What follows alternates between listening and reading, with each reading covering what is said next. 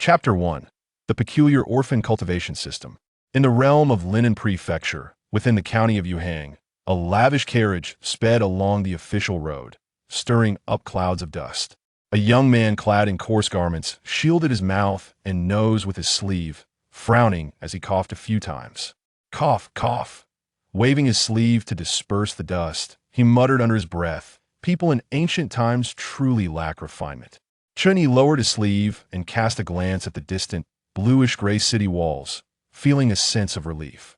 Finally, he had arrived 2 days prior. Chen Ye had traversed into this parallel world known as the Great Wu Dynasty. This world bore no resemblance to any historical dynasty familiar to him. Just as he found himself engulfed in darkness, he activated the standard feature of a transmigratorious system. However, Chen Ye's system was rather unique. Named the Orphan Cultivation System, its primary function was, as the name suggests, to cultivate orphans. Upon adopting an orphan, Chen Ye could earn points through various nurturing actions. These points could be exchanged for attributes, upgrade the orphanage, or redeem resources. Upon successfully cultivating an orphan to the point of self-sufficiency, the system would reward him with substantial monetary gains, longevity rewards, and a special opportunity to draw from the director attribute. After binding the system, it restored Chen Ye's body to the age of 20, granted him the identity of an ordinary citizen, and bestowed upon him an infant nurturing hall. Orphanage along with a chance to draw a director attribute. Initially, Chen Ye paid little heed to it, but upon drawing an attribute, he was utterly astonished. Indestructible. No entity in this world can harm your body. Rubbing his eyes, he soon realized the veracity of this attribute. It meant that neither blades nor poisons could inflict harm upon him, rendering him virtually invincible. Of course, drowning, suffocation, or appendicitis could still prove fatal. Yet even so, it was remarkably impressive. Over the course of 2 days, Chen Ye garnered some understanding of this world. Contrary to its seemingly tranquil exterior, the Great Wu Dynasty was rife with turmoil, particularly along its borders. Throughout his journey, he frequently encountered armed warriors, their eyes cold and their demeanor menacing. With this attribute, Chen Ye at least need not fear being slain. One must remember, the ancient world was quite chaotic. I wonder if there's sex in this world, or if there exist martial arts masters. Chen Ye pondered as he walked, his heart brimming with aspiration. As a citizen of Huagua, who has not harbored the dream of traversing the world as a chivalrous warrior, perhaps due to limited information, in the span of 2 days, aside from witnessing a security escort and passing armed warriors, Chen Ye had yet to encounter the white-clad heroes. Riding majestic steeds, as depicted in martial arts novels, taking a brief respite by the roadside, he followed the common folk who bore burdens upon their shoulders, arriving at the gates of Yuhang County. Upon the towering bluish-gray city walls stood soldiers armed with bows, their cold gazes scrutinizing the citizens entering the city below. After a brief inspection, the guards waved Chen Ye through, allowing him entry into Yuhang County under the jurisdiction of Linen Prefecture. System, how much further? Chen Ye silently inquired of the system interface. A blue, ethereal screen materialized before his eyes. Orphan Cultivation System 1.0. Note: the system will upgrade once the orphanage reaches a certain scale. Host: Chen Ye. Age: 20. Points: 0. Director attribute: indestructible. Indestructible. The world cannot harm your body. Current task: reach the Yuhang Infant Care Center location. Guidance in progress. Task reward: a novice gift pack. 2 days prior, Chen Ye had traversed into this realm. Although the system had granted him an infant care center, its location lay in Yuhang County. It took him a full 2 days to arrive at his destination. Glancing at the system's guidance, he noted that he was quite near. With a sigh of relief, Chen Ye began to survey his surroundings. Yuhang County, situated within the jurisdiction of Linen Prefecture, presented a tranquil landscape. The streets bustled with life, thronged by pedestrians. Steam wafted up from small carts lining the street, holding bamboo steamers. The enticing aroma of buns wafted toward him. Chen Ye retrieved 4 copper coins to purchase 2. When the system conferred an identity upon him, it also bestowed upon him 100 copper coins. In this realm, 2 copper coins were equivalent to what one could buy with a single yuan in his previous life. After 2 days of travel, his funds had dwindled to a mere few coins. After ravenously consuming 1 bun, His hunger was somewhat alleviated. Just as he prepared to savor the second, a putrid stench assaulted his senses. Chen Ye's countenance shifted dramatically. The bun in his mouth suddenly lost its appeal. Turning to investigate, he beheld a filthy, disheveled little boy with a runny nose, staring longingly at the bun in his hand.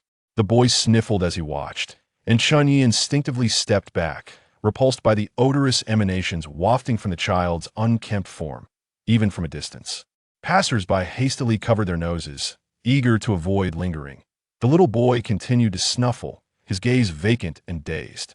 Recognizing him as a beggar, possibly even a simpleton, Chen Ye assessed his age to be around 10.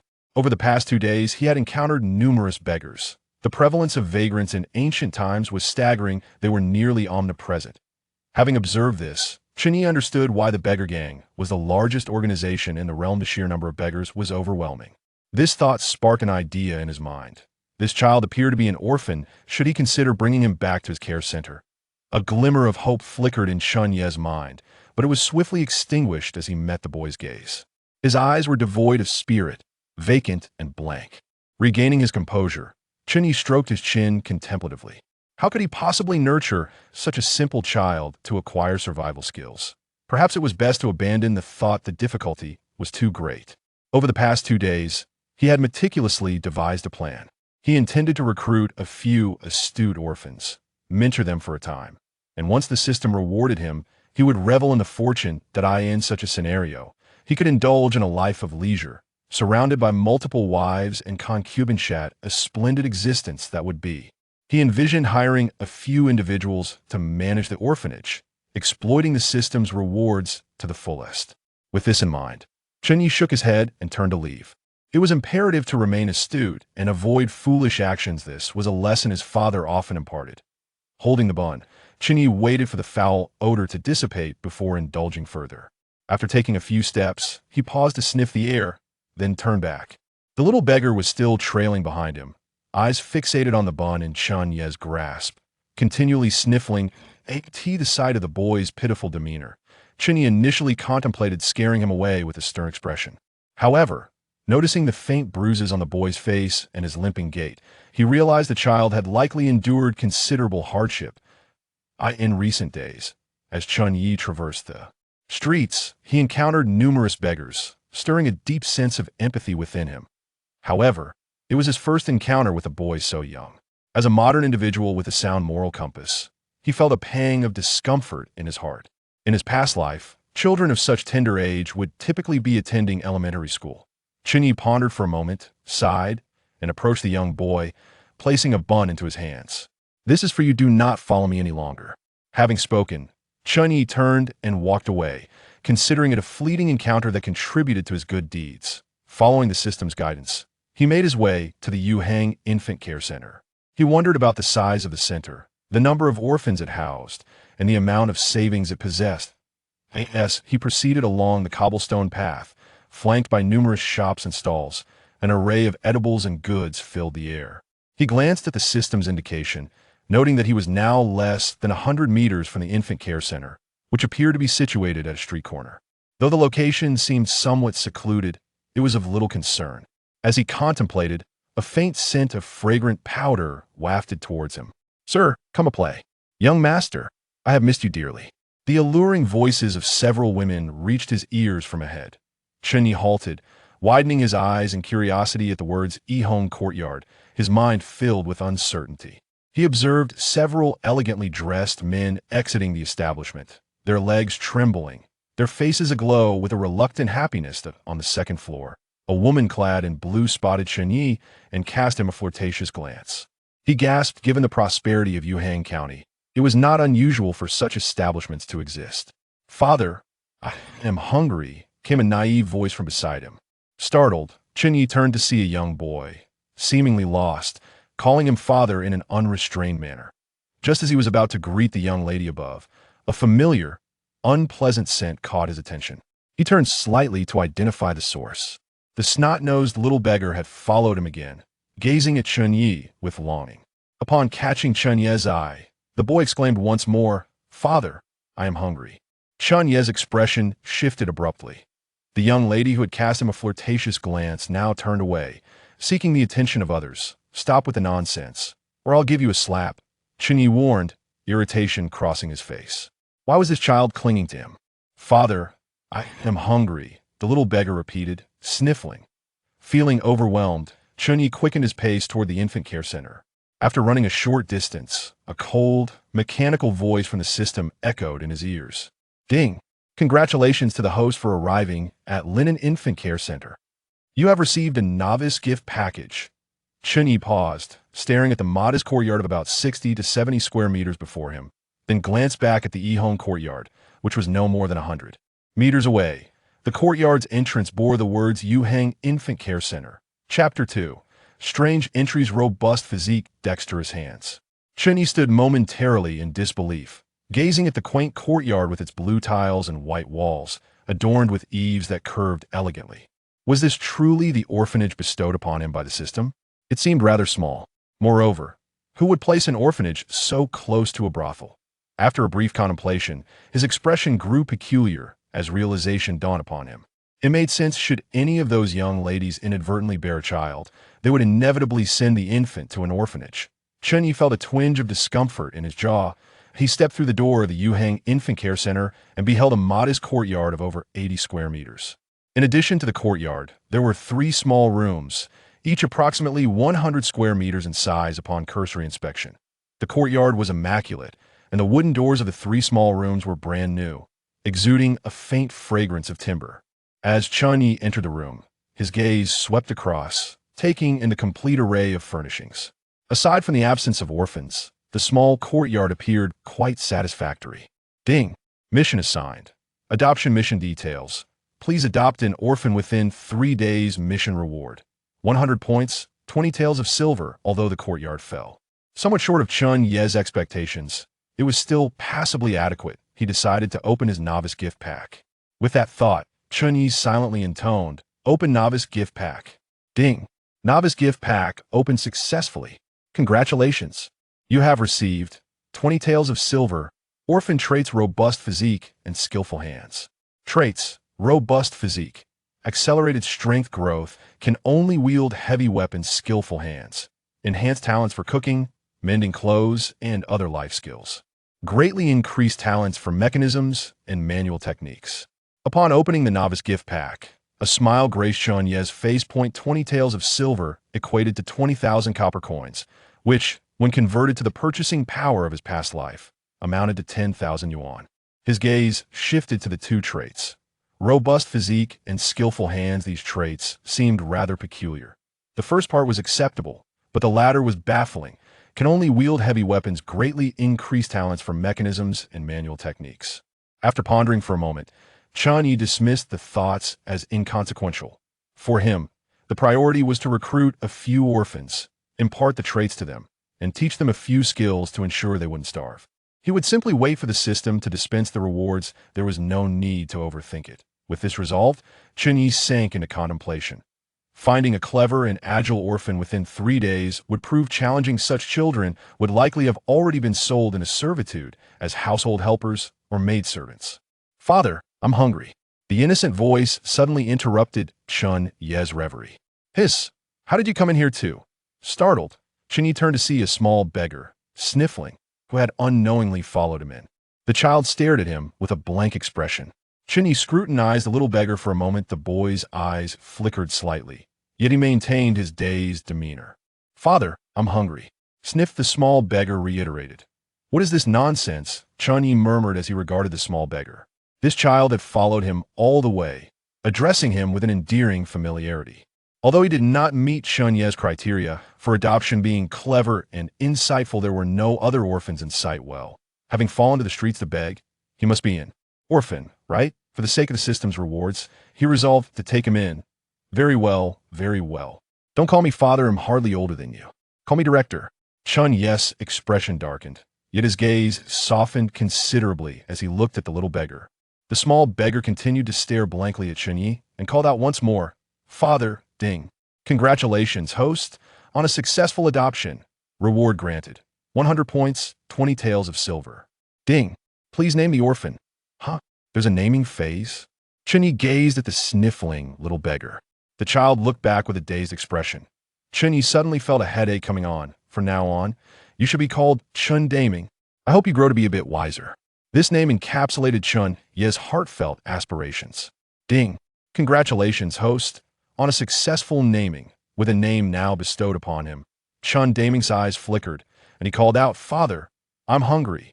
Enough of that, I am hungry too, Chen Ye replied. No, call me director, I'm not your father. His face darkened like a pop bottom. That foolish Lagwa Jing picked up a little beggar, yet here he was, left with a simpleton. After naming Chen Daming, the system presented an information panel. Name, Chen Daming. ID, 0001. Gender, male. Age, 10. Current attributes, none. Attributes right, I can assign attributes to the orphan. With a thought, two options appeared before Chen Ye, robust physique and dexterous mind. Without hesitation, he granted Chen Daming the robust physique. What a joke, bestowing dexterous mind upon this little fool. Daming, I have no other requests. Just grow strong enough to help me with some chores in the future, Chen Ye said earnestly, squatting in front of Chen Daming. Dad, I'm hungry, Chen Daming said seriously, sniffing. Chen Ye. After accepting Chen Daming, Chen Ye entered the nursery's 3 rooms, taking a look around. The place was furnished with tables, chairs, and bedding, but lacked daily necessities such as rice, flour, and oil. It seemed he would have to procure those himself. Well, 40 taels of silver should suffice for supplies, Chen Ye muttered to himself. Returning to the courtyard, Chen Ye covered his nose against the unpleasant odor emanating from Chen Daming. Come on, Daming, let's get you some new clothes, he said. And a bath too. Daming sniffled again, staring blankly, obediently following Chen Ye. The two ventured out to gather supplies. Due to Daming's apparent lack of bathing for an extended period, as they walked through the streets, no one dared to approach within 3 meters, drawing numerous scornful remarks. Chen Ye first took him to purchase new clothing. Then they headed to the riverbank outside the city for a wash, after which Daming donned his fresh attire. Once cleaned, Chen Daming's true appearance emerged. One could only describe him as unremarkable, with a simple, foolish expression. Chen Ye patted Daming's head and sighed. Although he had envisioned taking in a clever and resourceful orphan, those abandoned children were often left with flaws and ailments. The truth remained. The clever and agile had long since found their own paths to survive. They would not allow Chen Ye an opportunity to gain from their misfortune. Returning to Yuhang County with Daming, they strolled through the streets, where the air was thick with the scent of horse manure. Horse-drawn carriages and pedestrians moved leisurely. The inns and taverns lining the roads boasted bright signs, with the aromas of wine and cooked meals wafting through the air, causing Chen Ye's stomach to rumble again. After completing their shopping, he hurried home to prepare a hearty meal. As Chen Ye pondered, he noticed Ming drooling and took out some copper coins to buy him 2 buns for a quick bite. Continuing on their way, the two arrived at the entrance of a shop named Zhao Kai Grain Store. After inquiring, Chen Ye purchased 25 liters of rice and 25 liters of mixed grain flour at the price of 8 copper coins per liter, 1 liter, equaling 2 jin. Once the weight was measured, the shop assistant lifted a bag of mixed grain flour, casting a surprised glance and exclaiming, Young Master Chen, your son possesses remarkable strength. Daming, sniffing eagerly, hoisted the 25 liters of rice, his small frame wobbling slightly as he made his way outside. Chen Ye felt no inclination to explain the nature of his relationship with Daming. However, he too was taken aback upon witnessing Daming carrying the rice. Rubbing his chin thoughtfully, Chen Ye mused, could it be that I've stumbled upon a treasure? Innate strength, perhaps? Or is it the result of some attribute? The bag of rice weighed around 50 jin, a considerable feat for a 10-year-old child. This certainly indicated something noteworthy. Well, although he may not be the sharpest, his physical prowess ensures he won't starve. Perhaps I should consider having Daming learn some skills at the blacksmiths in the future. Raising a child entails a responsibility. Point 1, must devise a career plan and provide specialized training. This approach would enable the orphan to swiftly acquire the skills necessary for survival and self-sufficiency. Having gathered a few small bags of beans, Chen Ye stepped out of the grain store, only to find Ming panting heavily at the entrance, the rice bag standing upright on the ground. Upon seeing Chen Ye emerge, he earnestly exclaimed, Father, I'm hungry. What on earth? Didn't you just finish eating? Chen Ye's expression darkened. Chapter 1. The Peculiar Orphan Cultivation System. Foster father, please focus here. In the region of Linen, Yuhang County, a luxurious carriage sped along the official road, stirring up clouds of dust. A young man clad in coarse garments covered his mouth and nose with his sleeve, furrowing his brow as he coughed a few times. Cough, cough. Fanning away the dust with his sleeve, he muttered softly, "The manners of ancient people are truly lacking." Chen Ye lowered his sleeve and glanced at the distant grayish-blue city wall, feeling a sense of relief wash over him. At last, he had arrived. 2 days prior, Chen Ye had traversed into a parallel world known as the Great Wu Dynasty, a realm entirely unfamiliar to him, devoid of any historical context he recognized. Just when he was engulfed in confusion, he activated the quintessential feature of a traveler, the system. However, Chen Ye's system was rather unique, aptly named the orphan cultivation system. As the name suggests, its primary function was to nurture orphans. By adopting orphans and engaging in various cultivation activities, he could earn points, which could be used to draw attributes, upgrade the orphanage, in exchange for resources. When he successfully cultivated an orphan to the point of self-sufficiency, the system would reward him with substantial monetary gains, longevity bonuses, and special chances to draw the director attributes. Upon binding the system, it restored Chen Ye's body to the age of 20, granted him the identity of an ordinary citizen, and bestowed upon him an infant care facility, orphanage, and a single opportunity to draw a director attribute. Initially indifferent, Chen Ye was astonished when he drew the attribute. Indestructible, your body is impervious to all harm in the world. Rubbing his eyes in disbelief, he realized the truth of it. This attribute meant that no weapon or poison could inflict harm upon him. He was effectively invincible. Of course, he could still succumb to drowning, suffocation, or appendicitis, but even so, it was incredibly formidable. Over the past 2 days, Chen Ye had gained some understanding of this world. The Great Wu Dynasty was not as peaceful as it appeared. The borders were still embroiled in conflict. Along the way, he frequently encountered armed warriors, their gazes cold and exuding an air of menace. With this attribute, Chen Ye at least need not worry about being slain. After all, the ancient world was rife with chaos. He pondered whether this world possessed sects or martial arts masters, his heart brimming with longing. As a citizen of Huagua, who among them had not dreamed of wielding a sword and traversing the world like a hero?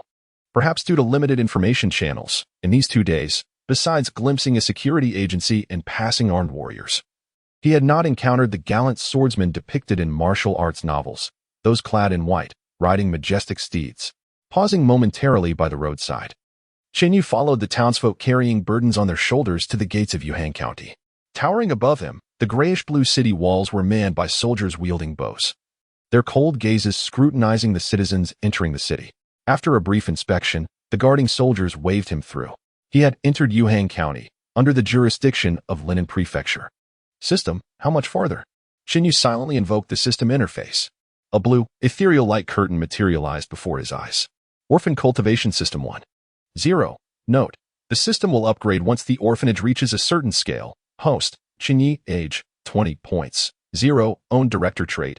Indestructible, indestructible. No earthly force can harm your body. Current task: reach the Yuhang Baby Care Center. Directions and progress. Task reward: a novice gift package. 2 days prior, Chen Ye had traversed into this realm. Although the system had granted him a baby care center, its location was in Yuhang County. After 2 full days of travel, he finally arrived at his destination. Glancing at the system's directional guide, he noted that he was quite close. Chen Ye let out a sigh of relief and began to survey his surroundings.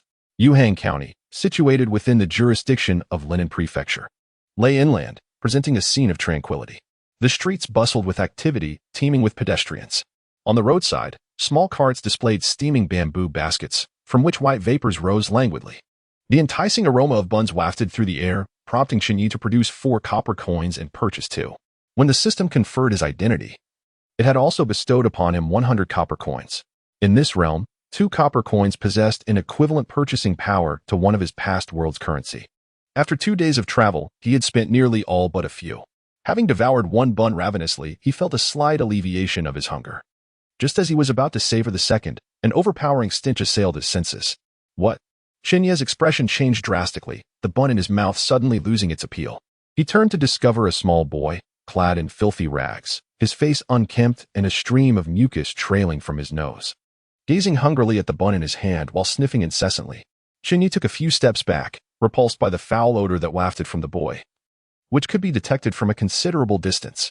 Passers-by hastily covered their noses and hurried past, unwilling to linger.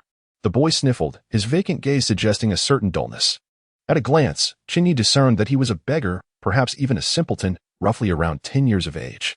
Over the past 2 days, he had encountered numerous beggars. The sight of destitution was all too common in this era. Having observed their plight, he understood why the beggar clan was deemed the largest in the land. There were simply so many of them. Contemplating this, Chen Ye felt a stirring in his heart. This child must be an orphan. Should he consider bringing him back to his orphanage? A glimmer of hope flickered in his mind. But upon meeting the boy's vacant stare, he regained his composure. How could he nurture such a simpleton to acquire survival skills? Perhaps it was best to refrain. The challenge seemed insurmountable. Over the past 2 days, Chen Ye had meticulously planned his strategy. He intended to recruit a few astute orphans, cultivate them for a time, and upon receiving the system's rewards, he would indulge in a life of leisure. The prospect of numerous wives and concubines, embracing love from all sides, was indeed enticing. He envisioned hiring a few individuals to manage the orphanage while he reaped the benefits of the system. Shaking his head, Chen Ye turned away, reminding himself to remain shrewd and avoid foolish endeavors. This was a mantra his father often imparted. Chen Ye held a bun in his hand, waiting for the unpleasant odor nearby to dissipate before taking a bite. After walking a few steps, he sniffed the air and paused. Turning around, he noticed the little beggar still trailing behind him, gazing longingly at the bun while sniffling incessantly. At the sight of the boy's expression, Chen Ye initially contemplated adopting a stern demeanor to frighten him away. However, upon noticing the faint bruises on the child's face and his limp gait, it became evident that the young boy had endured considerable hardship. Over the past few days, Chen Ye had encountered numerous beggars, but never had he seen one as young as this. As a modern individual with a proper worldview, he felt a pang of sorrow in his heart. At this age, children should be attending elementary school. After a moment of contemplation, Chen Ye sighed and approached the boy, placing the bun into his hands. "Here, take it. Just stop following me," he said before turning away, considering it a random act of kindness. Following the system's guidance, he made his way to the orphanage in Yuhang. Pondering the scale of the institution, the number of orphans it housed, and its financial resources, as he strolled along the cobblestone path, lined with various shops and stalls offering a plethora of food and goods, he glanced at the system's indicator. He was less than 100 meters from the orphanage, which appeared to be situated at a street corner. The location seemed somewhat secluded, but that was of little concern. Lost in thought, a faint scent of fragrant powder wafted into Chen Ye's nostrils. "Oh, sir, come play. Young master, I've missed you so dearly." A few alluring female voices floated towards him from ahead. Chen Ye halted, his eyes widening in surprise as he fixated on the characters Yi Hong Yuan, filled with uncertainty. He observed several elegantly dressed men exiting the establishment, their legs trembling and their faces flushed, exuding an air of reluctant departure. On the second floor, a woman clad in green caught sight of Chen Ye and threw him a flirtatious glance. He inhaled sharply, given the prosperity of Yuhang County. It was not unexpected to find such establishments. "Dad, I'm hungry," a hearty voice called out beside him, interrupting his reverie. Whose child is this, calling out to strangers?" Chen Ye was about to greet the woman upstairs when he was assailed by that familiar unpleasant odor. Slightly turning, he discovered the source. The sniffling little beggar had followed him yet again, this time staring up at him with yearning eyes. Upon noticing Chen Ye's gaze, the boy exclaimed once more, "Dad, I'm hungry." At these words, Chen Ye's expression soured. The flirtatious woman immediately turned her back on him and began to court others instead. "Stop calling me that, or I will teach you a lesson." Chen Ye's face darkened. Why was this child so attached to him? "Dad, I'm hungry." The little beggar sniffled again.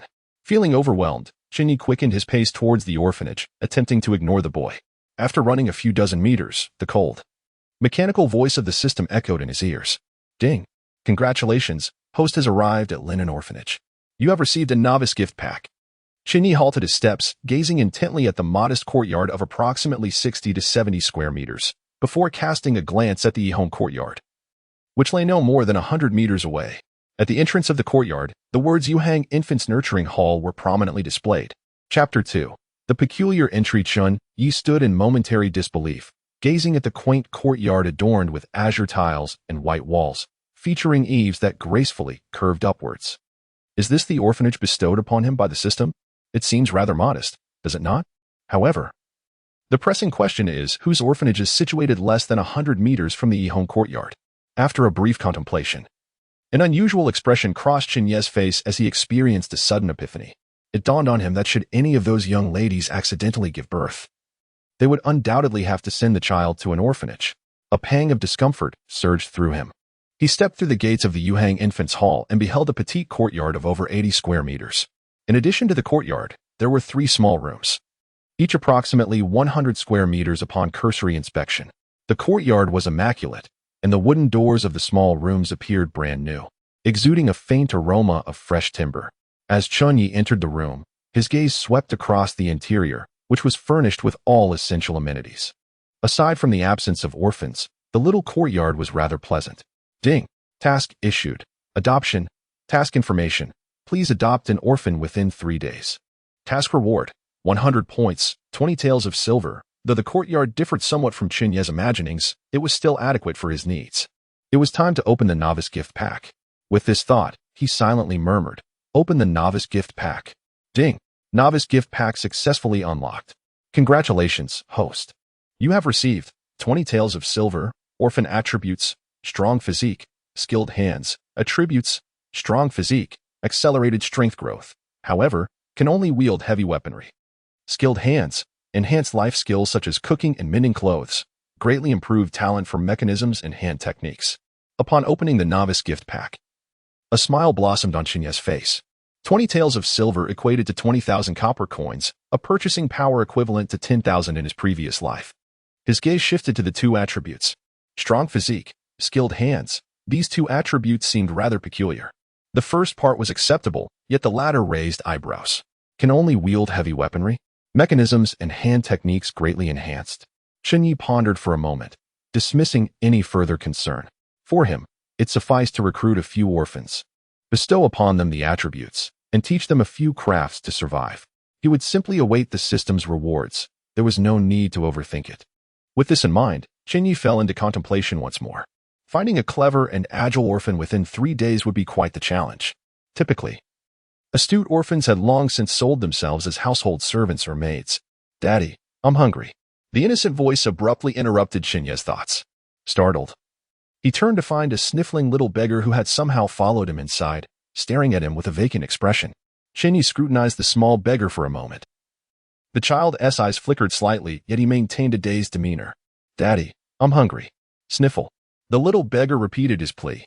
"What is this all about?" Chen Ye murmured as he gazed at the little beggar who had followed him closely, affectionately calling him father. Although the child did not meet Chen Ye's criteria for adopting an orphan, being clever and astute, there were no other orphans in sight. Well, having fallen to the streets and resorting to begging, he must indeed be an orphan, right? For the sake of the system's reward, I suppose I shall take him in. Chen Ye resolved in his heart. "Oh well, don't call me father. I'm not much older than you. Call me director instead." Chen Ye's expression darkened. Yet his gaze softened considerably as he looked at the little beggar. The child, with a dazed and foolish expression, called out once more, "Father." Ding. Congratulations, host. On successful adoption, reward granted, 100 points, 20 taels of silver. Ding. Please name the orphan. There's a naming phase? Chen Ye stared at the sniffling little beggar, who returned his gaze with a blank stare. Suddenly, Chen Ye felt a headache coming on. From now on, you shall be named Chen Daming. I hope you grow to be a bit smarter. This name encapsulated Chen Ye's heartfelt aspirations. Ding. Congratulations, host, on successful naming. Now endowed with a name, Chen Daming's eyes flickered, and he declared, "Father, I'm hungry." "Enough already. I'm hungry too. No, call me director. I am not your father." Chen Ye's countenance darkened further. That foolish Guijing picked up a little beggar, and he could have been a beautiful maiden. Why? Among all beggars, did he end up with a simpleton? Upon naming Chen Daming, a new information panel appeared. Name, Chen Daming, ID, 0001, gender, male, age, 10 years, current attributes, none attributes. Right, I can assign attributes to the orphan. With that thought, 2 attribute options materialized before Chen Ye. Robust physique, manual dexterity. Without a moment's hesitation, Chen Ye selected robust physique for Chen Daming. What a joke. Bestowing this little fool with manual dexterity? Daming, I have no other requests. Just grow strong enough to help me with some chores in the future, Chen Ye said earnestly, squatting in front of the boy. "Father, I'm hungry," Chen Daming sniffled, his expression serious. Chen Ye could only sigh. After taking in Daming, Chen Ye wandered through the 3 rooms of the nursery. The place was furnished with tables, chairs, and bedding, but it lacked daily necessities such as rice and oil. Chen Ye would need to procure those himself. 40 taels of silver should suffice for supplies, he murmured to himself. Returning to the courtyard and catching a whiff of the peculiar odor emanating from Daming, Chen Ye pinched his nose. Come along, Daming. The director will take you to buy some new clothes and then a bath. Daming, sniffling again, stared with his wide, foolish eyes and obediently followed Chen Ye as they stepped out to gather supplies. Due to the prolonged absence of personal hygiene, Daming walked through the streets with an aura that discouraged anyone from approaching within a 3-meter radius, attracting a chorus of scornful remarks. Chen Ye first took him to purchase a new set of clothing, then they ventured to the riverside beyond the city, where he washed Daming and dressed him in fresh garments. Once cleansed, Daming revealed his true appearance, which could only be described as unremarkable, with a countenance that exuded a naive simplicity. Chen Ye gently ruffled Daming's hair and sighed. Although his intention was to take in only the clever and astute orphans, the discarded children he encountered were predominantly those afflicted by ailments or other shortcomings. The clever ones had long since found their own means of survival, leaving no opportunity for Chen Ye to benefit from their misfortunes. Upon returning to Yuhang County, they strolled through the streets, where the air was thick with the scent of horse manure. Horse-drawn carts and pedestrians moved leisurely along the thoroughfare. The inns and taverns lining the road displayed gleaming signs, with the rich aromas of wine and cooked dishes wafting outwards, prompting Chen Ye's stomach to grumble once more. He was eager to return home and prepare a proper meal. As he contemplated this, he noticed Daming drooling and, without hesitation, pulled out some copper coins to buy him 2 buns to quell his hunger. Continuing on their way, they arrived at a shop named Fortune Grain Store. After inquiring, Chen Ye purchased 25 liters of rice and 25 liters of mixed grains for 8 copper coins per liter, 1 liter equaling 2 G. Once the weight was confirmed, the shopkeeper lifted a bag of mixed grains, casting a surprised glance at Chen Ye and exclaiming, "Young Master Chen, your son possesses remarkable strength." Daming, with a sniffle, hoisted the 25 liters of rice, his small frame slightly unsteady as he made his way outside. Chen Ye felt no need to clarify his relationship with Daming, but he too was taken aback at the sight of the child carrying the rice. He stroked his chin thoughtfully. Had he stumbled upon a treasure? Was it innate strength, or perhaps a result of some hidden potential? The bag of rice weighed approximately 50 Jin, a considerable burden for a 10-year-old to bear. This certainly spoke volumes. Although Daming's intellect may not shine brightly, he possessed considerable strength, which would prevent him from starving in the future. Perhaps he could consider apprenticing Daming at a blacksmith shop to learn a trade. To adopt a child is to assume responsibility for their future. It is essential to devise a career plan and nurture their talents. This approach would enable the orphan to swiftly acquire the skills necessary for survival and self-sufficiency. As Chen Ye gathered a few small bags of beans and stepped out of the grain store, he spotted Daming panting at the entrance, the rice bag resting on the ground beside him. Upon seeing Chen Ye emerge, he innocently exclaimed, "Father, I'm hungry." Chen Ye's expression darkened in disbelief. "Did you not just finish eating?" Chapter 3. The burden is heavy and the road is long. The system mall. Chen Ye handed several bags of small beans to Daming, shouldering a sack of rice while guiding the shop assistant towards the direction of the nursery. Daming, with his head lowered, obediently followed behind Chen Ye. The streets were bustling with pedestrians, and suddenly, Chen Ye noticed a few constables in dark robes standing by the roadside, interrogating a woman. The woman, clad in a pale yellow dress, had swollen eyes and was weeping uncontrollably. "Oh, my poor child." In the blink of an eye, he vanished. She pleaded with the constable, "Please, I beg you." As her agitation grew, she fell to her knees. One of the constables, a burly man with a dark complexion, hurried to assist her. Chen Ye cast a glance and shook his head slightly. In ancient times, human traffickers existed as well, abducting boys to sell as servants and girls into brothels. Such occurrences were all too common. Once a child was taken, they were seldom found again. With this thought, Chen Ye swiftly turned to look at Daming. Noticing Chen Ye's gaze, Daming grinned foolishly and said, "Father." Chen Ye sighed in relief. Surely, a trafficker would not target Daming? Daming was simple-minded. What kind of fool would abduct him? Perhaps he was worrying unnecessarily. The shop assistant, carrying a sack of mixed grains, glanced at the weeping woman and remarked, "Just a few days ago, another child went missing, including this one. Nearly 20 children have disappeared in Yuhang County this month."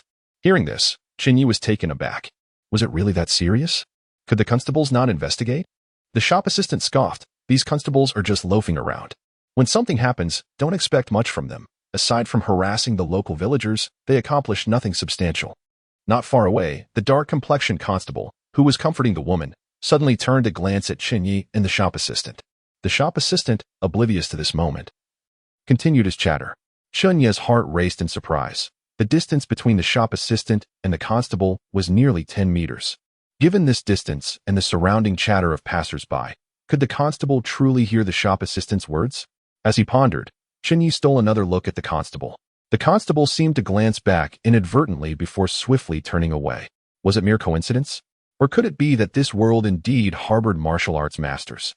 A flicker of doubt arose within Chen Ye. As they continued along the cobblestone street, they arrived in front of the Yihang courtyard. The dulcet sounds of flirtatious laughter drifted down from the building, where enchanting women waved handkerchiefs and partially concealed their faces with fans, casting flirtatious glances at passers-by. The air was infused with a subtle scent of perfume. The shop assistant paused to admire, his face filled with envy. If only I could step inside for a moment. It would be a life well lived. Hearing the shop assistant's words, Chen Ye found it amusing. What is this, Brother Zhang? Is the expense at Yihang courtyard exorbitant? The shop assistant, surnamed Zhang, had already exchanged names with Chen Ye during their journey. 10 taels of silver for one night, he replied, eyeing the glamorous women upstairs and swallowing hard. 10 taels of silver? Chen Ye's expression shifted. What is this? Is it adorned with gold or silver? How exorbitant! Chen Ye abruptly dismissed his earlier intention to wander inside, make a donation, and extend a gesture of goodwill. Following closely behind, Chen Daming noticed both adults pausing to gaze upwards, and he too tilted his head to peer at the building above. Being quite young, he did not comprehend what was so captivating. Once he possesses wealth, he certainly wishes to experience it firsthand. The innkeeper declared with resolute certainty. Chen Ye nodded in agreement. Wealth first, then we shall see. Daming blinked and scratched his head. He understood that phrase. Wealth first. He raised his gaze and took a deep look at the upper floors, committing it to memory. The innkeeper set down the sack of rice from his shoulder, switching it to the other side, panting as he inquired, Young Master Chen, are we nearly there?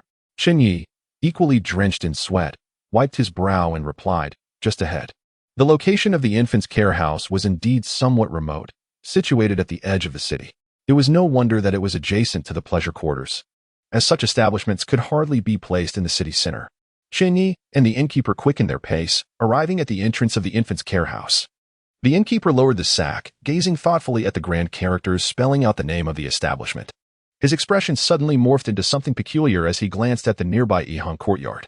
The innkeeper opened his mouth, his countenance strange, yet he refrained from speaking. Chen Ye sensed the misunderstanding but offered no explanation, carrying the rice into the courtyard. The innkeeper hastily followed with the sack of miscellaneous grains. After placing the rice and flour in the guest room, Chen Ye rewarded the innkeeper with a modest sum to send him on his way. With these trivial matters concluded, Chen Ye settled into a chair, pouring 2 cups of water from the teapot, one of which he handed to Daming. After a refreshing gulp, Chen Ye took a brief respite before taking Daming out to purchase vegetables. Once the essential provisions were gathered, nightfall approached. The sun hung low on the horizon, casting an orange glow upon the ground. Wisps of smoke rose from the rooftops of every household, and a faint aroma of cooked rice wafted through Yuhang County. Standing at the entrance of the infant's care house, the evening light warmed Chen Ye's face, carrying a hint of coolness.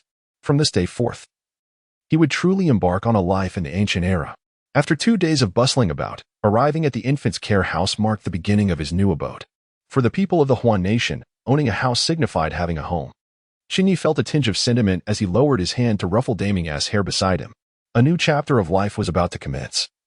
With an additional child under his care, the responsibility of nurturing an orphan was a weighty task ahead.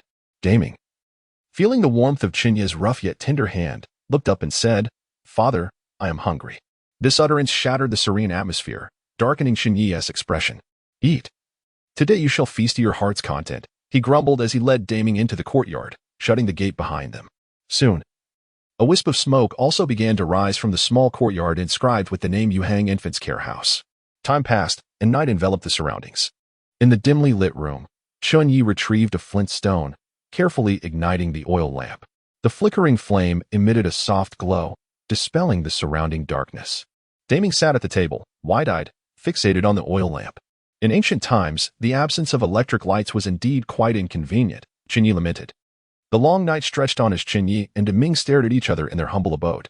The Great Martial Dynasty enforced a curfew at night, prohibiting common folk from venturing outdoors.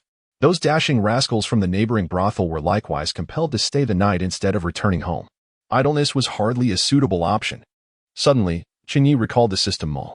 Having adopted Ming, he earned a reward of 100 points, just enough to make a purchase. Upon opening the system mall, he discovered it was divided into 4 distinct sections: medicinal items, books, daily necessities, and a lottery for attributes. The medicinal section contained not only modern pills and capsules but also an array of ancient elixirs and powders. The book section featured a vast assortment of literature. A quick glance revealed titles such as The Plum in the Golden Vase and The Lotus Platform. The daily necessities category included various clothing, grains, cooking condiments, and even toilet paper. Lastly, the attribute lottery required a hefty expenditure of 5,000 points for a single draw. After surveying the offerings, Chen Ye noted that the items were reasonably priced, with daily necessities and medicines averaging around 10 points. While books leaned towards the expensive side, an illustrated edition of Water Margin costing a staggering 50 points. The lottery was exorbitantly priced, and Chen Ye couldn't help but scoff at the 5,000-point cost for a single attempt.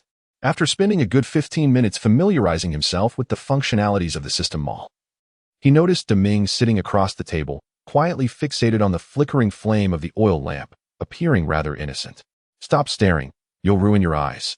Chen Ye playfully waved his hand in front of Ming, a smile creeping onto his face. "Let's peruse something interesting." Ming shifted his gaze towards Chen Ye, his expression one of simple bewilderment. With a flick of his left hand, a book materialized, and his point balance decreased by 50.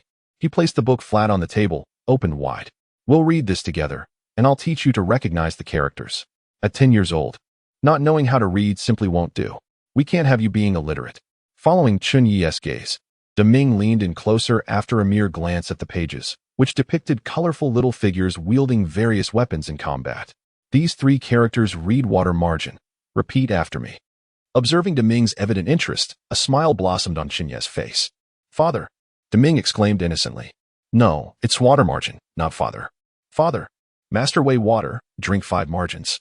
"No 5 of our transmissions." "Goodness, you little rascal." Chapter 4, Daily Settlement. Is it truly innate strength? In the 15th chapter, Yangji escorts a load of gold and silver while Wu Yong cleverly seizes the birthday tribute. Chen Ye, passionately reciting the chapter titles, cast a glance at the Rolex watch he had just exchanged from the system shop. It was already 10 o'clock in the evening. He closed the book and remarked, "We'll pause here for today. Let us wash up and retire for the night." Over the past 2 days, while heading to Yuhang County, Chen Ye had primarily been sleeping on the roadside, never enjoying a proper rest. Now that he possessed his own small dwelling and had arranged bedding, he was determined to have a good night's sleep. "Dad, Dad," Ming called out in a na-ve tone as soon as the book was shut. Chen Ye pushed Ming's neck playfully and stifled a yawn, saying, let us sleep. We must rise early tomorrow to fetch water." Ming looked longingly at Water Margin and obediently followed Chen Ye into the room. Inside the small house, several beds were lined up side by side, ample for the children to rest.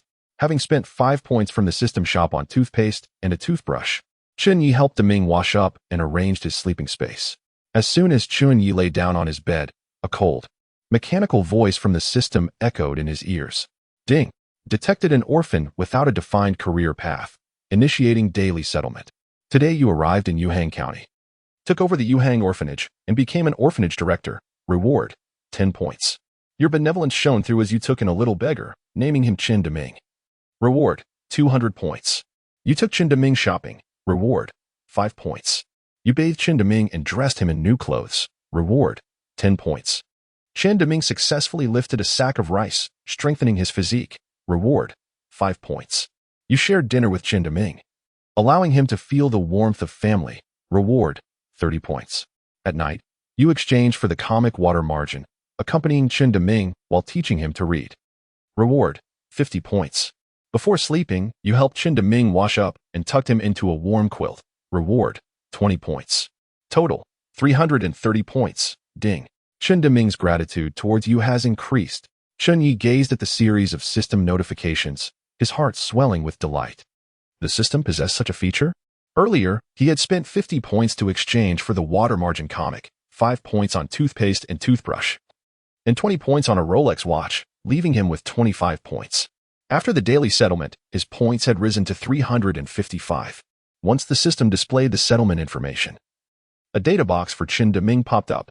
Name, Chen Deming, ID, 0001, gender, male, age, 10 years, current attribute, strong physique, current gratitude level, 60. Note, achieving 80 and 100 gratitude will grant a chance for a director attribute draw.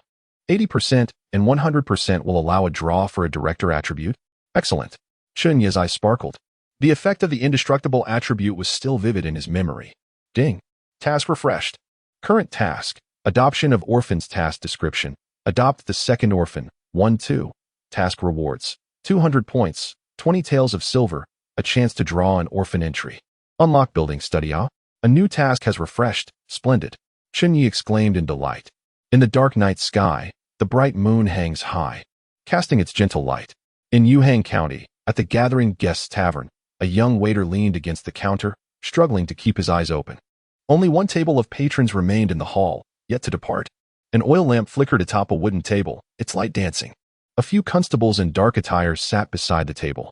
Brother Song, my comrades and I have searched for 2 days, yet we have not a single clue. A tall, slender constable sighed as he raised his wine cup and drained its contents. We have scoured the villages outside the city, and there is no place harboring the child, remarked another constable with small eyes. How peculiar. In the blink of an eye, the child vanishes. Could it be sorcery? Interjected a third, munching on peanuts. The burly Captain Song, with a solemn expression, lifted his cup and took a sip.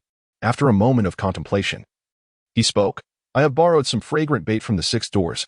I intend to use Tiger as the lure. What? Brother Song, Tiger is your own son. Brother Song, your family has passed down for 3 generations without a daughter. This is entirely inappropriate. The other constables displayed expressions of shock, taken aback by Captain Song's proposal. Captain Song filled his cup once more, raising it to drink deeply. Exhaling a heavy breath, he declared, in 1 month, 19 children have gone missing in Yuhang County. If this continues, the people will lose faith in us. The remaining constables opened their mouths, about to speak, but were interrupted by Song Songjia. No need for further words. I will apply the 6 doors fragrant bait to Tiger. As long as he remains within Linen Prefecture, I will find him. Song Songjia slammed his cup down with a thud, causing the dishes on the table to rattle. He had made up his mind. Upon witnessing this, the other constables exchanged glances, choosing not to voice their thoughts further. The next day, the crowing of roosters echoed melodiously, filling the air. Chen Ye rubbed his eyes and rose from bed. Through the window, the sky still held a dim light. Glancing at his Rolex gold watch on his wrist, he noted it was just 5 o'clock. Is it so early? Chen Ye murmured, sinking back onto his bed, preparing for a brief return to slumber. Just as he settled, he heard the continuous sound of water nearby. Chen Ye opened his eyes, contemplating for a moment before donning his outer garment and stepping outside. The dawn was breaking, and at 5 in the summer, the courtyard was just beginning to reveal its features. He observed a small figure clumsily lifting a water bucket, pouring its contents into the water tank in the yard. Taken aback by the sight, Chen Ye tentatively called out, Daming? Upon hearing the call, the figure halted its actions. A cheerful voice responded, Father. Chen Ye's expression shifted slightly as he approached the water tank. Chen Daming, with his petite stature, diligently poured water from the wooden bucket into the tank, the splashing sound echoing continuously. Though his movements were awkward, they were precise and earnest. The once dry water tank from last night is nearly filled to the brim. This child. Chen Ye found himself momentarily speechless, unable to articulate his thoughts. After standing in a daze for a while, he lifted another bucket of water and poured it into the tank. After emptying the bucket, he carelessly discarded it on the ground and ruffled Deming's hair with one hand, saying, Go back to sleep. Are you not afraid of collapsing from waking up so early? If others see you, they might think I'm mistreating you. Chen Ye's tone was rather harsh, laced with reprimands. Deming, bewildered, followed Chen Ye back indoors, struggling to comprehend. Did we not agree last night to rise early to fetch water? Approximately 2 hours later, Chen Ye finally emerged from his slumber. Deming? He called out. Father, came the earnest reply from the small bed beside him. Upon hearing the response, Chen Ye rose leisurely and began assisting Deming with his morning routine, utilizing the toothbrush and toothpaste exchanged from the system's marketplace.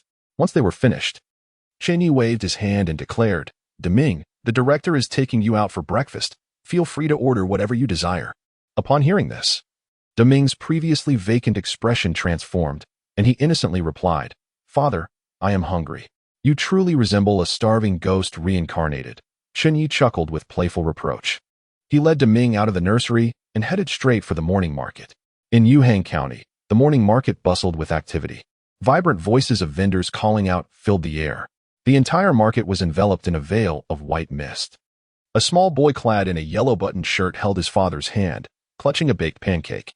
The man glanced down at his child, a fleeting look of reluctance crossing his face, before steeling himself and bending down to say, "Tiger, do you remember what I told you?"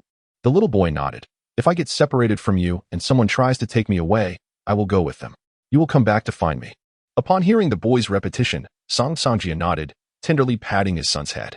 "What do you want to eat, Tiger? Father will go buy it for you." The boy's face lit up with joy at his father's words. "Father, I want to eat candy figures." "All right, you wait here. I will go get it for you." Sangjia gave his son one last pat on the head before merging into the crowd. Tiger stood in place, blinking his distinctly black and white eyes, eagerly awaiting his father's return. At the nearby wonton stall, Chen Ye savored his wontons, absorbing the scene that had just unfolded. That man was Captain Song. Is he engaging in fishing for law enforcement?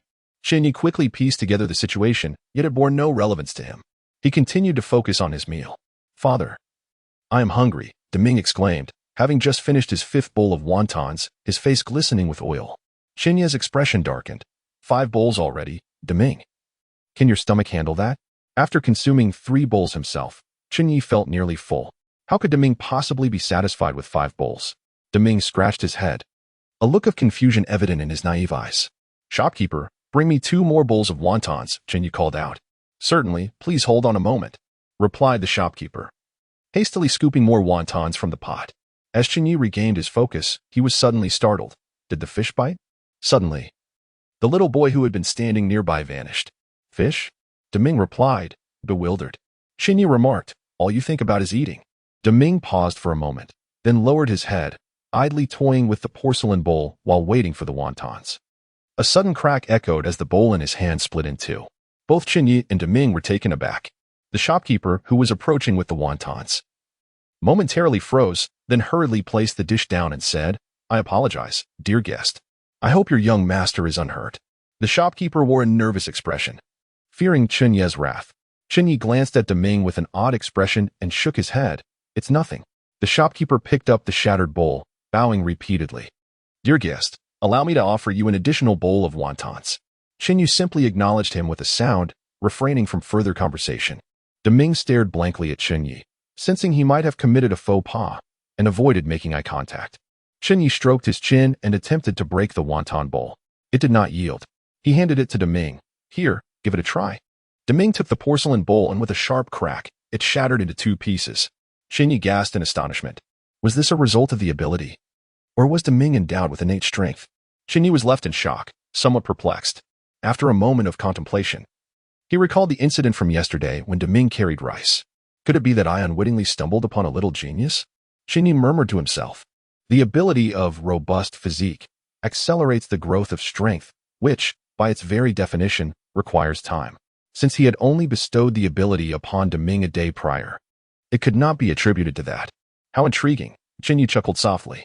The little beggar I picked up seems to possess a natural gift of strength. Deming silently replaced the bowl on the table, his eyes wide as he locked gazes with Chen Ye. The shopkeeper, who had just turned back, was astonished to hear the sound of breaking porcelain. "Forget the wontons you sent. Just charge me for the bowl," Chen Ye called out, his eyes keenly fixated on Deming, marveling at the situation. Deming, fixated on the wontons, could not help but swallow repeatedly. "Go ahead and eat," Chen Ye encouraged. Deming began to devour the food ravenously. Chen Ye observed Deming, who seemed eager to consume even the bowl itself, and his mind raced with thoughts.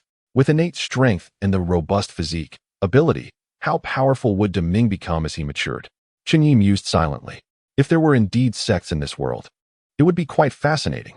After finishing their wontons, the two departed from the stall. Deming let out a series of loud belches, appearing blissfully stuffed. Chen Ye ruffled Deming's hair, frustrated. "It's just one meal. Is it really necessary to overindulge? Such a lack of ambition. Deming, still dazed, trailed behind Chen Ye. Next, they planned to purchase 2 old hens, as eggs were quite a precious commodity in ancient times. As they walked, Chen Ye contemplated their plans. Suddenly, Deming's eyes widened as he glanced to the side. A young man, covered in fragrant powder and with darkened eyes, stumbled forward, holding a folding fan and moving unsteadily. In a sudden flash, Deming recalled the conversation between Chen Ye and the young attendant from the previous day. His simple mind, deep in contemplation, hurried towards the young man. Just as Deming's small hand grasped the folding fan, a wave of paralysis surged through his body, rendering him immobile. Almost immediately, a shadow loomed over his face, and he lost consciousness. As Chen Ye strolled along the street, a peculiar sensation of absence washed over him after a brief moment. He turned around and his expression shifted dramatically. Deming? Amidst the bustling crowd, there was no sign of Chen Deming. Chapter 5. The Cage Bang. Chen Deming felt himself being violently thrown to the ground. As he opened his eyes, he discovered he was lying on the floor surrounded by 5 or 6 children of similar age. The sound of clanking chains echoed through the air. Following the noise, Chen Deming spotted an ordinary-looking man with a sinister gaze, who stood outside the wooden gate, wrapping the chains around it securely. Upon noticing Deming's stare, the man shot him a fierce glare. When he realized Deming appeared dazed, he exclaimed, "How could it be a fool? Hiss! I didn't pay close attention when I caught him." The man pondered for a moment, dismissing it, and turned to shout, "Check the mute pressure point every 2 hours. Make sure to give them some water. We can't have any dead bodies, or Elder Huang will be furious." Understood. Hiccup. In the room, a scruffy man slumped over a table, clutching a chicken bone in one hand, while several jars of liquor lay scattered beside him. His face was flushed, and grease coated his lips. The man with the sinister gaze couldn't help but cover his nose, looking at the scruffy man with disdain. It was difficult to fathom how anyone could eat amid such a stench. He lingered no longer and pushed the door to leave. The room was left with a group of children and the disheveled man, separated by a wooden gate. Chen Deming rose to his feet and noticed a small boy beside him, clad in a yellow short shirt. The boy opened his mouth but emitted no sound. The only noise in the room was the scruffy man's slurping of chicken bones. The man occasionally lifted a jar of liquor, taking hearty swigs and expressing his satisfaction with contented sighs. Chen Deming stood there in a daze, suddenly recalling the item he intended to give to his father. Looking down, he saw a pink folding fan in his hand. Seeing that the fan was still there, Deming's face brightened, and he hurriedly tucked it into his bosom. After securing it, he patted it through his clothing, a foolish grin of contentment spreading across his face. His father had said that this item would be of significance once they had money. He thought of gifting it to his father soon, imagining the joy it would bring him. Deming, with his simple mind, surveyed his surroundings and found a spot against the wall to sit down, staring blankly at the ground as he waited for his father to come and take him home. He remained oblivious to the small girl beside him, clad in a blue dress and smeared in dirt, who had been watching him intently for quite some time. Xiaoyan withdrew her gaze from the 2 new arrivals, her expression dimming considerably. Burying her dirt-streaked face in her knees, she felt as if her heart had turned to ash. Would she, too, be sold to a brothel? The thought sent shivers down her spine, her hands and feet growing cold. A sense of helpless sorrow welled up within her. "Mother, if I am truly sold to such a place, I shall have no choice but to join you."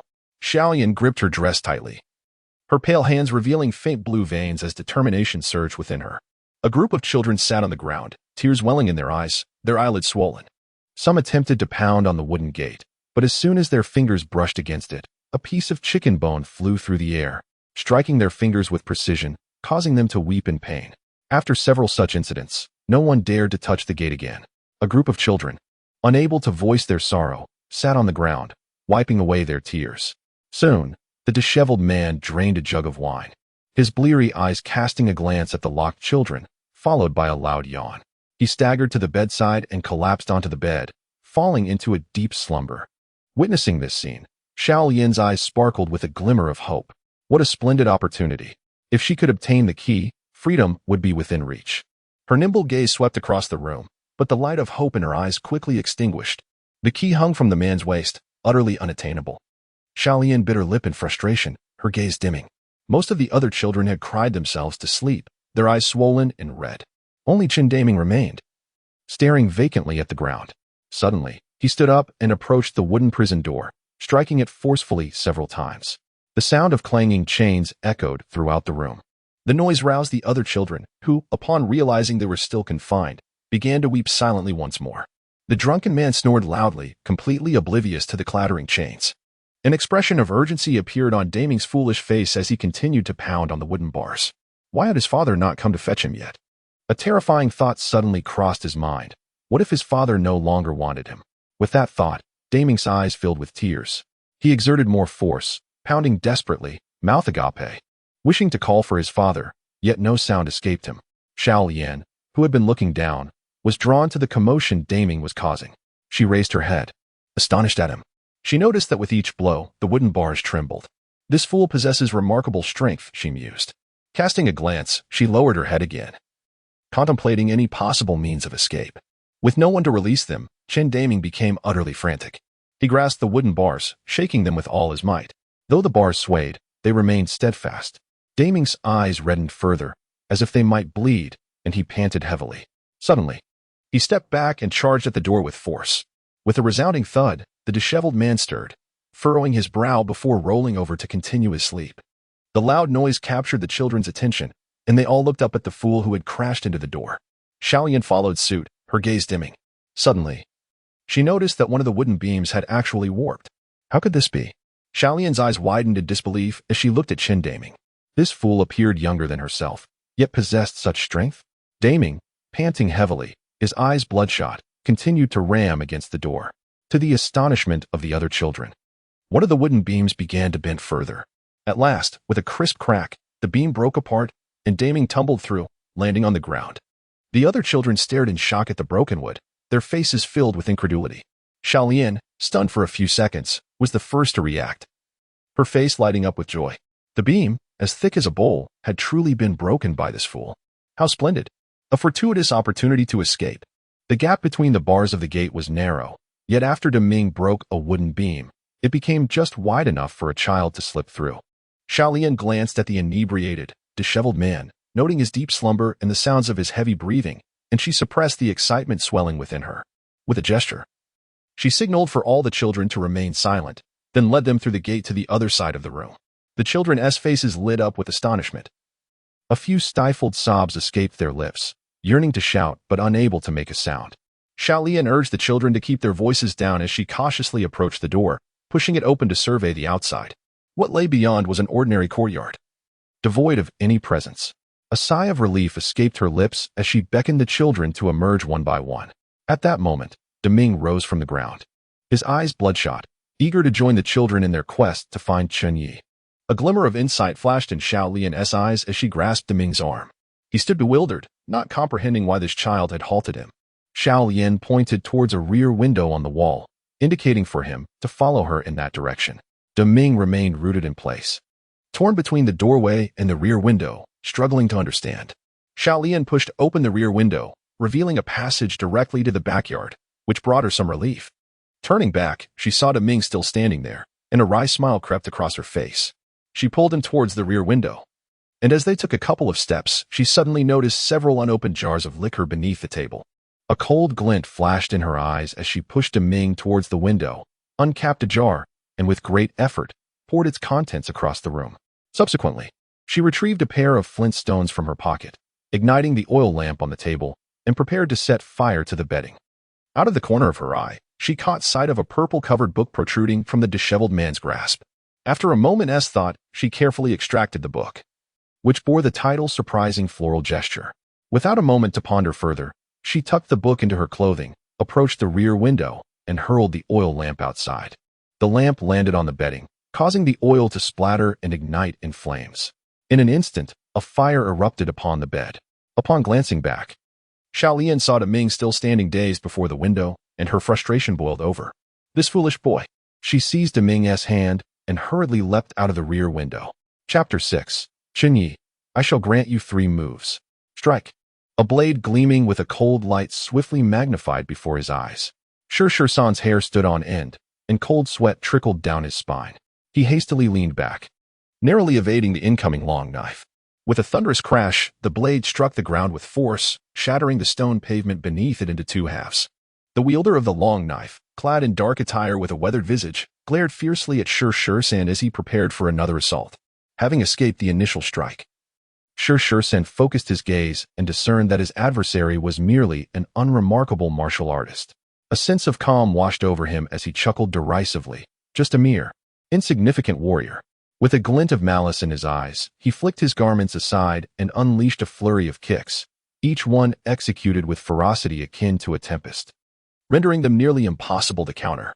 Despite several attempts, Song Tangye's long knife repeatedly fell short of its target, missing San by mere centimeters.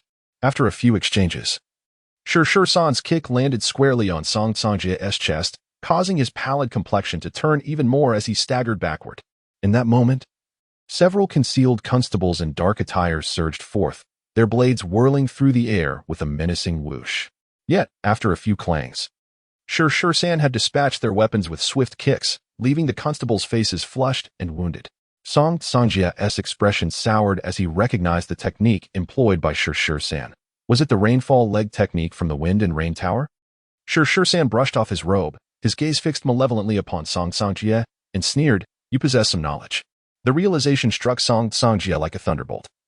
The opponent belonged to the infamous Wind and Rain Tower. His countenance paled as he grappled with disbelief. The Wind and Rain Tower was the most elite assassin organization in the realm, renowned for its multitude of deadly assassins. It was said that the leader of the tower had martial prowess that was unparalleled, standing at the cusp of mastery, having once assassinated a venerable elder of Mount Hua. Upon being discovered, he had engaged in a fierce confrontation with the sect leader, managing to hold his ground. Recalling the ominous reputation of the Wind and Rain Tower, Song Tangye's expression darkened to the utmost degree. He could not fathom why the shadow of such a formidable organization would loom over the case of a missing child. Returning to half an hour earlier, after days of investigation, Song Tangye had discerned a pattern in the disappearances of the children. All the missing children had vanished amidst the bustling marketplace, indicating that the orchestrator was exploiting the throngs of people to carry out their nefarious deeds. Thus, Song Tangye had applied a fragrant powder on Huzi, abandoning him in the morning market. To avoid drawing attention from prying eyes, he had deliberately purchased a sugar figurine from a vendor. Upon turning back, he found Huzi had vanished as he had anticipated. Feigning the same distress as other parents whose children had gone missing, he called out in alarm throughout the market. Subsequently, he quickly rallied his men and produced the scent-seeking bees. These special bees, cultivated by the six doors, had the remarkable ability to track the scent of the fragrant powder. Releasing the bees, Song Tangye and his fellow constables swiftly followed their lead. After meandering through the city for some time, the scent-seeking bees guided them to a rather secluded manor in Yuhang County. Upon sighting the estate, the constables' expressions changed in unison. For it belonged to the private property of the county magistrate, Liu. Upon glimpsing the manor, Song Tangye finally comprehended why, in recent days, as the number of missing children escalated, County Magistrate Liu had maintained a peculiar silence, merely urging him to expedite the investigation. This was a stark deviation from Liu's usual decisive demeanor. Simultaneously, Song Tangye grasped the reason behind their fruitless searches in the nearby villages. The children were concealed within the city itself. The constables, crouched atop a house near the manor, exchanged glances, each hesitant to speak. This predicament had far surpassed their expectations. Only Song Tangye's expression fluctuated dramatically, revealing profound distress. Just when they were at a loss regarding their course of action, a nondescript figure clad in a long gown, San, emerged from the manor. Without further hesitation, Song Tangye whispered to his subordinates, "This matter concerns the citizens of Yuhang County. We cannot stand idly by. If it truly relates to County Magistrate Liu, I shall report it to the Six Gates." At the mention of the Six Gates, the other constables felt a jolt of exhilaration, their spirits rekindled. The renown of the Six Gates far surpassed that of County Magistrate Liu. As the constables knew, their captain, Song Tangye, had previously served at the Six Gates but had been dismissed for unknown reasons, returning to Yuhang County as captain. With Song Tangye's connections, he could take responsibility for the matter, alleviating the constable's concerns. After all, a mere thief of children was hardly an insurmountable foe. Song Tangye leaped down from the house. Surveying his surroundings, due to the remote location of County Magistrate Liu's manor, there were no passers-by in sight. He calculated the direction from which San had emerged and concealed himself behind a wall. As San approached, he launched a surprise attack. However, a nearly certain strike was deftly evaded by San, who then unleashed the rainfall leg technique of the Wind and Rain Tower, injuring several of the constables. Clutching his chest, Song Sangjia felt his meager internal energy flow, attempting to soothe the pain within. Wind and Rain Tower, why do you abduct children? Is assassination not your sole enterprise? He questioned, his complexion paling. San offered no reply, seemingly dismissing Song Sangjia as unworthy of an answer. Furrowing his brow, he pondered aloud, "The Shun TB, you are merely an inconsequential martial artist. How could you possibly find this place?" Despite his contemplation, San could not fathom the situation. Ultimately, he deemed such musings futile, as he had ample numbers to account for the children's transport out of the city. His gaze fell upon the group of constables, his eyes narrowing, exuding a chilling intensity. A faint aura of murderous intent enveloped the constables, causing a shiver to run down their spines and their faces to turn ashen. This aura was not something an ordinary person possessed. It belonged only to one who had taken numerous lives. Receiving no response, Song Sangjia's expression darkened. He frequently glanced toward the manor behind San. His son, Huzi, was inside. Although he remained unaware of the Wind and Rain Tower's intentions for abducting children, he was certain it boded ill. Resolutely, Song Chandra grasped his long knife once more, determination flickering in his eyes. Oh, a futile struggle? With a cold huff, San slowly approached Song Sangjia. The distance between them diminished with each deliberate step took, emanating an aura of formidable presence. Copper Metal Assassin, Song Sangjia intently gazed at San and spoke slowly. San's face revealed a hint of surprise, and he nodded in acknowledgement. You possess some insight. I shall enlighten you. I am the Copper Metal Assassin from the Storm and Rain Tower. Upon receiving a response, an intangible sense of relief washed over Song Sangjia. Typically, the Copper Metal Assassins from the Storm and Rain Tower were fourth-tier martial artists, their strength only a notch above his own. If he employed that particular move, it could indeed be lethal. Taking a deep breath, Song Sangjia tightened his grip on the long blade, its gleaming edge reflecting the sunlight and casting a bright spot on the ground. The other constables also drew their long knives, gripping the hilts firmly and glaring fiercely at San. The two sides faced off, the tension mounting to a breaking point, poised to erupt into a bloody conflict at any moment. The recent skirmish had not gone unnoticed by Chen Ye, who was concealed around the corner. There truly exists a sect, the Storm and Rain Tower, Copper Metal Assassins. Excitement flickered in Chen Ye's eyes. What had once seemed a mundane ancient world now brimmed with intrigue.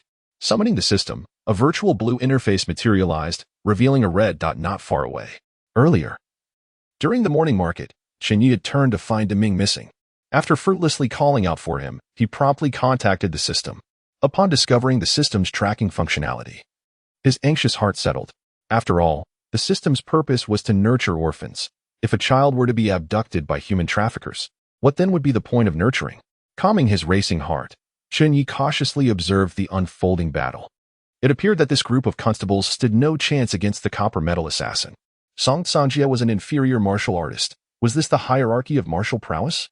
What tier was that man? As both sides found themselves at an impasse, on the brink of a bloody clash, Chen Ye pondered. If Song Sangjia were to triumph, there might be hope for rescuing Deming. However, if he were to fail, Chen Ye could only lament, farewell, Deming. After a moment of contemplation, a plan began to form in Chen Ye's mind. He expended 5 points of his credits to exchange for a set of stealth attire from the system's store and quickly donned it. He then stuffed 2 copper coins into his mouth to muffle his speech, making it less likely for others to discern his words. With preparations complete, Chen Ye stepped forward. San wore a half-smile as he continued his slow advance toward Song Sangjia. To him, the constables wielding long blades seemed utterly insignificant. In truth, they were merely ordinary individuals, lacking the martial prowess. Song Sangjia summoned his internal energy, calculating the distance between himself and San. Once San entered within 5 steps, he would unleash his internal force. The tension in the air intensified, beads of sweat forming on the foreheads of the surrounding constables, with a drop trickling down one constable's face, landing on the ground. A dark spot appeared on the cobblestone path. At that moment, a shadow unexpectedly emerged on the deserted street.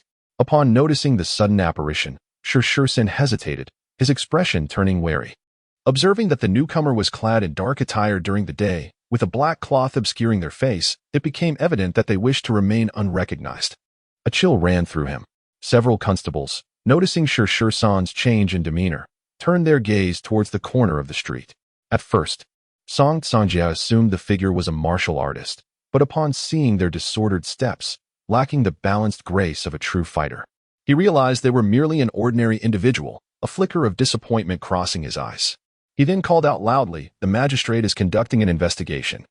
All idle bystanders should disperse immediately." This declaration served to protect the figure in black. San, possessing the strength of a fourth-tier fighter, posed a lethal threat to any common person. Chen Ye, overhearing this, nodded in quiet approval. This Song constable was commendable. Nevertheless, he did not halt his advance. Instead, he boldly strode into the heart of the unfolding confrontation. Another fool seeking death, San scoffed. Since Song Sanjie could discern that the cloaked individual lacked martial prowess, it was evident to San as well. Chen Ye paused, feigning newfound awareness of the situation, and cast a detached glance at San. "A killer from the Wind and Rain Tower?" he murmured. At this proclamation, the onlookers' expressions shifted dramatically. San's face betrayed his surprise. His identity had been seen through with a mere glance. "Who are you?" he demanded, suddenly on high alert. Chen Ye, perceiving that he had unsettled his opponent, replied nonchalantly, "What? You have abducted my disciple, and you do not permit me to confront you?" San was taken aback. The arrival of these constables had already exceeded his expectations. But now another figure in black had appeared. Could his own agility truly be so lacking? Doubt crept into his mind. The surrounding constables, hearing the words of the cloaked figure, also displayed looks of astonishment. Song Sanjie's expression was one of uncertainty. He could not comprehend the current predicament. The figure in black clearly moved clumsily, appearing to be an ordinary person, yet their words resonated with the authority of a seasoned martial artist. Standing at the center of the fray, Chen Ye's gaze remained impassive, as if the world held no significance in his eyes. I wonder if this will intimidate him. Externally, Chen Ye appeared as composed as an ancient sage, yet internally, he was fraught with anxiety. His only assurance lay in the phrase indestructible diamond. After a brief moment of hesitation, San regained his composure. As an assassin, it was inconceivable for him to be frightened away. Moreover, upon the arrival of the cloaked figure, it had been clear that they bore no martial skills. A mere charade. San sneered coldly, his eyes icy. He flicked his garments and took a step forward, preparing to strike. As San advanced, Chen Ye interjected before any attack could be launched. "Young one from the Wind and Rain Tower, you have taken my disciple, and by rights, I should eliminate you here and now. However, considering my past dealings with your organization, I shall grant you 3 moves. Make your move." As Chen Ye's ambiguous words escaped his lips, all present were left in stunned silence. San's eyes widened, wearing an expression of disbelief. The surrounding constables were equally astonished. Song Sanjie wore a look of suspicion. The words of the cloaked figure suggested an extraordinary prowess. Could it be? A sudden possibility dawned upon him. During his tenure at the Six Doors, he had heard tales of masters whose martial arts reached a level of effortless control, moving with the grace of an ordinary person untrained in combat. Was this cloaked individual a master? Impossible. How could such a master reside in the humble Yuhang County? At that moment, an eerie silence enveloped the scene. San was the first to regain his composure, unwilling to believe that the cloaked figure could be a formidable opponent. The presence of a mere mediocre constable in Yuhang County was already extraordinary. The notion of a master hiding there seemed implausible. Nonetheless, San remained cautious. Better safe than sorry. If this were indeed a hidden expert, given the notorious reputation of the Wind and Rain Tower as executioners, he would likely meet a grim fate. Contemplating this, San clasped his hands together and declared, "Senior, I shall make my move." Chen Ye let out a cold snort, his demeanor unfazed and composed, as if he were certain San posed no threat. Observing the cloaked figure's calmness, San gathered his inner strength, channeling it through the intricate technique of rainfall legs. Suddenly, he advanced a step, his legs creating a flurry of phantoms, his movements so swift they were nearly imperceptible. Clang! A resounding clash of metal echoed. San had returned to his original position, as if he had not moved at all. The constables exchanged bewildered glances, unable to comprehend what had just transpired. Being mere ordinary folk, only Song Sanjie had witnessed the scene unfold. San had unleashed his rainfall legs, striking the cloaked figure's solar plexus. That blow contained the majority of San's internal energy. Even a third-grade martial artist would hesitate to endure such an assault. Yet the cloaked figure remained utterly unmoved. Standing stoically as San's kick connected, Song Sanjie was astonished, truly astonished. What shocked him further was the cloaked figure's response. "Indeed, among the bronze-ranked assassins, your kick is commendable." Chen Ye's voice was muffled, his tone indifferent. Though he appeared unperturbed, internally he was astounded. How swift. Chen Ye had not even seen how the attack was executed. He only heard the sound of metal clashing against flesh at his chest. Fortunately, the indestructible attribute granted by the system was remarkably effective. He felt no pain, and the force had dissipated entirely. Seeing that the cloaked figure was unharmed, Shurshursan stood frozen, his limbs icy with disbelief. How could this be? His strike had utilized 80% of his internal energy, aimed at the solar plexus. Even an opponent of equal caliber would be felled by such a blow. How could this cloaked individual remain unscathed? Without granting Shurshursan a moment's respite, Chen Ye stepped forward and calmly stated, "There are still 2 more moves." Upon hearing this, Shurshursan was utterly devoid of any inclination to continue his assault. His expression shifted dramatically, demonstrating a keen awareness of the situation. He knelt on the ground and, with 3 resounding bows, implored, "Esteemed elder, I am but a fool, having captured your disciple. I beseech you, for the sake of my family's master, to show mercy and spare my life." The mention of Master piqued Chen Ye's curiosity. Without even glancing at Shurshursan, he muttered indistinctly, "Leave." "Thank you, esteemed elder." With no further hesitation, Shurshursan utilized his lightness skill, propelled himself off the wall, and vanished in the blink of an eye. Thus, an impending bloodbath was averted. The surrounding constables were left in a state of bewilderment, exchanging puzzled glances. Only Song Sanjia was quick to react. Clasping his fists in respect, he said, "Thank you for your intervention, esteemed elder." Chen Ye cast a fleeting glance at Song Sanjia, maintaining an air of superiority, yet remained silent. Suddenly, the gate of a nearby residence swung open, revealing several curious faces peering out. Upon noticing his son, Song Sanjia exclaimed, "Who's I?" The child, clad in a yellow short shirt, reddened at the sight of his father and rushed towards him. The other constables also hurried towards the children. Chen Ye furrowed his brow at this scene. What was happening? Why were these children out here? He summoned the system and observed that the red, indicating Daming, had already crossed to the adjacent street. Why is that rascal heading in that direction? Chen Ye decided not to linger, turning to dash down another street. As he swiftly removed his dark attire around the corner, he reverted to his true appearance. By the time several constables regained their composure, the figure in black had already vanished. Where did that esteemed elder go? A tall constable murmured. Clutching his son, Song Sanjia surveyed the now deserted street and solemnly remarked, "An elder of that caliber is beyond our comprehension." "Captain, the residence is flooding," shouted a constable with small eyes. Song Sanjia quickly turned to see a plume of black smoke rising from Lu County Magistrate's residence, accompanied by a man's piercing scream echoing from within. Chapter 7 Reunion in the county of Yuhang. On Wudong Street, a gentle breeze whispered through the air. Xiaolian, her hands resting on her knees, gasped for breath, her rosy lips parting as she struggled to regain her composure. She turned her head to glance at Deming, who wore his usual foolish expression, seemingly unfazed despite their long run. "How is it that you aren't even out of breath?" Her melodious voice rang out, revealing her surprise in the sparkle of her keen eyes. Deming stared blankly at Xiaolian, momentarily taken aback. Suddenly, as if recalling something, he rummaged through his clothes with his right hand. Upon feeling the fan nestled within, a smile broke across his dazed face. The item was still there, surely. Father would be delighted to see it. With this thought, Deming tilted his head, scanning his surroundings, a look of confusion evident in his eyes. "Where's this place? It feels strangely familiar. Where is Father?" He opened his mouth to call out, but no sound emerged. "Don't shout. You've been struck dumb. It will take over an hour for the effects to wear off," Xiaolian reassured him, patting her chest to steady her breath. After a moment, she muttered to herself, "Wait, why am I telling you this? You can't understand anyway." Having observed Deming, Xiaolian concluded that he was merely a strong but simple-minded boy. She lifted her gaze to survey her surroundings, recognizing that she was indeed on Wudong Street, just 2 streets away from the north gate of the city. "Fool, do you even remember where your home is?" Xiaolian's lively eyes returned to Deming. Just as she turned her head, she noticed a young man in coarse clothing rushing towards them, his face alight with excitement as he embraced Deming. Deming! At the sound of that familiar voice, Chen Deming turned in surprise. Upon seeing Chen Ye, he froze momentarily, then his eyes brimmed with tears that cascaded down his cheeks. With a heart-wrenching cry, he clutched Chen Ye's leg, sobbing uncontrollably. Witnessing Deming's distress, Chen Ye felt a swell of mixed emotions, comfort, warmth, and a tinge of sorrow. "Wait, Deming, why can't you make any sound?" Chen Ye noticed something was amiss. Deming was heart-wrenchingly crying, yet no sound escaped his lips.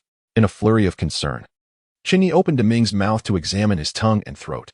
Realization dawned upon him. Deming had been struck dumb and would not recover for at least another hour. A clear, melodious voice interjected from the side. Only then did Chen Ye notice a child standing nearby. She was slightly taller than Deming, dressed in a faded blue dress, her face smeared with mud, obscuring her features.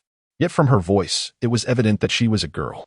Oh, so she has been struck dumb as well, Chen Ye thought, relief washing over him. Having just witnessed a fierce battle between the renowned assassins of Fenyu Tower and the city guards, he had begun to accept the existence of martial arts and various sects in this world. Thus, it was only natural that acupoints and such phenomena existed as well. Turning to the muddy-faced girl, he inquired, "And who might you be?" Xiao Lian lowered her gaze slightly, a flicker of wariness crossing her eyes. "I am called Xiao Lian, a child from the neighborhood." Chen Ye nodded in understanding at the explanation, refraining from further inquiries.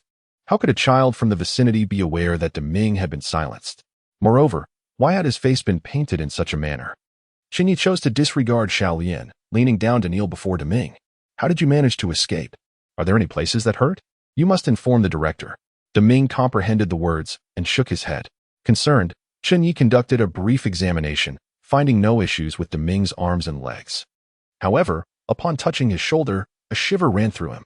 "Do not move. Let the director take a look." A serious expression crossed Chen Ye's face as he pulled back Deming's collar, revealing a bruise on his shoulder. Hiss. Upon seeing the bruise, Chen Ye's face contorted with anger. In that moment, he felt as though his own child had been wronged.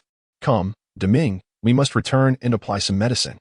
Chen Ye mentally noted to take account of the wind and rain tower, vowing to confront the individual known as the Tower Master. The traffickers must face dire consequences.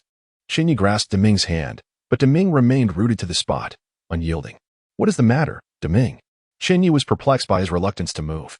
With tears welling in his eyes, Deming turned to Xiao Lian, gazing at her intently before shifting his gaze back to Chen Ye. Sensing Deming's actions, Xiao Lian took a cautious step back, her demeanor suggesting she was prepared to flee at any moment. After pondering for a moment, Chen Ye began to piece together the situation. Earlier, the other children had exited through the main entrance, while only Deming and the young girl had taken a different route. Coupled with the discrepancies in the girl's appearance, Chen Ye surmised the truth. This young girl had evaded the guards at the entrance, leading Deming away from the main path. Her cunning was evident. Additionally, the wariness in her eyes sparked a thought in Chen Ye's mind. If only this child were an orphan. Fortuitously, he possessed a dexterous entry, perfectly suited for her. After a moment's contemplation, Chen Ye adopted a gentle and amicable expression, addressing her. "I am the director of the Yuhang Infant Care Center. If you find yourself without a place to go, you may come to my establishment." Upon hearing Chen Ye's words, a flicker of surprise crossed Xiao Lian's eyes. She had initially presumed Chen Ye to be Deming's father, never anticipating that he was the director of the infant care center. Observing Chen Ye's and Deming's features closely, she recognized they did not resemble each other. After making his offer, Chen Ye paid Xiao Lian no further heed. A child as astute as her would be a welcome addition, yet if she chose not to come, it was of little consequence. Perhaps she was not an orphan after all. As Chen Ye prepared to leave with Deming, Xiao Lian hesitated for a moment before calling out with a clear voice. "How do you know he escaped?" After posing her question, she took a few steps back. Chen Ye's recent statement had prompted her to consider many things. She did not wish to view others in a negative light, yet she refused to be naive. Xiao Lian had traversed from Jianning Prefecture to Linan Prefecture, relying on her vigilance. The actions of certain infant care centers bore a striking resemblance to those of traffickers. Upon receiving the child, he promptly sold him. Upon hearing these words, Chen Ye paused, opened his mouth, and with a faint smile remarked, "I noticed a group of children running out ahead. But I did not see Deming, so I came to take a look nearby." After speaking, Chen Ye led Deming towards the nursery. Xiao Lian stood still, gazing at Chen Ye's retreating figure, her expression contemplative. At the Yuhang nursery, Deming, come and lie down on the bench. The director will apply some medicine for you. In the center of the small courtyard lay a long bench, and Chen Ye held a bottle of safflower oil that he had just exchanged from the system's marketplace. Deming, in a daze, laid down on the bench, and as soon as he did, he shivered. He hurriedly sat up, pulling out a pink folding fan from his bosom and offering it to Chen Ye. Deming looked at Chen Ye with a grin, opening his mouth but failing to produce sound. Chen Ye stared at the fan for a moment, taken aback. "Hey, where did you find this?" He recognized it immediately as a fan that the young ladies from the Yihong courtyard often wielded, and his expression turned peculiar. Deming, with a silly grin, formed a silent word with his lips. Chen Ye understood that it was a voiceless father. All right, I shall accept it. Chen Ye tucked the fan into his own bosom, patting it gently as if it were a treasure. Deming broke into a goofy smile. All right, now lie down. Chen Ye playfully admonished him. Deming removed his shirt and lay on the bench, exposing his shoulder to Chen Ye. Chen Ye observed a long bruise on Deming's shoulder, and his heart tightened. Which scoundrel was so cruel? He cursed under his breath, pouring a bit of safflower oil into his palm and swiftly applying it to Deming's bruise, kneading it gently. Deming lay quietly on the bench, not uttering a word. Outside the nursery, a little head peeked in. She glanced inside, captivated by the scene before her. In the quaint courtyard with blue tiles and white walls, Deming lay bare-chested on the bench while Chen Ye meticulously applied safflower oil to him. The glossy reddish-brown liquid glistened on Deming's tanned back. Upon witnessing this tender moment, Xiao Lian felt a gentle stir within her heart. She retreated her little head, leaning against the nursery door, lost in thought as she gazed at the clear blue sky. Mother, he must not be a bad person, right? Chapter 8. Mission accomplished. New entries. The opening of the bookhouse. I serve as a short-term maid, and once my time is up, you cannot detain me. Rest assured. I am well versed in the duties of a maid. A young girl clad in a lovely azure dress stood before Chen Ye, her demeanor spirited and charming. Additionally, I require my wages at the end of each month, Xiao Lian thoughtfully added. Is there anything else you desire? Chen Ye inquired, scrutinizing the girl who had washed the dirt from her face. Her countenance was pale and delicate, her features well-defined, and her voice resonated with a melodious clarity. She exuded the essence of a refined young lady. After a moment of contemplation, Xiao Lian shook her head. No other requests for now. You have voiced all your wishes. But I too have a request, Chen Ye said with a subtle smile. Xiao Lian's demeanor shifted to one of caution, her lively eyes darting towards Chen Ye. What is your request? Do you have anyone at home? This is an orphanage, where we only take in homeless children, Chen Ye replied in a calm tone. His gaze fixed on her. If this young girl had run away, and her family reported her missing, it would certainly lead to complications for Chen Ye. With her eyes downcast and hands tightly clenched, the pale azure of her dress fluttered gently in the breeze. My family has all passed away. As she uttered these words, a flicker of resentment flashed in her eyes, indicating that the circumstances were far more complex than she had initially portrayed. Chen Ye's expression softened in understanding, and he refrained from pressing further. It was improbable that every orphan entering here came from an entirely unblemished background. Very well, welcome to the orphanage. Chen Ye's face broke into a genuine smile. Ding. Mission. Adopt the second orphan completed. Congratulations. You have received the following rewards. 200 points, 20 taels of silver. 1 chance to draw an orphan entry in the establishment of a bookhouse. The chilling mechanical voice of the system echoed in his ears, amplifying Chen Ye's smile. Just moments ago, as he was tending to Deming's wounds, this astute young girl had appeared outside the courtyard, shyly expressing her intentions, leading to their recent exchange. Her request for wages indicated her inclination to see herself as a maid, seeking temporary shelter and a modest income. What is your name? Xiao Lian, the girl replied, her voice as clear and crisp as water dripping upon rocks. Before Chen Ye, a translucent blue screen materialized. Ding. Name, Xiao Lian. ID, 0002. Gender, female. Age, 13. Entry, none. Upon seeing her age, Chen Ye was taken aback, his expression reflecting surprise. Xiao Lian was even shorter than Deming, standing at less than 1 meter 30. It was astonishing to realize she was already 13. In ancient times, a girl of 13 could be wed. Could it be that she had genuinely run away? In an instant, Chen Ye's mind conjured up an elaborate narrative of rebellion under a feudal regime. How old are you this year? Chen Ye suddenly asked. Xiao Lian lifted her gaze slightly, exchanging a fleeting glance with Chen Ye before quietly averting her eyes, murmuring, It's fine, no lies. Chen Ye let out a quiet sigh. He chose not to dwell on it. If a potential suitor were to come knocking, they would address it then. After all, his primary responsibility was to nurture orphans. Once they entered the nursery, they would become his own. All right then, you shall sleep in the west room, while Deming and I will occupy the east room. All the bedding and necessities are adequately prepared. Chen Ye proceeded to explain the facilities and conditions of the nursery to Xiao Lian. She committed everything to memory, though her expression grew peculiar. Including her, there were only 3 individuals in the entire nursery. It was worth noting that when Xiao Lian resided in Jianning Prefecture, the nursery there housed over a dozen children. However, most of those children were physically impaired. Some, like Deming, were mentally challenged. This was her first encounter with such a small-scale nursery. After arranging Xiao Lian's accommodation, Chen Ye reclined in a lounge chair and began to process his task rewards. Upon claiming his reward points, he found himself at 581 points, with over 50 taels of silver remaining, more than sufficient for daily expenses. System: extract the orphan trait. Chen Ye lay back in his chair, soaking up the sun while mentally reciting his request. Instantly, an ethereal blue wheel appeared before him, spinning rapidly. Moments later, it halted on 4 characters: Great Wisdom appearing foolish. Trait effect: slightly enhances intelligence, significantly boosts comprehension. However, one will appear more simple-minded and honest. Upon seeing this label, Chen Ye sprang up from his lounge chair. Deming, who had been crouched on the ground observing ants, was startled by his father's sudden movement. He sniffed, staring dazedly at Chen Ye. Chen Ye's eyes gleamed with excitement at the prospect of this trait. It was simply tailor-made for Deming. Without hesitation, he bestowed the trait upon him.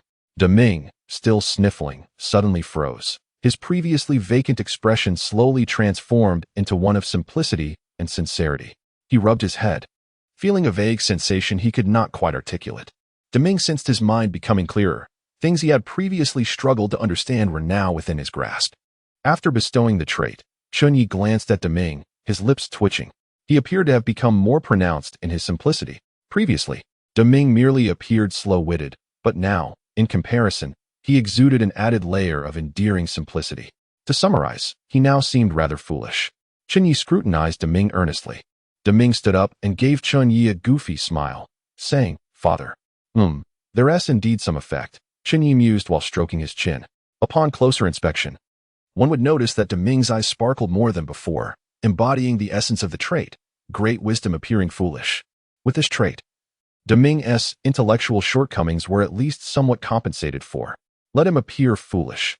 After all, he was rather unremarkable to begin with. At least now, his foolishness could be considered a virtue. After extracting the trait, Chen Ye turned his attention to the newly unlocked library feature. Please select the binding location for the library upon successful binding. This building will transform into a library and gain the library buff. Library buff. Reading within the library greatly enhances comprehension and memory. Chen Ye surveyed the layout of the small courtyard and, after careful contemplation, decided to bind the library to the west wing. The west wing, facing east, would welcome the first rays of sunlight at dawn, casting a warm glow into the library. In that moment, the children of the nursery would be seated neatly within, their voices resonating with the sound of reading. How wonderful that would be! Chen Ye closed his eyes, envisioning the scene, but soon felt a pang of unease. As the number of children increased, they would inevitably need to learn cultural knowledge. Who would be their teacher? With this thought, Chen Ye let out a soft sigh. Raising orphans was indeed no simple task. One had to consider every aspect. Meanwhile, Xiao Lian sat in her modest room, which was not particularly spacious and contained several empty beds. It seemed inevitable that as the nursery's population grew, they would be crowded into a single room. However, Xiao Lian was not one to complain. Such arrangements were common among ordinary families. Through the window, she observed Chen Ye, who occasionally sat up from his reclining chair, alongside Deming, who was crouched nearby, curiously watching an ant. She lingered on the sight for a moment, lost in thought. Snapping back to reality, Xiao Lian retrieved the book she had taken from the disheveled man. The volume, with its purple cover, was somewhat yellowed, and the title's surprising floral gesture was slightly worn, indicating that its previous owner must have perused it frequently. Her gaze traversed the cover inch by inch as she closed her eyes and silently vowed, "Mother, I will surely avenge you. I will." With that resolve, she opened the book. Chapter 9. The storm approaches as the building is filled with wind. As the sun sets behind the western hills, it leaves behind a lingering hue of orange. In Yuhang County, wisps of smoke rise from kitchens, and the air is suffused with a delicate aroma of cooking. A substance known as monosodium glutamate, when added to dishes, enhances their flavor. Chen Ye stands beside the stove, a pan before him filled with sawed egg grains. Xiao Lian stands attentively beside him, fully absorbed in his instructions. Various jars and bottles of condiments are arranged on the countertop, and Chen Ye methodically explains each one to Xiao Lian. In the afternoon, Chen Ye bestowed the Dexterous Hands attribute upon Xiao Lian. Initially hesitant, fearing that she might one day leave after receiving it, he sought counsel from the system. He learned that if an orphan departs from the nursery, he could reclaim any attributes he had granted. With the assurance from the system, Chen Ye breathed a sigh of relief and decisively gifted Xiao Lian the Dexterous Hands attribute. As dusk descended, smoke began to rise from every household as dinner preparations commenced. Chen Ye took it upon himself to teach Xiao Lian the art of cooking. Xiao Lian listened intently, discovering that Chen Ye's culinary techniques were rather unconventional, particularly with the use of an array of peculiar seasonings. Gradually, a dish emerged from the pan, its colors vibrant and its flavors exquisite. Chen Ye handed her a pair of chopsticks, and upon tasting the dish, Xiao Lian was astounded. "Director, this is absolutely delectable. Why don't you open a restaurant? It would surely attract many customers." Initially, Xiao Lian was shy about how to address Chen Ye, unsure if she could call him father like Deming. Sensing her hesitation, Chen Ye reassured her that simply calling him director would suffice. With a gentle smile, he remarked, "While opening a restaurant might bring in considerable wealth, running the nursery allows me to acquire something far more precious than money." Upon hearing this, Xiao Lian's bright, expressive eyes widened, as if touched by the depths of his words. Chen Ye spoke the truth. The rewards from managing the nursery were invaluable, far beyond what money could purchase. Moreover, the monthly exchange limits on everyday items in the system's marketplace rendered trading points for goods and then for silver impossible. Points held greater value than currency. After preparing a dish, Chen Ye handed the spatula to Xiao Lian, observing her as she took over. She learned swiftly, likely aided by the Dexterous Hands attribute. Before long, she had created a stir-fry that was a feast for the senses. When dinner was ready, Xiao Lian intended to eat in the kitchen, but Chen Ye stopped her. "In my eyes, you and Deming are both children. Let us dine together." His calm words left Xiao Lian momentarily dazed. Like other feudal dynasties in history, the Dewu dynasty upheld the tradition of male superiority, where women were often relegated to lesser roles, forbidden from dining at the table. However, Chen Ye, as a modern individual, found such customs antiquated and uncomfortable. To him, Xiao Lian, at the tender age of 13, was still a child. At the dining table, Xiao Lian initially approached her meal with a ladle-like reserve. Yet, after a few bites, her cheeks flushed slightly, and her lively eyes sparkled with delight as she eagerly reached for more dishes. Under the enhancement of modern condiments, no one can resist such deliciousness. In the end, Xiao Lian's small belly was round and her delicate face was flushed with a charming blush, radiating shyness. Deming, too, was burping contentedly, grinning foolishly. After dinner, Chen Ye took Deming to the study to read the illustrated edition of Water Margin, while also teaching him how to recognize characters. Xiao Lian took a lamp back to her room. Outside the city of Yuhang, as the sun descended to the horizon, the sky darkened. Beside the official road, a flag inscribed with the words tea house fluttered in the breeze from a tall pole. Next to the pole stood a tea house, furnished with 4 or 5 long benches and 3 tables. At that moment, only an elderly man in coarse clothing was present, tidying up the tea bowls by the fading sunlight. He hunched over, his eyes clouded, carelessly pouring the remaining tea onto the ground and stacking the bowls together. Suddenly, a figure appeared on the official road. The figure was not mounted, but was sprinting on foot. The old man glanced at him with a fleeting gaze, trembling as he carried the tea bowls into the kitchen. The figure dashed forward, leaping several times, and soon arrived at the tea house. He was a young man of unremarkable appearance, dressed in ordinary clothing, his eyes harboring a sinister glint. Upon entering the tea house, he did not take a seat. Instead, he respectfully clasped his fists and called out to the kitchen, "Your subordinate, Sure 13, pays his respects to the steward." A raspy voice responded from within, "Have you gathered another batch of children?" As he spoke, the old man emerged from the kitchen. His posture straightened and his demeanor transformed in an instant. His murky eyes turned jet black, emanating a chilling gaze. Seeing the steward, Sure 13 knelt. "Your subordinate has failed in his duties. Please punish me, steward." The old man, upon noticing this, fixed Sure 13 with a piercing gaze, his voice hoarse and peculiar. "What? You cannot be telling me that you bungled such a trivial matter." Feeling the coldness in the old man's tone, Sure 13 trembled involuntarily. Gritting his teeth, he replied, "Steward, I encountered a highly skilled senior. He claimed that your subordinate had abducted his disciple." Sure 13 recounted the events to the old man. Upon hearing this, the old man's sparse brows furrowed deeply. "You mean to say that you struck him squarely in the heart with your rainfall leg technique at 80% of your inner strength, yet it produced a sound akin to metal clashing?" "Indeed," Sure 13 replied respectfully, kneeling on the ground.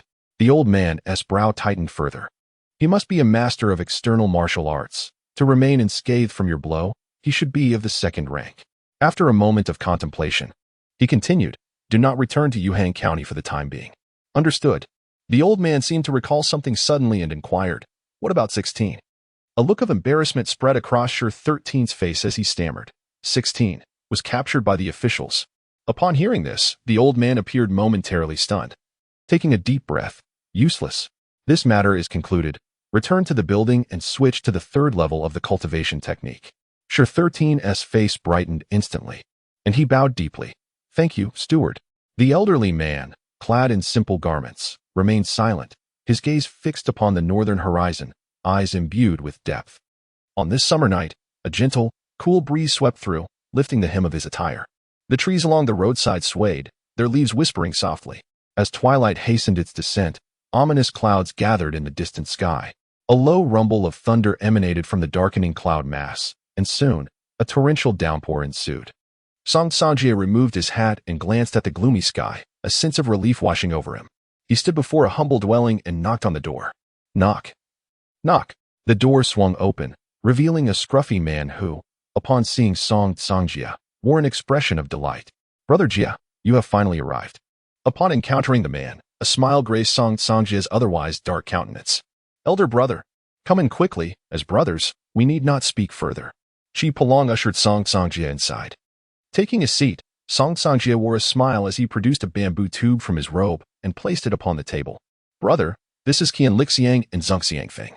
Seeing this, Chi Panglong hastily waved his hand, pushing the bamboo tube back. "Brother Jia, you are aware that this item is not rare within the 6 doors. When I lent it to you, I had no intention of reclaiming it. Now that your martial prowess has waned, should you lack other means to handle cases, you may find it exceedingly difficult." A flicker of melancholy and discontent crossed Song Sanjie's face, but he swiftly masked it. Chi Panglong slapped his forehead, realizing he had inadvertently touched upon his brother's emotional scars. He quickly shifted the topic. "Brother Jia, I have recently acquired a fine batch of wine. Tonight, we shall not return until we are inebriated." Song Sanjie laughed heartily. "Then I must ensure I keep you company, elder brother." Chi Panglong retreated to the inner room, emerging with 2 jars of wine and several small dishes to accompany the drinks, and the 2 brothers began to feast and drink. As they imbibed and conversed, Song Tanjia wore a troubled expression.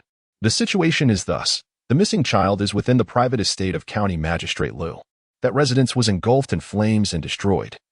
We have captured a survivor, yet he is grievously burned, and his survival remains uncertain. Should we uncover any connection to County Magistrate Liu, matters will become exceedingly complicated."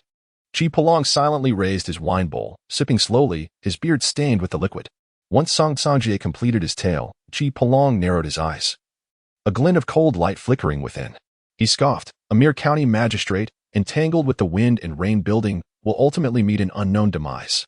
With that, Chi Panglong glanced at Song Sanjie, noting the troubled expression upon his brother's face, which ignited a sense of frustration and pity within him.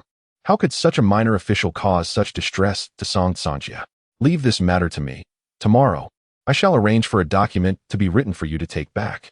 Song Sanjie filled Chi Panglong's cup to the brim and downed his own in one gulp. "Thank you, elder brother. We are brothers, so there is no need for formality. You mentioned encountering a mysterious master. What is the story behind that?" Upon mentioning that Black-clad senior, Song Sanjie instantly felt invigorated, his eyes gleaming with excitement as he recounted, "That esteemed individual walks among us as any ordinary person would." Yet when the copper plaque assassin from the Wind and Rain Tower unleashed a kick infused with 80% of his inner strength upon his heart, it resonated with a sound akin to metal striking metal. After narrating the incident, Chi Palong furrowed his brow in contemplation, expressing his astonishment. Could it be that the 13 protectors have mastered the art of external training? No, that senior's physique appears quite ordinary. I suspect it may be the golden bell shield or the iron shirt technique, Song Sanjie speculated while lifting a chopstick filled with delicacies. Although the copper plaque assassin is merely of the 4th rank, to effortlessly endure such a strike, one would at the very least be a practitioner of the 2nd rank. Furthermore, your mention of that metallic sound suggests that the mastery of such external techniques has likely reached a consummate level. Chi Pinglong's expression shifted to one of surprise. This senior's prowess may very well rival that of the 3 heads of the 6 doors, each of whom possesses first-rank abilities and commands significant respect within the martial arts community. However, You assert that the possibility of him being a grandmaster is slim, after all. There are but a handful of grandmasters in the martial world, their whereabouts notoriously elusive. The likelihood of a grandmaster residing in the modest county of Yuhang seems rather improbable. Qi Penglong took a sip of his drink, shaking his head in disbelief. Upon hearing Qi Penglong's analysis, Song Songjia nodded in silent agreement. In retrospect, the possibility of the individual being a grandmaster seemed unlikely. Each grandmaster is a distinguished figure within the martial arts realm, and Song Songjia had yet to hear of any renowned grandmaster famed for their external training techniques. Noticing Song Songjia lost in thought with his chopsticks raised, Qi Penglong poured him more wine, saying, "Drink up, my brother. In a few days, you may find it difficult to see me." Startled from his reverie, Song Songjia inquired with a smile, "What is the matter? Is there trouble within the sect?" Qi Penglong raised his wine bowl and took a hearty gulp. Tang Feng, a true disciple of the Tang sect, has stolen the blueprint for the secret weapon known as the Dragon Whisker Needle. He has traversed from Sichuan to Shaoxing, committing various misdeeds along the way, which has stirred considerable discontent among the righteous. The true disciples of the Jiangnan Pile Hall are preparing to unite and ambush him in order to reclaim the blueprint. If the Pile Hall were to obtain it, the Tang sect would surely be driven to madness. Upon hearing this news, Song Songjia displayed a look of shock. Tang Feng, did he not just enter the second rank earlier this year? The disciples of the Pile Hall have been in the second rank for several years, all at the mid-level. Should they join forces to hunt him down, he may find it exceedingly difficult to escape with his life. Qi Penglong nodded affirmatively. Moreover, several gold medal assassins from the Wind and Rain Tower have also set their sights on the Dragon Whisker Needle blueprint. However, he has been in Shaoxing these past few days, and to prevent significant casualties, I will be quite occupied from tomorrow onward. Song Songjia filled Qi Penglong's cup to the brim. Suddenly, a rumble of thunder echoed from outside, the sound growing louder as rain began to fall, striking the ground with a resounding thud. Qi Penglong glanced at the darkening skies and suggested, "Jia, why not stay here with me tonight? Tomorrow, I shall prepare the necessary documentation from the 6 doors, ensuring that those petty officials do not dare to interfere." "Thank you, brother." Song Songjia raised his cup to clink with Qi Penglong's. With a series of thunderclaps resonating, the rain intensified outside. Chapter 10, Daily Settlement. A new day. As the clock approached midnight, Chen Ye lay in bed, the cold, mechanical voice of the system echoing in his ears. Ding! Initiating daily settlement. Today, Chen Daming rose early to fetch water, strengthening his physique, earning 10 points. You noticed Daming's hard work and, feeling pity for him, encouraged him to return to sleep, earning 5 points. You took Daming to the morning market for wontons, earning 5 points. Chen Daming broke a porcelain bowl, further enhancing his strength, earning 5 points. Chen Daming overindulged in his meal, earning 5 points. Chen Daming was kidnapped by the Wind and Rain Tower, but broke through the prison door and escaped, earning 50 points. You were reunited with Chen Daming, earning 10 points. In gratitude, Chen Daming gifted you a pink folding fan, earning 50 points. You assisted Chen Daming in applying medicine, earning 5 points. You bestowed upon Chen Daming the trait of wisdom and simplicity, making him wiser, earning 10 points. Chen Daming overate at dinner, earning 5 points. You brought Chen Daming to watch water margin, helping him learn to read, earning 5 points. You taught Chen Daming personal hygiene, earning 5 points. Ding! You adopted a second orphan, Xiao Lian, earning 200 points. You taught Xiao Lian how to use spices, earning 5 points. Xiao Lian learned cooking methods, earning 5 points. Xiao Lian watched the secret manual Stunning Flower Finger and gained insights, earning 20 points. Ding! Chen Daming's gratitude towards you has increased. Total points, 350. As the daily settlement concluded, Chen Ye's total points rose to 931. Shortly thereafter, the system displayed Chen Daming's information box. Name, Chen Daming. ID, 0001. Gender, male. Age, 10. Current traits, strong physique, wisdom and simplicity. Current gratitude level, 65. Seeing the 5 increase in gratitude, a smile crept across Chen Ye's face. Though Daming might be simple-minded, he was indeed a good child. Chen Ye once again accessed the daily settlement, scrutinizing the section regarding Xiao Lian. Could it be that Xiao Lian possesses a secret manual? Where did she acquire it? Did her actions prior to being adopted not count in the daily settlement? Pondering these questions, Chen Ye's curiosity about Xiao Lian's background deepened. Once he finished processing the settlement information, the tasks refreshed. Task: Establish the future career path for the orphans. 02. Task reward, 1,000 points. 2 opportunities for orphan trade extraction. Upon seeing the newly generated task, Chen Ye stroked his chin. This task presents a bit of a challenge. Sigh. Never mind. I shall sleep first. Chen Ye dismissed the clutter of thoughts from his mind and drifted into slumber. After an indeterminate period, the persistent crowing of roosters echoed throughout Yuhang County once more. Here it comes again. Chen Ye wore a mask of anguish. Writhing on his bed before he heard a faint sound from the courtyard, his eyes widening in surprise. Daming? He called out. From a nearby small bed. A naive voice responded, Father? Is it not Daming? Chen Ye strained to listen and indeed discerned a subtle rustling in the yard, resembling the sound of sweeping. Could it be another early riser? He rose, donned his garments, and made his way outside. There, he beheld a young girl in a water-blue dress, Xiaolian, clutching a broom in her fair hands, diligently sweeping the ground. A delicate mist enveloped the air, and the sweeping produced a soft, rustling sound, stirring a gentle cloud of dust from the earth. Upon hearing movement behind her, Xiaolian turned to see Chen Ye, her charming little face breaking into a smile as she cheerfully exclaimed, Director, with her hair styled in a traditional hanging bun, symbolizing her unmarried status, and her slender figure enhanced by the mist, she exuded an ethereal beauty.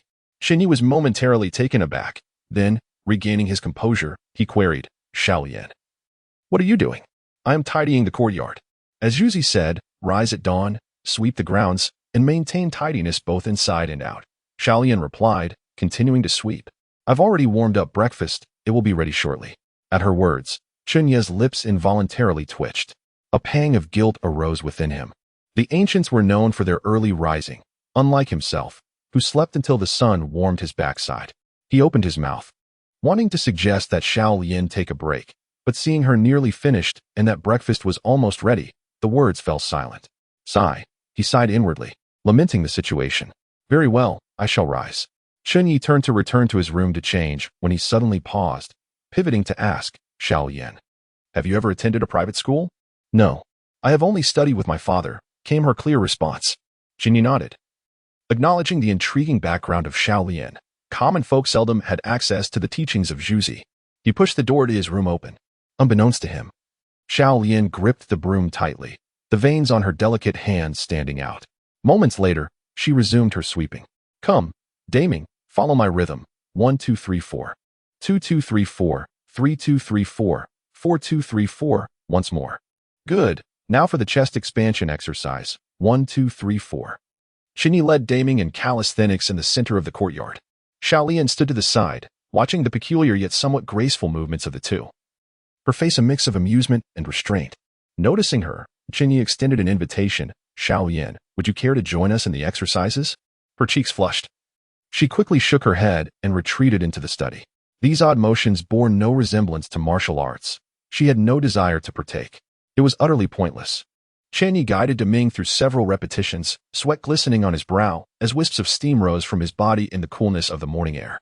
Daming, from now on, make it a habit to practice twice every morning.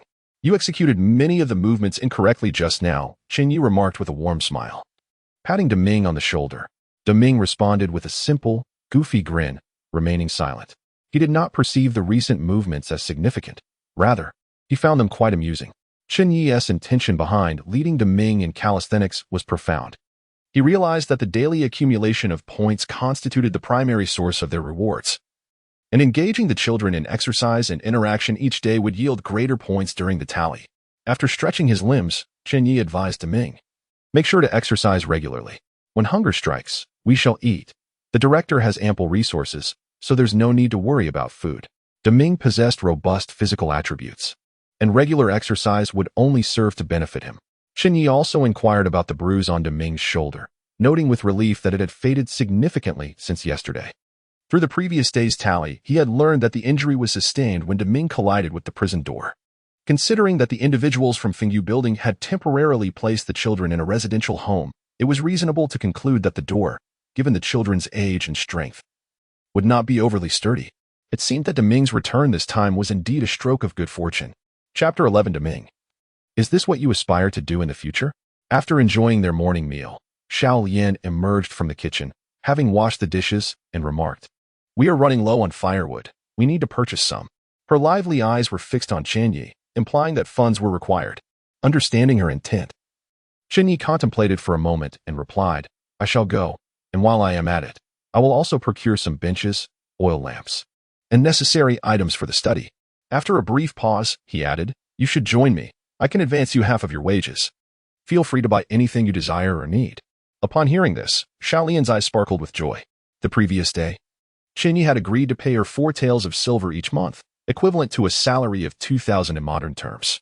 To Xiaolian, joining the nursery might seem like becoming a maid, yet in Chen Ye's perspective, she was an orphan, and providing her with a monthly allowance was also a means of preserving her dignity. Thank you, Director, Xiaolian expressed with a ladylike demeanor, her gratitude evident. Chen Ye gazed at the petite girl, a gentle smile gracing his lips. Since Xiaolian's arrival the day before, she had eagerly taken on various household chores, revealing herself to be a good-hearted child. Deming, Chen Ye called out. In the courtyard, Deming, engaged in physical training with a bench, responded cheerfully, Father, practice later. We must first go buy some things.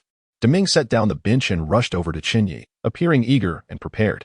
After securing the door, the trio ventured into the bustling marketplace. The market was alive with the sounds of chatter and bartering. Along the roadsides were various stalls, each vendor calling out their wares. Deming and Xiaolian each held a skewer of candied hawthorn. Deming devoured his with gusto, a silly grin plastered on his face, while Xiaolian took delicate bites, her pristine teeth gently grazing the bright red fruit, an expression of delight illuminating her fair face. Though Xiaolian often presented herself as mature, deep down she remained a child. Witnessing this scene, Chen Ye couldn't help but smile faintly. As they walked, Chen Ye suddenly heard someone calling from behind. This young master. He halted, and Deming and Xiaolian turned in unison. Upon seeing the newcomer, Xiaolian's pupils constricted, her demeanor becoming somewhat uneasy. A man with a dark complexion, clad in black attire and armed with a long knife at his waist, stood before them with an imposing presence. Captain Song? Surprised to see Song Sanjie blocking his path, Chen Ye wondered if he would recognize him, given how thoroughly he had disguised himself, and altered his voice. Captain Song, is there something you need? Chen Ye asked, suppressing his unease. Song Sanjie scrutinized Chen Ye for a moment, then glanced at the 2 children beside him, a flicker of disappointment crossing his features. With a deep voice, he replied, Nothing of importance. I merely found your silhouette somewhat familiar and thought you might be an acquaintance. My apologies for the interruption. With a respectful nod, he turned and departed. To recognize me merely by my silhouette, how perceptive can one be? Chen Ye silently complained, and upon seeing Song Sanjie depart, he chose not to dwell on it further and continued his leisurely stroll with the 2 young ones. As Song Sanjie left, Xiaolian sighed in relief and turned to follow closely behind Chen Ye. Brother Song, do you know that person? A group of constables inquired eagerly upon seeing Song Sanjie return. Song Sanjie shook his head. I mistook him for someone else. It's inconsequential. What transpired yesterday? Asked a constable with small eyes. Yesterday, we questioned the abducted children and pieced together a rough account of events. According to the children, there was another guard in the room, but he was drunk and asleep. Then, one fool began to bang against the prison door, ultimately breaking the wood, and they managed to escape. As for the cause of the fire, they were unaware. A tall, thin constable added, The prison door the children spoke of is merely a wooden lattice gate. The wood is about the thickness of a bowl, if it were an adult. They could easily break through after a few attempts. After hearing the recounting, Song Sanjie nodded. The one who broke open the prison door must be that senior's disciple. It seems he began his martial training at a tender age. The other constables wholeheartedly agreed. Reflecting on the senior from yesterday, the constables felt a deep sense of gratitude. Had it not been for that senior, they likely would have met a grim fate. By the way, Brother Song, the private residence of County Magistrate Liu caught fire, and he is furious, placing the blame on us.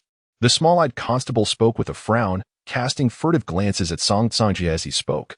Before taking action, Song Sanjie had assured them that he could handle the matter. A faint smile appeared on Song Sanjie's dark complexion.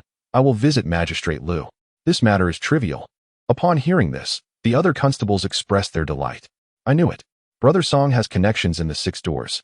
Hee, Brother Song. Tonight a few of us will treat you to drinks. Several constables hastened towards the yamen. As they walked along the street, Chen Ye muttered to himself, Even martial artists of the lower realms nearly recognized me. Would higher-level martial artists be able to see through my disguise at a glance? Thoughts of this ignited a fervor within him.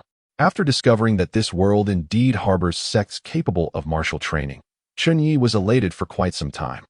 He had once fantasized about donning white robes, wielding a 3-foot green blade, galloping through the rivers and lakes. Now that his dream seemed possible, the fire of his chivalrous aspirations reignited within. He pondered where those sects might be and what their requirements for accepting disciples were. It seemed there were no martial arts schools in Yuhang County.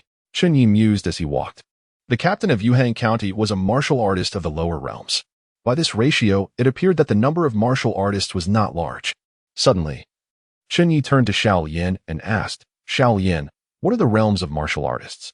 Xiao Lian paused, blinked her eyes, and looked up with a bewildered expression. "Realms? What realms?" Chen Ye scrutinized her carefully, sensing no deceit in her demeanor, and shook his head. "It's nothing." Xiao Lian was bewildered, unable to comprehend why Chen Ye had suddenly posed such a question. After the three continued on for a while, they arrived at a courtyard. The sounds of chopping and splintering echoed within. A robust man, bare-chested, wielded an axe, raising it high above his head before delivering a heavy blow. A piece of wood resting on a stump was cleaved in two, producing a sharp crack. Upon noticing Chen Ye, the man halted his actions and cheerfully inquired, "Are you here to buy firewood? Do come in." Chen Ye stepped into the courtyard, with Deming closely trailing behind. Upon seeing the gleaming axe and the bisected wood, Deming's eyes widened in astonishment. He abandoned the candied hawthorn he had been munching on, fixating intently on the axe and the wood. After negotiating a price with the man, Chen Ye turned to find Deming squatting beside the stump, grasping an axe that lay nearby. With the axe in hand, Deming called out, "Father! Father!" repeatedly. The man, carrying a bundle of firewood, chuckled upon seeing Deming lift the axe, remarking, "Young master, you possess quite the strength. In a few years, you'll be even stronger and capable of handling any task." As he spoke, the man cast a somewhat envious glance at Deming. He had 2 daughters, but no son, and he had always dreamed of having a son as sturdy as Deming. Bending down, Chen Ye affectionately ruffled Deming's hair and asked, "What is it? Calling me so warmly, do you wish for this axe?" Deming nodded vigorously, unable to tear his eyes away from the axe. Chen Ye found it peculiar that Deming was so fascinated by the axe. Xiao Lian pondered for a moment and speculated that Deming was drawn to the axe because it could split wood effortlessly, unlike the way he had broken it yesterday. With a playful blink of her bright eyes, she acknowledged that this was merely a hypothesis and not necessarily the truth. The man set down a bundle of firewood and said with a smile, "If the young master is fond of that, I have a smaller axe at home that I can gift him."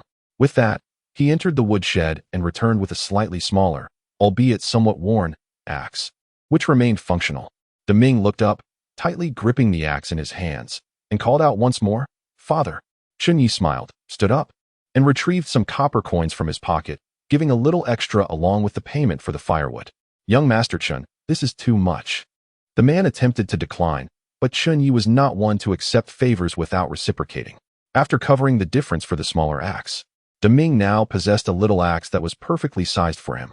He held it with great affection, his innocent face radiating excitement. Ding! Task progress reminder. 1-2. A cold mechanical voice echoed in Chen Ye's ear. A phantom blue screen appeared before him, revealing that the task progress had reached the halfway mark. Chen Ye's expression was one of great satisfaction. Could this be considered the establishment of a future career path? Chapter 12. A hasty month. As the summer heat intensified, the air became increasingly stifling, accompanied by the incessant chorus of cicadas resonating among the treetops, adding a layer of restlessness to the oppressive atmosphere. Beneath the blazing sun, the currents of air visibly shimmered. Chen Ye sat in the shade, wielding a delicate pink fan. Yet, despite his efforts, beads of sweat continued to form upon his brow. Located in the southern region of the Great Wu Dynasty, Linen Prefecture endured bitterly cold winters and sweltering summers. System, this location you selected is far inferior to the north, Chen Ye lamented as he fanned himself. The system, devoid of consciousness, remained silent. In the blink of an eye, a month had elapsed since Chen Ye's arrival in the Great Wu Dynasty. He had gradually acclimated to the rhythms and customs of ancient life, and everything unfolded in a methodical manner. Over the course of this month, through daily assessments, Chen Ye's points had accumulated to 4,092, fluctuating around an average of 100 points per day. Additionally, he had forged acquaintances with his neighbors, who were well aware of the newly established Yuhang Infant Care Center nearby, directed by a young man known for his amiable disposition and willingness to assist. often bringing children along to lend a hand. Among these neighbors was naturally the Yihong courtyard. One morning, the matron of Yihong courtyard personally visited, bringing gifts and engaging in conversation with Chen Ye. Although the specifics of their dialogue remain undisclosed, upon her departure, a smile graced her face, and Chen Ye's modest treasury swelled by an additional 100 taels of silver. That night, as he slumbered, the wailing of an infant echoed from outside his door, prompting him to venture forth and retrieve a baby girl, whom he named Chunanan, affectionately nicknamed Xiaofu. Thus commenced the arduous journey of Chen Ye and Xiao Lian in caring for the child. Xiaofu, spirited by nature, relished in her cries, seeking the attention of those around her. Whenever she was awake and alone, her cries would pierce the silence. In exasperation, Chen Ye and Xiao Lian took turns attending to her daily. Fortunately, at the tender age of 1, Xiaofu was already weaned. Had she not been, Chen Ye would have had to seek a wet nurse. The cries of Xiaofu echoed once more from the care center, eliciting a sigh of relief from Chen Ye. Today, it was Xiao Lian's turn to tend to the child, granting him a rare day of respite. However, he was acutely aware that tomorrow would revert to his responsibility. Contemplating this brought a pained expression to his face. Raising and caring for orphans was no trivial matter. At present, they were fortunate to have only Xiaofu to attend to. Yet, as the orphanage expanded, the need for additional hands would undoubtedly arise. Recently, officials had visited, delivering a sum of silver with the implication that the care center's benevolence was acknowledged, and that should any unwanted children be found, they would be sent there. In this ancient society, where the preference for male offspring prevailed, many families faced with limited means would resort to the tragic act of abandoning female infants. In this light, the infant care center could be seen as a noble endeavor. Children taken in by the center could be officially registered, thus preventing the plight of being unregistered. Consequently, Chen Ye need not fret over financial matters, for now, with so few children, their expenses were adequately covered. Over the course of a month, Daming has visibly grown much sturdier and has even surpassed his peers in height. However, his appetite has similarly increased. Now, upon hearing the words "Father, I am hungry," Chen Ye finds himself shuddering. At the dining table, he worries that Daming might overindulge to the point of bursting. Fortunately, such alarming scenarios have yet to materialize. Moreover, Chen Ye has noticed Daming's profound fascination with axes. In the initial days of acquiring one, Daming would wave it around with glee, even taking it to bed with him. Concerned for the safety of others, Chen Ye fashioned a small hole in the axe handle and attached a string, allowing Daming to secure it at his waist when not in use. In addition to his obsession with the axe, Daming seems to harbor an innate aversion to wood. Whenever firewood is brought home, he insists on chopping it with his little axe, as if venting some frustration. The exact reason for this behavior eludes Chen Ye. In the span of a month, Daming's gratitude level has risen to 79, and it is predicted to reach 80 within a day or two. It is evident that Daming is content with his current life and holds deep appreciation for Chen Ye. Considering Daming's attributes, Chen Ye exchanged points in the system shop for a copy of Schwarzenegger's workout manual, encouraging Daming to follow the prescribed exercises. In Chen Ye's view, Daming's strength is developing rapidly, warranting more physical activity. Given Daming's interest in tree chopping, Chen Ye believes it prudent to nurture this inclination. Strength would undoubtedly allow him to fell trees more swiftly than others, and even if he cannot pursue tree chopping in the future, he would still possess valuable skills. Daming's honest and straightforward nature leads Chen Ye to harbor no excessive expectations. He simply wishes for Daming to become self-sufficient and grow up joyfully. Chen Ye has truly maximized his educational approach to suit individual talents. On the surface, Xiao Lian appears unchanged from her usual self, diligent and organized. She manages household chores seamlessly, and her culinary skills continue to improve. She also exhibits great patience in caring for Xiaofu. However, beneath this exterior, every night before sleep, when Chen Ye checks the daily progress, he discovers information indicating that Xiao Lian is practicing surprising flower finger. From the system's description, her proficiency seems to be increasing daily. Each time he sees her, Chen Ye is tempted to inquire about it, yet he cannot explain how he knows of her martial arts training, so he refrains. Instead, he watches enviously as Xiao Lian's daily practice reports unfold.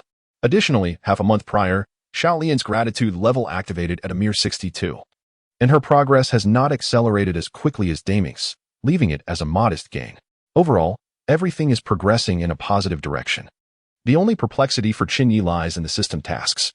Ever since Daming triggered a task progression, the system tasks have become stagnant, ceasing to issue notifications. and remained stuck at a 1-2 completion mark. Chen Ye has pondered extensively and has subtly guided Xiao Lian, hoping to help her select an engaging career path.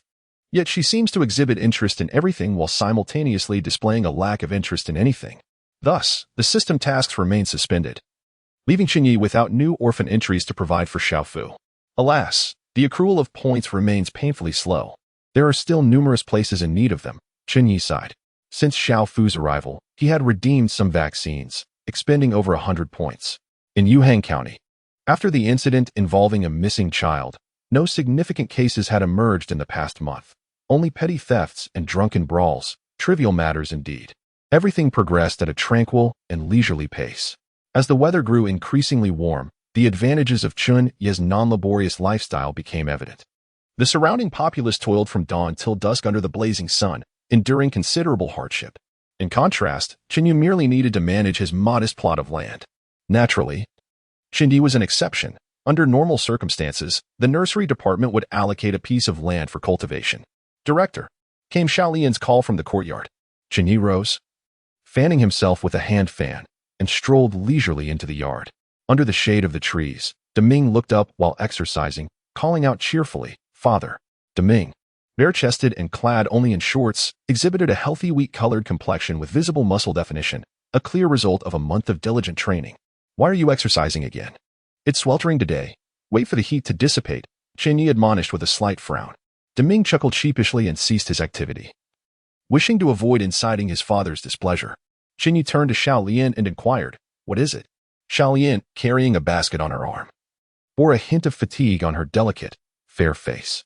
Observing Chen Ye's relaxed demeanor, she could not help but feel a twinge of resentment. "It's unbearably hot today. Even Xiao Fu refuses to sleep and keeps fussing, leaving me utterly exhausted." Seeing Chen Ye at ease only heightened her feelings of discontent. "Director, Deming is growing too quickly. I plan to buy some fabric to make him a new outfit. Ready-made clothes are far too costly," Xiao Lian expressed her thoughts. After a month of familiarity, Chen Ye had come to appreciate Xiao Lian more deeply. She was intelligent, diligent, and adept at managing household affairs, embodying the qualities of an exceptional woman nurtured under the ancient feudal system. "Go ahead, but be cautious on the road," he advised. With that, Xiao Lian departed, basket in tow. Chapter 13. The Subtle Art of Finger Technique. The enchantress is hooked.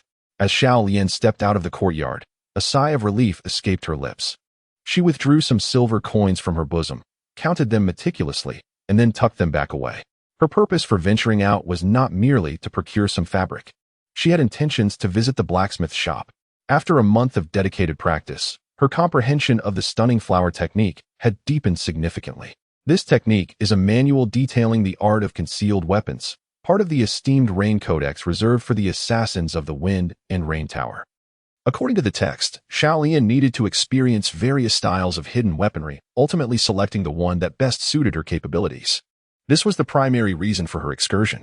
Glancing back, her lively eyes scanned the surroundings, and upon confirming her solitude, she picked up a few pebbles from the ground, cradling them in her palm. With a swift flick of her delicate hand, one pebble materialized between her fingers. In the next instant, it soared forth, aimed at a cicada perched on a tree branch 5 paces away. Sensing imminent danger, the cicada vibrated its wings and ascended rapidly. However, just as it took flight, a pebble struck true, sending it plummeting from the air to the ground. Alongside it fell another pebble. Simultaneously, a distinct sound echoed from the treetop as another pebble descended. The earth now bore witness to the presence of a cicada and 2 pebbles. Witnessing her success, a satisfied smile graced Xiao Lian's exquisite visage. She had just executed 2 pebble shots, yet no one could discern when she had released the second one or how it had struck the cicada. "I can now achieve this 9 times out of 10. The stunning flower technique is nearing mastery," Xiao Lian murmured as she approached the cicada, retrieving the 2 pebbles.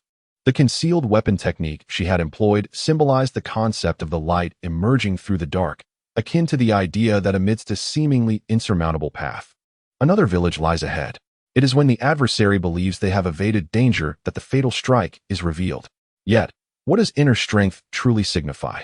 The Rain Codex mentions inner force, traversing the 3 yin meridians to the Taiyin lung meridian. What do these phrases actually mean?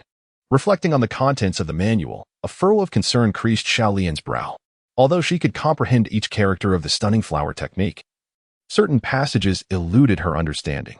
Moreover, after perusing the text over time, she discovered that it was incomplete. The latter sections focused predominantly on the application of inner force, with scant attention to techniques, imparting a sense of an incomplete manuscript. The text stated that only through the synergy of inner force could the full potential of the stunning flower technique be realized. Yet, Xiao Lian remained utterly ignorant of inner force. With a gentle sigh, she hoisted her basket and proceeded toward the market. The market was sparsely populated, the sun's rays too intense, causing merchants to retreat into the shade, fanning themselves. With her head slightly bowed, Xiao Lian pondered the matter of inner force. Suddenly, she noticed a few individuals huddled against the wall, exchanging furtive glances, one of whom departed from the shade and advanced forward. Observing this, Xiao Lian pursed her lips slightly. Those individuals were known thieves from the vicinity. Their demeanor suggested they had targeted a victim. Xiao Lian followed their trajectory with her gaze. A woman clad in a flowing black dress, holding a sword in her left hand and shrouded in a delicate veil, walked gracefully down the street. At her waist dangled an embroidered purse. A seasoned thief cast a furtive glance at her purse, feigning indifference as he approached her. Observing that the intended victim was a woman, Xiao Lian furrowed her delicate brows. Just then, she remembered she still had 2 pebbles in her hand.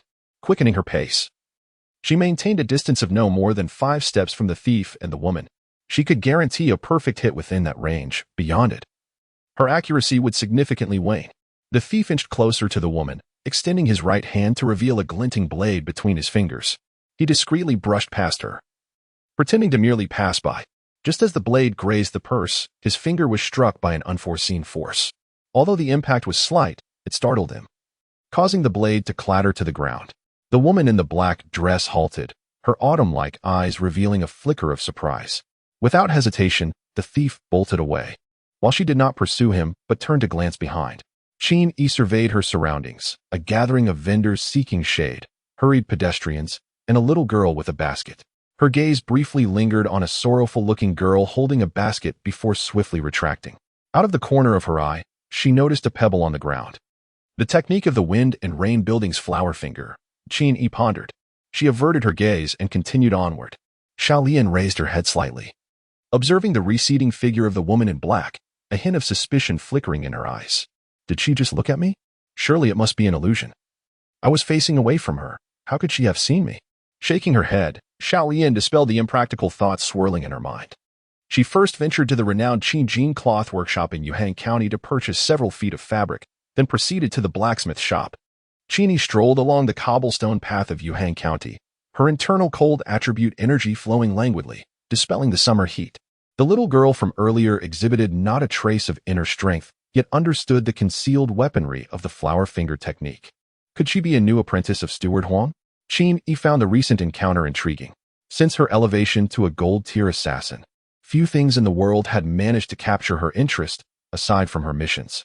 As she reflected, Chen Ye crossed the street, past several residences, and entered a narrow alley. Her gaze brushed over 3 markings at the alley's corner before she paused and stepped inside. The alley was short, merely a few hundred meters long, leading to a dilapidated tavern at its end.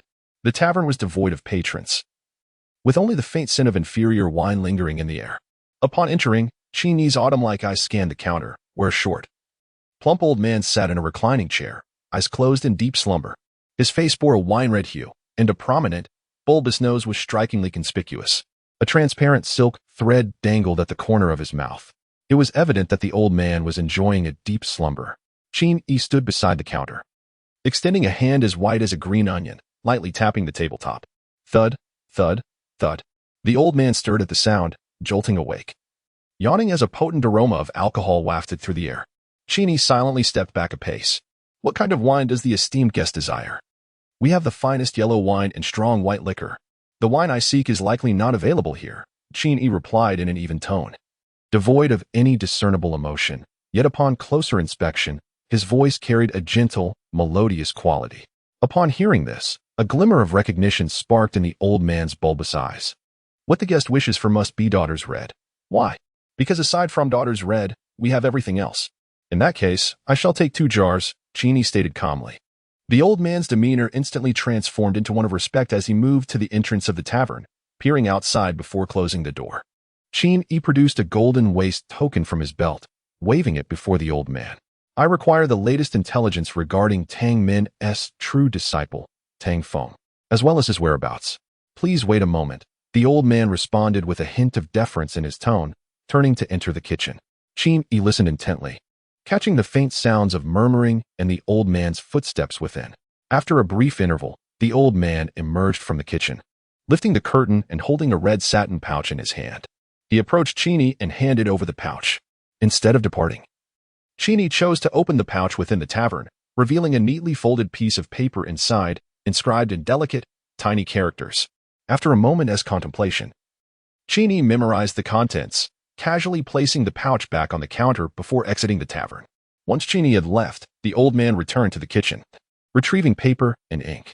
Dipping a brush into the ink, he swiftly wrote a line in the same minute script. The jade luocha has taken the bait. Upon finishing, he folded the paper neatly, took a carrier pigeon from its cage, and secured it within a bamboo tube attached to the bird's leg before releasing it. Flapping its wings, the pigeon soared into the sky. Chapter 14. The Whereabouts of Tang Feng. The Plum Blossom Needle. Tang Feng is hiding in the Yulian located in the southern part of Yuhang County, residing in room number 1. Upon receiving this intelligence, the initial reaction was disbelief. However, the information from the Wind and Rain Tower has never been erroneous. Trusting the Wind and Rain Tower, Chen Ye accepted this news. Half a month prior, the true disciple of the Tang sect, Tang Feng, had fled to Shaoxing Prefecture, only to be tracked down by 3 true disciples of the Jiangnan Thunder Hall, leading to a fierce battle by the banks of Fengqiao River. That night, the sound of explosions echoed for miles around Fengqiao. The following day, members of the 6 Doors discovered 3 corpses by the riverside, the ground marred by charred remnants. Judging by the attire of the deceased, they belonged to the Thunder Hall. The 3 corpses displayed a greenish hue, their eyes bulging, lying stiff upon the ground. All their belongings, including Thunder Hall's concealed weapons and silver, had been taken. The head of the 6 Doors in Shaoxing conducted an autopsy and discovered several curled, hair-like fine needles embedded in the major acupoints of the deceased. Each needle glimmered with a dark green sheen. These were the dragon whisker needles of the Tang sect. Tang Feng had successfully crafted the dragon whisker needles and mastered the techniques for utilizing them. Once this news spread, it sent shockwaves through the martial world. The leader of the Jiangnan Thunder Hall was furious, issuing a manhunt order, mobilizing all disciples ranked 2 and above to pursue Tang Feng. Tang Feng ascended to the top of the assassination leaderboard at the Wind and Rain Tower. Anyone who killed Tang Feng and obtained the blueprint for the dragon whisker needles would be rewarded with 1,000 taels of gold, a first-grade internal cultivation manual, and 2 second-grade secret texts. Upon the release of this information, assassins from the Wind and Rain Tower flocked to Shaoxing Prefecture like moths to a flame. However, in the span of half a month, 2 gold-ranked assassins and 7 silver-ranked assassins from the Wind and Rain Tower perished. Since then, no one dared to undertake the assassination mission against Tang Feng, and his whereabouts vanished from public sight. Chen Ye initially believed Tang Feng had fled northward, but to her surprise, he remained in the Jiangsu and Zhejiang regions. This, however, was a relief, as it eliminated the need for her to chase after him. Walking through the streets of Yuhang County, Chen Ye noticed the near absence of pedestrians. The scorching sun bore down upon the ground, radiating an intense heat. As she walked, her footsteps left behind faint traces. Upon closer inspection, one would see that these traces were ice, which quickly melted into water under the sunlight, only to evaporate almost instantaneously. As Chen Ye glanced in the direction of the inn, she proceeded south, pondering Tang Feng's capabilities. A month ago, when Tang Feng betrayed the Tang sect, he possessed only the initial strength of the 2nd grade. The 3 disciples of the Thunder Hall that pursued him were all at the mid-level of the 2nd grade. Yet they fell at Tang Feng's hands. This indicated that his true strength might be nearing the late stage of the 2nd grade.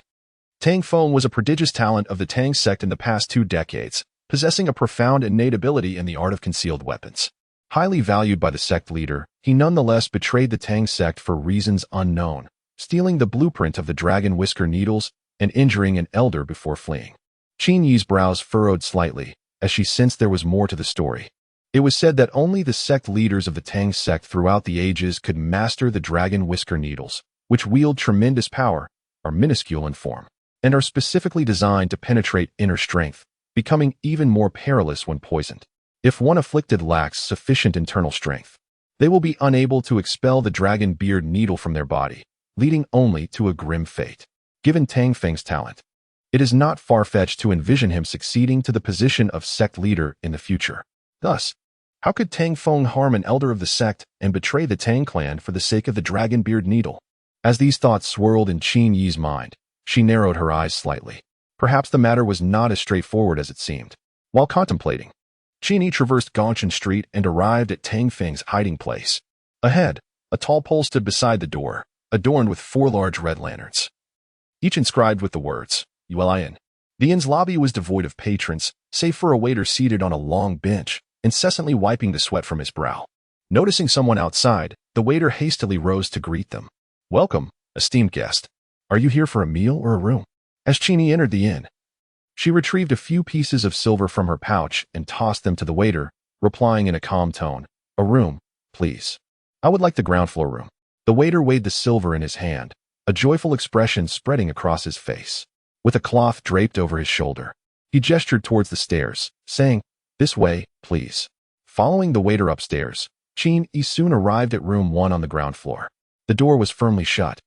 She listened intently but heard no sounds from within. Tang Feng was not in the room. The waiter then led her to room 3 on the ground floor, pushing the door open as he said, esteemed guest, the 2 rooms ahead are occupied. That is of no concern, Chen Ye replied calmly. Upon entering the room, the waiter offered a few pleasantries. Seeing that Chen Ye had no further requests, he departed. Chen Ye settled down by the bedside, sitting cross-legged, quietly awaiting Tang Feng's return. Clang, clang. The sound of a hammer striking iron resounded from the blacksmith's forge, accompanied by waves of heat. Xiao Lian stood by the furnace for just a moment before feeling drenched in sweat. She took out a handkerchief from her bosom to wipe her brow. Clang, clang. After several strikes, the blacksmith set down his hammer, moved to the side, and lifted a wooden bucket filled with water. Bare-chested, his muscles were taut and glistening with sweat, exuding a sense of strength under the furnace's glow. The blacksmith first took large gulps from the bucket before pouring the remaining water over himself. After completing this, he let out a contented sigh and turned his gaze towards Xiao Lian. Upon seeing a charming young girl, a smile unconsciously spread across his face. Esteemed guest, what would you like forged? Xiao Lian pursed her lips, retrieving a drawing from her bosom, and said brightly, I would like to forge the item depicted in this drawing. The blacksmith accepted the paper she handed him and furrowed his brows upon examining its contents. The drawing illustrated 5 one-inch needles, their ends conjoined in a conical shape. This peculiar object was something the blacksmith had never encountered before. He could not help but glance back at Xiao Lian. Their eyes met, and Xiao Lian's gaze was clear and unyielding. Is it possible to make? Little Lotus's voice carried a hint of anticipation. The blacksmith pondered over the blueprints for a moment before solemnly responding, it can be done. A look of delight illuminated Little Lotus's lovely face. How many do you require? The blacksmith inquired. He refrained from asking her the purpose of the items. As a mere blacksmith, he had been taught by his master not to question a customer's intentions. His duty was simply to forge. Little Lotus tilted her head in contemplation before asking, how much for one? 10 copper coins, came the reply. Upon hearing the price, she exhaled in relief. It was more affordable than she had anticipated. After a brief moment of reflection, she decided, let us start with 10. The Jinghuaji listed a dozen types of hidden weapons, each of which she wished to experiment with to select the one most suited to her. The item she requested the blacksmith to forge was the plum blossom needle, which, upon striking, would leave 5 wounds on the foe, resembling the petals of a plum blossom. This design had been meticulously chosen from numerous schematics of concealed weaponry. The plum blossom needle appeared somewhat peculiar, unlike the more recognizable darts or willow leaf blades, which could easily raise suspicion at a glance.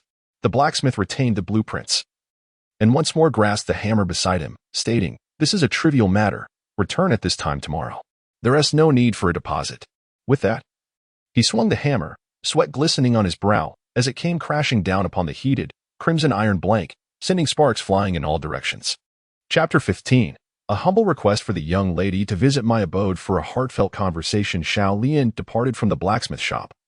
Casting a glance at the sun overhead, her expression tinged with distress. She wiped the sweat from her brow, and the thought of returning to care for Xiao Fu made her pout involuntarily. Xiao Fu bore no resemblance to a typical girl. She was excessively vivacious.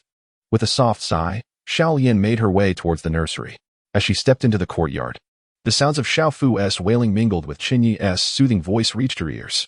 Stop crying, Xiao Fu. How about the director makes a funny face for you? Upon entering the room, Xiao Yin beheld Chen Ye with his hands at his ears, fanning himself while making comical faces. On the small bed sat a rosy-cheeked toddler with slightly sparse black hair. She possessed a pair of sparkling, round eyes, and a gentle smile graced her lips as she watched Chen Ye, erupting into giggles. Noticing the commotion behind him, Chen Ye turned to see Xiao Yin, his expression one of relief. Xiao Yin, you have finally returned. Xiao Fu, seeing Chen Ye no longer making faces for her, pouted her lips, her throat emitting a low whimper, as if on the verge of tears once more. Observing her distress, Chen Ye grimaced, this little imp, before quickly changing his demeanor to don a cheerful smile once again. He resumed his antics, making several more funny faces, which finally coaxed Xiao Fu into a satisfied giggle. Her cry subsiding.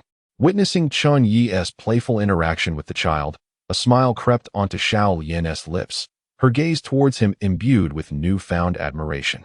Through a month of companionship, she had discerned that despite Chen Ye's youth, he possessed remarkable patience, treating all children with a tender demeanor. Whether it be Deming or Xiao Fu, he regarded them as his own. Throughout their month at the nursery, Chen Ye maintained a jovial disposition, which he referred to as being filled with positive energy. Furthermore, he was equally kind to himself. As these thoughts crossed her mind, a flicker of something unusual sparkled in Xiao Yin's lively eyes, a faint blush brushing her charming cheeks. While continuing to amuse Xiao Fu, Chen Ye lowered his voice. Hurry, Xiao Yin, come back. This little rascal is doing it on purpose. I can't take it anymore. Upon hearing his words, Xiao Yin's expression froze, her gaze locking with Xiao Fu's. The toddler, upon spotting Xiao Yin, blinked her bright eyes and opened her arms, signaling for a hug. Xiao Yin placed the newly purchased fabric on the table and hurriedly exited the room, her tone flustered. Director, please keep her entertained for a moment. I need to wash some clothes. Xiao Yin, one must honor their promises. Chen Ye's lament echoed from behind her. Xiao Fu, seemingly amused by something entertaining, burst into laughter.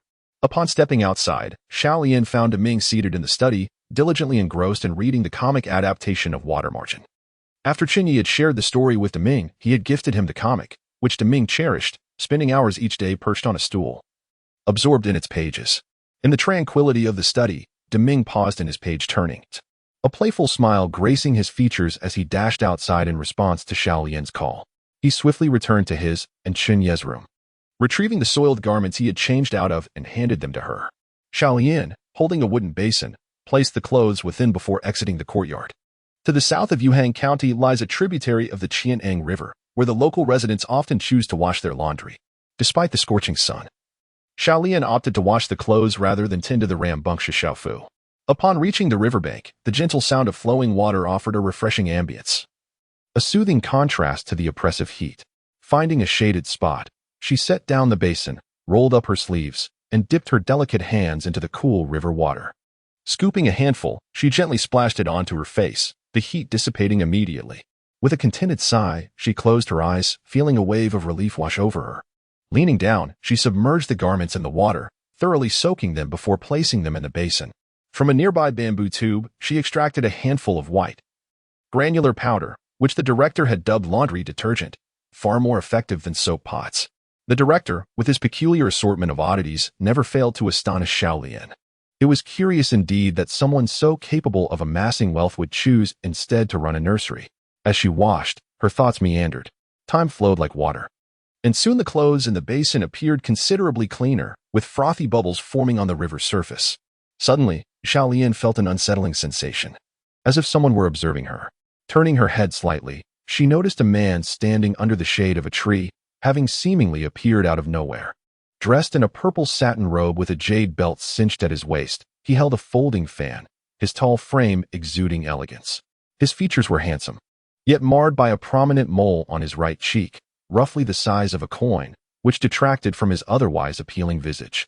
Xiao Yin met his gaze, only to find his eyes burning with an unsettling fervor, imbued with a hint of mischief. Under such a stare, she felt an involuntary shiver, akin to the sensation of a centipede crawling across her skin. A flash of irritation crossed her face as she shot him a cold glare before returning her focus to the laundry. Should he continue his unwelcome scrutiny? She resolved to relocate. Excuse me, fair maiden, have you pledged your heart to another? The man's voice broke through her concentration, startling her.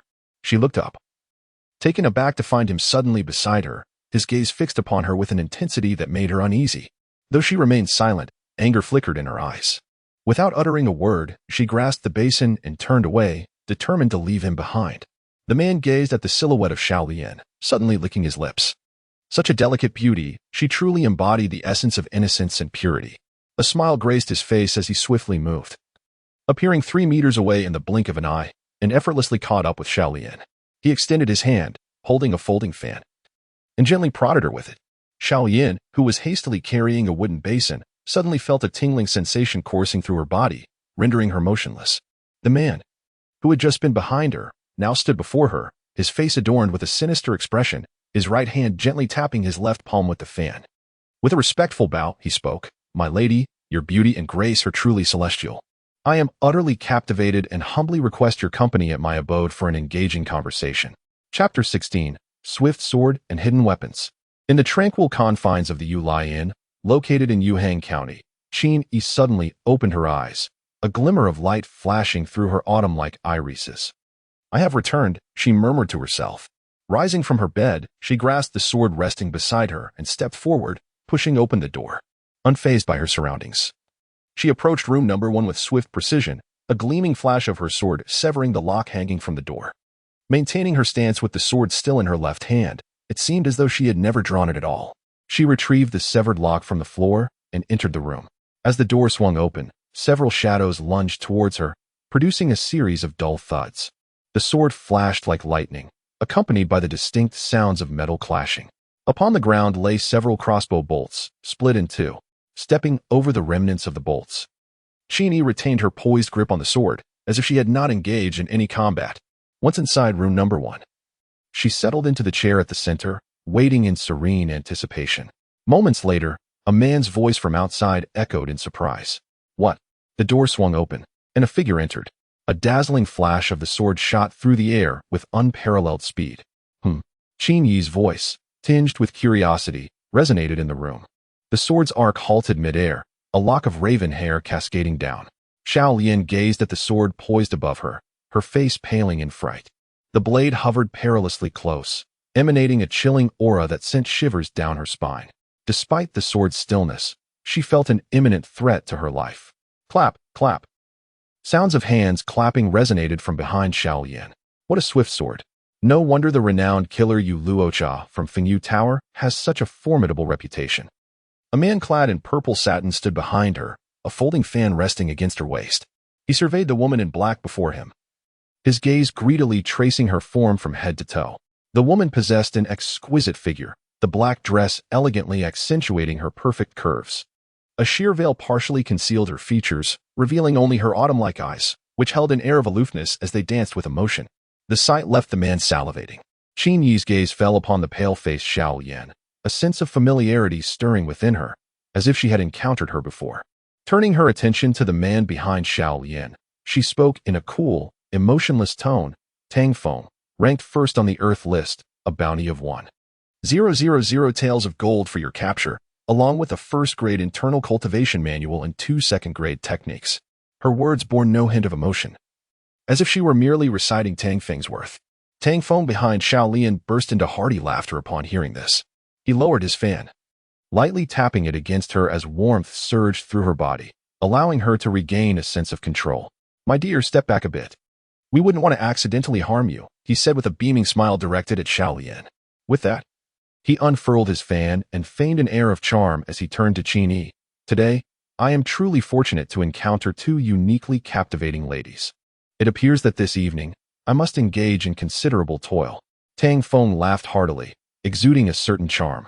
Yet the black mole the size of a coin on his face marred this allure. To onlookers, he appeared rather grotesque, his visage lacking in appeal. Xiao Lian did not hesitate. She turned to glance at Tang Feng, wishing to depart. However, Tang Feng stood resolutely at the doorway, rendering her passage impossible. Observing this, Tang Feng remarked, "My lady, if you would stand back a bit, you need not wait too long." Xiao Lian's face paled, understanding his implication. This man, Tang Feng, had no intention of letting her go. Biting her lip, a glimmer of coldness flashed in her gaze as she slowly retreated to the corner of the room. She had already discerned that these 2 individuals were extraordinary. With a gentle gesture, Tang Feng rendered himself immobile, The woman in the black dress, though motionless, emanated a dazzling sword light, clearly demonstrating unparalleled speed. Once Xiao Lian had distanced herself, Tang Feng noticed the severed crossbow bolts on the ground. He exclaimed in admiration, "Miss you, your swordsmanship is indeed swift. Even a second-tier expert with my crossbow, in a moment of carelessness, would likely fall victim. Yet you have managed to sever them all. Impressive indeed." With that, Tang Feng offered a respectful salute, displaying an air of genuine admiration. Chen Ye refrained from further conversation. Suddenly, the room was illuminated by several flashes of sword light, a chilling aura permeating the air. The sounds of metal clashing echoed throughout the chamber. A multitude of hidden weapons lay scattered on the floor, severed in twain. From her vantage point in the corner, Xiao Lian recognized several of the concealed weapons, her heart racing with excitement. Hidden weapons, those mentioned in the surprise blossom technique. Her eyes widened, unblinking as she fixated on the duel. Both combatants exhibited extraordinary speed. With each launch of a hidden weapon by Tang Feng, Xiao Lian could not perceive his movements, only hearing the swift rustle of his sleeves. The woman in the black dress wielded her sword, radiating a cold brilliance, deftly slicing through each of Tang Feng's projectiles. Often, a flash of her sword was followed by the sound of several weapons clattering to the ground. Suddenly, Tang Feng's figure flickered, appearing beside Chen Ye. His right hand raised high with an unknown object. Tang Feng, in a tone of tender caution, warned, "Miss you, this is a dragon whisker needle. Be wary." Upon hearing this, Chen Ye's gaze sharpened, her form becoming ethereal and indistinct, the coldness emanating from her sword intensifying. Despite the oppressive summer heat, Xiao Lian, standing several meters away, could not suppress a shiver. Several black objects were cast forth by Tang Feng. Chen Ye furrowed her brows, her mind alert. Though she had never encountered a dragon whisker needle, she had heard of its formidable reputation. No one knew what the dragon whisker needle looked like before it was launched. Without hesitation, Chen Ye floated backward like a specter. The black objects landed on the ground, releasing a pungent scent of sulfur. Boom! In an instant, an explosion reverberated through the room, accompanied by plumes of black smoke and flickering flames. Xiao Lian, witnessing the unfolding scene, felt a chill in her heart, simultaneously overwhelmed by a sense of despair.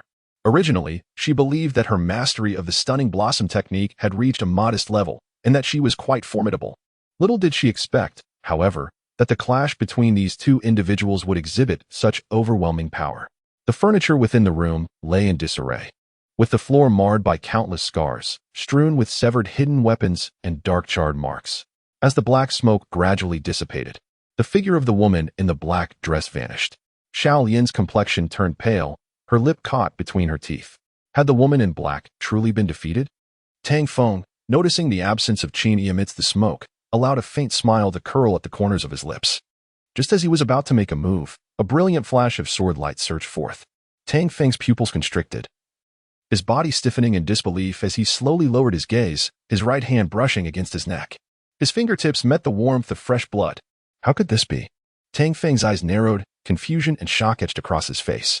The woman in black now stood beside him, slowly sheathing her sword, her demeanor remaining as impassive as ever. In her autumn water-like eyes, there was not a trace of emotional fluctuation. Chapter 17. A thought of paradise, a thought of hell. With a resounding thud, Tang Feng's face revealed a look of unwillingness as he slowly knelt upon the ground. The blood at his neck did not spurt forth. Instead, the wound was encased in a layer of crimson frost, as if frozen by the chill of ice. Tang Feng's eyes bulged, refusing to close in death. He had yet to unleash the dragon whisker needle, and yet he lay there, lifeless. Witnessing the sudden strike of the sword, Xiao Lian's face lit up with joy. Victory! The woman in the black dress had triumphed. However, in the next moment, Xiao Lian observed the black-clad woman soften and collapse. She leaned against the wall for support, but the sword in her left hand fell to the ground. What transpired? A flicker of astonishment crossed Xiao Lian's eyes. Had she not won? Were they both to perish? Clap, clap. The sound of applause echoed from outside the door. Chen's expression shifted, and he looked up towards the entrance. A man clad in white brocade strode into the room, his handsome features framed by a faint smile. His demeanor was gentle and cultured, yet his gaze held a coldness reminiscent of a venomous serpent. Upon entering, the man applauded a few times and remarked to the straining Chen, "You are indeed the Jade Luocha of the Storm and Rain Tower. To slay this unworthy junior disciple of mine requires but a single sword." Recognizing the sudden arrival of the man, Chen's eyes narrowed, his tone icy as he stated, Tang Hao, 5th on the Earth-level hunting list. A true disciple of the Tang sect, with mid-stage second-grade prowess. The bounty on his head was substantial, 1,000 taels of gold and 3 second-grade manuals. Indeed. That is me, Tang Hao replied with a smile, his white attire strikingly handsome, his cold gaze fixated on Qin like a serpent ready to strike. He then glanced at the lifeless body of Tang Feng and remarked, my junior brother was truly a sentimental fool. Upon beholding the enchanting figure of Miss Yu, he could discern her beauty merely by her form, and thus chose to refrain from using the dragon whisker needle. Yet, I must admit, he was quite intelligent. In merely half a month, he managed to comprehend the workings of the Thunder Hall's thunderbolt to a considerable extent, even foolishly swapping its gunpowder for the Tang sect's soft tendon powder. Remarkably, he dared to employ his modified thunderbolt against Miss Yu. As he spoke, Tang Hao shook his head, his gaze towards Tang Feng's corpse laced with a hint of melancholy, truly unaware of his own mortality. To entertain such thoughts in the face of the Storm and Rain Tower's illustrious reputation. Had he displayed true skill, he would not have met his end so swiftly. His expression turned to one of derision as he regarded Tang Feng's lifeless form. Qin remained stoic, his cold gaze concealed beneath a veil as he fixed his eyes on Tang Hao. You reside in room number 2 of the Earth level? Astute. Tang Hao replied with a faint smile. He was in no rush to end Qin's life. Those afflicted by the Tang sect's soft tendon powder would find themselves utterly powerless for a duration equivalent to a cup of tea and could only be cured by the Tang sect's exclusive antidote. Qin lowered his gaze, his voice flat as he inquired, have you been tracking Tang Feng's whereabouts for long? Tang Hao chuckled softly, not tracking. Rather, I have been here all along. Upon hearing this, a ripple of emotion crossed Qin's eyes for the first time. He had been here all along. Such a realization was chilling upon reflection. Several conjectures swiftly flitted through Qin's mind, each one systematically dismissed. Tang Hao and Tang Feng remained inseparable companions, leading one to ponder, could they be colluding in thievery? Yet, if that were the case, the Tang clan would surely pursue both Tang Feng and Tang Hao, rather than targeting Tang Feng alone. This line of reasoning suggests that the theft of the Dragon Whisker Needle Manual is a fabrication.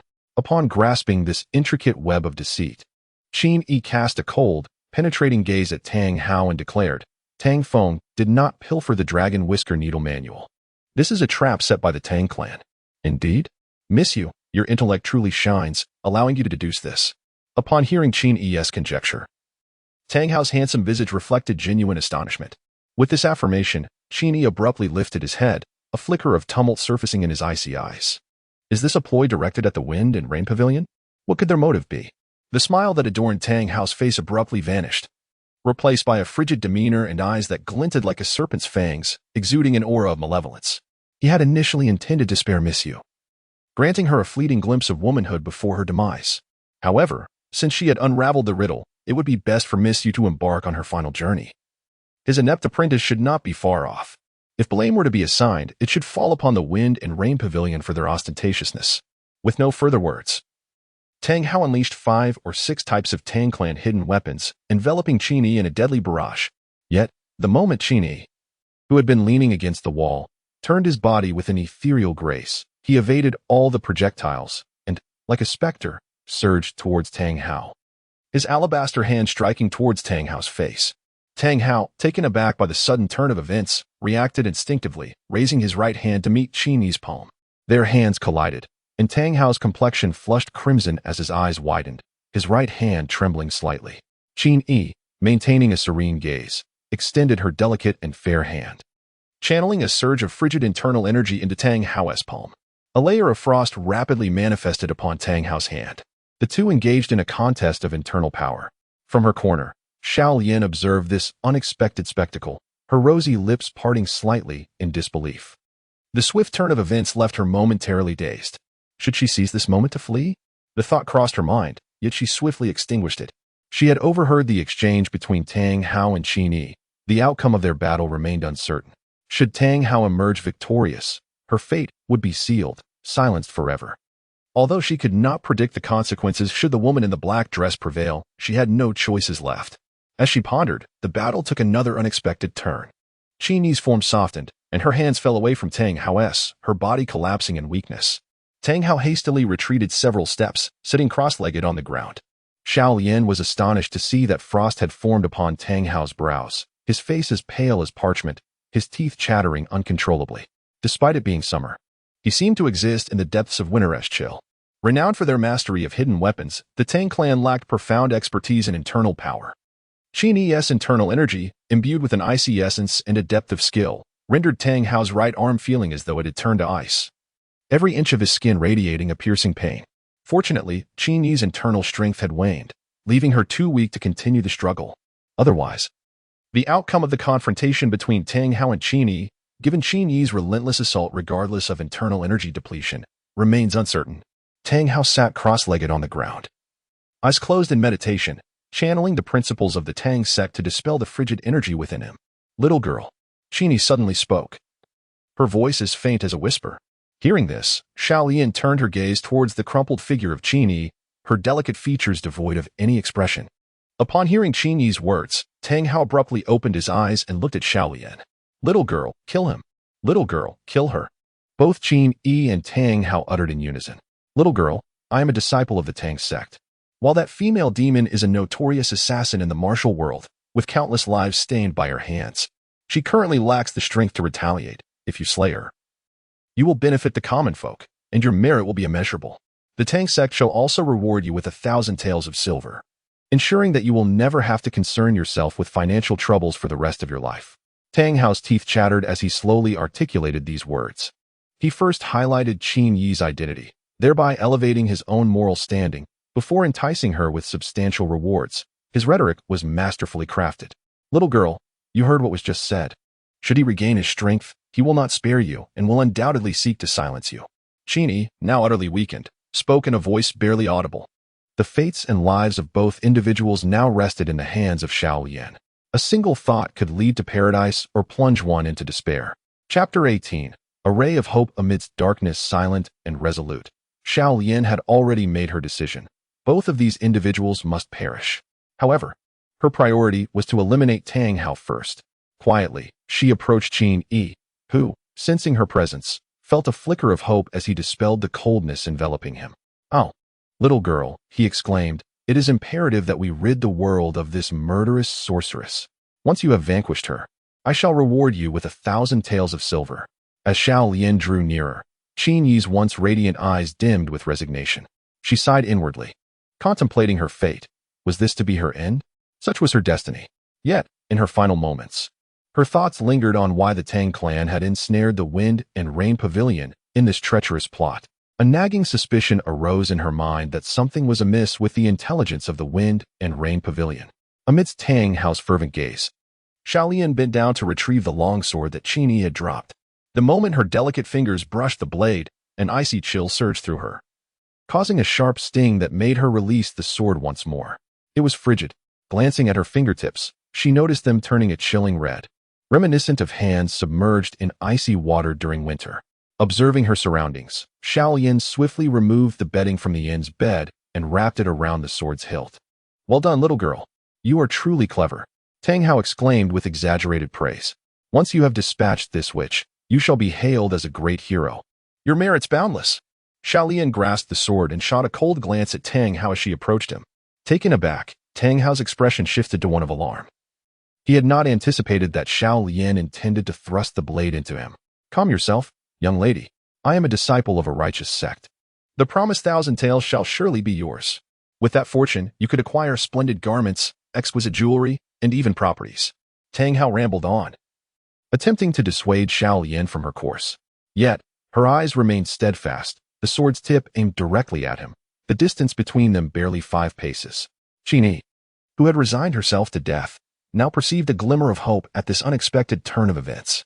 "Little girl, halt," she suddenly called out. Xiao Lian paused. Confusion etched on her face as she turned to Chen Ye. She did not comprehend why Chen Ye urged her to stop. "He is a disciple of the Tang clan," Chen Ye warned, her voice barely a whisper as she lay weakened on the ground. "He likely possesses hidden mechanisms and concealed weapons. Approaching him so closely puts you at great risk." Xiao Lian stood frozen, her mind racing back to the teachings of the surprising flower finger. She recalled that hidden weapons were categorized into 4 types: mechanical traps, thrown projectiles, poison sprays, and string attacks. Mechanical weapons required the least skill. A mere press of a switch could unleash them. The realization struck her with dread. Had she moved any faster, she might have met her demise. Dropping the sword, Xiaolian redirected her attention towards the now cold body of Tang Feng. She crouched down, searching his waist, and soon her fingers brushed against a narrow silk pouch, within which lay several solid objects. Xiaolian delicately removed the embroidered pouch from Tang Feng's waist and peered inside. It contained darts and iron barbs, their sharp tips glimmering with a faint green light, accompanied by a subtle metallic scent. A smile graced Xiaolian's face. This was indeed a concealed weapon pouch. Just as the texts had described, those who wielded hidden weapons would carry such a pouch with them. Tang Hao, observing Xiaolian as she approached Tang Feng and crouched down to rummage, felt an ominous premonition rise within him. Nearby, Chen Ye, who lay prostrate, suddenly recalled Xiaolian. "Little girl, it's you," he exclaimed, his tone infused with excitement and delight. This girl was from the Storm and Rain Tower. Tang Hao, seated across and channeling his inner energy, discerned the thrill in Chen Ye's voice, and his expression darkened. This was bad. It seemed the two were acquainted. Cursed fate. Tang Hao was seething with rage, wishing to dismember Tang Feng for his misfortune. How could a petty thief, in capturing a young girl, stumble upon someone associated with Luo Cha? Xiaolian paid no heed to Chen Ye. She pulled out a 3-inch dart and scrutinized it closely. After a moment of contemplation, she pinched the dart between her fingers and, employing a flicking motion, launched it toward Tang Hao. As she executed the throw, Tang Hao felt his spirit soar in panic. It was over. This girl had indeed trained in the art of concealed weapons. My life is forfeit. Instinctively, he shut his eyes, sorrow enveloping his heart. Thud. Clink.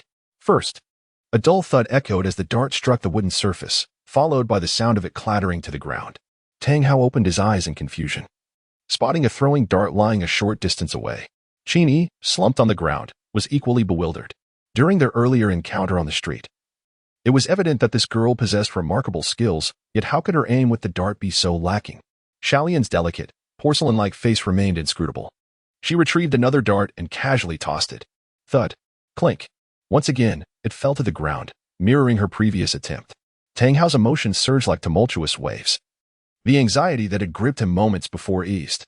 He exhaled deeply, nearly unable to contain his burgeoning excitement. It appeared this girl had only recently begun her training in concealed weapons, her technique clumsy, her aim poor. Taking a deep breath, he accelerated the circulation of his inner energy. There was still hope. The frost upon his face gradually began to dissipate, transforming into water. In just a few seconds, he could suppress the frigid power within Chen Ye. At that moment, the outcome would be determined. Noticing her two failed attempts to hit Tang Hao, Xiaolian furrowed her brows. Darts were fundamentally different from pebbles. Their weight and the sensation of launching them varied greatly. Although Xiaolian had excellent aim with stones, it did not guarantee the same proficiency with darts. Her fair hand reached into the concealed weapon pouch once more, retrieving another dart. This time, she did not rush. Instead, she waited in her hand, gauging its heft. Tang Hao, witnessing Xiaolian's pause in launching another concealed weapon, felt a surge of elation. Just a few more seconds, and he would completely suppress Chen Ye's icy inner power. Chen Ye sensed the color returning to Tang Hao's face, his breath calming, and he silently lamented. Tang Hao was on the verge of recovery. Xiaolian felt the thrill of the dart, a spark of vitality igniting in her eyes. Once more, her right hand reached for the concealed weapon pouch. Whoosh! The dart in her hand soared forth again. Beside her, Chen Ye's gaze flickered with anxiety. Judging by its trajectory, this one was bound to hit.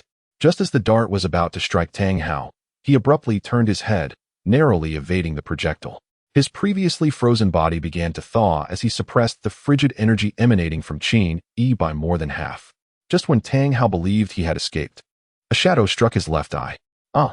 A cry of agony escaped Tang Hao's lips as a dart pierced his eye with deadly precision. Collapsed on the ground, Chen Ye's beautiful eyes widened in shock as she exclaimed, "The stunning flower technique takes form. The willows cast shadows amidst blooms." Xiaolian did not falter. She swiftly retrieved another dart from her pouch, each one launched towards Tang Hao with the same technique. In excruciating pain, Tang Hao found himself unable to evade the subsequent darts, which struck his eyes, face, and neck. Aware of her own limitations and strength, Xiaolian aimed for his vital points. With his eyes gouged out and his face and neck punctured, the poison smeared on the darts swiftly took effect. Overwhelmed by the dual torment of pain and toxin, Tang Hao could not concentrate on suppressing his inner power, and a layer of frost rapidly formed on his visage. Moments later, his body stiffened and he fell to the ground. Witnessing Tang Hao's demise at her hands, Xiao Lian trembled slightly, her heart racing fiercely. A wave of panic washed over her. Had she truly taken a life? As the reality of her first kill settled in, a profound sense of anxiety surged within her. Yet, she quickly clenched her teeth, suppressing her emotions, and cast a cold gaze towards Chen Ye. There was still one left. Chapter 19 Daily Summary. Extracting the Dean S entry. Finally, I have succumbed to slumber. Chen Ye gazed at the peacefully sleeping Xiao Fu on the small bed and let out a sigh of relief. Although Xiao Fu was quite mischievous, she was still a child with limited energy, spending most of her day in slumber. It was only during her sleep that Chen Ye and Xiao Lian could truly relax. With a fan in hand, Chen Ye strolled into the courtyard, noticing the absence of Xiao Lian. Where could that girl have gone? Does it truly take so long to wash clothes? Chen Ye rolled up his sleeves to reveal his luxurious Rolex watch and glanced at the time. Xiao Lian had been gone for over an hour without return, which struck him as unusual. System, check Xiao Lian's location, he silently instructed in his mind.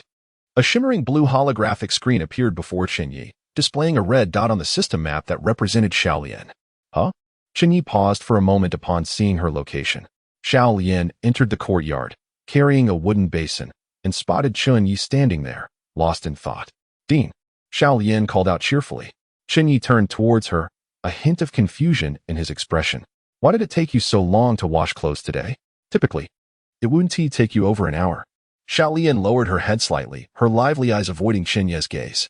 She casually replied, it's quite hot today, so I lingered by the river a bit longer.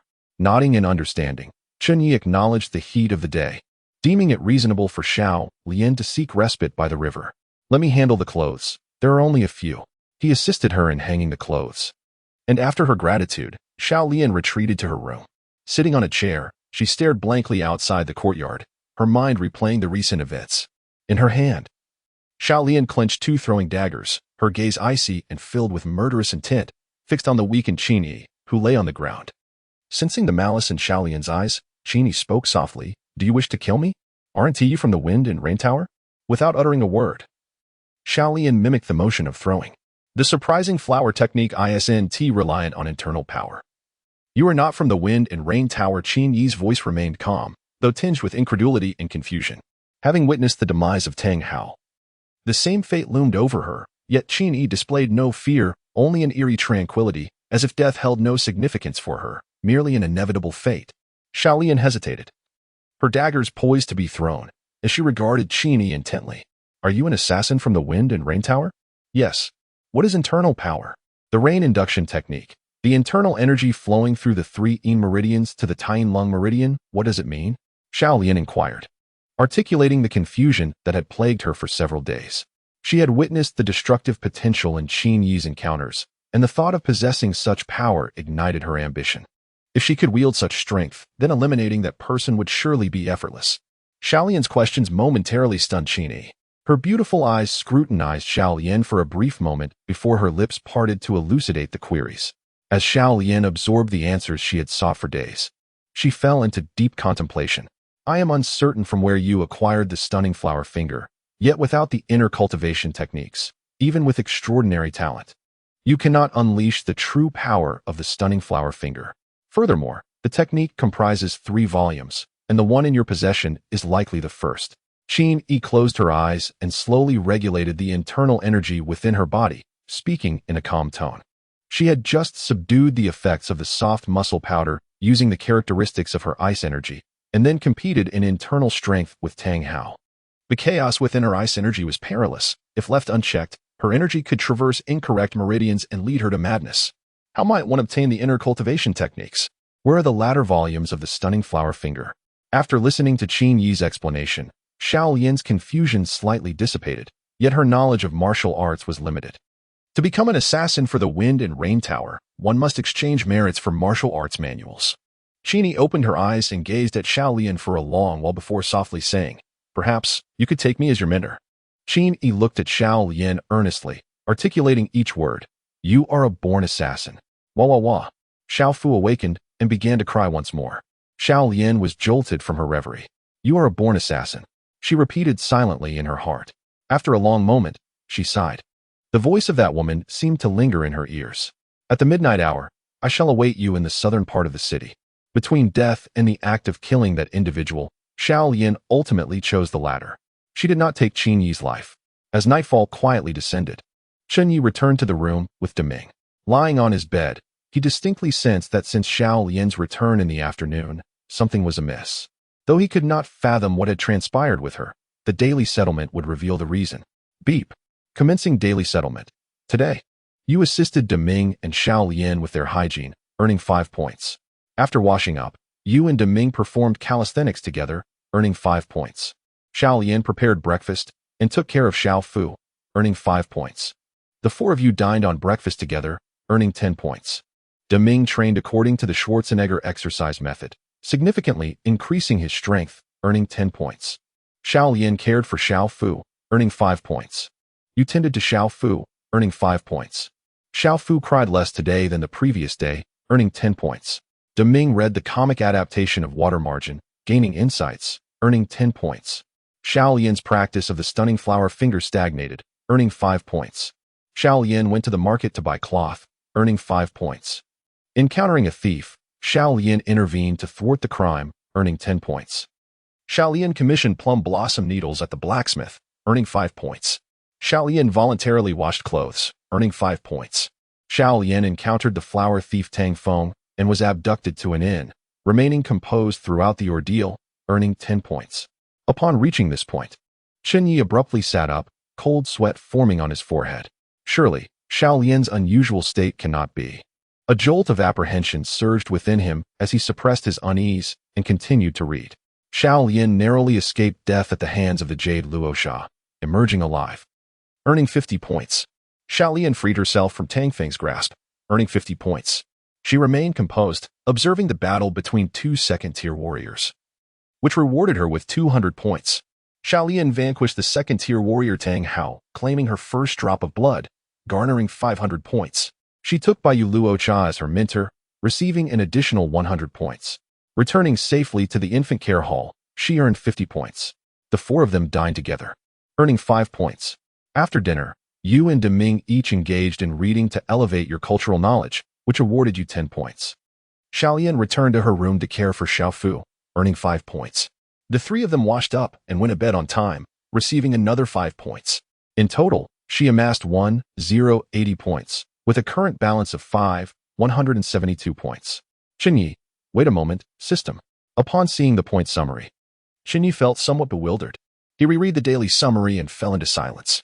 So, in just over an hour that afternoon, Xiao Lian was abducted by a flower thief, witnessed a battle, killed a second-tier warrior, and even took on a mentor? This seems rather absurd. Chen Ye couldn't help but scoff.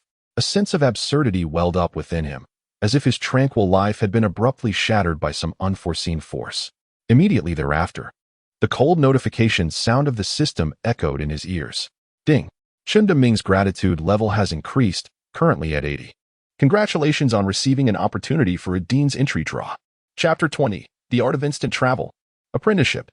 Chen Ye felt a surge of joy as he speculated that the gratitude level of the Ming dynasty would rise to 80 within a couple of days. But little did he expect it to happen today.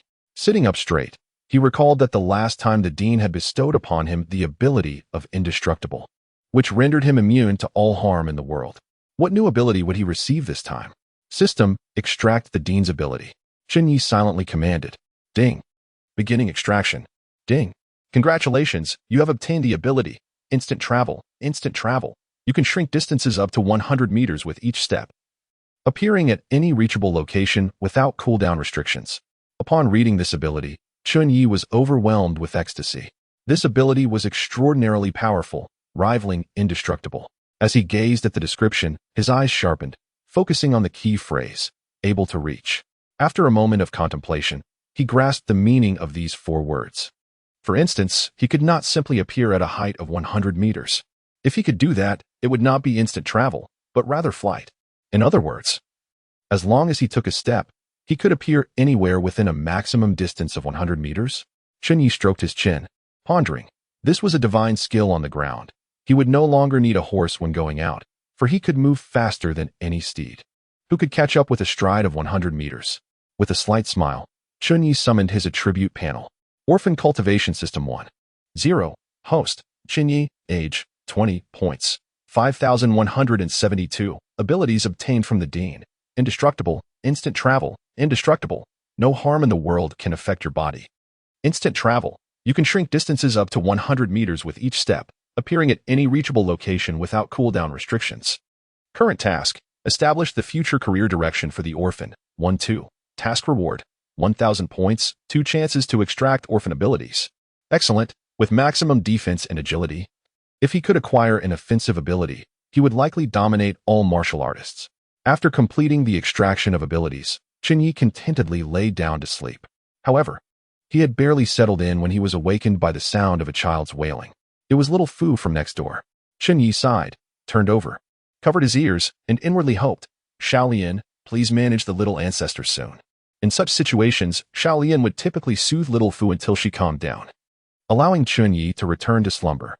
Yet, after a few minutes, the cries persisted, and Chen Ye sensed something was amiss.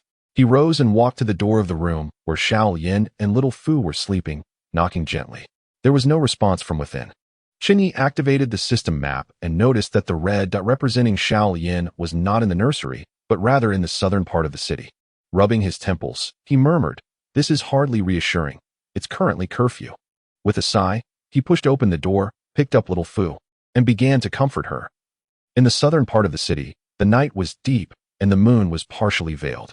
The cold moonlight cascaded upon the ground, and in its gentle glow, the surface became faintly discernible. The rhythmic sound of a watchman's bell echoed through the corners of the city. Several patrolmen, lanterns in hand, yawned as they roamed the streets. Xiaolian cautiously approached the southern part of the city, nearly discovered by the patrolling soldiers along the way. Fortunately, her petite stature allowed her to conceal herself in the shadows, and the soldiers' lackadaisical vigilance spared her from detection. The southern district, so vast, where could it be waiting for me? Xiaolian nestled beneath a tree, her heart filled with frustration. You have arrived. A calm, emotionless voice, that of a woman, emerged from behind her. Startled, Xiaolian turned to see a figure clad in a black dress standing beside her. The woman, veiled, gazed at Xiaolian with eyes reminiscent of autumn waters. It was Chen Ye. Xiaolian exhaled in relief. She lifted her chin, meeting Chen Ye's gaze with determination, her voice clear and vibrant. I have come. Chen Ye cast her a fleeting glance, a slight smirk gracing her lips. Is this the demeanor with which you seek to become my disciple? At these words, Xiaolian's delicate face flushed a deep crimson. She hesitated for a moment before stammering, Master. Very well. Chen Ye accepted this unbidden disciple without further ceremony. With a graceful motion, she retrieved 3 bound volumes from her robe, 2 small and 1 large, and handed them to Xiaolian. The smaller books were titled The Art of Rain and The Technique of Floating Rain, both from the Wind and Rain Pavilion, while the larger tome was the Compendium of Hidden Weapons from the Tang sect. Chen Ye's tone was calm, yet imbued with a subtle elegance and softness. Xiaolian received the 3 volumes, puzzled. Master you. I have already mastered the first volume of the Stunning Flower Finger. I do not bear the surname Yu. Mine is Chen. You shall call me Chen Ye. The assassins of the Wind and Rain Pavilion are named by numbers. Logically, you should adopt a numerical title as well. However, as you are my disciple and not formally initiated into the Wind and Rain Pavilion, I shall not impose that upon you. Standing with her sword, Chen Ye was a vision of grace, her black dress swaying in the summer breeze. After a moment's pause, she continued, You have yet to cultivate any internal techniques. Reaching a small success with the Stunning Flower Finger is your limit. If you wish to progress further, you must master the Art of Rain to at least the 2nd level. Only then will you be qualified to become a 4th-grade martial artist. I have observed your exceptional talent for hidden weapons, which is why I have provided you with the Tang Sect's Compendium. Mastering its techniques and power will far surpass what a mere Stunning Flower Finger can achieve. Xiaolian pondered this thoughtfully. It seemed that the Tang Sect's hidden weapons were vastly superior to those of the Wind and Rain Pavilion. How long did it take you to practice the Stunning Flower Finger to your current level? Chen Ye suddenly inquired. Xiaolian blinked, replying softly, 1 month.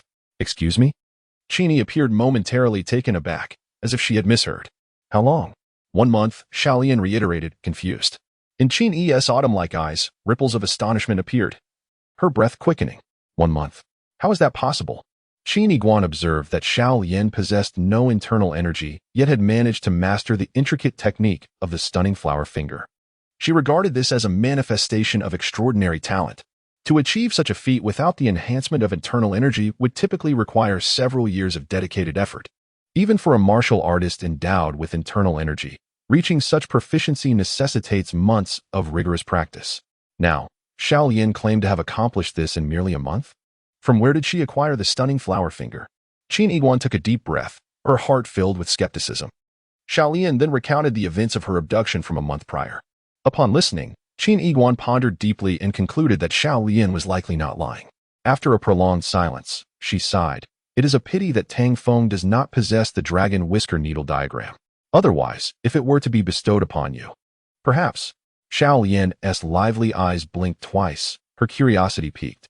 Perhaps what? Qin Yiguan left her sentence unfinished. Be it the stunning flower finger or the drifting rain technique, do not reveal these frivolously, for they may bring you misfortune. The 3 manuals should be studied at your discretion upon your return. I will remain in Yuhang County for 3 days. If you encounter any issues during this time, seek me out in room 1 of the Juka Tavern. Chapter 21. Triple Draw Fortune, light as a swallow, comprehensive development. Where do you reside? Qin Yi suddenly inquired. Xiao Lian's mouth fell slightly open, on the verge of revealing her location, only to swallow the words Yingtang back down. Her thoughts drifted to Chen Ye, Daming. In Shaofu. After all, Qin Yi was an assassin, and their acquaintance was still fresh. She feared that disclosing the location might bring trouble to Yingtang. Xiao Lian considered Qin Yi's uncanny ability to appear and disappear, and she wondered if the other party had already discerned her dwelling. Unwilling to share? That is of no consequence. Qin Yi did not press the matter further. You saved my life today. Without your intervention, I might have perished. Despite my moniker, Jade Luo Cha, rest assured that I shall not turn against my savior. In 3 days, I will depart from Yuhang County to investigate certain matters. Upon my return, I shall seek you out. Qin Yi produced a heavy pouch of coins from her bosom and tossed it to Xiao Lian. This is 100 taels. You may use it for now. If you have no further business, you may return. Xiao Lian caught the pouch, biting her lip slightly, her gaze lowered as she murmured. Thank you, master. The attitude of Qin Yi stirred a sense of guilt within her. It is wise to be cautious, I have said before. You possess the innate qualities of an assassin, Qin Yi remarked, as if perceiving Xiao Lian's inner turmoil. Xiao Lian performed a respectful bow and said, Then I shall take my leave, master. Her tone had shifted to one of evident reverence. Qin Yi replied, her voice devoid of emotion. With 3 volumes of secret texts and 100 taels of silver in her possession, Xiao Lian retraced her steps. Once Qin Yi could no longer see Xiao Lian's figure, her autumn-like eyes turned towards a shadow lurking not far behind. You may emerge now, she called. A figure clad in dark attire materialized 20 paces ahead of Qin Yi. The individual was enveloped in a cloak, their face obscured by a mask, rendering their features indistinguishable, though their stature was tall and lean. Under the moonlight, Qin Yi sensed no malice in their gaze. Who are you? She inquired, her beautiful eyes fixed upon the cloaked figure, as the icy internal energy coursed through her body. The dark figure remained silent, casting a deep glance at Qin Yi before stepping forth. In an instant, the figure flickered, and to Qin Yi's astonishment, they appeared at the street corner, having traversed 30 zhang in a single stride. Another step, and the figure vanished from her sight, as if they had never been there at all.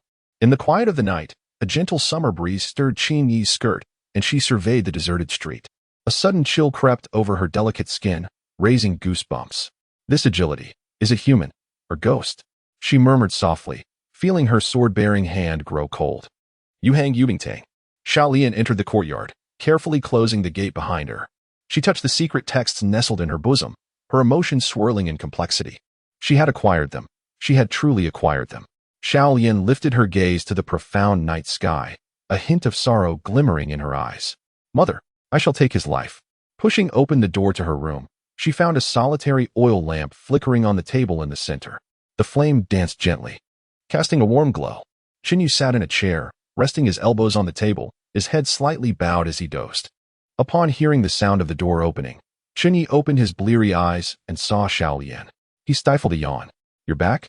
Chen Ye rose and walked towards his bedroom. In the future, try to stay in at night. It would be quite troublesome if the night patrol apprehended you. I would have to go to the yamen to bail you out. Get some rest. He pushed open the door and returned to his chamber. Throughout this exchange, he refrained from inquiring where Xiao Lian had been or what she had been doing. Xiao Lian stood frozen in place, her eyes resembling a lake disturbed by thrown stones, creating ripples of emotion. Chen Ye lay back on his bed and checked the system information. Ding. Task completed. Establish future career development direction for the orphan 2-2. Congratulations, host. You have received a reward, 1,000 points and 2 opportunities to draw orphan entries. Current points balance, 6,172. Remaining orphan entry draw opportunities, 2. Sighing, Chen Ye mused. Isn't it perfectly fine to be ordinary, like in the Ming Dynasty? His gaze drifted through the window, observing the profound night. Ding. Xiaolian's gratitude level has increased. Current gratitude level, 67. The system's cold notification echoed in his ears. A subtle smile graced his lips as he nestled deeper into his blankets, whispering softly, "At least there's a bit of conscience." The following day dawned bright and clear. After breakfast, Chen Ye placed Xiao Fu in the cradle and settled into a reclining chair with a mystery novel he had exchanged for in the system shop, flipping through its pages. Upon reaching the final page, the mystery was unveiled, and Chen Ye set the book down with gritted teeth. How absurd. The narrative was rife with chaotic supernatural elements and feudal superstitions, only to conclude that it was all the work of future technology? He laid the book aside, feeling as though his 50 points had been squandered. While other items in the system shop were reasonably priced, books were exorbitantly costly. Oh, he still had 2 opportunities for entry draws remaining. Suddenly recalling that he had completed the task last night, Chen Ye remembered the system's reward of 2 drawing opportunities. After some contemplation, he spent 5,000 points to acquire an additional draw opportunity. Altogether, he now had 3 chances to draw. After all, points were solely for exchanging goods, and the prices were quite affordable. After redeeming the drawing opportunity, Chen Ye's points dwindled to 1172. Let me see what I can draw with 3 consecutive attempts. He rubbed his hands in anticipation, and with a thought, a phantom blue wheel appeared before him, spinning rapidly. Ding! Congratulations, host. You have drawn the orphan entry, Fortuitous Fate. Ding! Congratulations, host. You have drawn the orphan entry, Light as a Swallow. Ding! Congratulations, host. You have drawn the orphan entry, Comprehensive Development. The entry information materialized before Chen Ye's eyes. Fortune, a life free from illness and disaster, living in peace. Yet the likelihood of encountering extraordinary adventures increases. Light as a swallow, a body that is nimble and agile. Yet the speed of movement and the innate talent for lightness cultivation are significantly enhanced. Comprehensive development. When one ability is enhanced, other abilities will also experience a slight increase. However, one cannot practice various secret arts. After reviewing the 3 entries, Chen Ye had already formed intentions regarding their allocation. Little Fu, being a girl of humble origins, was someone for whom he wished a healthy and safe growth. His contentment lay in her living a life of tranquility. He gazed at the peacefully slumbering little Fu in the cradle, his thoughts prompting him to call forth her information panel, bestowing upon her the fortune entry. Name, Chenanan. ID, 0003. Gender, female. Age, 1. 5 years. Current entry, fortune. Living a peaceful and ordinary life is sufficient, Chen Ye mused. Turning his attention to the next entry. Light as a swallow would be allocated to Xiaolian. Despite her somewhat troubled disposition, she was indeed a good child. Having taken on the role of an assassin, it would be unfortunate if she were to be pursued and met with fatal blows. Chen Ye muttered softly to himself. Having spent a month in each other's company, he had come to understand Xiao Lian more deeply. Name, Xiaolian. ID, 0002. Gender, female. Age, 13 years. Entries, skillful and nimble, light as a swallow. Current gratitude level, 67. Upon distributing the 2 entries, the final one was designated for Deming. In a world where martial artists exist, possessing greater self-defense capabilities is ultimately beneficial. Coupled with a robust physique entry, well, an increase in strength would naturally lead to enhancements in other areas, fostering comprehensive development. Thus, even when encountering martial artists, it would be less likely for him to meet a dire fate. Chen Ye thoughtfully analyzed the situation and assigned comprehensive development to Deming. Name, Chen Deming. ID, 0001. Gender, male. Age, 10 years. Entries, robust physique, wise yet simple, comprehensive development, current gratitude level, 80. Having completed the distribution of entries, Chen Ye stood up, stretching his back, and murmured, "Being the dean is truly no easy feat. One must attend to every aspect." Chapter 22, System Upgrade. A hasty month. Ding. Detected that Chen Daming's orphan entries have reached 3. The number of adopted orphans has reached 3. System commencing upgrade. Chen Ye's motion to stretch his back came to a sudden halt. The system is actually upgrading. How delightful. System upgrade progress. 10, 30, 70, 90, ding. System upgrade successful. A phantom interface of the system materialized before Chen Ye. Orphan Cultivation System 2. 0. Host. Chen Ye. Age. 20 years. Points. 1172. Own director entries. Indestructible. Shrink to fit. Indestructible. Your body is impervious to all harm. Shrink to fit. You may reduce distance by up to 100 meters in a single step, appearing at any reachable location with no cooldown restrictions. Orphanage capacity. 3-4. Special building. Bookhouse. Chen Ye noticed that the system interface now displayed 2 new sections. Orphanage capacity and special buildings. System. What does 3-4 mean? Chen Ye inquired. Ding. The contents of this system upgrade are as follows. 1. The orphanage capacity indicates the maximum number of orphans that can be adopted. Note, given the host's current level of strength, adopting too many orphans will lead to a decline in the nurturing quality of other orphans. 2. Exclusive professional tasks for orphans are now available. Completion will yield substantial points and monetary rewards. Note, orphans undertaking professional tasks will not accrue points through daily settlements. However, daily reports will still be generated. 3. Special building functionalities have been upgraded. Note, task rewards will now feature a greater variety of special buildings. The system update report was presented. After a moment of contemplation, Chen Ye understood. In essence, I can now adopt a maximum of 4 orphans. According to the system, adopting too many would disperse resources too thinly, adversely affecting the orphan's development. The exclusive professional tasks imply that Daming and Xiaolian will no longer appear in the daily settlements. Completing these professional tasks will yield a wealth of points. The benefits should far outweigh those of the daily settlements. An increase in special buildings is certainly welcome. Daming spends his days in the bookhouse, learning a great deal of vocabulary. Chen Ye reclined back into his chair, and the system's taskbar refreshed with 3 tasks. Task: adopt 4 orphans. 3-4. Task reward: 1,000 points, 500 taels of silver, 1 opportunity for orphan entry extraction, 1 opportunity for special building extraction.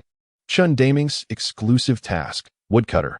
Task information: chop down 100 trees. Task reward: 5,000 points, 200 taels of silver, 1 exclusive wish item for Chen Daming. Xiaolian's exclusive task: assassin. Task information: eliminate 100 individuals. Task reward: 5,000 points, 200 taels of silver, 1 exclusive wish item for Xiaolian. Upon seeing the pop-up task information, Chen Ye inhaled sharply. Chopping down 100 trees and killing 100 people. Is this task set by the system not a bit unreasonable? Chen Ye lamented. The system remained silent. How could felling trees be compared to taking lives? Chen Ye recalled the image of Xiaolian, having killed 100 individuals, standing before him, exuding an aura of menace, and felt a headache coming on. Never mind. One step at a time, he thought, letting out a soft sigh. Raising a child is not a task that can be accomplished in a day. It requires years of dedication. In the blink of an eye, another month had passed. Dark clouds gathered, rumbling ominously. Soon, a torrential downpour ensued. The raindrops struck the ground, dispelling the heat and bringing a refreshing coolness. As August arrived, the weather fluctuated between sweltering heat and humidity, unlike July, which often saw rain. The atmosphere in Yuhang County grew increasingly oppressive, but by the end of August, the intense heat would subside. Today, a rare rain shower brought with it a pleasant coolness and the earthy scent of rain-soaked soil, which was quite soothing. In his room, Chen Ye reclined on a chair with his eyes closed, listening to the rhythmic patter of rain outside, his fingers gently tapping against the armrest. Beside him, in a cradle, little Fu curled up in a small blanket, sleeping soundly. This past month had been as harmonious and tranquil as ever, with some changes, but not too many. Suddenly, a flurry of hurried footsteps echoed from the courtyard, splashing in the puddles on the ground. Chen Ye opened his eyes and looked outside. A boy, wearing a straw hat and carrying a small axe at his waist, dashed in. His hempen shirt was soaked by the rain, and his straw shoes were caked in mud. "Deming, keep it down. Don't wake up little Fu," Chen Ye softly called out. The boy immediately slowed his pace, tiptoeing into the room, and cheerfully addressed Chen Ye with a simple, "Father." Chen Ye responded. Deming was one of the few changes in the nursery. Due to frequent trips to buy firewood, Chen Ye had grown familiar with a burly man named Zhang Long, who made his living chopping wood. Zhang had 2 daughters, aged 8 and 6. His wife had suffered health issues during childbirth and had not conceived again over the years. Zhang Long longed for his son. After getting acquainted with Zhang Long, he noticed that Deming was robust and interested in chopping wood, and he was of a similar age to Zhang's eldest daughter. Thus, he proposed a familial alliance, suggesting that once his daughter turned 14, she would marry Deming. Having met Zhang Long's eldest daughter, Chen Ye found her appearance to be unremarkable, neither beautiful nor ugly, but her character was commendable. After much contemplation, he agreed to Zhang Long's proposal, and the two families became in-laws. Zhang Long was overjoyed and took a particular liking to the earnest Deming. Over the past month, he often took Deming up the mountain to chop wood, imparting his knowledge of the craft. Upon further inquiry, Chen Ye learned that most of the firewood Zhang chopped was sold to the wealthy in the city. Though it was arduous work, it sufficed to cover his household expenses. After much contemplation, Chen Ye decided to relinquish his concerns, treating it as a way to secure a mentor for Deming. Zhang Long, as Deming's nominal father-in-law, posed no threat to him. Chen Ye harbored no grand expectations for Deming. He merely wished for him to attain self-sufficiency in the future. Deming's appearance radiated an endearing simplicity, and Chen Ye found great satisfaction in the prospect of someone willing to marry him. Among the children, Deming was the one who assured Chen Ye the most, while Xiao Lian stirred his apprehension. Over the past month, Xiao Lian continued her responsibilities at the infant care center, alternating shifts with Chen Ye to soothe Xiao Fu. However, through daily reports, Chen Ye discovered that Xiao Lian diligently practiced concealed weapons and internal energy techniques. Within a month, she had ascended to the realm of an unremarkable warrior, mastering the basics of the floating rain technique and gaining initial insights into the Tang sect's concealed weapons. Although Chen Ye possessed limited knowledge of martial arts, he recognized that such achievements were no trivial matter. In contrast, the head of the Song family in Yuhang County, in his 30s, had yet to reach this level of proficiency. It was remarkable that Xiao Lian had surpassed him in such a short time. Not to mention her skills in movement and concealed weaponry, Chen Ye felt a pang of bitterness, having witnessed Xiao Lian's prowess firsthand. While coaxing Xiao Fu, a fly buzzed around them. With a fallen leaf deftly pinched between her fingers, Xiao Lian flicked it, slicing the fly cleanly in half. Unbeknownst to him, Xiao Lian had evolved into the martial artist he had envisioned. With food simmering in the kitchen, Chen Ye decided to appease his hunger first. He glanced at Deming, who, wearing a straw hat, hurried toward the kitchen with an expression of gratitude. Over the past month, Deming and Xiao Lian's professional tasks had remained largely unchanged. Deming had felled 2 trees, while Xiao Lian focused on her training, refraining from taking lives. Deming possessed innate strength, his 10-year-old vigor comparable to that of an adult, although his stamina was lacking, requiring frequent breaks while chopping wood. Upon returning, his appetite was voracious, necessitating a substantial meal. Perhaps in a few years, as Deming matured, the cumulative effects of his abilities would prove formidable. Neither Deming nor Xiao Lian contributed to the daily point tally, leaving Chen Ye's earnings solely reliant on Xiao Fu, averaging around 30 points daily. After accounting for the points spent on books and supplies, Chen Ye's total balance dwindled to 723 points over the month. While the points were manageable, what perplexed Chen Ye was the gratitude levels. Deming's gratitude had plateaued at 80, showing no signs of increase over the month, while Xiao Lian's gratitude grew slowly by 2, now standing at 70. This was curious, and Chen Ye could not fathom the reasoning behind it, attributing the matter to the system. Chapter 23. Rumors of the Jiangku. The innate skills of the Taoist sect. Soon, Deming emerged from the kitchen, having satisfied his hunger. Chen Ye waved to Deming, saying, "Deming, please keep an eye on Xiao Fu for a while. I have to step out." Deming, with his simple and honest demeanor, nodded and moved a stool beside Xiao Fu's cradle. He then dashed into the study, retrieving a comic version of Journey to the West to peruse. Chen Ye rose from the reclining chair and stretched lazily. Last month, he had unexpectedly discovered that Xiao Fu, upon seeing Deming's honest face, would cease crying and instead fix his curious little eyes on Deming. Under the careful training of Chen Ye and Xiao Lian, Deming had also learned to assist in caring for the child. Deming exhibited remarkable patience. When Xiao Fu awoke, he would play with him. And when Xiao Fu fell asleep, he would engage in some exercise or read. As a reward for Deming, Chen Ye had exchanged a few more sets of comics for him. "All right, you keep an eye on things here. I'm off to the Juke Tavern for some tea. If there's an urgent matter, come find me there," Chen Ye instructed. Picking up an oiled paper umbrella from the wall, and stepping out into the gentle, drizzling rain. The destination that compelled Chen Ye to venture out in such weather must surely possess its own allure. Half a month prior, the Juke Tavern had mysteriously acquired a storyteller who recounted various unheard tales of the martial world. Chen Ye had attended once and, captivated by the narratives, became a regular patron thereafter. The storyteller spoke of many factions, including the Fingyu Tower, Wudong sect, and the Haiqing gang, weaving tales as if he had witnessed them firsthand. Chen Ye sensed that the storyteller possessed deeper knowledge, thus his frequent visits to the tavern. The storyteller performed 2 sessions daily, one in the morning and one in the afternoon, charging a mere 100 copper coins with complimentary tea and peanuts. Holding the oiled paper umbrella, Chen Ye strolled through the streets of Yuhang County. The thoroughfare was sparsely populated, with the fine rain creating ripples in the puddles below. A cool breeze swept through, carrying a refreshing dampness that felt delightful against his skin. Before long, Chen Ye arrived at the Juke Tavern, where the crowd was slightly larger than usual. At a long table sat an elderly man in a coarse robe, with a teapot and cup at his side. The old man spoke animatedly to the gathered audience, saying, "It is said that the Haiqing gang, a few years ago, was merely a small faction along the coast of Jining Prefecture, yet under the leadership of their chief, Xiong Longshan, it has now blossomed into a prominent gang along the coast." The patrons at the wooden table chuckled. "Old Lu, change it up. We've heard the tale of the Haiqing gang's rise several times this week." The storyteller, surnamed Lu, humorously referred to as Old Lu, responded with a hearty laugh. "Indeed.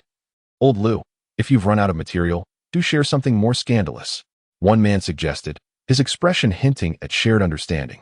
Laughter erupted among the patrons, while some women blushed, casting disapproving glances at the man who had made the suggestion. Chen Ye chose an unoccupied table, calling for a pot of Longjing tea and 2 liang of peanuts. Observing that the guests were not readily engaging, the storyteller joined in the laughter. Sharing in the jovial atmosphere, he stroked his beard and, with an air of mystery, declared, "In that case, I shall present something novel. Are you aware of the various sects within the world of martial arts?"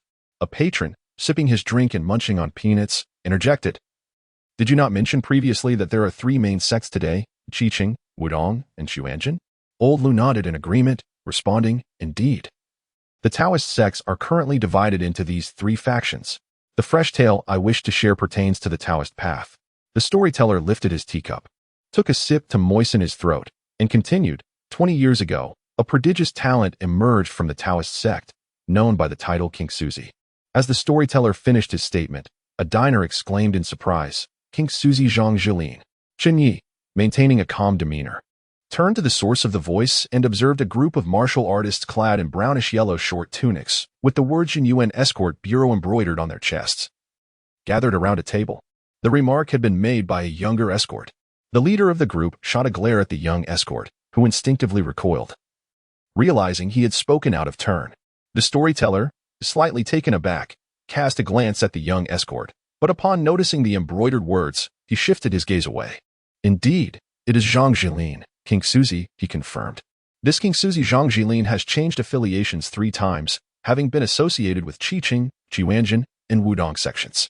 Laughter erupted from the audience, with someone jesting, "Does that not make him a servant to 3 families?" This remark sparked further laughter among many, while only a few in attendance, who bore weapons and exhibited an unusual demeanor, refrained from joining in. The storyteller regarded the jesting individual with pity, for only the ignorant would utter such words. Only those versed in the martial world truly understood the significance of the name Zhang Jilin. Chen Ye cracked open a peanut shell, extracted the nut, and savored its flavor as he observed the reactions of those around him. The distinction between martial artists and common folk became apparent. The storyteller ignored the earlier comment and continued, "Zhang Jilin's change of sects was not an act of betrayal. Initially, he joined the Qingqing sect, and 3 years later, the sect's master personally sent him to Qiwanjin, claiming to have imparted all his teachings to Zhang. At that time, Zhang was merely 20 years old. 3 years thereafter, the master of Qiwanjin sent him to Wudong, expressing reluctance to bury a precious gem under his own tutelage. After joining Wudong, Zhang Jilin left the mountain and returned to the secular world 5 years later, emerging as a top-tier master. Upon descending the mountain, he traversed the land from south to north, challenging various sects to elevate the name of the Taoist path.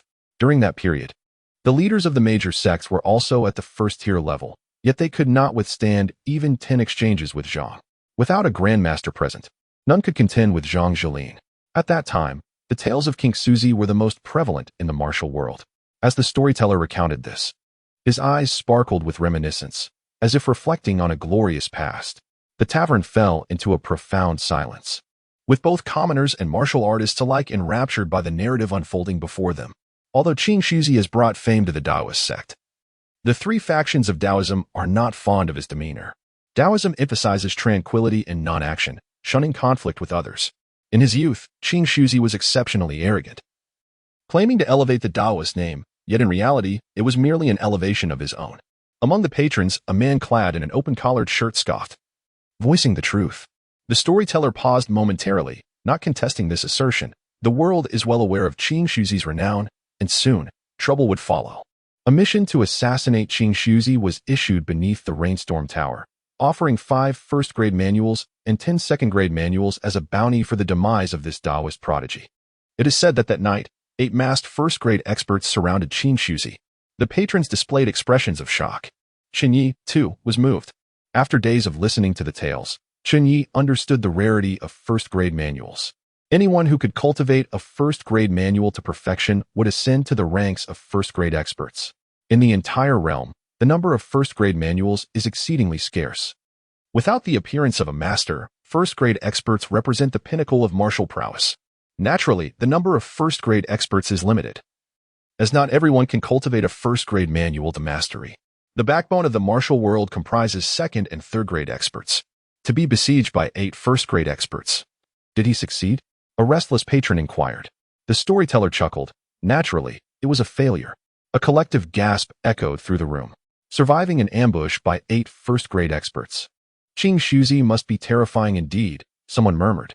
The storyteller lifted his teacup, taking a sip, and continued. Not only did he survive, but he also killed 3 and severely wounded 4. The crowd was astounded, eyes wide in disbelief. It is said that Qing Shuzi could have slain 4. But upon recognizing the last assailant's identity, he spared his life, resulting in only 3 deaths and 4 injuries. The hall fell into an extraordinary silence, the patrons rendered speechless, struggling to comprehend. Old Lu, this story you tell today is quite implausible, someone suddenly exclaimed, breaking the silence. Others joined in, echoing. Indeed, you nearly had me convinced. But this tale is too far-fetched. One man single-handedly battles 8 first-grade experts, killing 3 and wounding 4. How is that not a master?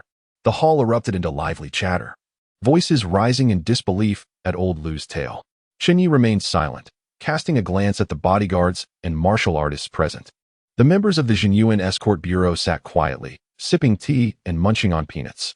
The youngest among them, hearing the surrounding critiques of old Lu's story, flushed crimson, fists clenched as if eager to defend the storyteller. Yet, under the gaze of the escort leader, he could only sulkily nibble on peanuts. The other martial artists also remained silent, not engaging in conversation like ordinary folk. Chen Ye clicked his tongue. It seemed the storyteller's words held truth. Could anyone truly be that formidable? Chen Ye could not restrain himself and exclaimed loudly, Old Lu, did Qing Shuzi truly face 8 first-rate experts alone without being a master at that time? Upon hearing this question, the chatter among the diners in the hall subsided. The storyteller glanced at Chen Ye and nodded emphatically, asserting, indeed, he was a first-rate expert. Observing the storyteller's unwavering demeanor, the patrons grew increasingly quiet, their expressions tinged with confusion. As the noise in the hall diminished, the storyteller continued, however, after that battle, Qing Shuzi attained profound enlightenment. He and his friend founded the Iron Sparrow Villa, retiring from the martial world henceforth. When the storyteller recounted the past of Qing Shuzi Zhang Jilin, one of the diners chuckled, but that was 20 years ago. What's so fresh about it? Chen Ye scanned the crowd, but could not locate the source of the voice. The storyteller smiled, his wrinkles deepening. The reason I bring this up again is that this fresh matter pertains to Qing Shuzi. Upon hearing this, Chen Ye keenly noticed the expressions of the warriors shifting. The legendary figure of the martial world from that year was on the verge of death. The storyteller's words caused a stir among all present. 20 years ago, the unparalleled Qing Shuzi, who single-handedly faced 8 foes, was facing death? How could this be? Someone urgently inquired. It is said to be an incurable ailment, one that even the most skilled physicians cannot diagnose, the storyteller continued, stroking his beard. Qing Shuzi is nearing his end. He intends to take on a disciple on the 4th of July in Jiangning Prefecture, Jiangning County, to pass down his ultimate skills. The diners paused momentarily, and one of them remarked, "The 4th of July? That's tomorrow, isn't it?" Chen Ye squinted slightly. According to the Gregorian calendar, today was August 6th. By the lunar calendar, it was the 3rd of July. This meant that tomorrow, this legendary figure from 20 years ago would be accepting a disciple? Old Lu, your tale becomes ever more absurd. It lacks the charm of the previous days, one diner jested. The storyteller remained unperturbed, smiling gently. "I promise to share something fresh. And this is indeed the freshest matter." Laughter erupted among the patrons. Suddenly, Chen Ye noticed a few sword-wielding warriors whose faces turned ashen, as if they had just swallowed something foul. It was as though they believed they had missed something significant. "Haha, old Lu speaks as if it were true. If it is, I would rise now. The distance from Linen Prefecture to Jiangning Prefecture is merely over 200 kilometers. And I could reach it within a day on swift horseback," a merchant, appearing affluent, said while lightly rolling the jade ring on his thumb. As soon as the merchant finished speaking, the previously troubled warriors' eyes gleamed, and they seized their weapons, rushing outside. The head of Jinyuan escort glanced at them, shaking his head slightly. Witnessing this scene, Chen Ye felt a peculiar sensation arise within him. He could cover 100 meters in a single step. Over 200 kilometers equated to merely 2,000 steps. A quick jog would see him arrive in no time. However, old Lu, what is Qing Shuzi's ultimate skill? With so many martial arts from the 3 Taoist sects, he cannot possibly teach them all to his disciple, can he? Inquired a curious diner. The esteemed guest has truly hit the nail on the head. The storyteller chuckled, remarking that the only legacy that Qing Shuzi could pass on to his disciples was one singular entity. What could it be? The curiosity of the diners was piqued in an instant. The storyteller continued, "It is the primal vitality technique of the Taoist school." Upon hearing this name, the martial artists in the hall shivered with anticipation, their eyes gleaming with longing. What technique? What sort of thing is that? The patrons were utterly perplexed. The storyteller, with a tone steeped in nostalgia, recounted, when Qing Shuzi descended from the mountains and returned to the secular world, he made a vow to wander the realm without employing the martial arts of the 3 sections. He synthesized knowledge from various Taoist scriptures and comprehended an inner cultivation method, known as the primal vitality technique.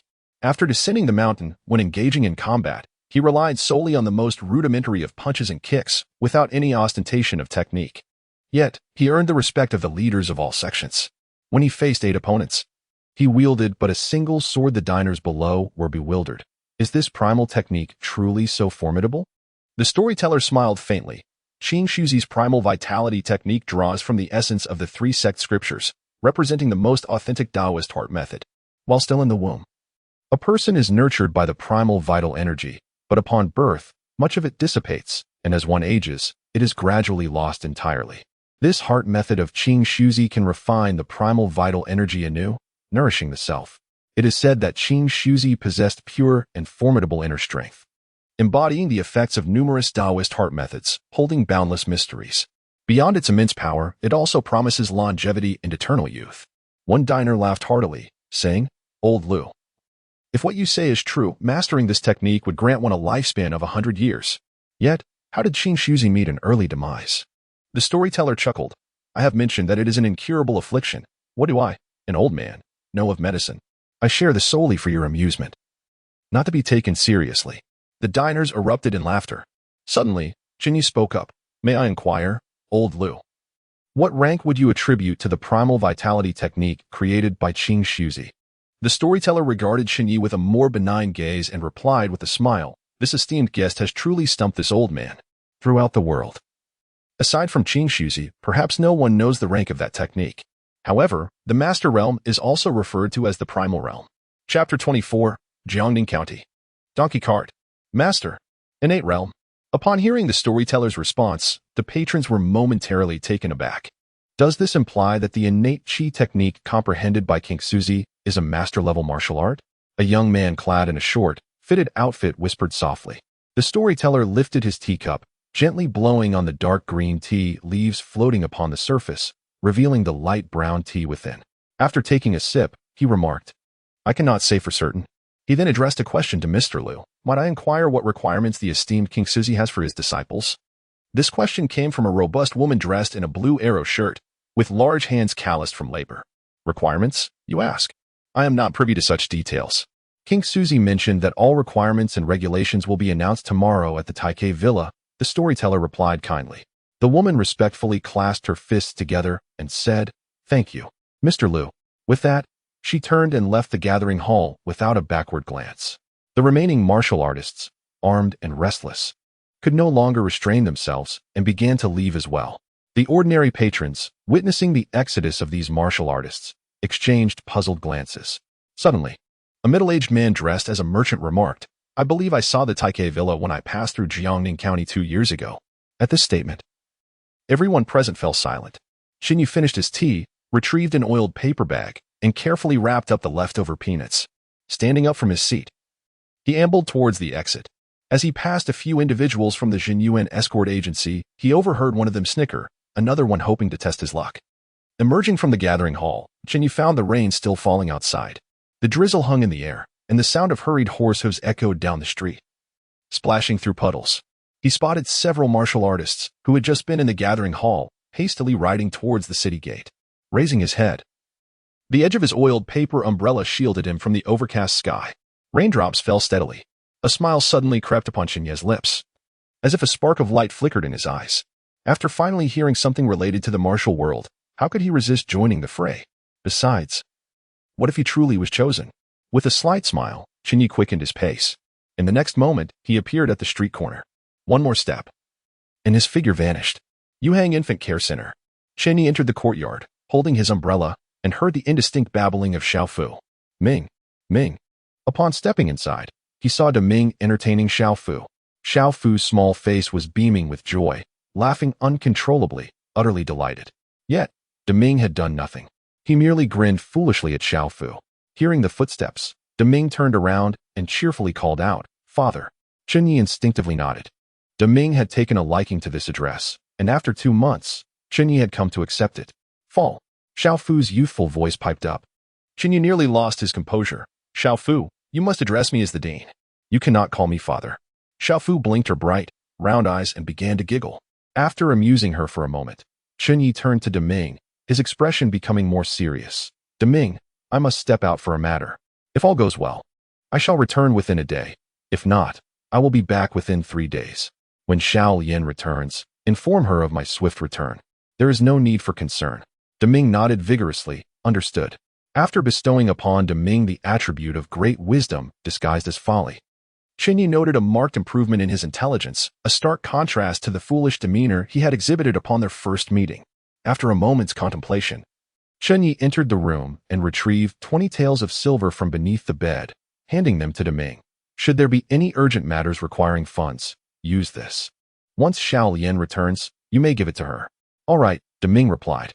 "Oh, and here is a bag of peanuts. Keep them for yourself. Xiao Fu is still too young to eat them." Chen Ye passed the remaining half bag of peanuts to De Ming, whose eyes brightened instantly. After offering his instructions, Chen Ye glanced at the nursery with a hint of unease. He opened his oiled paper umbrella and stepped outside. The sky continued to drizzle. A slight chill lingered in the air. In Jiangning Prefecture, the sky was clear, the clouds light and gentle. The air was imbued with a faint, refreshing scent following the rain. Outside Jiangning County, on the official road, a gray-brown donkey brayed loudly, pulling a cart behind it. Crack! A coarse hemp whip struck the donkey's back, leaving clear red marks. "You stubborn beast! Move!" shouted an old man in coarse garments, his expression fierce as he lashed the donkey. The animal remained obstinately still, prompting the old man to glance helplessly at the cart, which carried 5 individuals.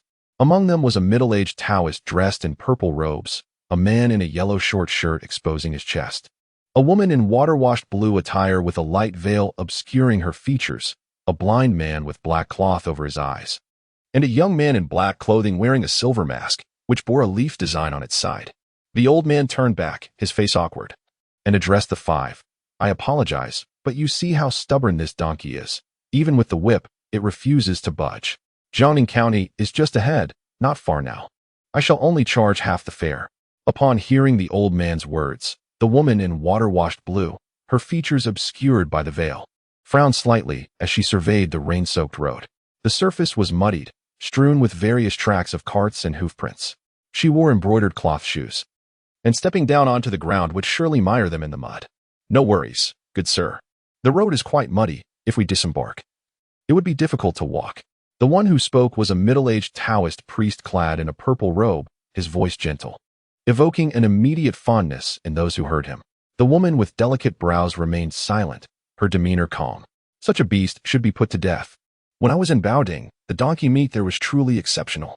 A burly man, his broad frame revealing a hairy chest, flashed a fierce glint in his eyes as he proclaimed loudly. The old man's lips twitched into a smile. This donkey is one of the few valuable possessions I have. If it were to be killed, I would genuinely feel a pang of regret. Upon hearing this, the burly man could not help but burst into laughter. The old man then turned his gaze to the remaining two individuals in the cart, a blind man shrouded in a black cloth and a young man wearing a silver mask. What do you two think? The blind man, seated at the edge of the cart, swung his legs and spoke cheerfully. I cannot see. And if I were to disembark and fail to encounter a kind-hearted person, I might wander Jiangning County for a lifetime without ever finding my way. He clearly expressed his opinion. The old man nodded and looked at the young man in the silver mask. I am not in a hurry either. The young man replied succinctly, his tone indifferent. Observing that none of the 5 individuals in the cart wished to dismount, the old man felt a sense of relief. 2 days prior, something had transpired in Jiangning County. A large influx of outsiders had arrived, their accents and mannerisms distinctly different from those of the Southerners. The old man had gleaned from their conversations that something significant was expected to occur in Jiangning County on the 4th of July. Consequently, a throng of outsiders was flocking towards the county. After much contemplation, the old man deemed this an opportune moment. Thus, he drove his donkey cart out of Jiangning County, positioning himself on the official road to specifically welcome outsiders into the town. Each person was charged 200 copper coins. In the morning, it had rained, and he had not received any patrons. Now, having finally acquired some guests, the stubborn donkey refused to budge. Alas, this beast, truly blind to the situation. The old man sighed, his frustration rising as he struck the donkey's back firmly with his whip. Come on, come on. The donkey brayed a few times, but remained obstinate. I sincerely apologize, my friends, the old man said, his face etched with regret.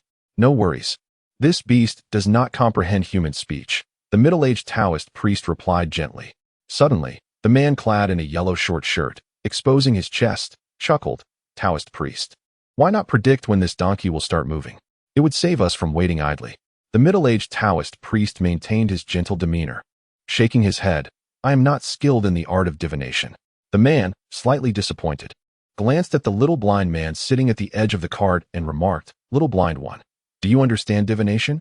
Hee, how fortuitous. The little blind man perked up. Whether it's the I Ching, hexagrams, or the art of ironclad predictions, I have a modicum of knowledge.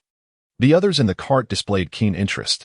All right then, little blind one, tell us when this donkey will finally move. The man, intrigued by the little blind man's engagement, inquired eagerly. The little blind man shook his head. Divination is not to be done lightly. It requires a certain fate, and excessive predictions may diminish my own fortune. The man, seasoned in the ways of the world, chuckled and said, Go on, make your prediction. I'll cover your fare. Upon hearing this, the little blind boy smiled and replied, What a coincidence. Fate has arrived. The passengers in the cart could not help but stifle their laughter at this remark. Just then, the distant sound of hooves echoed, and they turned to see several figures on horseback emerging faintly from the southern side of the official road. The little blind boy, upon hearing the sound, pondered for a moment and declared, If it moves, it is to be divined. If it remains still, it is not. He raised his right hand and began to chant softly, quickly calculating. After a brief moment, he proclaimed, How strange, truly strange. The burly man, intrigued, inquired, What is so strange? The little blind boy, his expression clouded with doubt, replied, The divination suggests that this donkey will not budge. No sooner had he spoken than the previously stationary donkey suddenly began to move, braying loudly, Son, son. The man burst into laughter, clapping the little blind boy on the shoulder. Well done, your calculations are spot on, remarkably so. Feeling the cart beneath him stir, the little blind boy's face flushed. He murmured, This shouldn't be. With a look of deep perplexity, he appeared quite troubled. Little blind boy, in the future, just do the opposite of what you predict. The burly man laughed heartily. The others in the cart joined in light laughter as well. The old man driving the donkey, while gently prodding the animal, chuckled. It must be that this stubborn creature, having heard the young master's words, has decided to be contrary. The little blind boy remained silent. furrowing his brow, still unable to comprehend. Giddy up, giddy up. As they conversed, the sound of hooves behind them intensified, falling like raindrops, with the riders calling out. The figures that had been distant now galloped up to the rear of the donkey cart. As they drew nearer, the onlookers observed that the three men were clad in matching brown brocade garments, each adorned with an embroidered copper coin on their chests. All three bore the weary countenance of travelers who had come from afar. The rapid clip-clop of their horses grew increasingly urgent and dense. In stark contrast, the donkey cart moved with much slower pace. Just as the trio reached the side of the cart, a flash of silver glinted ominously, exuding a chilling aura. Chapter 25. Who are you, my lord? Do you even consider your survival? On the donkey cart, the Taoist in purple, who had been seated beside the old man driving, suddenly wielded a silver short gun in his right hand. The muzzle glimmered with a cold light under the sun, directed menacingly at one of the three men. The speed was astonishing. The remaining four occupants of the cart merely caught a fleeting glimpse of the silver flash. However, just as the Taoist was about to strike, the man on horseback seemed to possess eyes in the back of his head, deftly sidestepping the lethal thrust in a hair-raising escape. The expression of the Taoist shifted dramatically, losing its previous calm demeanor. His aura transformed abruptly, exuding a chilling presence laced with palpable murderous intent. Under the weight of this ominous energy, the donkey pulling the cart halted in its tracks, trembling and releasing a foul-smelling yellow liquid in fright. Without a moment's hesitation, the Taoist leapt onto the cart, springing forward to land firmly on the horse's back, silver gun poised for another strike. The man who had evaded the initial attack sprang into action, abandoning his horse to leap onto the back of another steed ahead. Simultaneously, the other two men ascended from their mounts, brandishing gleaming steel knives as they charged toward the Taoist. This sudden turn of events sent a jolt of alarm through the four individuals on the cart. The Taoist, with his silver gun deftly maneuvering, parried the strikes of the two attackers, his form flowing seamlessly as he danced atop the horse. The undulating rhythm of the horse beneath him felt as steady as solid ground. Clang! The silver gun clashed against the steel knives, sparks flying from the collision. What is happening? Is a fight breaking out? The little blind boy, hearing the sound of weapons clashing, inquired hastily. No one offered a response. The old man driving the donkey turned pale with fear, leaping off the cart and retreating a few steps. Yet, after a moment's thought for his cart, he glanced back. The third man on horseback, observing the Taoist successfully defending against his companions, brandished his hand and unleashed several flying stones. The Taoist caught a glimpse of the oncoming shadows and, with a swift motion, retrieved another silver short gun from beneath his robe, blocking the projectiles with several deft maneuvers. One of the deflected stones struck the donkey's head, causing it to collapse with a pained bray, twitching before falling still. In just a few breaths, the four had exchanged blows multiple times. The little blind boy, perched on the cart, anxiously asked, "What is going on? What weapons are they using?" The woman in green and the burly man in yellow remained silent, having leapt from the cart at the onset of the skirmish. Now standing a safe distance of 5 meters away, only the little blind boy and the young man in the silver mask remained on the cart. The masked man spoke. The Taoist in purple wields 2 silver short guns. Among the 3 others, 2 are armed with knives, while one employs hidden weapons. Upon hearing the unfolding situation, the little blind boy's expression shifted dramatically, muttering under his breath, 2 silver guns. 2 silver guns. It is Jiao Wu, the renowned assassin of the Wind and Rain Tower.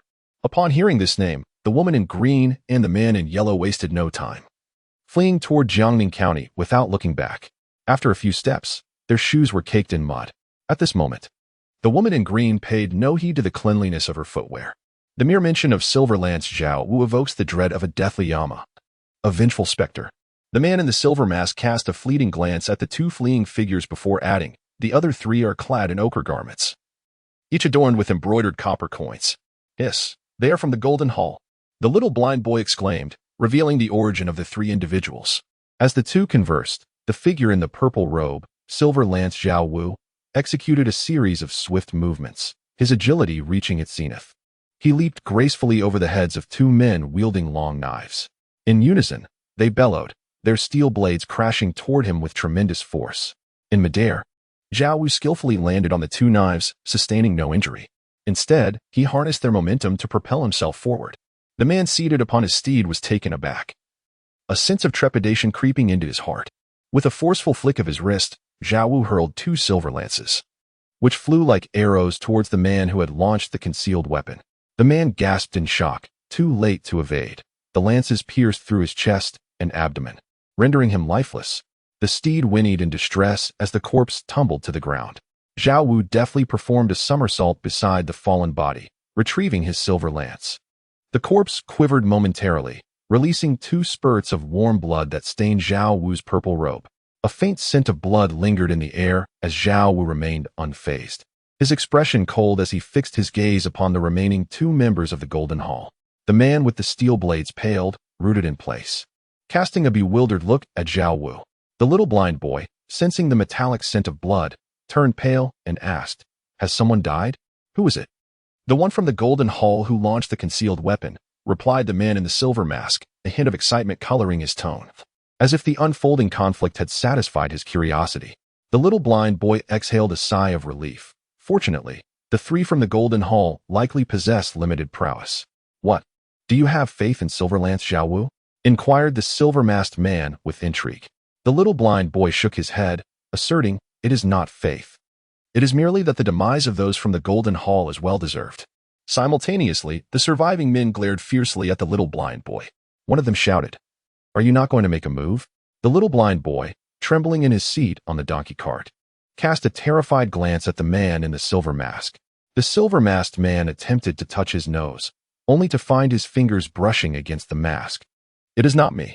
Standing beside the corpse, Zhao Wu furrowed his brow, surveying the crowd. The man in the silver mask turned to observe the elderly man who had not departed. The old man, his face ashen and legs trembling, shook his head. It is not me either." Suddenly, an eerie silence enveloped the atmosphere as everyone exchanged glances. At that moment, Zhao Wu lunged forward, soaring through the air like a kite severed from its string. He rolled upon landing, quickly regaining his footing, only to spit out a mouthful of blood. Where he had just stood, another figure emerged. The newcomer was robust, clad in a short yellow hemp shirt, his hairy chest exposed, grinning broadly at the assemblage. The little blind boy, unable to see, urgently inquired, "What is happening?" The man who just performed the divination seems to be an aide of the Wanjintang, moving silently as he struck Zhao Wu, causing him to spit blood. The man in the silver mask played the role of narrator, relaying the situation to the little blind man. Silent footsteps, a single strike causing bloodshed. The little blind man pondered for a moment, then suddenly trembled as he asked in a low voice, "Is that person bare-chested, of a robust build, and perpetually smiling?" "Indeed. This is bad. It's the laughing cat. Su Xiaolin, one of the 12 masters of Wanjintang. Zhao Wu is doomed," the little blind man declared with unwavering certainty. His expression darkened, and he muttered under his breath, "What bad luck, what bad luck, to encounter this fellow right after descending the mountain." He reached into his pocket and retrieved 3 copper coins, quickly shaking them in his hand while reciting a chant. Zhao Wu, whose complexion was as pale as a sheet after being struck, revealed a look of despair in his eyes upon hearing the name Su Xiaolin. "Impossible. How could you be here?" Su Xiaolin continued to smile, responding cheerfully, "Why can't I be here? The master has not forbidden me from attending the selection of his successor." Zhao Wu gazed at Su Xiaolin, connecting the dots from the earlier anomalies. How could his meticulously planned ambush be evaded by a third-tier martial artist? Furthermore, Su Xiaolin seemed to have been well prepared. A tremor coursed through Zhao Wu's body as a look of horror crossed his face. "Are you here to kill me?" "Oh, quite clever. It appears that your group of assassins from the Wind and Rain Pavilion has caught on," Su Xiaolin remarked. Zhao Wu's chest heaved rapidly, his expression shifting as he gritted his teeth and asked, "Why?" Su Xiaolin, still smiling, replied, "If you must place blame, then blame your Wind and Rain Pavilion for being too ostentatious." With that, he turned to the little blind man, teasingly inquiring, "Well, little blind man, have you discerned your fate? Will you survive today?" Unlike Zhao Wu, who was left with only half a life after receiving Su Xiaolin's blow, Su Xiaolin was far more intrigued by the little blind man. Though blind, he possessed the ability to articulate his origins. This little blind man was certainly no ordinary character. Just then, the little blind man finished shaking the last coin, touched the symbols on it, and discerned the final change in the hexagram. Sighing with relief, he murmured, Fortunately, there's hope for survival." Hearing this, Su Xiaolin chuckled. "Then it's unfortunate. Did I not tell you to interpret the hexagram in reverse? You are facing certain death." Upon hearing this, the little blind man's face paled. The man in the silver mask, still seated on the donkey cart, inquired curiously, "What tier is Zhao Wu's strength?" The little blind man glanced at him and replied, "Mid-second tier." And what about the laughing cat, Su Xiaolin? Peak second tier. Is there a significant difference? The silver-masked man seemed perplexed by the martial world's norms. The little blind man's lips twitched slightly. If it were anyone else, Zhao Wu might have a chance. But against Su Xiaolin, renowned for his lightness skill, no one below the first tier can match him. He walked silently, a testament to his mastery of an esoteric second-tier lightness skill, perfected to an extraordinary degree. Only those of first-tier prowess could perceive his movements. Anyone below that level would undoubtedly fail to catch him. At this point, the little blind man felt a weight in his heart. Unless one were a specialized first-tier master of lightness, it would be exceedingly difficult to pursue him. Oh, so formidable? The man in the silver mask feigned surprise. His interest piqued as he inquired, "What is the name of this remarkable lightness skill?" "It's called Kata Step, devised by a lama from the western regions. Su Xiaolin's nickname, Laughing Cat, stems from this very technique." Seated in the cart, the little blind man and the silver-masked man engaged in their conversation, seemingly oblivious to Su Xiaolin, who was left in the shadows of their exchange. Su Xiaolin's expression darkened, revealing a cold smile. "You seem to know quite a bit." The silver-masked man, noticing the perpetual grin on Su Xiaolin's face, remarked with a hint of revelation, "I understand now how his smile is derived. Is it simply because he is always smiling?" "Indeed," replied the little blind man, his words laced with a touch of eloquence. Upon hearing this, Su Xiaolin's face twitched, caught in a dilemma between laughter and silence. He cast a cold glance at the silver-masked man, questioning, "Who might you be? Have you perhaps calculated your own survival?" With a slight smile, the silver-masked man inclined his head slightly and replied, "One does not change their name nor their surname. I am Donghua." Chapter 26. The transformation of the earthly branches. Chen Ye removed the radicals from his name, adopting the alias Donghua. Although he professed that he would not change his name or surname, who among the serious practitioners of the martial world would dare to use their true identity? Departing from Yuhang County, he jogged leisurely, covering over 2,000 steps to reach the borders of Jiangning Prefecture. A distance exceeding 200 kilometers was traversed in less than 20 minutes. With the ability to contract distances to mere inches, each step equating to 100 meters. And without any cooling down period, his speed was truly astonishing. As he approached Jiangning County, Chen Ye ceased to employ his extraordinary speed, for he had ample time to admire the scenery along the road. The recent rain had rendered the air fresh and the surroundings picturesque. He exchanged for a silver mask from the system's marketplace to conceal his visage. Not far along, he encountered an elderly man with a donkey cart soliciting passengers. Upon uttering his alias, the onlookers fell into contemplative silence. The name Donghua was unfamiliar to them. Xiaolin, known as the Smiling Cat, found no recollection of this name in his mind, deducing that the individual before him was a nameless newcomer. How audacious for an unknown to speak so boldly. It was evident he did not comprehend the gravity of his situation. With a cold smirk, Xiaolin, with a physique robust as a bear, suddenly moved with the agility of a cat, darting toward the donkey cart. With a thunderous clap, he cleaved the cart occupied by the blind boy and Chen Ye in two. Upon realizing that his strike had missed its target, Xiaolin's expression shifted dramatically. How perilous!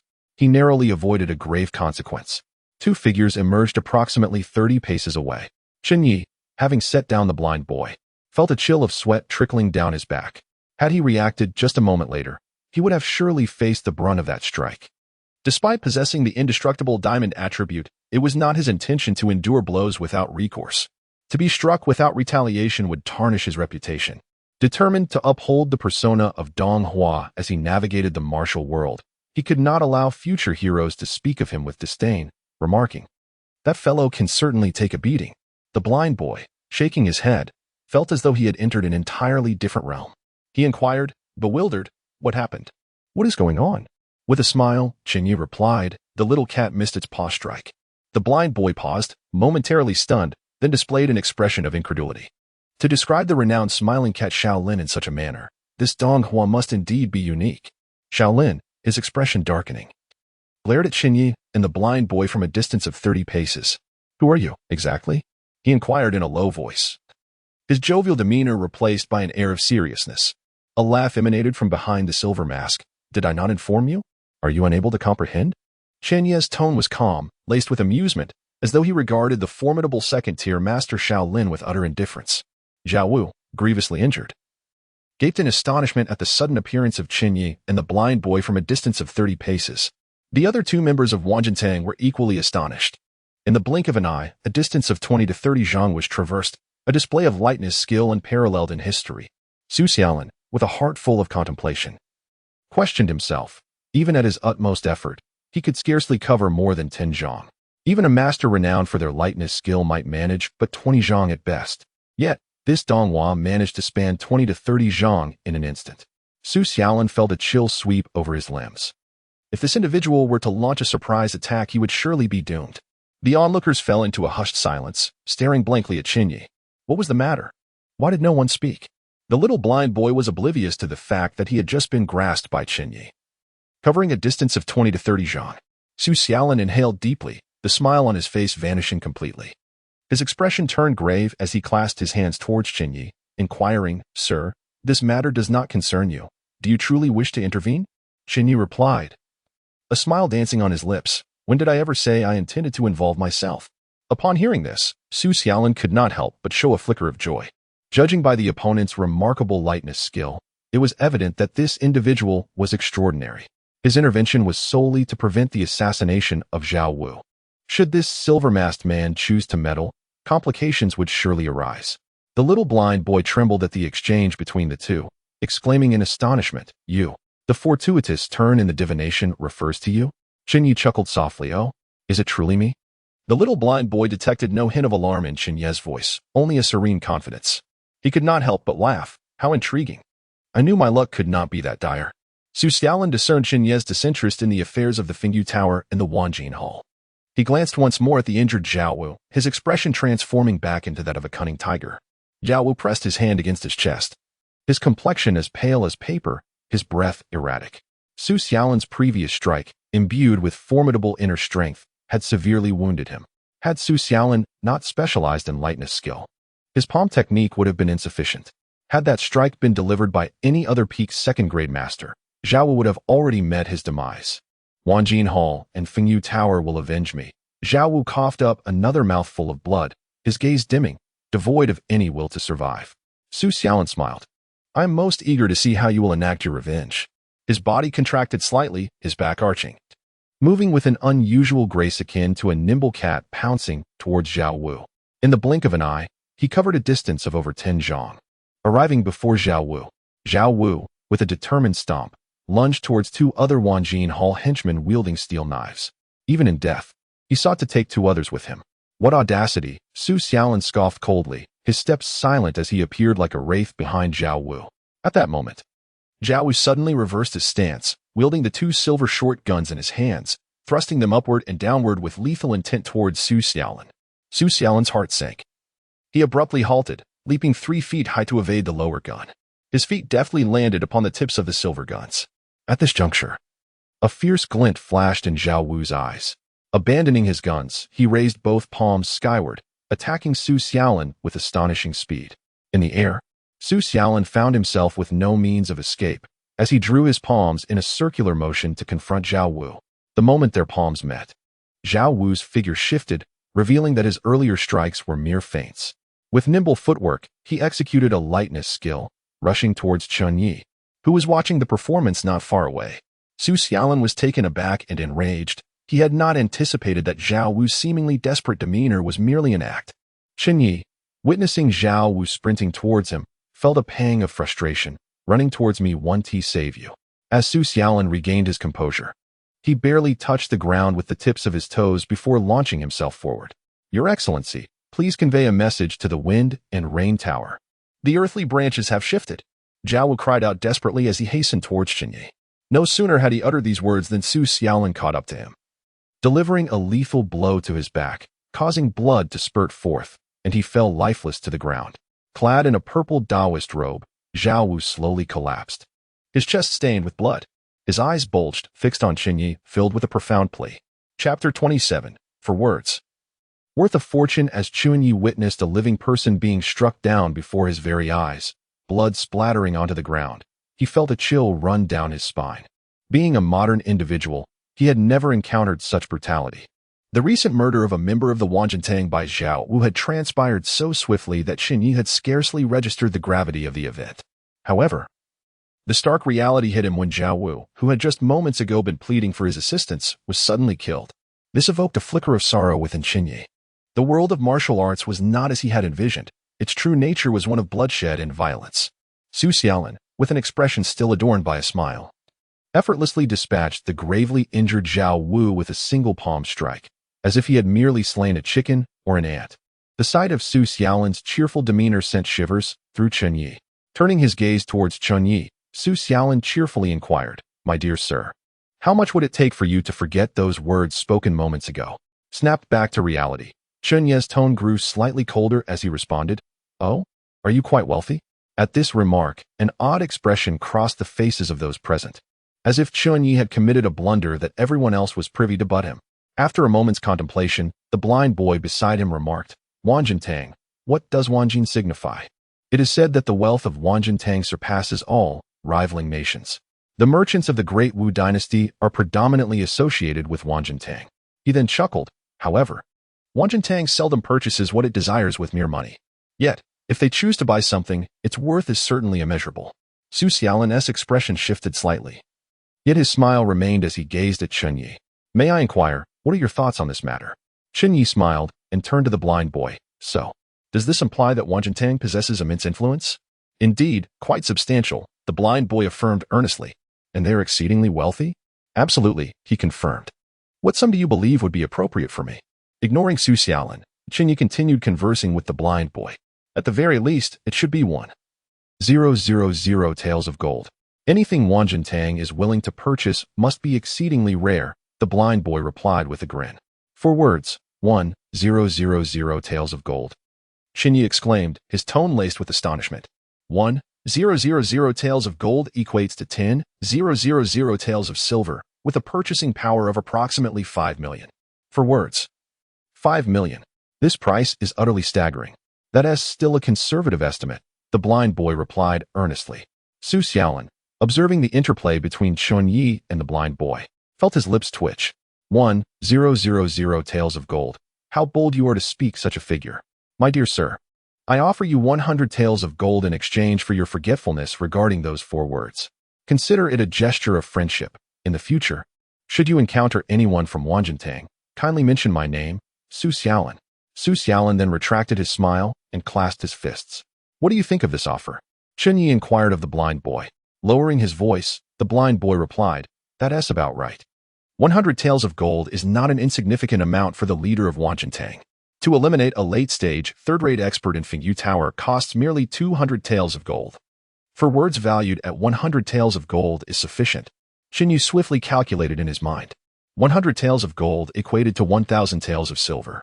Thus, it could be concluded that the life of a late-stage, third-grade expert was worth merely 2,000 taels of silver, translating to a purchasing power of 1 million?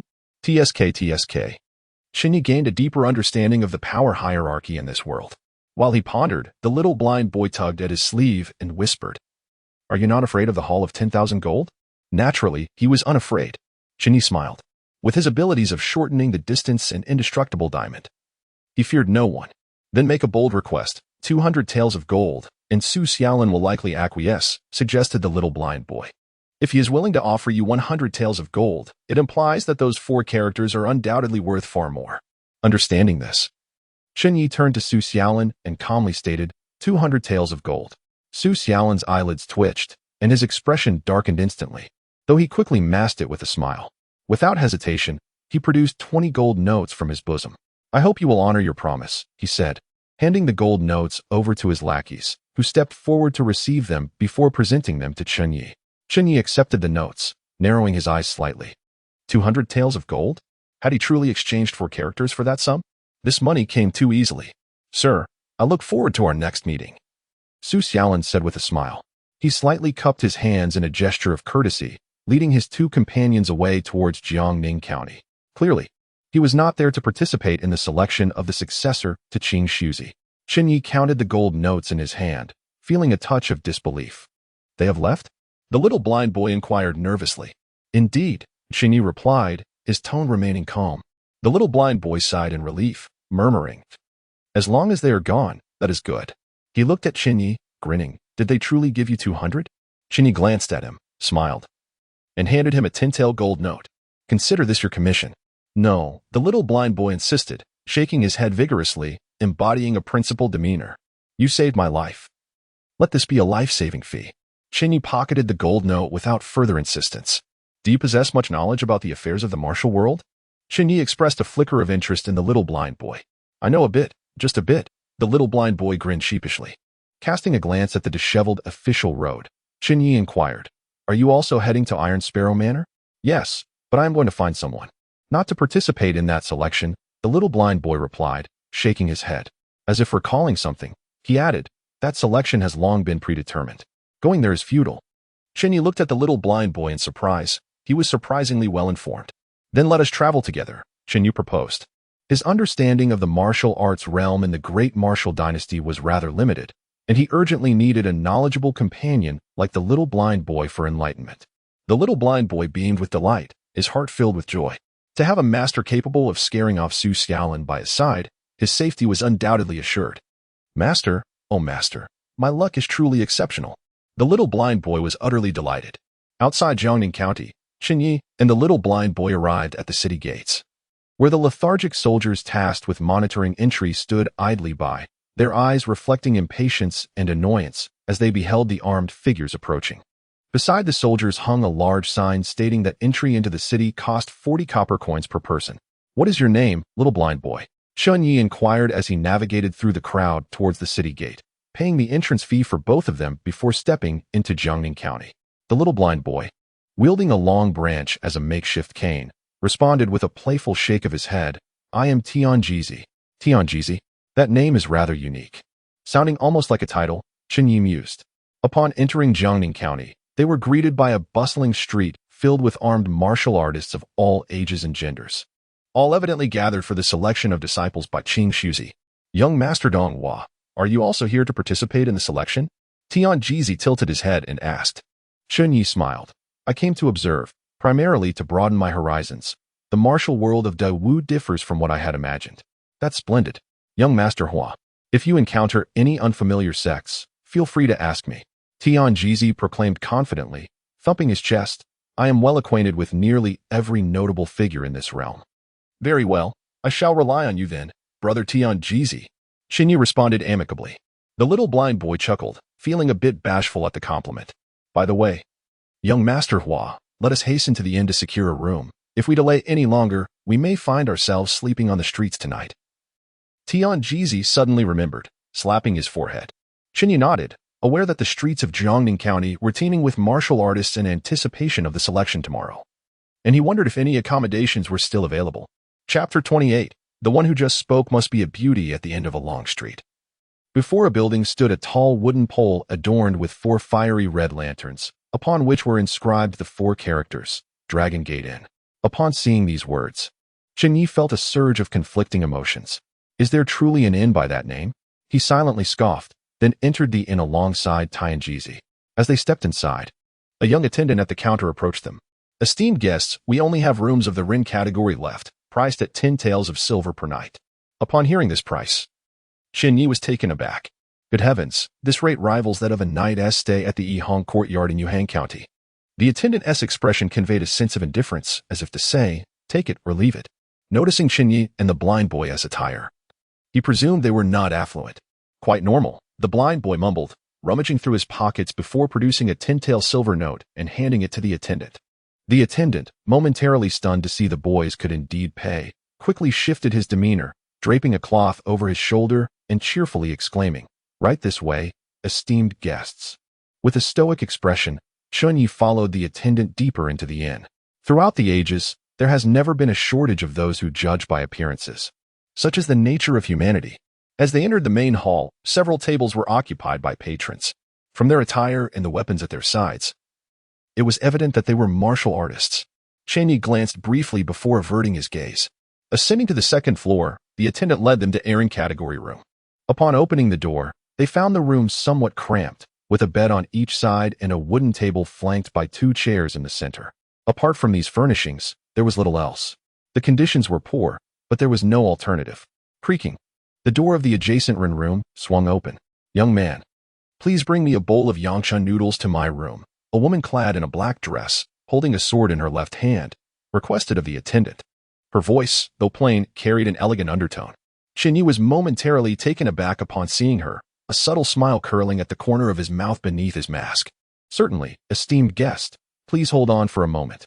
The attendant responded, handing the room key to Chen Ye with a smile. "If you require anything, just call for me." Chen Ye acknowledged with a slight nod, stealing another glance at the woman in black before retreating into the room with the blind boy. Once the door was closed, the blind boy chuckled. The one who just spoke must be a beauty. Chen Ye couldn't help but find it amusing. "You can't see, yet you claim to know she is a beauty? TSK, young Master Hua, you are unaware of my capabilities. Though my eyes may be blind, my heart sees clearly." Even if she hadn't spoken, just her passing by would reveal her beauty or lack thereof, the blind boy asserted. Chen Ye clasped his hands together in a gesture of respect. "You are impressive. May I inquire, how old are you this year?" 14. The blind boy replied with a grin. "Only 14, still a mere child." Chen Ye chose not to expose his naivety. He settled into a chair, gently closing his eyes while tapping the table, pondering the matters concerning the woman in black and the wind and rain tower. Chen Ye was reluctant to intervene. Yet the woman in the black dress shared a master-disciple bond with Shaolian. "Brother Tianji, how well do you understand the wind and rain tower?" Chen Ye suddenly inquired. Opening his eyes, the blind youth, reclining on the bed, chuckled lightly and replied, "I have a fair understanding.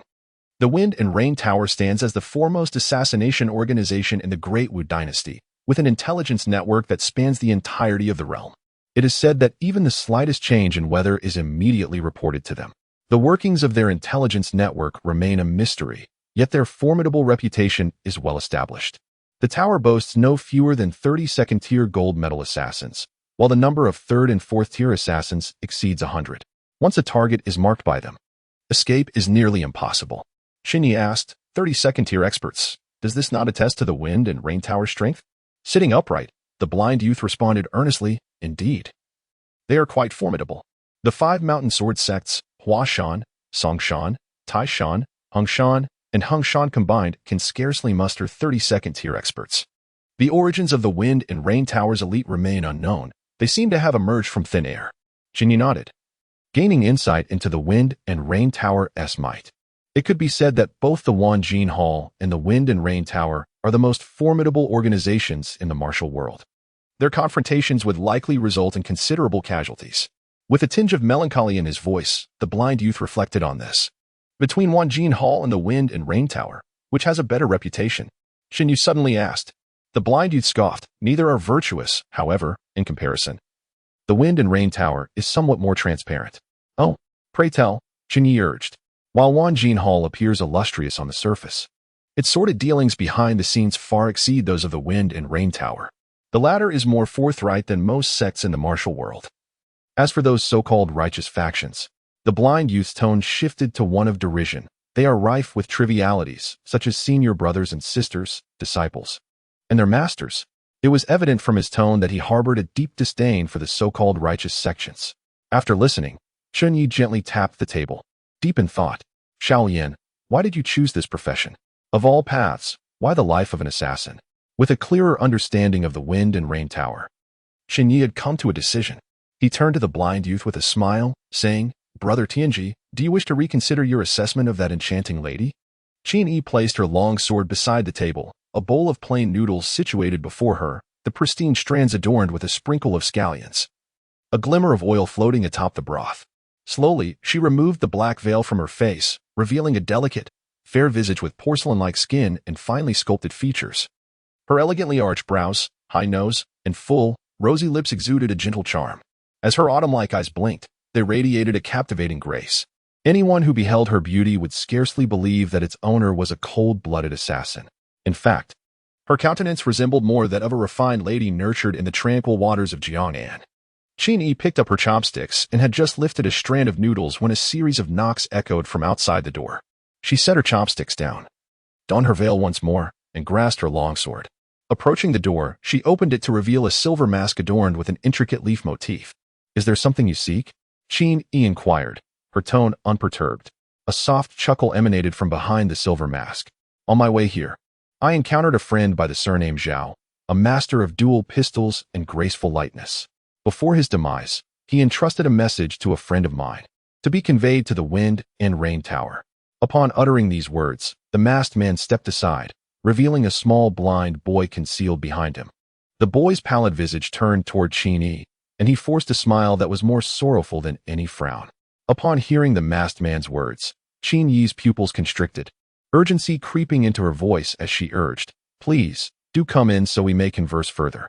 Chen Ye and the small blind boy entered Chen Ye's chamber. As they passed by, Chen Ye caught a whiff of a delicate osmanthus fragrance emanating from the black-clad woman beside him. Chapter 29, A Long Story, All for the Child. Chen Ye and the blind boy entered the room. Chen Ye keenly sensed that neither of them possessed any martial prowess, which stirred a peculiar feeling within her. Her beautiful eyes narrowed slightly as she suddenly realized something critical.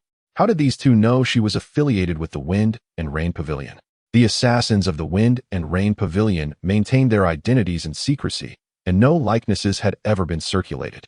Only the characteristics of their martial skills and weaponry were known in the martial world. Upon entering, Chen Ye naturally seated himself at the table, noticing a pot of tea, and casually poured himself a cup. The blind boy, beside him, appeared pale, as if he was aware of the identity of the woman in the black dress. Chen Ye closed the door and spoke in a neutral tone. "What did Zhao Wu say?" Chen Ye lifted his cup, took a sip, and replied with a smile. "I do not know. The Wanjin Hall offered me 200 taels of gold to forget that sentence. I am a man of my word, thus I cannot recall it. However, it seems that the friend with the silver spear had something to convey to my young brother before his demise. You may inquire with him." Chen Ye shifted the topic towards the blind boy. Chen Ye turned her gaze towards the blind boy before shifting it back to Chen Ye. The two were rather peculiar. The blind boy took a deep breath, his voice trembling as he spoke. He only uttered 4 words. "The earthly branches have shifted." Upon hearing this, Chen Ye's expression instantaneously changed, her pupils narrowing to the size of needles. Indeed, she murmured almost inaudibly, regaining her composure. She clasped her fists in gratitude towards Chen Ye and the blind boy. "Thank you both." After a moment's contemplation, she added, "This phrase carries profound significance. Do you have any enemies? I am willing to assist." Chen Ye's lips twitched slightly. "Is this how the assassins of the Wind and Rain Pavilion repay their debts? By taking lives? I prefer the approach of the Wanjin Hall a bit more."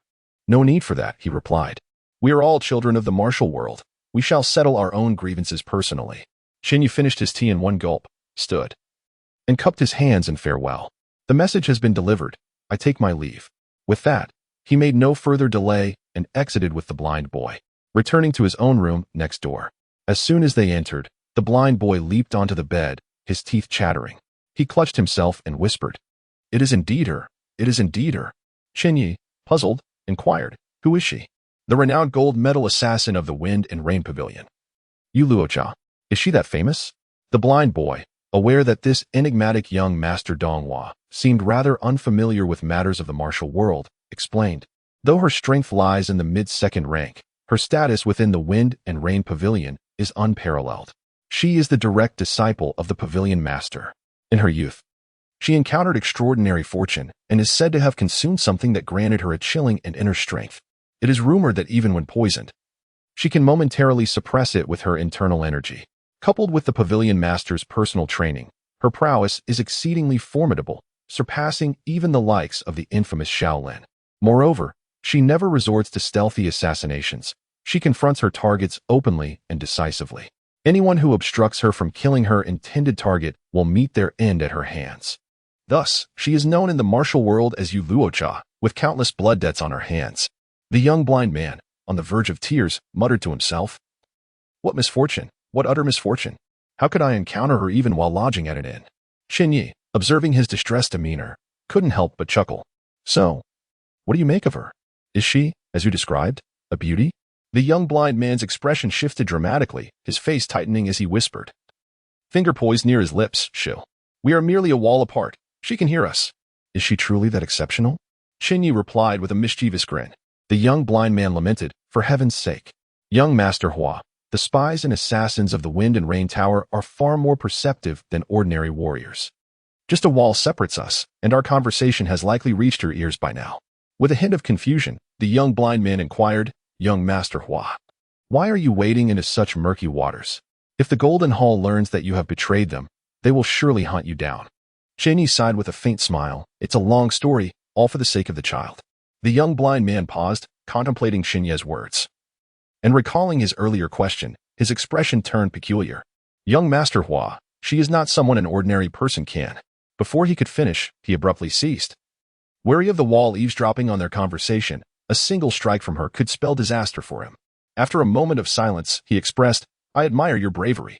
In the adjacent room, Chen Ye sat at a wooden table, her bowl of spring noodles now a soggy mess. The once pristine white strands having absorbed the broth and become limp. She exhaled deeply, having overheard the dialogue between Chen Ye and the young blind man. A complex emotion flickered in her autumn-like eyes. The phrase the Earth Branch has changed validated all her inquiries over the past month. A month prior, she had assassinated Tang Feng. From the information gleaned from Tang Hao, she had speculated a possibility. Someone in the martial world was orchestrating the exposure of the Wind and Rain Tower's assassins, subsequently eliminating them. This was a strategy to undermine the Wind and Rain Tower. However, after a month of investigation, she had only uncovered issues with the informant at the tavern in Yuhang County. She had yet to discern whom he reported to. The intelligence network of the Wind and Rain Tower had always operated on a singular line of communication, with assassins and informants belonging to separate divisions. Even as a direct disciple of the Tower's leader, she remained oblivious to the intricacies of the intelligence system. Thus, her trail had reached an impasse. The remaining anomalies indicated that numerous agents of the Wind and Rain Tower had faltered over the past month. Collectively, these irregularities hinted at a malfunction within the tower's intelligence apparatus. The Earth Branch has changed. Chen Ye's gaze grew increasingly frigid. The intelligence was managed by 12 mysterious Earth Branches, none of whom had ever been seen, nor was their location known. It was understood only that the branches compiled intelligence and disseminated it in levels for the assassin's perusal. Presently, the esteemed silver gunman, Zhao Wu, had perished, and before his demise, he had relayed the ominous message that the Earth Branch has changed. This was enough to signify a grave issue. Among the 12 branches, there was a traitor. Someone had betrayed the Wind and Rain Tower. Chen Ye fixated on the mushy noodles, a sudden epiphany illuminating her mind. No, it was not merely a change in the Earth Branches. Zhao Wu did not intend to convey this meaning. Chen Ye's eyes sparkled with clarity as she murmured, there is a traitor among the stewards. The Wind and Rain Tower has established stewards in various prefectures, and assassins must inform the stewards to register when they accept a task. This is to prevent multiple assassins from being assigned to eliminate the same target, which could lead to internal strife. Zhao Wu, known for his solitary nature, seldom interacted with others. The words he uttered before his demise, the earthly branches have changed, were not a reference to the earthly branches themselves, but rather a warning to the Wind and Rain Tower that there was an issue with the steward in Jiangning Prefecture. Chen Ye gradually grasped the crux of the matter. Zhao Wu had been ambushed by the people of the Wanjin Hall. The only individuals capable of revealing the whereabouts of the assassins from the Wind and Rain Tower were the stewards, for they knew that any assassin accepting a task would inevitably appear at the location of their intended target. The assassination of Tang Feng a month prior flashed through Chen Ye's mind. Steward Huang from Linan Prefecture, and Steward Li from Jiangning Prefecture. Taking a deep breath, Chen Ye's gaze grew increasingly frigid. She grasped her sword with her left hand, rose to her feet, and cast a glance across the wooden table. On the table lay a bowl of congealed yachan noodles. For a moment, she hesitated, then lowered her sword, removed her veil, and picked up the chopsticks once more. Chapter 30. The Iron Sparrow Manor. An odd method of selecting disciples. The following day, Chen Ye and the little blind boy rose early, partook in their morning meal, and like many martial artists in the city, made their way to the Iron Sparrow Manor located in the outskirts of Jiangning County. Adorned with cloud patterns reminiscent of ocean waves on their chests, they were members of the Sea Whale Gang, whose leader, Zhong Longshan, was a first-rate master, renowned for his unmatched stormy palm technique along the coast. We should avoid crossing paths with them. Dressed in crimson robes, embellished with copper coin designs on his chest, was the fire-cloud young master of the Wanjin Hall, a practitioner at the early stage of the second rank, his father being one of the 12 hall masters. The Fire Dragon King.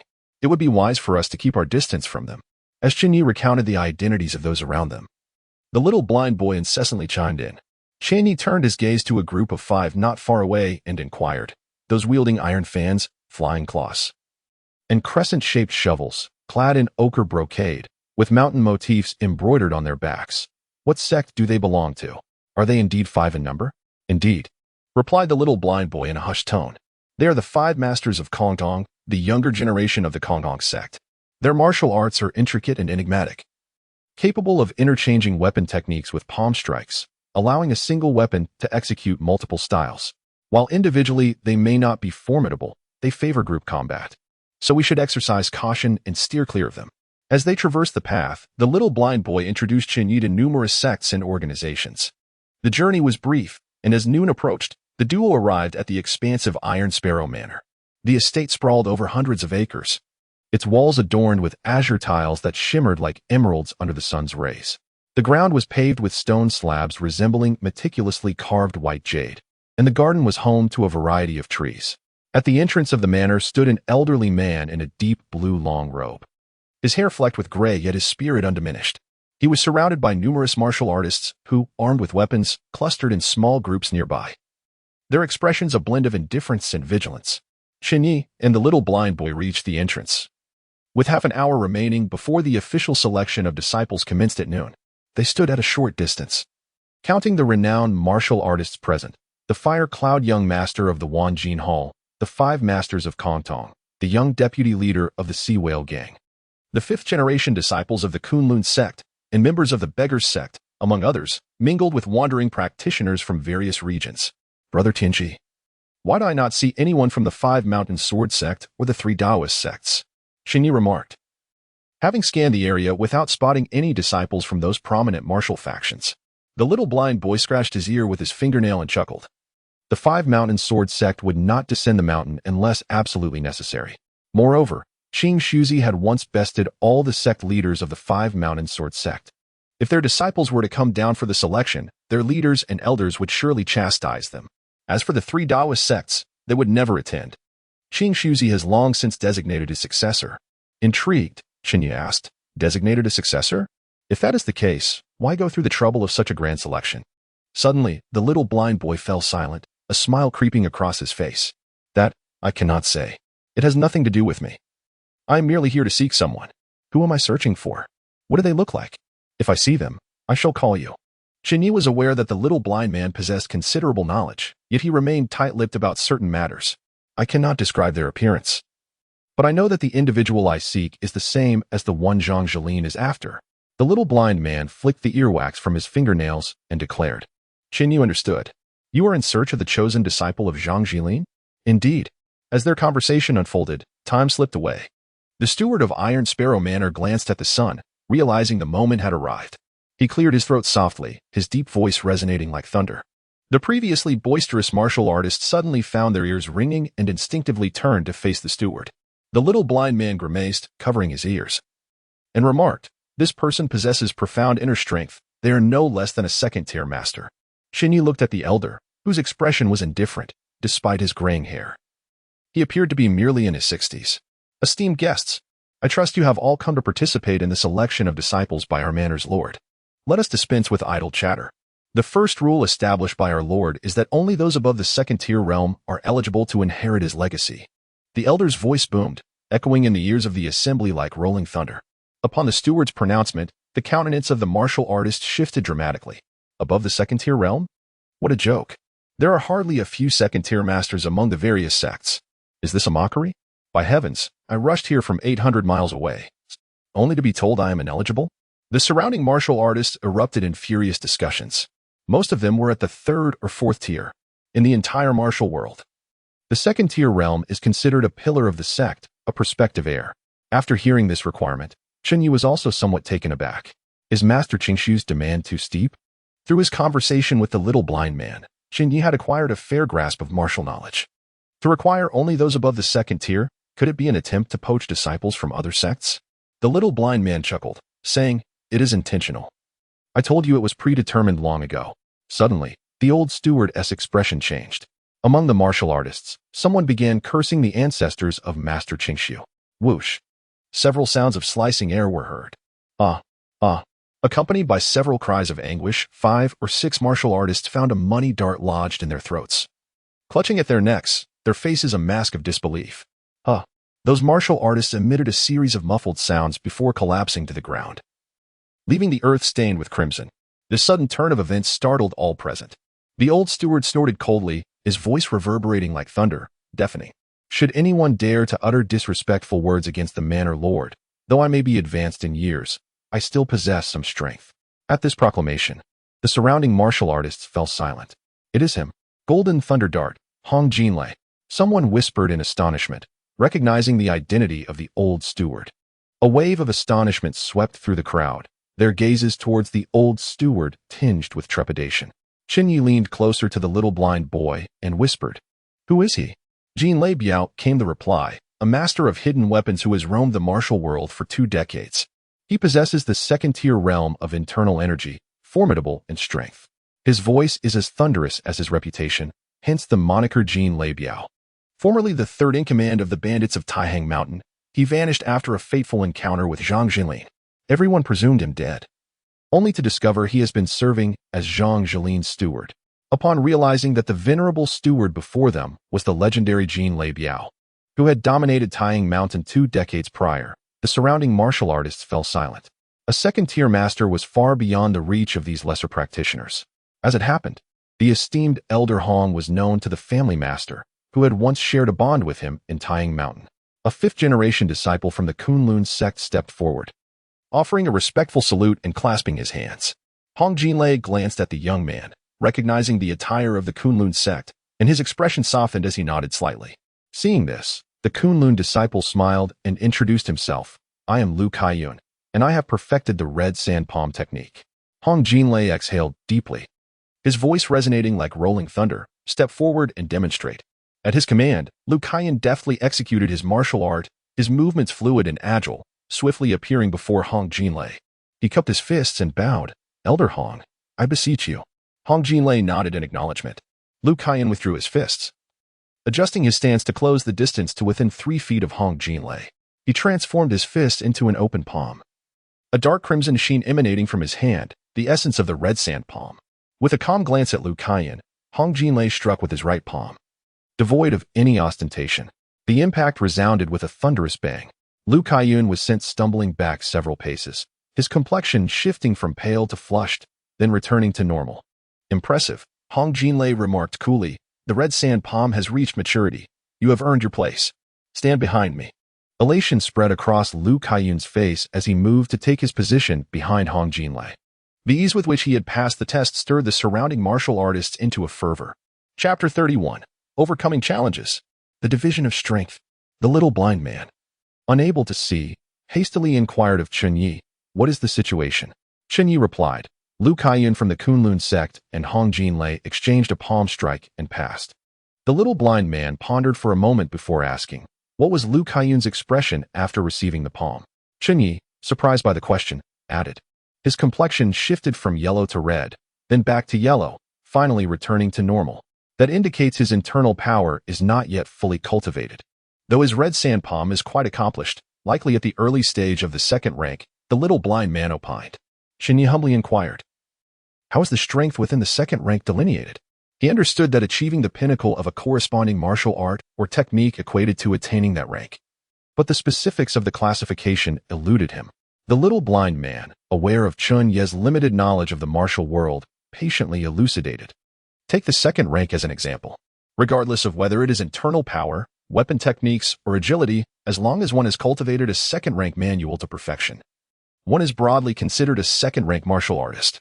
However, consider this, a person who has mastered internal power, sword techniques, and agility to perfection will naturally be stronger than someone who has only perfected their palm techniques.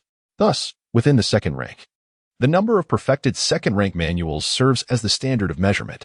Mastering one technique is classified as early stage, 2 as mid stage, 3 as late stage, and 4 or more as peak. At this juncture, the little blind man paused to scratch his head, adding, however, there are exceptional circumstances. Strength varies from person to person. It is best to base martial practice on internal power, as techniques are merely external manifestations. For instance, Qing Shuzi has perfected his innate qi technique, enabling him to wield the power of 1st rank mastery in every move. Yet, internal cultivation requires years of diligent practice and cannot yield quick results, unlike weapon techniques and boxing, which can produce results in a few years if one possesses adequate talent. Having concluded his explanation, the little blind man left Chen Ye with a comprehensive understanding of the division of strength. In summary, only those above the 3rd rank can be deemed true martial artists. with the fourth rank scarcely differing from the unranked in terms of strength.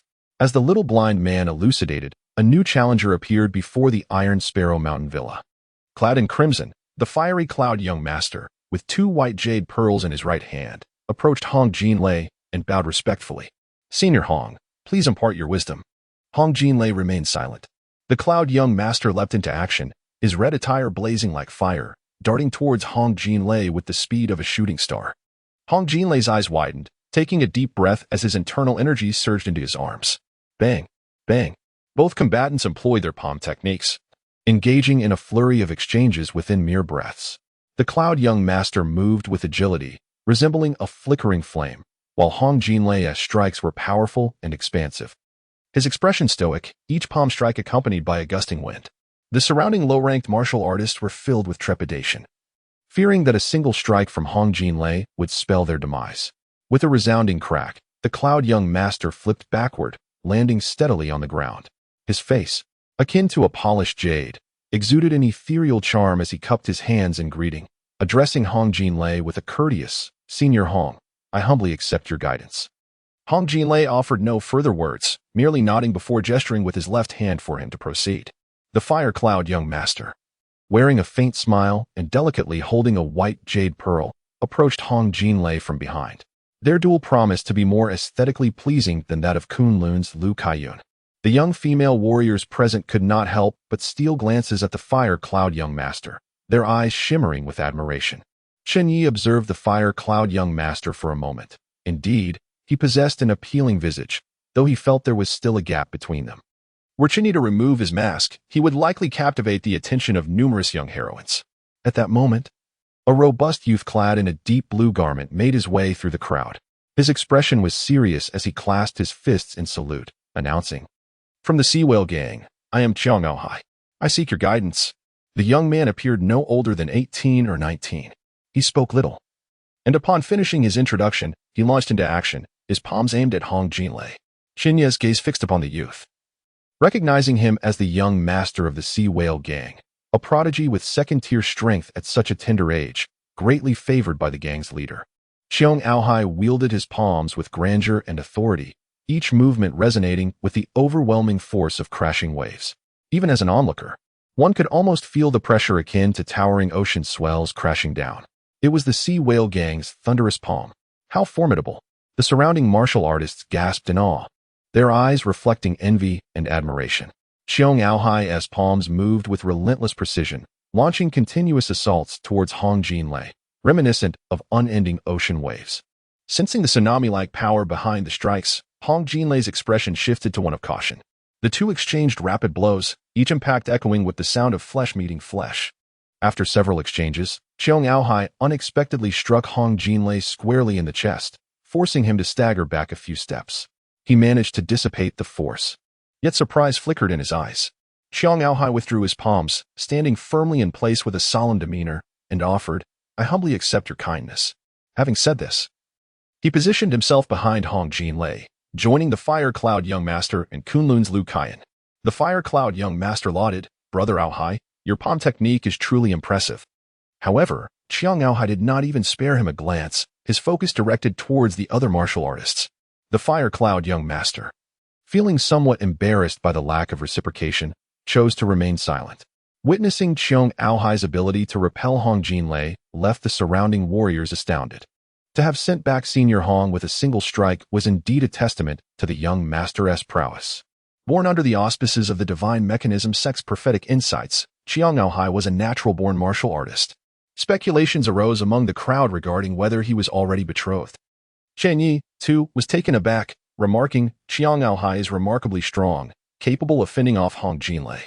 The nearby blind youth dismissed this with indifference, saying, "Hong Jinlei excels in hidden weapons, not palm techniques." However, for Qiang Aohai to have repelled him, his thunderous palm must be well developed. To master such a technique at the tender age of 18 or 19 speaks volumes of his innate talent. If he possesses even a modicum of talent in internal martial arts, he is likely to ascend to the first-grade realm before the age of 30.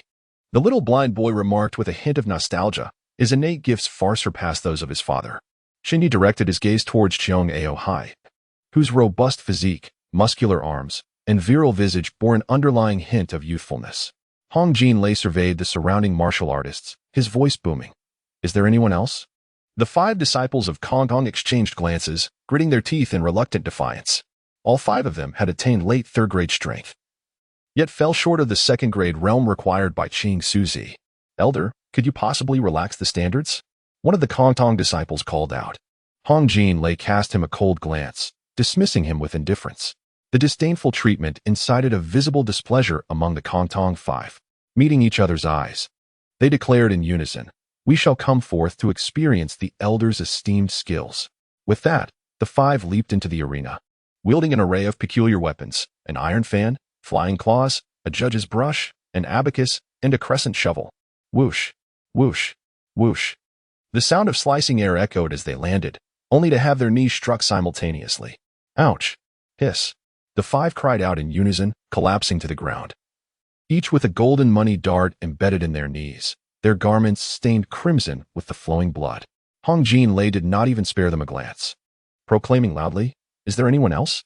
Witnessing the Kong Tong 5 being incapacitated upon their entrance struck a chord of trepidation among the onlooking martial artists.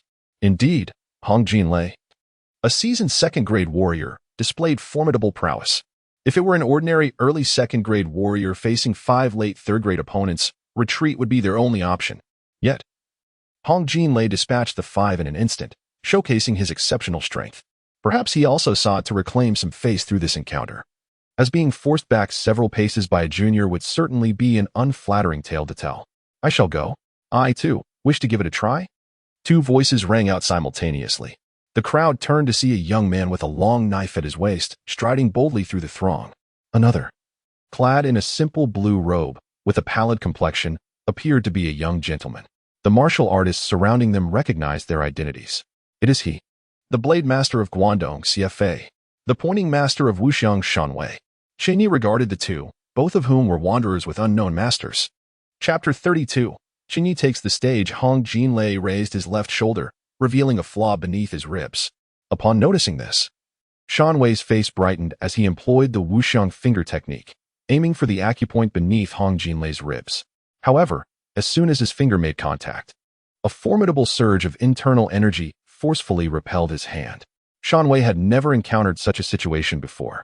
In his astonishment, a sharp clap resounded as Hong Jinlei struck Shanwei's shoulder, causing him to stagger and fall to the ground. His complexion turned pale, and his expression was one of distress. Hong Jinlei cast a fleeting glance at him and remarked, "In the art of acupoint sealing, internal energy is paramount. Your footwork is somewhat proficient, yet your internal energy is lacking." Upon hearing Hong Jinlei's assessment, Shanwei inhaled deeply, rising respectfully from the ground to bow. He understood that Hong Jinlei had intentionally feigned a vulnerability to bait him. Although he had been knocked down, which was somewhat humiliating, Hong Jinlei's critique was indeed valid. The technique of acupoint sealing, while immensely powerful, becomes futile if one cannot penetrate the opponent's protective energy. After bowing, Shanwei hesitated not, turning to weave through the crowd and depart. "Is there anyone else?" Hong Jinlei called out with a booming voice. Behind him stood 4 individuals, Kunlun Lu Kaiyan, the Fire Cloud Young Master, Cheong Ao Hai, and the recently admitted Kanto Swordsman, CFA. The martial artists gathered in Jiangning Prefecture numbered in the hundreds. Yet those of 2nd-tier strength were few and far between. Disciples of prominent sects were bound by their affiliations and could not attend, leaving only those who were able to come. The little blind boy tilted his head, glancing at Chen Ye, and whispered, "Young Master Hua, aren't you going up?" Chen Ye blinked and replied, "My forte lies in lightness skill. I'm not adept in hand-to-hand combat. How could I possibly contend with him?" The little blind boy chuckled. "That's simple, just avoid his strikes. Alternatively, you could sneak behind him when he is distracted." Chen Ye pondered this, feeling a flutter of excitement within. The prospect of mastering the innate internal skill capable of facing 8 opponents at once was irresistible, perhaps the pinnacle of martial arts in the realm. Taking a deep breath, Chen Ye was just about to exclaim, "I will," when a figure suddenly darted into the arena. The individual was diminutive, hardly taller than a 10-year-old child, wrapped in several layers of headscarves, with a mature visage adorned with facial hair. In a gravelly voice, he declared, "Old Hong, I too wish to give it a try." Upon seeing him, Hong Jinlei's expression shifted, and he scoffed, "Peng Tong, the short tiger of Shangxi, how dare you, a 1st-tier master, show your face here?" Peng Tong chuckled a couple of times. King Suzy selects disciples without regard for background or lineage. Why should I not be here? My abilities are above second tier. And I do not contravene the rules set by King Suzy. What now, old Hong? Will you stop me? Hong Jinlei let out a cold laugh but remained silent. The less than 5'3" Peng Tong swaggered to stand behind Hong Jinlei. Ignoring him, Hong Jinlei turned his attention back to the others. Is there anyone else? The martial artists exchanged glances, none daring to respond. Suddenly, Chen Ye spoke up. Senior Hong, I too wish to try. At this proclamation, the surrounding martial artists directed their gazes toward Chen Ye. It was he. In the arena, a woman clad in a cerulean wash dress observed the silver mask adorning Chen Ye's face and mused to herself. She was the same individual who had shared a donkey cart ride with him the previous day. Hong Jinlei cast a glance at Chen Ye, remaining silent. Chen Ye touched the mask on his face and remarked, Senior Hong, my expertise lies in agility. I am not adept at engaging in hand-to-hand combat with you. If I could manage to slip behind you, would that suffice? Upon hearing Chen Ye's words, the surrounding martial artists began to murmur amongst themselves. Indeed, how had I not considered this? Although my offensive techniques may be lacking, I can certainly flee, lamented a third-rank martial artist specializing in light-footedness. As if he had missed a grand opportunity. Someone scoffed, it's not so simple. While Hong Jinlei excels in concealed weapons, his agility is formidable as well. Even a typical second-rank practitioner of light-footedness would likely struggle to bypass him. Not necessarily. If one merely aims to reach behind Hong Jinlei, there remains a chance. The martial artists engaged in fervent discussions, deliberating the feasibility of Chen Ye's proposition. Listening to the discourse around him, Hong Jinlei furrowed his brow in contemplation before solemnly responding. It is possible. Then I sincerely thank you, Senior Hong. Chen Ye replied respectfully. Hong Jinlei's body stiffened, rendered momentarily speechless. Gradually, he turned around and beheld the silver mask now appearing behind him, alongside the likes of young Master Hui Yun and others. At the sound, young Master Hui Yun, Lu Kaiyan, and Xiang Aohai were all taken aback. They turned to Chen Ye, eyes wide, their hearts racing. When did this person arrive? The surrounding martial artists gaped in astonishment as they noted Chen Ye had indeed appeared behind Hong Jinlei. After a brief silence, the martial artists erupted into exclamations. By my mother, when did he pass by? What kind of light-footedness is this? I saw nothing at all. If he had aimed to ambush me, I would surely be dead by now. Who is this man? Why is there no mention of him in the martial world? The martial artists encircling the Iron Sparrow Manor were in a state of utter shock. The woman who had shared the donkey cart ride with Chen Ye gasped in amazement. Her round almond eyes wide and her rosy lips slightly parted. Such remarkable light-footedness. Nearby, the diminutive yet formidable martial artist Peng Tong squinted slightly, equally astonished. Not only young Master Hui Yun and his second-rank companions, but even he, a first-rank practitioner, had failed to perceive when Chen Ye had arrived. Who is this individual?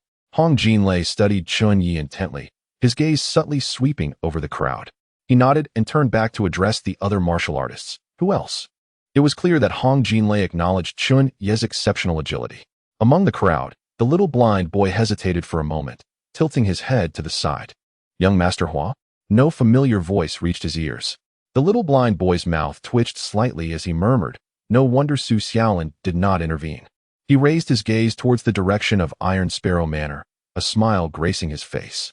Chen Ye glanced at the little blind boy not far away, a faint smile appearing beneath his mask. May I inquire your esteemed name? A gentle voice wafted from beside him, possessing a neutral quality. Chen Ye turned to look. And there stood the young master of the fire cloud, casually holding 2 white jade pearls in his right hand, offering him a slight smile. Donghua. Chen Ye replied with a slight bow and a smile. The individuals behind Hong Jinlei silently repeated the name Donghua in their minds, as it appeared that no such figure existed within the realm of martial arts. Xiang Aohai regarded Chen Ye with a serious expression and inquired solemnly. Your lightness skill is commendable. What about your mastery of martial arts? Moments ago, when the young master of the fire cloud had attempted to engage Xiang Aohai in conversation, he had been met with indifference. However, Chen Ye's demonstration of his lightness skill captured Xiang Aohai's attention. I do not possess profound knowledge in the art of combat, Chen Ye candidly admitted. At present, he was adept at evading and running, but lacked the ability to fight. Nevertheless, should the system bestow upon him offensive attributes one day, he would take flight without hesitation. Upon hearing Chen Ye's response, a flicker of disappointment crossed Xiang Aohai's eyes. He nodded in acknowledgement and refrained from further commentary. The swordsman Xie Fei from the eastern region and Lu Kaiyun from Kunlun did not engage with Chen Ye. They merely cast a glance his way before diverting their gaze. In front of the Iron Sparrow Manor, after several inquiries from Hong Jinhai and witnessing no further challengers, he took a deep breath, channeling his internal energy, and proclaimed in a voice as thunderous as a storm, "Esteemed guests, the first round of selections has concluded. Should you wish to continue observing, you are welcome to enter the manor." Chapter 33. The conditions for inheriting the legacy having spoken, Hong Jinlei led the 6 successful candidates into the Iron Sparrow Manor. The remaining martial artists exchanged glances, and some decided to follow suit, eager to witness who would ultimately inherit the legacy of Qing Shuzi. This was a legendary tale from 20 years ago. The chosen one would undoubtedly be remarkable. The little blind boy trailed behind the crowd towards the Iron Sparrow Manor, a wooden stick in hand, poking at the ground as he muttered softly, "How ungrateful, leaving my brothers behind here. Oh, am I truly seen as ungrateful in Brother Tianji's eyes?" A familiar voice came from beside him. The little blind boy's face lit up with joy as he exclaimed, "Young Master Hua, your lightness of foot is truly impressive." Chen Ye appeared next to the little blind boy, causing the surrounding martial artists to gasp in astonishment as they gazed at him. They glanced back and forth between Hong Jinlei and Chen Ye, their eyes filled with disbelief. This man possessed extraordinary agility, traversing a distance of over 10 zhang in an instant. "Come, are you not in search of someone?" "Undoubtedly. The person you seek is among our 6, Chen Ye said, placing a hand on the little blind boy's shoulder before taking a step forward, activating his technique that traverses space. He then withdrew his hand from the boy's shoulder. What's wrong?" The little blind boy felt Chen Ye's hand leave his shoulder almost as soon as it had rested there. "What do you mean, what's wrong?" Chen Ye replied, somewhat puzzled. "Let us go, you've already entered." The little blind boy stood there, dumbfounded, his mouth agape in disbelief. Surely, young Master Hua's agility rivaled that of the renowned Xiaomao and Su Xiaolin. Nearby, young Master Huayun remarked with a mix of wariness and envy, admiring Chen Ye's remarkable skill while also recognizing him as a forthcoming rival. Upon hearing young Master Huayun's south voice so close, the little blind boy finally grasped that he had indeed entered the manor and was following closely behind Hong Jinlei. My ancestors." He stood frozen, his speech faltering. Who exactly was this young Master Hua he had encountered on the road? Just yesterday, he had escaped Su Xiaolin's attack with Chen Ye's help, unaware that Chen Ye could cover 30 zhang in the blink of an eye. Today, being escorted into the Iron Sparrow Manor by Chen Ye felt nothing short of miraculous. Oh master, my luck is truly extraordinary," the little blind boy mused, trailing beside Chen Ye, as Hong Jinlei led the 6 into the Iron Sparrow Manor. Chen Ye's attention was captured by an intriguing structure in the courtyard, a 2-meter-tall iron sparrow. "I see a 2-meter-tall iron sparrow. Is there a story behind it?" Chen Ye quietly inquired of the little blind boy. "This iron sparrow relates to the origin of the Iron Sparrow Manor and its other master," the little blind boy whispered, pausing as though wary, and then added, "In any case, it is a symbol of identity. If you wish to know more, I shall tell you later." Young Master Huayun could not help but chuckle. This is hardly a secret worth keeping. It is widely known in the martial world that Iron Sparrow married Qin Shuzi, and together they withdrew from the realm, no longer concerning themselves with its affairs. The Iron Sparrow now merely serves as a nostalgic memory housed within the Iron Sparrow Manor. "My dear brother, you are overly cautious. Elder Hong would not take action against us for discussing the origins and conclusions of Iron Sparrow Manor," remarked young Master Fire Cloud with a casual glance at the little blind one. The little blind one remained silent, merely snorting softly and muttering under his breath. "What do you know?" Chen Ye cast his gaze upon the 2-meter-tall Iron Sparrow statue, surprised to discover such a story behind it. He had heard the storyteller mention that Qing Shuzi, along with a friend, founded Iron Sparrow Manor and ceased involvement in the martial world. However, it was never revealed that the Iron Sparrow was wed to Qing Shuzi. Noticing the little blind one's silence and stern demeanor, Chen Ye sensed he might possess some insider knowledge that he was reluctant to share in front of others. Before long, Hong Jinlei arrived with a group of martial artists at the entrance of the manor's reception hall. "Master of the manor," Hong Jinlei called out loudly, standing before the tightly closed doors. "You are all welcome, esteemed guests," came a gentle voice from within, belonging to a middle-aged man. Suddenly, a gust of wind resounded as the doors of the reception hall were effortlessly pushed open by an unseen force, revealing the interior to all. Inside the exceedingly spacious hall sat a middle-aged man dressed in exquisite garments at the head of the table. His features were elegant, with a long, dark beard adorning his chin and deep-set eyes that radiated a subtle, ethereal quality, as if untouched by the world's dust and smoke. One could discern from his visage that he must have been exceptionally handsome in his youth. Hong Jilei stepped inside, respectfully cupping his hands in greeting, master of the manor. Zhang Jilin responded, casting his gaze upon the 6 challengers behind Hong Jilei. His demeanor was calm as he scanned each face, observing their reactions. Lu Kaiyan from Kunlun instinctively averted his gaze upon meeting Zhang Jilin's eyes, appearing somewhat anxious in his presence. Meanwhile, young Master Fire Cloud from Wanjintang maintained a steady gaze on Zhang Jilin, offering a faint smile. Xiang Aohai, however, wore a serious expression, his eyes sharp as blades, seemingly intent on piercing through the legend of martial arts from 20 years prior. Xie, the knife master from the east, remained unperturbed, his expression as placid as if mountains could crumble without stirring his emotions. The only first-class expert, the short but formidable Peng Tong from Shangxi, braced himself to meet Zhang Jilin's gaze, anxious that he might provoke the man's displeasure. Yet, Zhang Jilin merely glanced at him before shifting his attention elsewhere. Chen Ye's expression was calm but tinged with curiosity as he regarded Zhang Jilin. However, upon closer inspection, Chen Ye felt a pang of disappointment. The legendary figure from 2 decades ago appeared, aside from his otherworldly aura, to be no different from an ordinary middle-aged man. This realization left Chen Ye somewhat disheartened. After all, everyone is human, possessing 1 head, 2 arms, and 2 legs. Regardless of how grand their reputation may be, they remain but mortals. Zhang Jilin's gaze fell upon Chen Ye, as if sensing something, his eyes briefly reflecting astonishment before transitioning into a fleeting spark of excitement.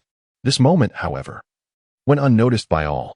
Zhang Jilin withdrew his gaze from the 6 individuals and turned towards the entrance of the reception hall, speaking in a gentle tone. "Friends outside, please come in." The martial artists clustered outside exchanged glances, gathering their courage to step into the hall. However, despite its spaciousness, the reception hall could not accommodate too many, leaving numerous warriors standing outside. Zhang Jilin extended his hand and gestured, "Please take a seat." Hong Jilei indicated for the 6 individuals to occupy the prepared seats on either side of the hall. The young blind man halted just before Chen Ye entered, now standing alongside other martial artists on the periphery. Zhang Jilin averted his gaze, calmly stating, "I am well aware of your intentions. To become my successor, the requirements are quite simple. Each of you is capable of fulfilling them." Upon hearing this, the atmosphere grew tense, breaths quickening among the attendees. The young master of Wanjintang, known as Hui Yun, voiced the unspoken query of all present. "Senior Zhang, may I inquire what these conditions entail?" Zhang Jilin's gaze lingered on Hui Yun for a moment before he replied slowly, "You need only to forfeit all of your internal power." Chapter 34. The storm approaches in Jiangning County. By the riverbank, a dilapidated boat rests upon the water's surface, its hull adorned with white rust, revealing its age. An elderly man occupies the small vessel, holding a fishing rod, his eyes half closed as if in slumber. Suddenly, ripples dance across the water, and the fishing line quivers with a tugging sensation. The old man, roused from his reverie, opens his eyes, his frail hand exerting a slight force. He lifts the rod, and a plump river fish bites the hook, emerging from the depths. The fish flops onto the boat, splashing water everywhere. "Li Jisher." A calm feminine voice calls from behind the old man. He remains silent, deftly flicking the rod. The fish, ensnared by the line, lands accurately into the basket behind him. After completing this task, the old man inquires, "What is it?" "Zhao Wu is dead," the woman states flatly. "Skill inferior to others. Death is merely a consequence." The old man replies without emotion, his tone even. He casts the line once more, letting the hook sink into the water, causing concentric ripples to emanate from its center. "He was killed by Su Xiaolin of the Wanjin Hall," the woman continues. The old man nods slightly. "That is unfortunate for him. Had he encountered someone else, he might have survived. Yet he happened to meet Su Xiaolin," the woman remarks. The old man gazes at the river's surface, commenting, "Zhao Wu possessed commendable lightness skill, but it still fell short compared to Su Xiaolin. Thus, it is indeed unfortunate for him." The woman replies, her eyes fixed on the water, her left hand gripping the sword sheath tightly. After a prolonged silence, she states, "He truly had poor fortune." In a flash, several beams of sword light appear. The old man feels a chill in his limbs, losing sensation in an instant. Chini slowly sheathes her sword, her gaze indifferent as she regards Li Jisher. She has just severed the tendons in his hands and feet. Li Jisher, turning his somewhat stiff neck, looks back at Chen Ye. You are already aware? He inquires calmly. Chen Ye nods. Not much is known. You leaked Zhao Wu's information, which led Su Xiaolin to Jiangning County. Li Zhishe nods expressionlessly. You truly know little, he adds. Why betray the Fingyu Tower? Chen Ye's autumn-like eyes fixate on him, her usually placid tone now tinged with ripples of emotion. Li Zhishe lifts his gaze to Chen Ye and smiles. Everyone is betraying the Fingyu Tower. You simply remain unaware. At this revelation, Chen Ye is taken aback. Are you familiar with the leader of the Shinjimen?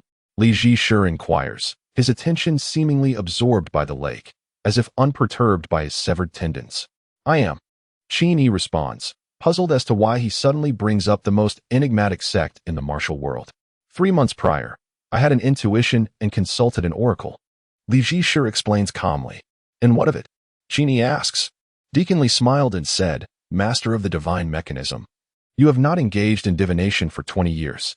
However, after your recent reading, you spat blood, suffering from the backlash of celestial secrets and narrowly escaping death. A flash of insight crossed Chen Ye's mind. Is it related to the wind and rain tower? She inquired with an urgent tone. Deacon Li did not respond to her question but remarked, the master of the divine mechanism uttered a prophecy. 20 years hence, the martial world will face a great calamity, originating from a 3-character assassin organization. As he spoke, a hint of sorrow and mockery tinged his voice. Hearing this, Chen Ye fell silent, understanding the gravity of the situation. The divine mechanism sect is renowned for its infallible predictions. After 2 decades of abstaining from divination, the master suddenly felt compelled to make a prediction. Yet it heralded the downfall of the wind and rain tower. A cold smile crept onto Deacon Li's lips as he gazed at the river. His expression one of disdain. Chen Ye stated calmly, that is not a justification for betrayal. Deacon Li abruptly turned to her, his gaze profound. You know too little. Do not investigate further. Everyone is betraying the wind and rain tower. If you continue, you will meet your demise. His eyes held a trace of compassion, as if, despite his own suffering, he felt pity for Chen Ye. She nodded. Is there anything else to say? The fish are freshly caught. Do not let them go to waste. Deacon Li withdrew his gaze, resuming his watch over the river, the fishing line swaying gently in the breeze. The surface of the water rippled, and he observed the fishing rod and the river with a calm demeanor, as if in his final moments, he remained attached to the hope of catching a fish. A flash of sword light passed by. Chen Ye departed. After some time, the fishing line, pulled by a fish beneath the water, caused the rod, which had been firmly held in hand, to sway and fall into the river, swept away by the current, its fate unknown. At the Iron Sparrow Villa. In the reception hall, Zhang Jilin's gaze lingered on the fire-cloud young master for a moment before he slowly spoke. All you need to do is abandon your internal energy. At this pronouncement, the attendees were left in stunned silence. The hall was as quiet as a grave. One could hear a pin drop. Senior Zhang, are you saying that our final test is to relinquish our internal energy? The fire-cloud young master maintained his smile, but his tone was laced with coldness. Zhang Jilin nodded, his voice gentle, indeed. The innate qi cannot coexist with other forms of internal energy. If you wish to inherit my legacy, you must forfeit all your internal energy. With this clarification, the attendees finally grasped his meaning. The 6 who had passed the trials fell into silence, each lost in thought. Cultivating internal energy is not an endeavor achieved overnight. The internal energies possessed by the fire-cloud young master and the others were honed over many years, painstakingly developed from childhood. The diminutive tiger from Shaanxi, Peng Tong, had spent decades cultivating his internal energy. To demand that they discard their lifelong achievements was akin to asking a man to castrate himself. In that moment, they found it difficult to accept such a proposition. The expression on Shaanxi's Aihua was somber. Forfeiting his internal energy was akin to commencing his martial arts training anew. Should his innate talent and internal cultivation prove inferior, starting over would undoubtedly entail decades of arduous practice. More critically, Peng Tong harbored numerous adversaries within the martial world. If they were to discover his relinquishment of internal power and his subsequent endeavor to reformulate his skills, they would undoubtedly seek him out, and at that point, he would be awaiting his demise. Contemplating this, a flicker of intensity crossed Peng Tong's gaze. He shifted his eyes and clasped his fists, declaring, Qing Shuzi, I withdraw. With that, he rose from his seat and moved to join the other martial artists. Although he had withdrawn, he remained curious to see who would ultimately inherit Qing Shuzi's legacy. I too withdraw, declared Xiong Ao Hai, the vice leader of the Hai Jing gang. Without a moment's hesitation, he stood and exited the reception hall without pause. Xiong was known for his decisive and efficient manner. The room was left with only the likes of young Master Huiyun, Kunlun's Lu Kaiyan, the Eastern Blade Master CFA, and Chen Ye. Chapter 35. Am I the one chosen? At this moment, the most tormented soul was Lu Kaiyan. His internal martial arts skills had not yet reached perfection, categorizing him at the third rank. He could easily forfeit his internal energy and start anew. However, Lu Kaiyan was acutely aware of his meager talent in martial arts. To begin the arduous journey of mastering internal cultivation once more would likely consume him over a decade. Moreover, the internal arts of the Taoist sect were inherently more intricate and profound than those of other sects, rendering them even more challenging to practice. After much contemplation, Lu Kaiyan gritted his teeth and declared, I withdraw. To renounce his internal power would mean relinquishing everything he had achieved, forcing him to restart his journey as a martial artist of the lowest caliber.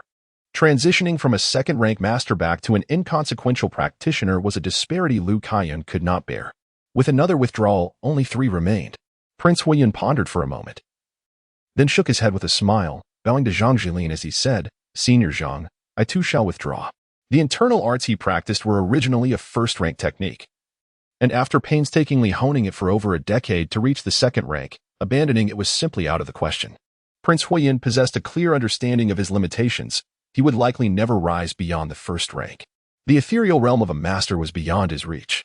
Although the innate chi technique was formidable, it demanded a complete renunciation of all internal power, a demand he found excessively tyrannical.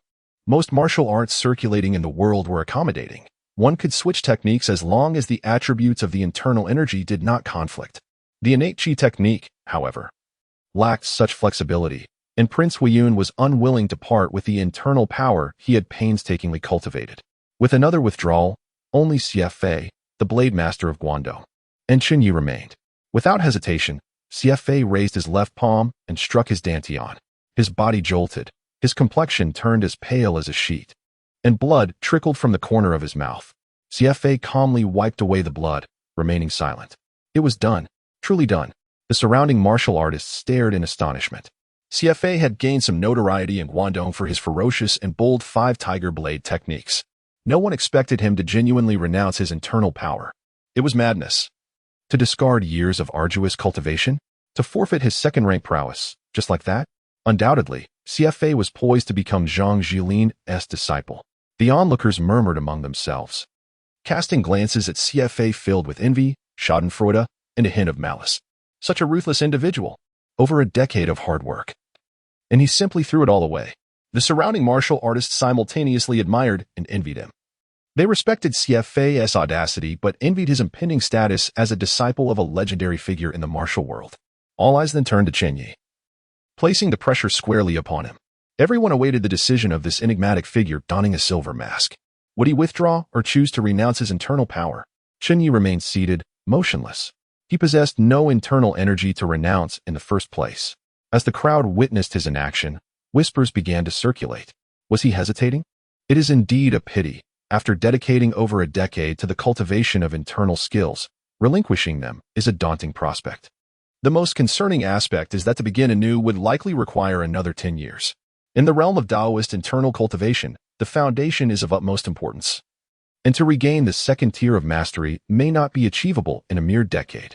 The young master of Fire Cloud, delicately cradling a white jade pearl, fixed his gaze intently on Chen Ye, eager to witness his decision. As the assembly awaited Chen Ye's response, Zhang Jilin calmly interjected, Please, both of you, follow me. At this pronouncement, all present were momentarily taken aback. Chen Ye had yet to forfeit his internal energy. Why would Zhang Jilin permit him to proceed? Elder Zhang, he has not yet abandoned his internal power. Indeed, how can he be allowed to pass? Shouted a voice among the surrounding martial artists, laced with envy. Zhang Jilin cast a fleeting glance at the speaker, who fell silent immediately, as if grasped by the throat, not daring to utter another sound. He has indeed forfeited his power, Zhang Jilin replied coolly. With that, he turned to Hong Jinlei, who nodded in understanding and thundered, Esteemed guests, the selection has concluded. I kindly request that you accompany this old man out of the manor. The martial artists, upon hearing Zhang Jilin's remark, stood in stunned silence, exchanging bewildered glances. What? He has already forfeited? When did that happen? I did not see it. Could it be that he relinquished it prior to CFA? Whispers of confusion cascaded through the crowd. Hong Jinlei cleared his throat, his voice echoing like thunder, commanding silence. The assembly quieted, following him as they departed the reception hall. Chen Ye remained seated, casting a deep glance at Zhang Jilin, who sat serenely in the main seat with an air of tranquility and grace. The words of the little blind boy echoed in Chen Ye's mind. It would be futile to go. It has already been predetermined. A subtle feeling stirred within him. He could not shake the impression that the one predetermined was himself. Yet, this seemed impossible. For Chen Ye had traversed into this realm merely 2 months prior and could not possibly know Zhang Jilin. Please, follow me. Zhang Jilin rose from his seat.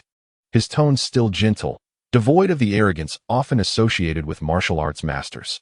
Chen Ye stood, accompanying Xie Fei and following behind Zhang Jilin. At the entrance of the reception hall, the young master of Fire Cloud glanced back at Chen Ye's retreating figure, shaking his head in disappointment at the loss of such lightness and skill. Meanwhile, the short and sinister-eyed Peng Tong from Shangxi fixated his gaze on Chen Ye and Xie Fei, his expression peculiar. 2 individuals? Why are there 2? The little blind boy, holding a wooden staff, tread cautiously, murmuring to himself, was it not predetermined that only one would be chosen? How strange. As his right hand brushed against 3 copper coins hidden within his robes, an unsettling premonition suddenly surged within him. It felt as if divining would invoke a backlash from the heavens themselves. The little blind boy shivered, suppressing the urge to divine the future, and followed the crowd out of the reception hall. Chen Ye and Xie Fei trailed behind Zhang Jilin, making their way through the gathering space until they reached the back room. Zhang Jilin glanced at Xie Fei and said calmly, "You may leave now." "Understood." Xie Fei replied respectfully, his complexion pale as a sheet, with a trace of blood at the corner of his mouth. He did not meet Chen Ye's gaze, turning instead to exit with resolute steps. Witnessing this scene, Chen Ye felt as though struck by a bolt of lightning, his eyes widening in shock. Xie Fei was one of Zhang Jilin's people. In that instant, Chen Ye experienced a sudden epiphany. The individual predetermined by the little blind boy was none other than him. How could this be? The unfolding events had utterly surpassed Chen Ye's expectations. Yet, what transpired next astonished him even further. Only Chen Ye and Zhang Jilin remained in the back room. With a serious demeanor, Zhang Jilin bowed to Chen Ye, offering a respectful salute. Chapter 36. The Innate Qi Technique Acquired. An ordinary middle-aged man, at the Iron Sparrow Manor, in the reception room's rear chamber. Chen Ye regarded the respectful Zhang Jilin with an expression of peculiar disbelief. "So, 20 years hence, you wish for me to intervene and protect the Iron Sparrow Manor?" Zhang Jilin replied with solemnity, "Indeed." Upon hearing the entirety of Zhang's narrative, Chen Ye was struck by the absurdity of it all. 3 months prior, the master of the Divine Machine sect had divined an ominous prophecy foretelling a great calamity in the martial world 2 decades later. Having devoted many years to his own cultivation, Zhang Jilin sensed a similar fate and employed the ancient divination methods of the Taoist sect to seek counsel for the Iron Sparrow Manor. The result was a dire omen, signifying utter destruction. Zhang initially dismissed it, but after 3 consecutive readings, all foretold the manor's demise in 20 years, with its inhabitants facing a ruthless slaughter, leaving no survivors. Despite having traversed the martial world for 2 decades, enduring countless trials, Zhang was left bewildered and helpless in the face of such a grim vision. Undeterred by the risks of prying into the mysteries of fate, he performed another divination, uncovering a slender thread of hope for the manor. Though the celestial mechanisms remained elusive, Zhang employed authentic Taoist calculations. The great Tao encompasses 50, the heavenly transformations amount to 49, and humanity eludes 1. By sacrificing a portion of his own lifespan, he discerned a method for survival.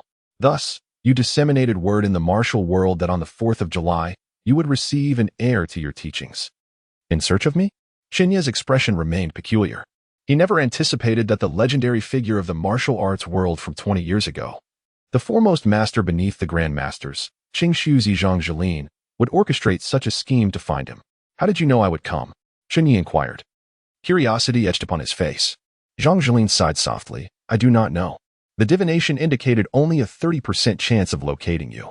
He chuckled bitterly, adding, "I even lack knowledge of your gender, appearance, or martial prowess. All I am aware of is that on the 4th of July, there lies a glimmer of hope for the Iron Sparrow Manor, intertwined with my own destiny." In Zhang's eyes, a mix of resignation and relief flickered. He had finally found the person foretold by the omens. Chen Ye regarded Zhang Jilin intently. At this moment, The once mythical Chen Ye appeared to be merely an ordinary middle-aged man, burdened with concerns for his family. "This is a gamble," Chen Ye remarked nonchalantly. "Yet, I have wagered to win," Zhang Jilin stated, his gaze unwavering. Seated in the rear chamber, Chen Ye lightly tapped the table with his fingers and queried, "Is Xie one of yours?" "He belongs to the Tai family of the Northeast, a contingency I arranged," Zhang Jilin explained, standing before Chen Ye instead of taking a seat. "If we fail to find you, the innate Qi technique of the Taoist sect must not fall into the hands of those with ulterior motives." "So Xie has not discarded his inner power?" Chen Ye asked, intrigued. Zhang Jilin nodded. "Only those at the first-tier realm can discern whether one has abandoned their inner strength. Others remain oblivious." Chen Ye chuckled. "Fascinating. How did you ascertain that I was the one you sought?" Zhang Jilin smiled in return. "Though devoid of inner power, you managed to pass the initial selection. Traversing the martial world for several years and perusing the Taoist scriptures, I have never encountered such a phenomenon. How much longer can you live?" Chen Ye suddenly inquired. Zhang Jilin's expression turned serious as he raised 3 fingers. 3 days. Is this the price of peering into the secrets of heaven? During his journey, Chen Ye had heard from the little blind boy that Zhang Jiling, having cultivated the innate Qi technique to great perfection, could easily surpass a century of life. Yet, now in his 40s, he had but 3 days remaining. Although the method of divination was extraordinary, each glimpse into the celestial secrets required a toll. Zhang Jiling sighed, saying, "You are no ordinary person. When I consulted the turtle at Tieshue Mountain Villa 3 times, the cost was merely 3 years of my lifespan. However, divining that slender thread of hope has drained my remaining years." Chen Ye's expression shifted slightly. Was Zhang Jiling's impending demise somehow linked to him? Could it be related to the system? Chen Ye pondered silently. To seek knowledge of his fate would incur a tremendous cost? After a moment of reflection, Chen Ye replied, "If you wish for my assistance, what price are you willing to pay?" Zhang Jiling retrieved a thick tome from his robe and placed it on the table beside Chen Ye, speaking with gravity. "This is the innate Qi technique. It is rumored in the martial world to be my creation, but in truth, it is not. Years ago, I perused the scriptures of the 3 Taoist sects and discovered that they contained 3 segments of harmonious teachings. Realizing the profundity within, I spent 2 years distilling this volume, Innate Qi Technique." Zhang Jiling took a deep breath and continued, "This is the authentic doctrine of the Taoist school, its origins shrouded in mystery. My own practice stems from the internal arts of the 3 sects, allowing me to cultivate it only with great difficulty. Ultimately, however, I have altered the method, and can only attain the pinnacle of mastery at the first tier, forever unable to break through to the realm of the Grandmaster." His tone grew melancholic as he expressed this sentiment. Chen Ye picked up the tome, flipping through its pages, feeling a peculiar emotion. The martial world's most revered internal cultivation technique lay before him, voluntarily offered by Zhang Jiling. It felt surreal, as if he were ensnared in a dream. "This technique has not been imparted to the 3 Taoist sects. The volume before you is the only one in existence." Noticing Chen Ye's lack of reaction, Zhang Jiling took a deep breath and added, "In addition to this technique, I am willing to impart my entire lifetime of internal energy to you. Within 2 hours, you could possess 40 years of innate Qi, becoming a top-tier expert in the martial world. However, this method has its flaw. The energy will not be cultivated by you. And like me, you will be limited to the first tier. Alternatively, I could use my energy to strengthen your constitution, laying a foundational basis, which would allow you to practice the innate Qi technique with greater efficiency in the future." Chen Ye fell silent, his fingers ceasing their rhythmic tapping on the table. Suddenly, Zhang Jiling turned his gaze toward the door, coldly inquiring, "Who goes there?" The red-painted wooden door of the back room slowly creaked open, revealing a small head. It was a little girl with 2 bun-like pigtails, appearing about 3 or 4 years old, her delicate features resembling finely carved jade. Her bright, expressive eyes were captivating. "Daddy," the little girl chirped cheerfully. Zhang Jiling's cold expression softened as he spoke gently. "Xian, go find your mother. Father has some matters to attend to. I promise to accompany you to fly kites." The little girl named Xian pouted, clearly displeased. "Xian." Zhang Jiling's face hardened, ready to scold her. Chen Ye interjected with a smile. "Since you've made a promise to the child, you must keep your word." He turned to the little girl standing at the door and said, "Dear child, stand outside and count to 100. Once you finish, your father will take you to fly kites." "Really?" Joy sparkled in the little girl's bright eyes. Zhang Jiling glanced at Chen Ye and nodded at his daughter. "All right. Father must not deceive Xian this time." The little girl dashed to the door and closed it behind her. The sound of counting echoed from outside. 1, 2, 3. The back room fell silent once more. Chen Ye remarked to Zhang Jiling, "Others' inner strength ultimately belongs to them. I have taken the martial arts. Should Iron Sparrow Manor face calamity in 20 years, I will intervene." After a pause, Chen Ye looked at Zhang Jiling. "Your time is limited. Spend it with your family. If this inner strength has nowhere to be utilized, perhaps you could strengthen your daughter's foundation." With a slight bow, he stepped forward, instantly appearing at the door of the back room, pushing it open. 20, 21, 23. The little girl, with her hair styled in 2 buns, stood by the door, counting on her fingers. Seeing this, Chen Ye smiled. "Your father admits his mistake and intends to go fly kites with you early. You needn't count any longer. He is waiting for you inside. Hurry along now." The little girl's eyes widened, her face alight with joy. "Really?" She peeked into the back room. Zhang Jiling stood still, a hint of confusion in his gaze. "Go on." Chen Ye gently nudged the little girl. "Father." The little girl rushed into the back room, wrapping her arms around Zhang Jiling's leg. Chen Ye glanced back at Zhang Jiling without uttering a word. In a single step, he traversed 30 paces. A breath later, his figure vanished from sight. Zhang Jiling stared blankly at the door, shock evident in his eyes. To cross 30 paces in an instant. Such agility, even a master might struggle to achieve. Moreover, that person bore no inner strength. How extraordinary such a being exists in this world. Zhang Jiling mused, gazing outside with a sense of wonder. The inner strength he had cultivated all his life was deemed insignificant by that individual, who seemed to be merely in his 20s. 20 years hence. At that moment, Zhang Jiling's gaze ignited with fervor. He now believed that Iron Sparrow Manor would remain safe under that person's protection 2 decades from now. "Father, father, you tricked Xian again." The discontented voice of his daughter broke his reverie. A gentle smile spread across his face as he laughed heartily, lifting her into his arms. "All right, Xian, father will take you to fly kites right away." Moments later, a swallow kite soared into the sky above Iron Sparrow Manor. A middle-aged man cradles a little girl in his arms, grasping a kite string in his hand. The sound of the girl's laughter, reminiscent of silver bells, resonates throughout the villa. The middle-aged man laughs joyfully as well. No one would ever associate this ordinary father, who is merely a man contemplating his family's well-being, with the legendary figure who once roamed the world 2 decades ago. Chapter 37. Chen Ye's Thoughts. Homecoming in the Dragon Gate Inn, within a room designated for the esteemed. A blind man, his eyes obscured by black cloth, sat despondently on a stool. "Senior, it's futile to apprehend me. I am but an accidental acquaintance of young Master Dong Hua. We are truly not familiar." Pang Tong, the diminutive tiger of Shanxi, perched on the stool with a sullen expression, casting furtive glances towards the door as if awaiting something. "Silence. Speak no more, or I shall seal your voice," he retorted hoarsely, exasperated by the blind man's incessant chatter. The blind man, begrudgingly, closed his mouth. The room fell into a heavy silence. After a moment, Pang Tong, with limited patience, inquired urgently, "Are you truly not familiar with that lad?" The blind man nodded earnestly. "I truly am not acquainted," he replied, recounting the circumstances of his meeting with Chen Ye. Upon hearing that Chen Ye had the audacity to intimidate Su Xiaolin, Pang Tong's brows furrowed in contemplation. The name Su Xiaolin, the Laughing Cat, was not unfamiliar to him. Where on earth did this person emerge from? Pang Tong murmured to himself, as he had never heard of the name Donghua in the martial world. "Senior, if I may interject, young Master Donghua has indeed forfeited his inner strength and is now the disciple of Zhang Jiling. I do not know him well." "He truly will not return," the blind man implored earnestly. Pang Tong scoffed derisively. "Forfeited his inner strength? While I may not be adept in inner power, I can discern that he and that CFA are merely performing a charade. There is no genuine forfeiture of strength.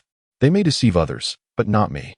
The blind man was taken aback, murmuring, "No genuine forfeiture of strength? Both of them are acting."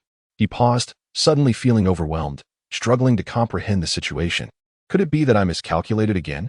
he lamented, furrowing his brow in frustration. Before descending the mountain, he had consulted an oracle, which indicated that only one could be the heir of Zhang Jiling. Yet now, there were 2. "My understanding is insufficient, woefully insufficient," he sighed in despair. Pang Tong, irritated by the blind man's incessant muttering, snapped, "What nonsensical drivel are you spouting?" The blind man jolted, quickly clarifying, "Nothing. I merely lament my own lack of understanding, senior." Pang Tong cast a discerning glance at the blind man, believing him to be genuinely unacquainted with Chen Ye, and snorted dismissively. With a surge of energy, his diminutive form transformed into a shadow, leaping out of the window, leaving no trace behind. "Senior? Senior?" The blind man called out tentatively, but received no reply. Sighing with relief, he muttered, "Finally, he is gone."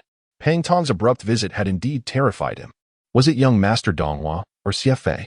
The blind man pondered with a furrowed brow. He reached into his robe, contemplating another divination. But as the thought crossed his mind, a chill coursed through him. I must not. The blind man, sensing an omen, decisively withdrew his hand.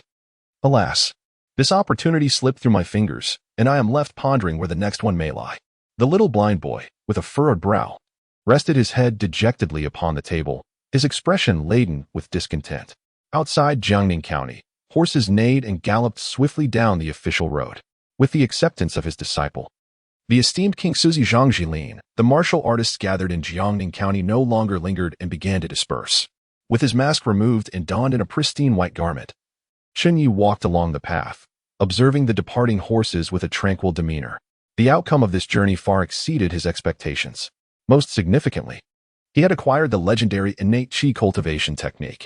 This pinnacle martial art, a fabled treasure of the martial world, had indeed come into his possession. 20 years prior, Zhang Jilin had sought to pass on his internal energy to him, intending to assist him in refining his sinews and marrow. If this were to be disclosed, one would surely be deemed a madman. After all, the internal energy of others ultimately belonged to them. It was far preferable to cultivate one's own gradually. Moreover, I possess a system. As he ambled along, Chen Ye murmured to himself. His refusal of Zhang Jilin's transmission of skill stemmed primarily from his confidence in the system. One day, when the system generates an offensive attribute, he, Chen Ye, would rise to his feet instantly. With past experiences of acquiring attributes such as indestructible diamond in shortened distance, Chen Ye was convinced that should he draw an offensive attribute, it would undoubtedly be formidable. His acceptance of the innate qi technique was largely motivated by a desire to practice and indulge in the thrill of martial arts. Once he harnessed internal energy, Chen Ye yearned to experiment with the techniques he had previously encountered in martial arts novels, such as external sword qi, soaring through the clouds, the swallow's triple water stroke, and the roar that shakes mountains and rivers. These feats were beyond the capabilities of singular functional attributes. After casting one last glance at Jiangning County, Chen Ye set forth, traversing the distance in an instant. He did not seek out Tianjizi before his departure, despite their pleasant interactions over the past few days. Through the little blind boy, Chen Ye had acquired considerable knowledge of martial arts lore. He had once contemplated bringing the little blind boy into the nurturing hall but reconsidered, realizing it would expose his true identity. Chen Ye is Chen Ye, while Donghua is Donghua. He still had 3 children at home. Thus, a clear distinction of identities was essential. In the martial world, he was the young master of Donghua. In Yuhang County, he was Director Chen Ye. After a day's journey, he pondered whether Daming and Xiaolian were worried about him. Chen Ye murmured as he quickened his pace towards Yuhang County. Moments later, the familiar grayish-blue city walls of Yuhang County came into view, and he stepped into the city without hesitation. At the Yuhang Nurturing Hall, Zhang Long, Daming's prospective father-in-law, stood at the entrance with a smile, inquiring, "Daming, why did you not come to find me today?" Typically, Daming would visit the Nurturing Hall after meals and take a small axe to seek out Zhang Long, and together they would ascend the mountain to gather firewood. Today, however, past noon, Daming had yet to approach Zhang Long, prompting him to come over in concern. Zhang Long held a deep regard for his prospective son-in-law, even more than for his own daughter. Chen Daming sat on the threshold of the Nurturing Hall, grinning sheepishly. "I am waiting for the director to return." After Chen Ye contributed to the entry of Deming under the wisdom of the fool, the intellectual capability of Deming experienced a remarkable enhancement. Aside from appearing somewhat simple-minded and engaging in conversation akin to an ordinary child, he exhibited no notable differences. Has young Master Chen gone out? At this moment, Zhang Long suddenly realized that he had not seen Chen Ye, who usually sat in the shade engrossed in his reading. "Uncle Zhang." The dean mentioned he had something to attend to, came the voice of Xiaolian from the courtyard. She gracefully emerged, cradling a small wooden basin filled with clothing. "Oh, I see," Zhang Long acknowledged, nodding. "Very well then, I shall take my leave for now. I will return when young Master Chen is back." Relieved to learn that no misfortune had befallen Deming, Zhang Long sighed and departed, an axe secured at his waist. Xiaolian cast a glance at Deming, who was seated on the threshold, and sighed. "Deming, I am going to wash the clothes. If Xiao Fu starts to cry, please comfort him for me." Ming nodded vigorously, signaling his understanding. He fixed his gaze upon the street corner, lost in thought. Suddenly, Xiao Lian noticed Ming's eyes widen, as if illuminated by a spark of excitement. In an instant, Ming sprang to his feet and dashed towards a figure in the distance. Xiao Lian turned to look and beheld Chen Ye, clad in a white garment and possessing striking features. His countenance adorned with a gentle smile as he appeared at the street corner. A smile inadvertently graced Xiao Lian's lips. Chapter 38. The Return. Gratitude Rising. Betraying the Storm Tower? As the dean departed, Ming sat at the threshold, gazing intently at the street corner for an entire day. Xiao Lian reported the situation to Chen Ye, a smile gracing her lips. Upon hearing this, Chen Ye chuckled and playfully ruffled Ming's hair, saying, "Is that so? Your father's affection has not been in vain." With that, he produced 3 skewers of candied hawthorn from behind him and handed one to Ming. Upon seeing the bright red candied fruit, Ming's eyes sparkled with delight as he eagerly took a bite. The sweet, syrup-coated fruit was effortlessly bitten in 2, revealing a look of satisfaction on his cherubic face. "Thank you, father," he exclaimed. "Xiao Lian, this one is for you." Chen Ye offered another skewer to her. Xiao Lian's fair complexion flushed slightly as she frowned and replied, "Dean, I am no longer a child. Come on, let us each have one." Chen Ye said with a beaming smile, fully aware of her bashfulness, knowing well that she secretly relished the candied hawthorn. After a moment of hesitation, Xiao Lian accepted the treat, delicately taking a small bite and crisping, "Thank you, Dean." Chen Ye, chewing on his own candied hawthorn, replied nonchalantly, "No need for pleasantries. Are you off to do laundry? Don't rush. Finish your snack first." Instinctively, he placed his left hand on Xiao Lian's shoulder. Instantly, her fair cheeks flushed a deeper shade of red. Unbeknownst to Chen Ye, his action had caused her embarrassment. In his eyes, she was merely a 13-year-old child. However, in an ancient society where girls married at such an age, Xiao Lian held a different perspective. Stealing a glance at Chen Ye's profile, she lowered her head, her cheeks growing even rosier. After finishing the candied hawthorn, Xiao Lian departed the nursery with a wooden basin to wash clothes. Ming demonstrated his exercise results by performing a one-handed handstand in front of Chen Ye. After offering a few words of praise, Ming beamed with a silly smile, continuing his training joyfully in the courtyard. Little Fu remained peacefully asleep on the bed. Chen Ye retrieved the innate chi skill from his pocket and settled into a lounge chair, leafing through its pages. Few could fathom that within the modest nursery of Yuhang County, someone was perusing a renowned martial arts tome. The foundational principles of martial arts, akin to techniques of internal cultivation and weapon mastery, are classified into 5 realms: initial understanding, minor accomplishment, entry into the hall, major accomplishment, and perfection. These correspond to the levels of non-mainstream, 4th grade, 3rd grade, 2nd grade, and 1st grade, respectively. Oh. The innate chi skill possesses one additional realm beyond the ordinary 1st grade techniques, and there is an anatomical chart of human acupoints. Chen Ye diligently absorbed the material, gradually enriching his understanding of martial arts. Slowly, he settled into a cross-legged position on the bed, closed his eyes, and began to mentally recite the technique: guiding skill of the Jade Void Palace, internal refinement of the 5 organs to harmonize with the 5 elements. After a moment of focused breathing, a faint warmth emanated from his lower abdomen. Chen Ye opened his eyes in astonishment. According to the book's descriptions, he had begun to sense the nascent form of internal energy. Once he continuously operated the technique and consolidated his first trace of internal force, he would step into the realm of a non-mainstream martial artist. It seems I possess a modicum of talent after all. Chen Ye's face broke into a smile. He had just intended to continue his cultivation of the heart method when he heard the sound of Xiao Lian returning with a wooden basin. Never mind, he thought. He would practice later in the evening. Chen Ye preferred not to reveal his abilities in front of Xiao Lian, adhering to the principle of separation. He was merely the director at the nursery, an ordinary person, just as Xiao Lian was concealing her own secrets from him.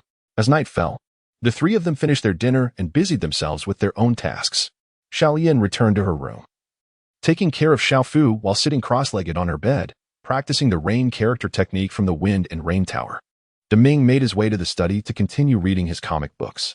Meanwhile, Chen Ye settled on his own bed, focusing on his cultivation of the primordial chi technique. Time passed swiftly, and night deepened.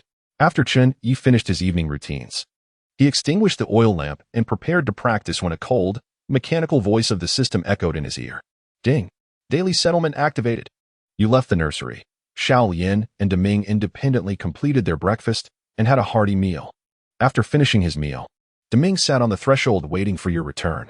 Xiao Lian entertained Xiao Fu, and during her free time, practiced the Tang sect's secret weapon techniques with pebbles. Xiao Fu grew tired and fell into a deep, peaceful sleep, earning 5 points. You ventured to Iron Sparrow Villa and passed the trial, astonishing everyone, earning 50 points. You acquired the master-level technique Primordial Qi Technique with profound fortune, earning 500 points. Xiao Fu woke up and began to cry, earning 5 points. Xiao Lian played with Xiao Fu, who was very happy, earning 5 points. You returned to the nursery, and Deming excitedly rushed towards you. You brought candy hawthorn for the children, earning 5 points. Total points earned, 595. Remaining points, 2518. Due to Deming and Xiao Lian undertaking professional tasks, they were unable to provide points during the daily settlement. Upon seeing that he had acquired a master-level technique and received 500 points, Chen Ye felt elated. During the previous settlement, he had intimidated Su Xiaolin, earning 200 points. After tallying everything together, his total points reached 2518. Ding! Xiao Lian's gratitude level has increased. Current gratitude level, 74. Why has it suddenly increased so much? Chen Ye was somewhat surprised. This was indeed an unexpected delight. How Xiao Lian's gratitude level grew so differently from Deming's puzzled him. He stroked his chin, unable to comprehend. Deming's gratitude level increased gradually, rising by 1 every few days, and came to a halt upon reaching 80. Xiao Lian's, on the other hand, exhibited a leap-like growth, increasing sporadically without any discernible pattern. After reviewing the daily report, Chen Ye sat cross-legged once more, resuming his practice of the Primordial Qi Technique. 3 days later, at the gathering guest restaurant, it was said that the mysterious young man wearing a silver mask had just finished speaking with Hong Jin Lei when his figure appeared before the villa's gate. The martial artists present were left astonished, their eyes wide and mouths agape, stunned by his extraordinary lightness of foot. The storyteller, Old Man Lu, spoke animatedly, his tone fluctuating between urgency and calmness, painting a vivid picture as if he were reliving the scene from that day. Chen Ye sat in the hall, casually tossing 2 peanuts into his mouth while savoring the tale being spun before him. In the span of 3 days, the news of Zhang Jilin taking on 2 disciples spread throughout the martial world. Among them, the enigmatic Donghua Gongzi, adorned with a silver mask, rapidly gained notoriety. Opinions about him varied widely. Some claimed he was a disciple of a reclusive master, while others suggested he had inadvertently consumed an extraordinary substance in his youth. Yet, one sentiment remained unequivocal. The martial artist lauded his seemingly supernatural lightness of foot. Witnesses from that day recounted how Donghua Gongzi appeared and vanished like a wisp of smoke, performing feats of agility that rendered him nearly invisible. Qiong Aohai, the deputy leader of the Haijing gang, felt a thrill of excitement and desired to challenge Donghua Gongzi to a duel. However, the latter paid him no heed, fearing the prowess of Donghua Gongzi's lightness. Qiong ultimately refrained from making a move. The accounts of that day grew increasingly exaggerated with each retelling, leaving Chen Ye both amused and bewildered. The truth had become distorted through the whispers of the populace. Nonetheless, some lamented the fate of the mysterious Donghua Gongzi, whose internal energy had been depleted and would take time to recover, rendering him unable to showcase his extraordinary skills for the foreseeable future. Without the support of internal energy, both his lightness and offensive capabilities would inevitably wane. As Chen Ye munched on his peanuts, he found an inexplicable satisfaction in listening to the storyteller recount his narrative. He mused that should he don a mask and appear in the tavern, he might startle this storyteller of considerable stature. Of course, this was merely a fanciful thought. Revealing his true identity was not in his plans. The storyteller, having concluded the tale of Donghua Gongzi, lifted his teacup and took a sip to moisten his throat, preparing to share a new story. Upon hearing this, the patrons in the tavern perked up, eager to listen.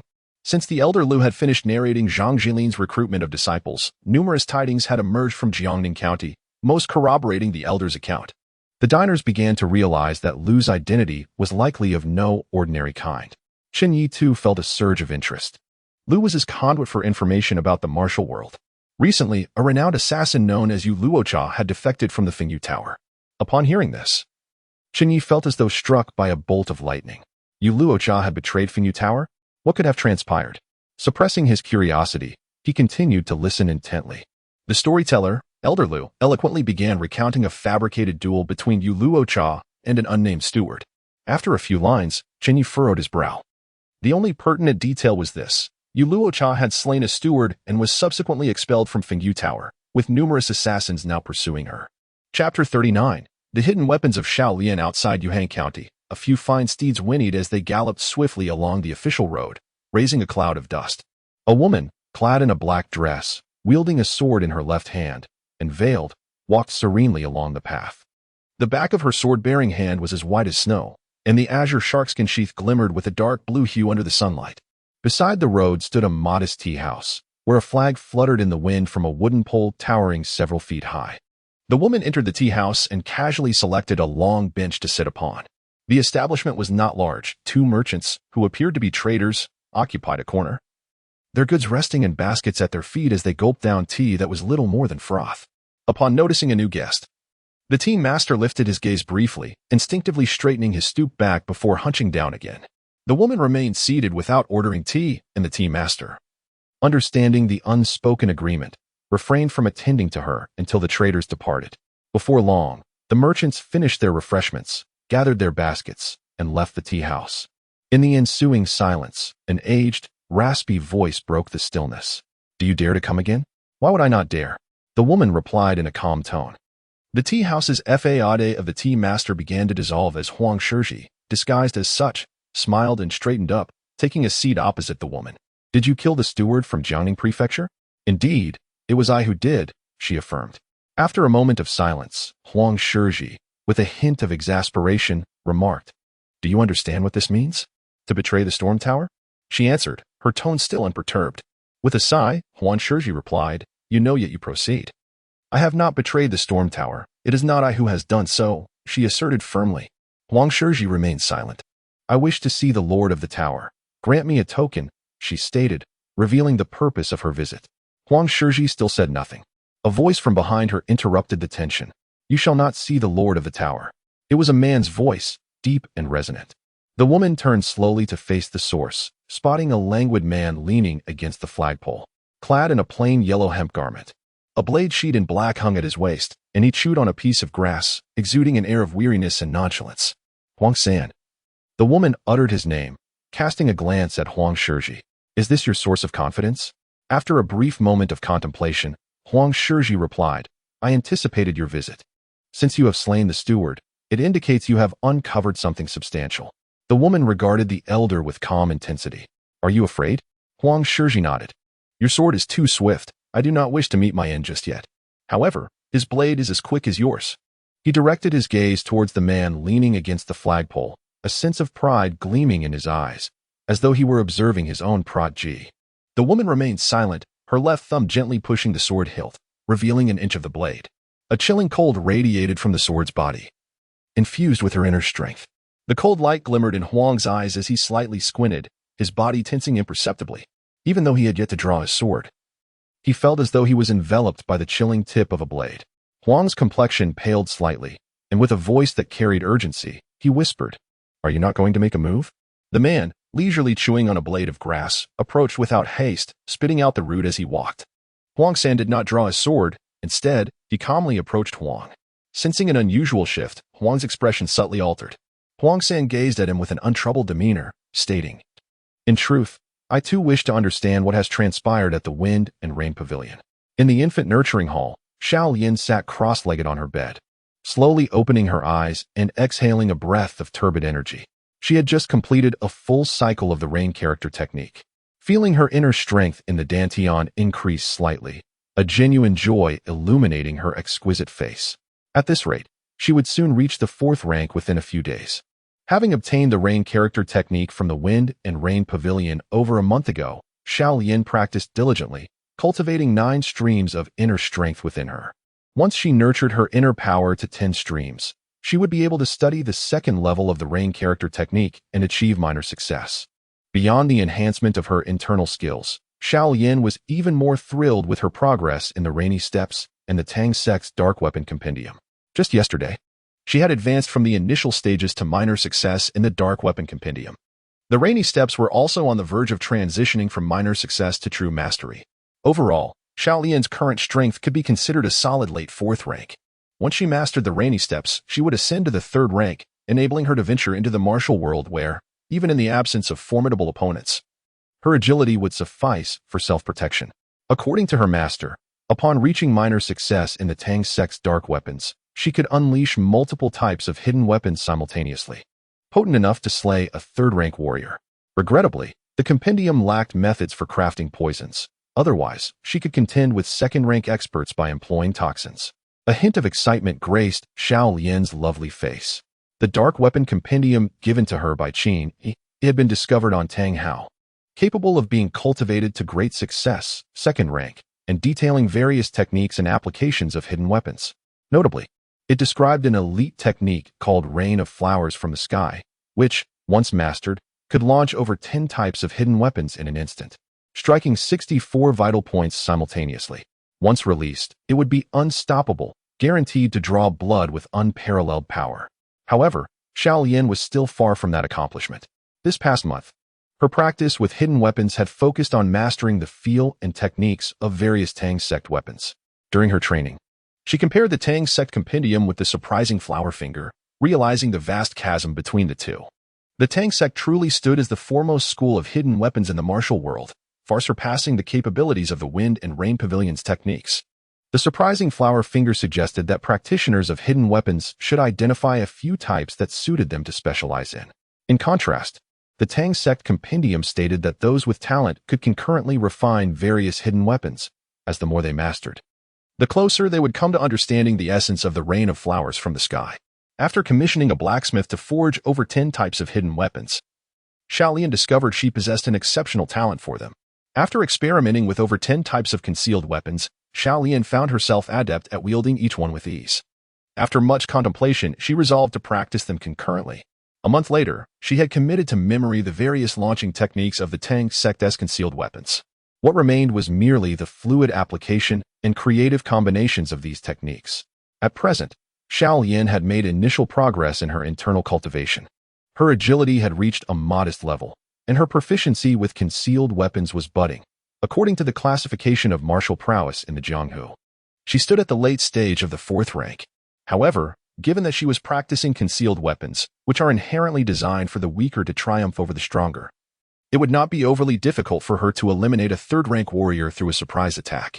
Once her agility reached a more advanced level, allowing her to become a 3rd-rank martial artist, adding poison to her concealed weapons would enable her to contend with 2nd-rank experts with relative ease. I possess considerable talent in both concealed weaponry and agility. However, my internal cultivation lags behind, requiring a more gradual approach. Regrettably, the construction of mechanical concealed weapons is exceedingly intricate, necessitating specific materials and numerous steps, far beyond the capabilities of the blacksmiths in Yuhang County. Xiao Lian took a moment to steady her emotions, letting out a soft sigh. Mechanical concealed weapons are particularly unique among various types. They do not require internal energy, nor do they necessitate practice in throwing techniques. They only require materials, keen eyesight, and perfect timing. If the timing is right, mechanical concealed weapons can bestow the weaker with the strength to overcome the stronger. Each time she perused the section on mechanical concealed weapons, Xiao Lian felt a tingling urge to attempt crafting them herself. Yet, lacking the necessary materials and experience, she had never ventured to create a mechanical concealed weapon. Xiao Lian leaped down from her bed, stretching her body, and upon seeing Xiao Fu still fast asleep, a smile unconsciously grazed her lips. Suddenly, her ears perked up at the sound of an unfamiliar footstep in the courtyard. The footsteps were light, indicative of a solid foundation in agility. The smile on Xiao Lian's face gradually faded as she approached the door to peer outside. Unbeknownst to her, a man clad in coarse garments, with an unremarkable appearance yet a sinister gaze, had appeared in the courtyard. A faint aura of lethal intent emanated from him. Xiao Lian's pupils constricted as a thought flashed through her mind. A killer from the Wind and Rain Tower. Chapter 40. Do not set fire. Father will be angry. Jiangning County, Official Road Tea House. Chen Ye pressed the hilt of her sword with her left hand, revealing a segment of the cold blade. Her expression remained serene as she regarded Steward Huang. The steward's countenance was dark, veins pulsing visibly at his neck. A man named Huang San, with arms crossed, stared intently at Steward Huang, speaking with a tone of flippancy.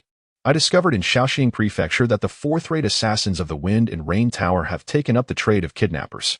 It is truly amusing that as assassins, They have ceased to kill. Huang San withdrew his gaze and sat down on a long bench, chuckling. Even more amusing is that in several nearby prefectures, the lower-tier assassins of the Wind and Rain Tower are all engaged in abduction. Only the silver and gold medal assassins continue to accept missions. Huang San nonchalantly poured himself a cup of cool tea and took a sip. What is even more intriguing is that a few promising junior assassins I had my eye on have met their demise. They died completely, each possessing distinct traits. And yet they all perished. He set down the teacup and fixed his gaze on Steward Huang, his tone ominous. Steward Huang, tell me, is it conceivable that such coincidences can occur in this world? What are those lower-tier assassins up to? Beside them, Chen Ye retracted her left thumb, sheathing her sword once more. She too sat upon the bench, awaiting Steward Huang's words. The steward closed his eyes and began slowly. Last month, Chen Ye exchanged for the hand-copied manuals of rain character technique and floating rain movement. That day, she was supposed to perish at the U-Lion in the south of the city. There were reports of a young girl emerging from the inn. I have just dispatched someone to the infant care hall in Yuhang. Upon hearing this, Chen Ye's expression changed drastically, her hand gripping the sword trembling involuntarily. Steward Huang opened his eyes once more, a cold sneer escaping his lips. Since they are from the Wind and Rain Tower, they ought to be aware of its intelligence. The winds and rains across the world can be heard by the Wind and Rain Tower whenever they desire. Without hesitation, Chen Ye turned, her feet striking the ground. Her body soaring like a bird, flying Tinjiang toward the city. Huang San remained seated beside Steward Huang, smiling slightly. Steward, I have no attachments. You could not have anticipated my defection. I merely wish to know the reason. Tell me, and I shall spare you. After all, this Huang character was bestowed upon me by you. A hint of relief crossed Steward Huang's aged face as he murmured, you still possess some conscience. Unlike her, who sees only the Wind and Rain Tower, loyal and courageous, yet forgetful of past ties. A trace of mockery laced his final words. Since you wish to know, I shall tell you. Steward Huang's gaze regained its composure as he looked once more at Huang San, their eyes locking in a shared moment. A tremor ran through Huang San's heart. What a gaze it was! Steward Huang's eyes were filled with desolation and sorrow, evoking the image of a lost dog bereft of a home. Come forth. Shurshursen stood in the courtyard, speaking softly. Xiaolian stood behind the door, taking a deep breath. With her keen hearing, she could detect the presence of the other party. It was certain they could hear her as well. Xiaolian did not venture outside. Instead, she approached the bedside and retrieved a black brocade pouch from beneath the bed. Inside lay a weighty assortment of concealed weapons. Tying the pouch securely at her waist, she pushed open the door and stepped out into the courtyard. There stood Shurshursan, his gaze dark and menacing as he scrutinized her. She was not unpleasing to the eye. A slight smirk played at the corners of his mouth, a gesture of approval as he nodded. Xiaolian maintained her composure. Whom do you seek? She had recognized him as the one who had abducted her 2 months prior. However, it seemed he had not yet identified her. I seek you, he replied, diverting his attention to the courtyard and clicking his tongue. The nursery is rather modest. It was as if he regarded her with utter disdain. A weight settled in Xiaolian's heart.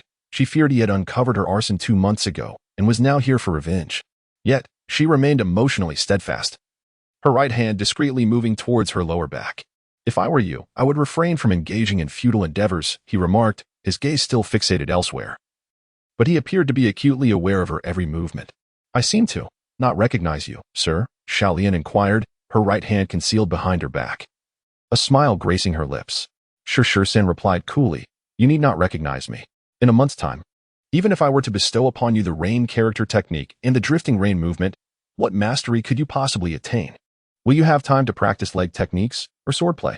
A hint of jealousy flickered in his eyes as he regarded her. He could not fathom why he, who had risked his life for the Wind and Rain Pavilion for years and accumulated merits to attain the 3rd level of the rain character technique, should see this young girl receive the complete rain character technique and the drifting rain movement with such ease. A heaviness settled in Xiaolian's heart as she discerned the emotions reflected in his gaze, jealousy, a jealousy that would forever haunt her. Memories surged forth like boiling water, bubbling up from the depths of her mind. On what grounds do you deserve the master's favor? Is it merely your appearance? You are but a burden. Yet the master still dotes on you. If I were to mar your beauty, I wonder if the master would ever again lay a finger upon you. The venomous voice of that cruel woman echoed in her ears. The ghastly visage of her mother before her death surfaced in her mind. A flicker of profound hatred flashed in Xiaolian's eyes. Shurshursan's jealousy unearthed the memory she wished to forget. A cold glint shone in her gaze. While he was indeed handsome, the jade beauty, Yin Luocha, surely could not have an affection for women, could she? What other reason could there be for her to procure those 2 manuals for him? Sen stood in the courtyard, maliciously speculating. In his eyes, Xiaolian was but a lamb, utterly defenseless, a target upon which he could freely unleash his frustrations and malice. Xiaolian remained silent, merely withdrawing her right hand from behind her back. The scarce 9 strands of internal energy surged through her hand's meridians, filling her fingertips. Whoosh, whoosh, whoosh, thud, thud. Thud shadows darted past, sending a shiver down Sen's spine, a profound sense of crisis rising within him. He hastily employed his agility, shifting his body 2 feet to the side. Yet, the shadow surged forth like a malignant spirit, its speed reaching an unparalleled zenith. The assassination techniques of the Tang sect were not easily evaded. A piercing sound echoed as a solid object penetrated flesh. San could not suppress a cry of agony, instinctively covering his eyes with both hands. Before him lay an abyss of darkness, a searing pain coursed through his eyes, driving him to the brink of madness. Suddenly, he felt a chilling sensation at his throat, the ensuing cries stifled. It seemed as though a hard object had embedded itself in his neck. San's body stiffened, his hands shifting from his eyes to his throat, where he encountered a cold dagger. His consciousness began to wane. San could not fathom why death had befallen him. After all, he was a 3rd-tier martial artist, a silver medal assassin of the Fenyu Tower. Swish, swish, swish. The incessant sound of flying darts filled the air. Xiaolian's right hand deftly retrieved projectiles from her pouch, her delicate, fair fingers fluttering like butterflies. The dazzling display of her skills was mesmerizing, almost dreamlike. It was only when her pouch lay empty that Xiaolian realized the gravity of her actions. Her body went limp, collapsing to the ground as her head drooped. Plop, plop. The faint sound of tears fell upon the courtyard floor. Mother, Xiaolian murmured softly, her sobs barely audible. Just as she wept, she heard the familiar sound of footsteps. Startled, she raised her head to see Deming, with a small axe at his waist, standing dazed in the courtyard. Deming, Xiaolian stammered, feeling utterly at a loss. Deming stared intently at the body, riddled with darts, lying on the ground, and suddenly grinned foolishly, asking, "That person?" Xiaolian instinctively nodded. Deming said little else and turned to enter the east wing, watching his retreating figure. Xiaolian opened her mouth, but her throat felt constricted, rendering her voiceless. A profound sense of guilt and unease welled up within her. For the first time, the thought of wanting to leave crossed her mind. She wished to keep the infant's hall uninvolved in these matters. If the officials were to arrive, the infant's hall would find itself in dire straits.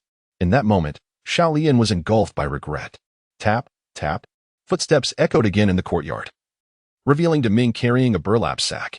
He awkwardly approached the body and began to stuff it into the sack. After twisting the opening a few times, he hoisted it onto his shoulder. Under Xiaolian's bewildered gaze, Deming trudged away with the sack. After taking a few steps, he suddenly turned back, a bright glimmer in his eyes. With his innocent demeanor, Deming earnestly cautioned Xiaolian, "Don't set fire. Father will be angry."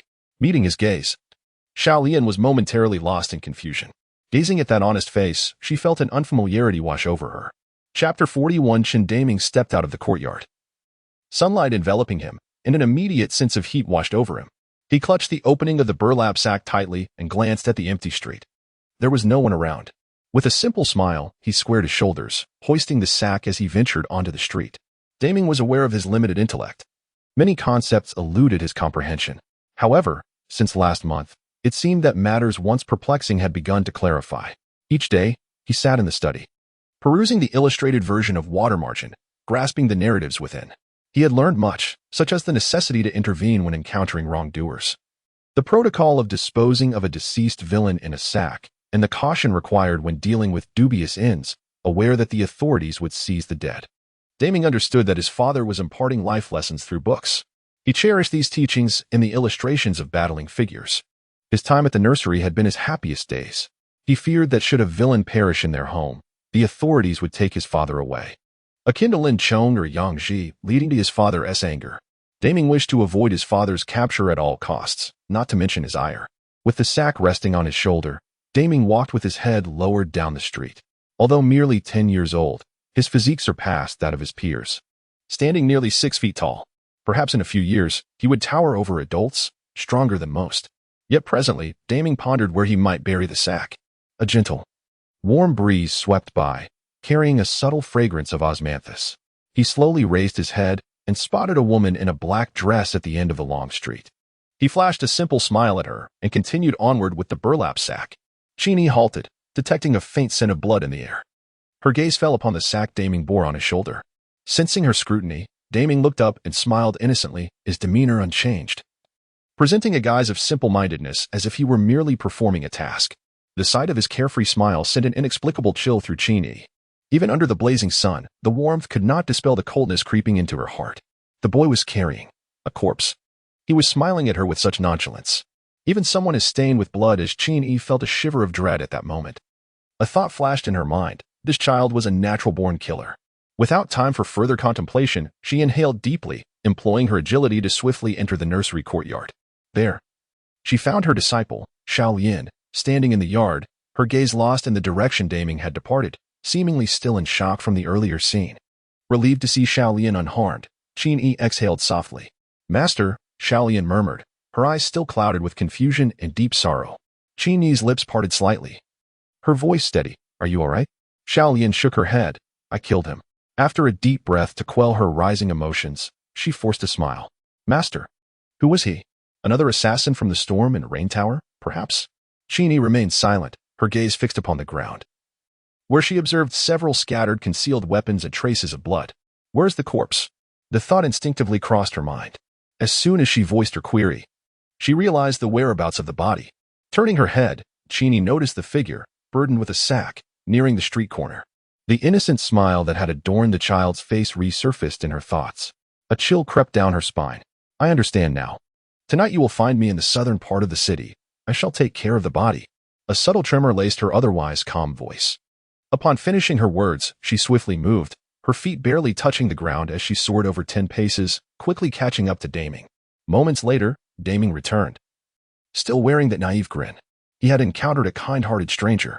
Chuckling softly to himself, he entered the eastern wing, filled a basin with water, and returned to the courtyard. Taking out a cloth, he prepared to meticulously wipe the ground. Xiaolian cast a deep glance at Daming, then approached to gather the concealed weapons, assisting him in cleaning the bloodstains from the floor. Unbeknownst to them, a small head peeked from the window, blinking its bright, curious eyes at the unfolding scene in the courtyard. It was unexpected that Yuluocha was being pursued by the Wind and Rain Tower. "I truly cannot fathom what the Wind and Rain Tower is up to." Chen Ye stepped out of the gathering guests' tavern, squinting against the blazing sunlight overhead. The streets were sparsely populated, most residents preferring to stay indoors to escape the heat. Once this month concludes, the weather should gradually become cooler. He returned to the nursery hall, where he found Daming practicing one-armed handstands, his bare torso glistening with sweat that dripped onto the ground below. "Daming, have I not told you? Wait until it cools down to train. There is no rush for exercise. Once you gain a bit more strength, I'll arrange for someone to procure a few stone locks for you."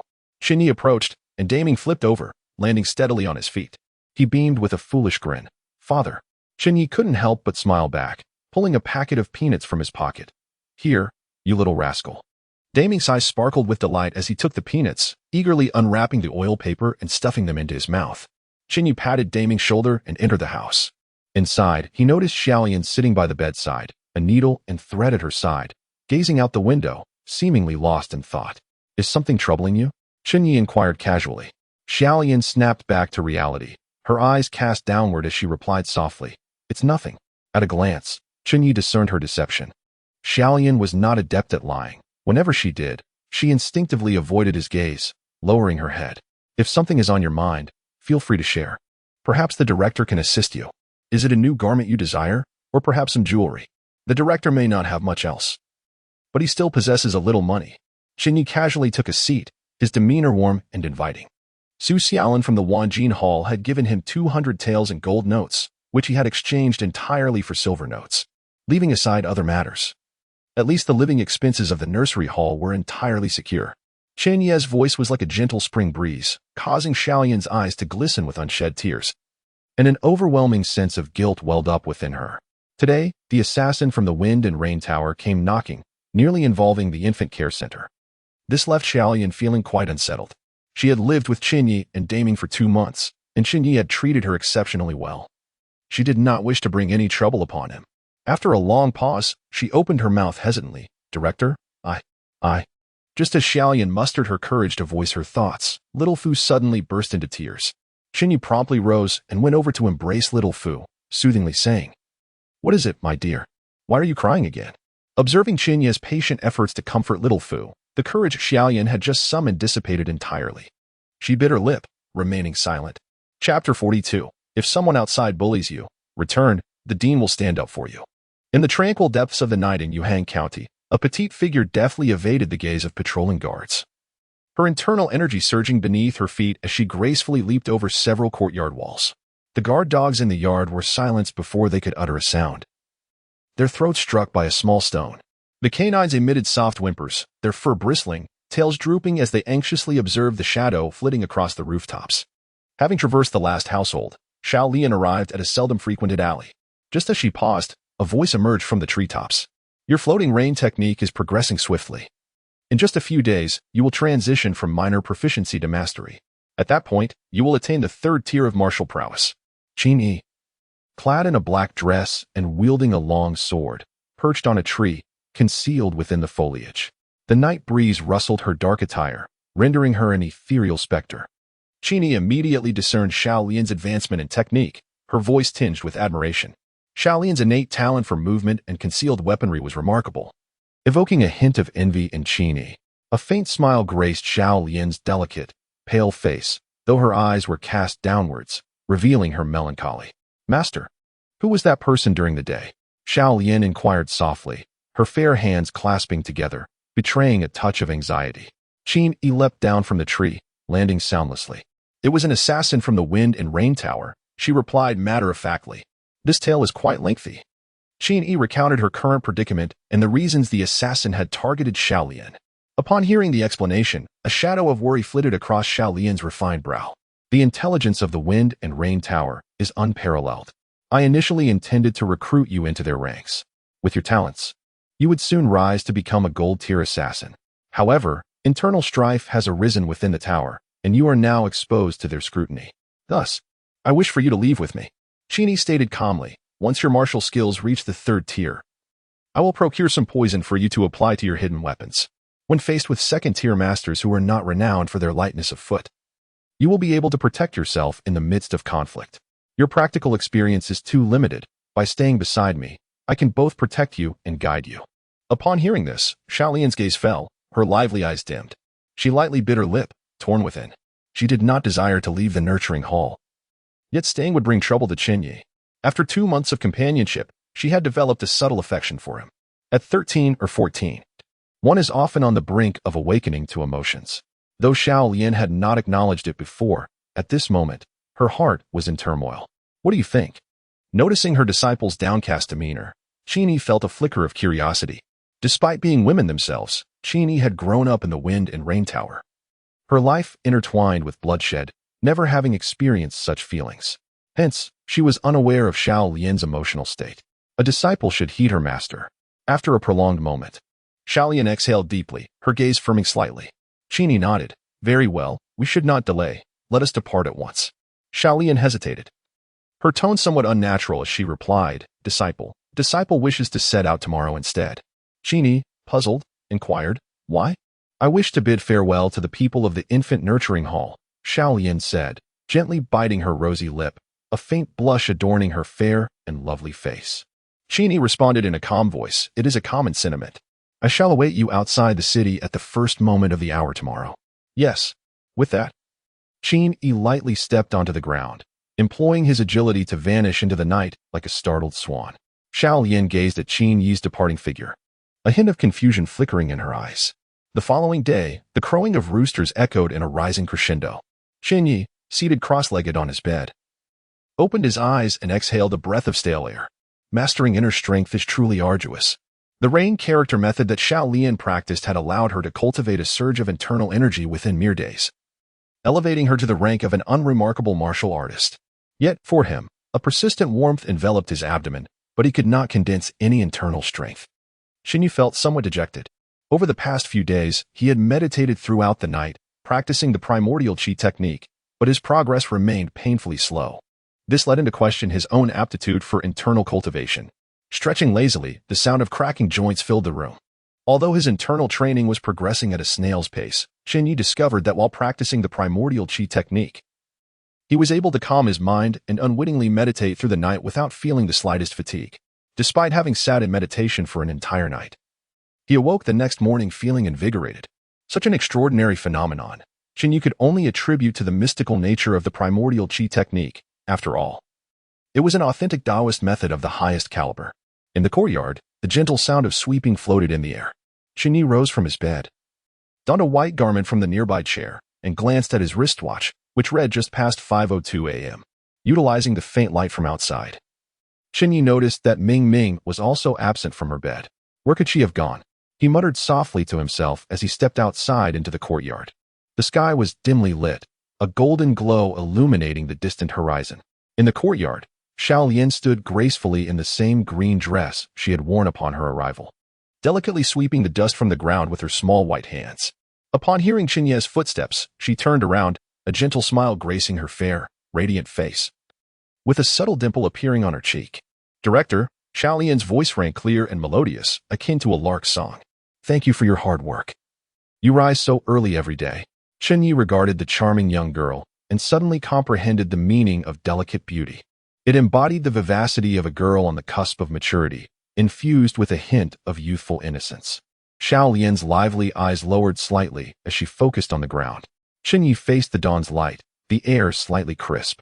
He recalled that every day, he dutifully fulfilled his responsibilities. He was aware that the previous afternoon, Xiao Lian had slain an assassin in the infant nurturing hall. The dean. Xiao Lian suddenly lifted her head, her lips pressed together, her gaze intricate yet resolute. "What's wrong?" Chen Ye smiled gently. As Xiao Lian met Chen Ye's warm gaze, she instinctively lowered her head, unable to maintain eye contact. She stammered, I have something to attend to and wish to leave for a while." "Of course," Chen Ye replied in a calm tone, his demeanor as gentle as ever. Hearing his unruffled voice sent a tremor through her heart. She raised her head to meet his soft, dark eyes. "Come back soon," he said, smiling, and playfully added, "If anyone outside bullies you, come back and tell the dean. I will stand up for you." Xiao Lian's breath quickened, and her eyes slightly watered. A warm current flowed through her heart, akin to curling up by a fireplace in the chill of winter. The warmth seeped from her palm into her heart, a long-forgotten sensation. Xiao Lian sniffed, valiantly stifling her tears. Since her mother's passing, no one had spoken to her in such a manner. "When will you leave?" Chen Ye asked calmly. At the hour of the dragon, Xiao Lian exhaled slowly, biting her lip, striving to keep her tone steady. Chen Ye nodded, a hint of wistfulness gracing his lips as he remarked, "Fortunately, there's still time." "What is there still time for?" Xiao Lian did not comprehend his words. "We will have a slightly delayed breakfast today. The dean will show you something special." Chen Ye rolled up his sleeves and winked at Xiao Lian. With the morning sun illuminating his handsome features, he appeared even more dashing. For a moment, Xiao Lian found herself lost in thought. "All right," she murmured, tightening her grip on the broom, her voice infused with a touch of softness. "I will listen to the dean." Unbeknownst to Chen Ye, a faint blush blossomed on Xiao Lian's fair cheeks. Chapter 43, Nightmares and Farewells. The drizzling rain cascaded from the gray heavens, delicately drenching the crumbling city walls. Dark plumes of smoke rose ominously within the town. Clang, clang. A battalion of heavily armored cavalrymen clattered past on the streets. The rain washed over their ebony armor, mingling with the diluted blood that streamed down to the ground. At the street corner, a small girl clad in tattered garments sat on the ground, her vacant gaze fixed upon the procession of horsemen, clutching a moldy bun in her hands. Beside her came the guttural breath of a beast. "Give it to me." A gaunt man, his complexion sallow, spotted the moldy bun, his eyes gleaming with a predatory hunger, as though he had encountered a rare treasure. Staggering forward like a famished wolf, he lunged at her. The girl clung tightly to her bun. "Ah!" The man suddenly cried out in pain as the girl bit down hard on his finger, blood trickling down. "Let go. You little brat. Release it." He howled in agony, raining down punches upon her. The girl resolutely shielded her precious bun, biting down fiercely on the man's finger. Soon, the girl's face turned bruised, blood streaming from her nose. "Ah!" The man screamed, withdrawing his trembling hand, his face as pale as parchment. The girl spat out a severed piece of his finger, her gaze icy as she regarded him. "You madman! Dog!" Rage surged within the man as he raised his right foot, poised to deliver a vicious kick. In a flash, a razor-sharp blade sliced through the air. A head flew off, spiraling before it fell heavily to the ground, eyes wide open, wearing an expression of disbelief. Scalding blood gushed forth, mingling with the rainwater as it splattered across the girl's face. With blood staining her lips, she silently raised the bun to her mouth. Be a little tougher. My surname is Huang, come with me, and I shall direct you to a better place. A deep voice resonated. The girl lifted her head, staring blankly at the armored cavalryman before her, chewing on the cold bun, blood trickling from the corner of her mouth, merging with the rain. The scene shattered. Chen Ye slowly opened her eyes, her breath somewhat labored. She sat up in bed, extending her delicate white hand to touch her forehead. A layer of icy sweat had formed there, and her undergarments were dampened by perspiration. Wiping the cold sweat from her brow, she heard the chorus of roosters crowing outside. She closed her eyes, inhaling deeply. Her heart raced violently within her chest, the echoes of the nightmare still reverberating. After several breaths, Chen Ye steadied her internal energy, her gaze regaining its tranquility.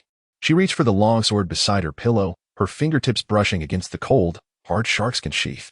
Only then did she exhale a sigh of relief, as if holding the sword granted her a sense of security. Gripping the sword with her left hand, she rose from the bed. It had been countless years since she last experienced a nightmare, and this stirred within her a foreboding sense of dread. She gazed out the window of the inn, where the sky was shrouded in darkness, and a golden glow flickered in the dim horizon. Chen Ye lifted the lid of the pot, and a waft of steaming white vapor escaped, accompanied by a delicate fragrance. Deming, crouching nearby, gazed at the white dumplings, unable to suppress his saliva. Xiao Lian's eyes fell, fixated on the pot brimming with dumplings, her eyes reddening as she bit her lip. The usually lively glimmer in her eyes shimmered with unshed tears. Fortunately, they had retained their shape. Chen Ye sighed in relief upon seeing the perfectly steamed dumplings. Lacking white flour at the nursery, he had exchanged points in the system store for 10 pounds of it. He then mixed all the eggs at home with the vegetables he had purchased a few days prior to create a filling. Thankfully, Chen Ye still remembered how to wrap dumplings. After demonstrating the technique to Xiao Lian, she quickly learned. Most of the dumplings in the pot were wrapped by her hands. Stop dawdling, serve them up. It's getting late, and I bet Deming's stomach is already growling. Chen Ye chuckled, ruffling Deming's hair. Deming stared at the dumplings, swallowing hard.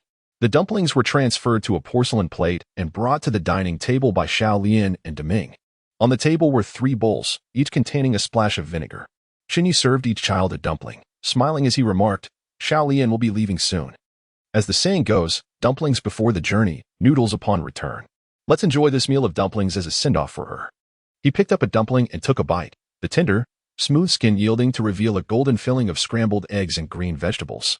Xiao Lian silently picked up a dumpling, took a bite, and softly murmured, it's not even the new year yet. Her voice carried a tremor, as if she were suppressing her emotions. It felt like such a waste. The productivity of the Wu dynasty was limited, with the common folk primarily subsisting on rice and grains. White flour was a luxury reserved for the new year, used to make a platter of dumplings. Who else but Chen Ye would prepare an entire pot? Deming, however, was too engrossed to dwell on such thoughts, devouring the dumplings with great gusto. Savoring the exceptional breakfast, Chen Ye smiled as he took another dumpling, slowly chewing. As the dumpling slid down his throat and settled in his stomach, a wave of melancholy washed over him. He had traversed to the Wu dynasty, journeying for 3 days. On the 4th day, he met Deming, and on the 5th, Xiao Lian. The 3 had coexisted in the modest nursery for 2 months. Chen Ye felt a unique bond with both Deming and Xiao Lian, akin to that of family. When one finds themselves suddenly thrust into a foreign world, their previous kin and friends fade into history. Having shared 2 months of life with these two, the prospect of one departing inevitably birthed a sense of sorrow. Not merely sorrow, but also worry and reluctance. In this vast and unfamiliar Wu dynasty, Deming, Xiao Lian, and Xiao Fu were Chen Ye's only family. The breakfast unfolded at a leisurely pace. After they finished, Chen Ye glanced at the time. There was still a quarter of an hour until the hour of Chen. Xiao Lian, with reddened eyes, picked up her bowl and chopsticks, preparing to wash them in the kitchen. Chen Ye quickly stopped her. It's almost time, just leave it there.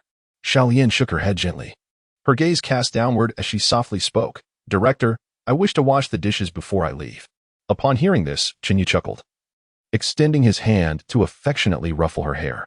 You're not leaving for good. It won't be too late to wash the dishes when you return. The warmth of his broad, comforting hand on her head caused a slight tremor in Xiao Lian's body. Instinctively wanting to shy away, she remained still, holding an empty plate, a delicate blush sweeping across her fair face. Chen Ye took the plate from her grasp and entered the kitchen, emerging shortly after with a wooden box. These are the dumplings I saved for you. As you mentioned, white flour dumplings are precious, typically reserved for the new year. Take this box with you and enjoy them on your journey. His tone was gentle, laced with a hint of underlying melancholy. A shiver coursed through Xiaolian, and silent tears traced down her lovely cheeks. Suddenly summoning her courage, she embraced Chen Ye. He was momentarily taken aback before tenderly patting her head.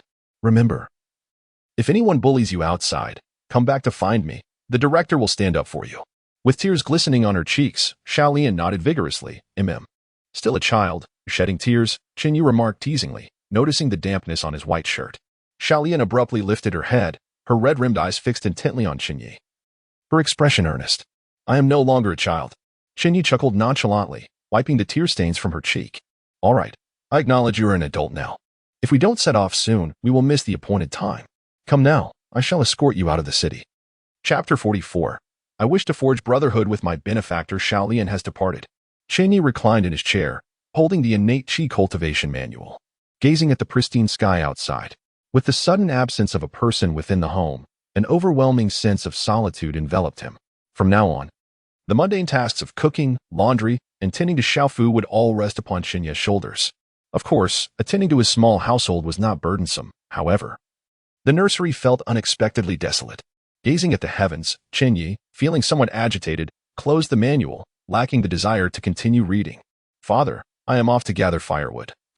Deming called as he peeked in, carrying a bamboo basket on his back and a small axe at his waist, his face adorned with an endearing smile.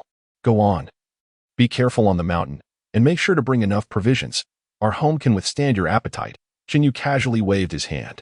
Compared to Xiaolian, Deming provided him with a much greater sense of reassurance. Honest, simple, and unpretentious. At such a tender age, he already had a fiancée. Who knew, perhaps in time, Chen Yi might even find himself a grandfather. Just the thought of it made him chuckle. He closed his eyes, gently tapping the armrest of his chair, humming a soft tune. With the bamboo basket on his back, Deming stepped outside the courtyard, quietly shutting the gate behind him. Once the door was securely closed, he exhaled, a silly grin on his face, and glanced up at the sky. The sun shone brightly, the weather was fair, and a few wispy clouds scattered across the blue expanse. Today, rain seemed improbable, a conclusion Deming readily reached. He despised rainy days, as they would hinder his woodcutting endeavors. With the basket on his back, Deming jogged along the street with ease, arriving at the doorstep of his future father-in-law. Zhang Long pushing open the wooden gate to Zhang Long's yard. Deming called out, Uncle. Deming, wait a moment. Zhang Long's voice echoed from the northern room. Shortly after, Zhang Long emerged, a look of satisfaction crossing his face as he beheld the increasingly robust Deming. Have you eaten? Yes, Deming replied, his vocabulary gradually expanding under Chen Ye's guidance and the benefits of his innate wisdom. Zhang Long entered the wooden shed that served as the wood storage area, retrieving a gleaming axe and securing it at his waist. Deming's eyes sparkled as he fixated on the large axe. Zhang Long approached, affectionately patting Deming on the head. In due time, when you grow even stronger, I shall provide you with a larger one. Zhang Long's gaze was filled with warmth.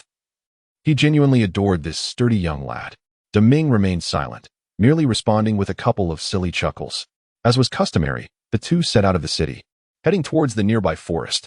Along the way, they encountered several fellow woodcutters, acquaintances of theirs, who exchanged jovial banter as they ascended the mountain, commencing their day as labor. Upon reaching the summit, Deming located the massive tree felled by Zhang Long and a few others the previous day, using his small axe to chop off the thick branches, ensuring they were of uniform size. The morning sped by amidst the bustle and the ribald humor of the men. As the sun reached its zenith, the woodcutters, bare-chested and glistening with sweat, labored diligently. Zhang Long set down his axe, picked up an empty water pouch that lay on the ground, and weighed it in his hands. Deming, fetch some water, he called out loudly. Deming ceased his actions of chopping wood, wiping the sweat trickling down his face, and responded with a sheepish smile. He hurried over to retrieve the water bags of several woodcutters and dashed towards a nearby river. Following the mountain path, he soon heard the gentle sound of flowing water. A river wound its way around the mountain, approximately 2 meters deep, with glimpses of fish and shrimp occasionally darting beneath the surface. Deming stepped onto the smooth, damp pebbles, reached the riverbank, and submerged the water bags in the stream to fill them. The water flowed languidly, the cool droplets splashing onto the shore, alleviating the surrounding heat. Squatting by the riverbank, Deming observed a few gray-black carp, each about a foot long, swaying their tails as they frolicked in the water, exuding an aura of tranquility. At that moment, Daming's peripheral vision caught sight of an object drifting downstream. Rising to his feet, he discerned that it was a large tree trunk upon which a person lay. The individual floated on the water's surface and, upon spotting Daming on the shore, urgently cried out, "Brother, save me." Daming focused intently and noticed that the person appeared youthful, with disheveled hair, fully submerged in water, their complexion pale. It seemed they had been clinging to the wood and drifting for some time. Daming glanced around and spotted a long branch scattered on the ground. He approached, picked it up, and extended it toward the river from the bank. The water flowed with a bit of turbulence. As the branch touched the surface, it was swiftly carried away by the current. Daming exerted more strength, stabilizing the branch across the water's surface. The figure clinging to the wood reached out, grasping the branch with desperate fingers. Once they made contact, Daming pulled with all his might, gradually hauling the individual closer to the shore. The fallen person managed to roll onto the bank, gasping for air. It was a child, appearing to be around 11 or 12 years old, clad in tattered linen garments, soaked to the skin. The child's face was pale, lips tinged with a bluish hue, and the skin on their neck was also whitened from prolonged exposure to the river. As the child lay on the bank, breathing heavily, their chest heaved, indicating something was writhing within. Daming, having rescued the child, said nothing. He merely smiled sheepishly, lifted the filled water bag, and turned to leave. Moments later, Sun Xing regained some strength and quickly sat up on the bank, exclaiming, "Thank you, benefactor, for your timely rescue." As soon as the words escaped his lips, Sun Xing paused, glancing around in confusion. The person who had saved him had vanished. "Benefactor? Benefactor?" He called out a few times, but received no reply. His expression turned peculiar, frozen in place. Suddenly, a cold and slippery sensation emanated from his chest, prompting him to recall what lay beneath his clothing. He hurriedly lifted his shirt, and a large, green-backed carp slid out, landing on the ground. The fish flopped desperately, its slick body soon becoming coated in dirt. Seeing the fish, Sun Xing's temper flared. He seized a stone from the bank and, baring his teeth, struck the fish on the head. "It's your fault. I nearly drowned in the river because of you." After several blows to its head, the fish ceased its struggles, lying still on the ground. Sun Xing casually discarded a stone and retrieved a rusted, battered dagger from his pocket, deftly carving a small incision beneath the fish's jaw. He then threaded a slender twig through the fish's lower jaw, lifting it triumphantly. Once these tasks were completed, Sun Xing hastily surveyed his surroundings, murmuring, "Where is my benefactor? I must find him. By heavens, one must prioritize loyalty in this life. To live is to repay kindness." As he muttered these rough expressions, he scrutinized the ground and discerned clues, patches of wet earth and several footprints. With the fish in hand, Sun Xing pursued the direction indicated by the tracks. Daming, carrying a water-filled pouch, cheerfully made his way back to the woods. Before he arrived, he overheard the woodcutters exchanging crude banter. "Old Lu, I see your legs are trembling. Did you exert yourself too much last night? Get lost. Do you think I'm like you, unable to get out of bed after a night's indulgence?" Laughter erupted among the woodcutters. Such monotonous labor necessitated a bit of amusement. "Daming is back," one of them exclaimed. Zhang Long, spotting Daming with the water pouch, broke into a smile. The group seized their respective pouches and began to drink heartily. Daming sat on a wooden stump, mimicking the others as he gulped down water. "That lad has caught quite a plump fish," one woodcutter suddenly remarked, glancing into the distance. The others followed his gaze. Not far away, amidst the trees, stood a boy clad in coarse linen, holding a muddy carp and glancing about anxiously. Upon spotting the woodcutters, the boy's face lit up with joy, and he hurriedly approached them. Sun Xing jogged to Daming, placing the carp on the ground before him. He bowed deeply, exclaiming, "Thank you, benefactor, for your timely rescue." This unexpected scene rendered everyone present momentarily speechless. Daming remained silent, grinning sheepishly at Sun Xing. One woodcutter, sharp-featured and astute, noticed Sun Xing's drenched clothing and remarked, "Well done. Daming has quietly saved a soul." The others, observing Sun Xing's sodden attire, connected it to Daming's earlier water fetching, and they began to compliment him. "Daming truly has a kind heart. This is all thanks to young Master Chen's good teachings. If only my own son could possess half of Daming's understanding." The woodcutters praised Daming, and Zhang Long couldn't help but smile. Nothing brought greater joy than hearing compliments about his prospective son-in-law. Daming continued to smile amiably, remaining silent. Noticing Daming's reticence, Sun Xing looked up at him. Daming was rather unremarkable in appearance, his demeanor exuding a simple honesty. Seeing Daming unmoved, Sun Xing called out loudly, "Benefactor, I can never repay your kindness. I wish to forge a bond of brotherhood with you." Chapter 45. A fine place to visit. Listening to the tender voice before him, the woodcutters erupted in laughter. "Young lad, how old are you this year?" inquired a sharp-featured woodcutter. Sun Shing lifted his head, puzzled. 12 years old. Why? The laughter of the woodcutters grew louder. Zhang Long, with a smile on his face, teased, "Daming is only 10 this year." Upon hearing this, Sun Shing's face flushed crimson. Daming's height and physique far surpassed that of his peers, making him appear older than 10.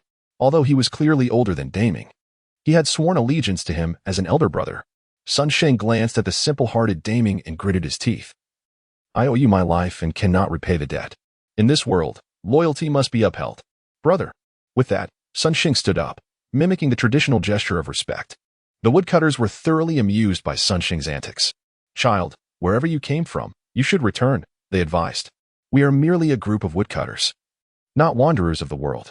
"Indeed, child, go back home. Your parents must be worried sick," they continued.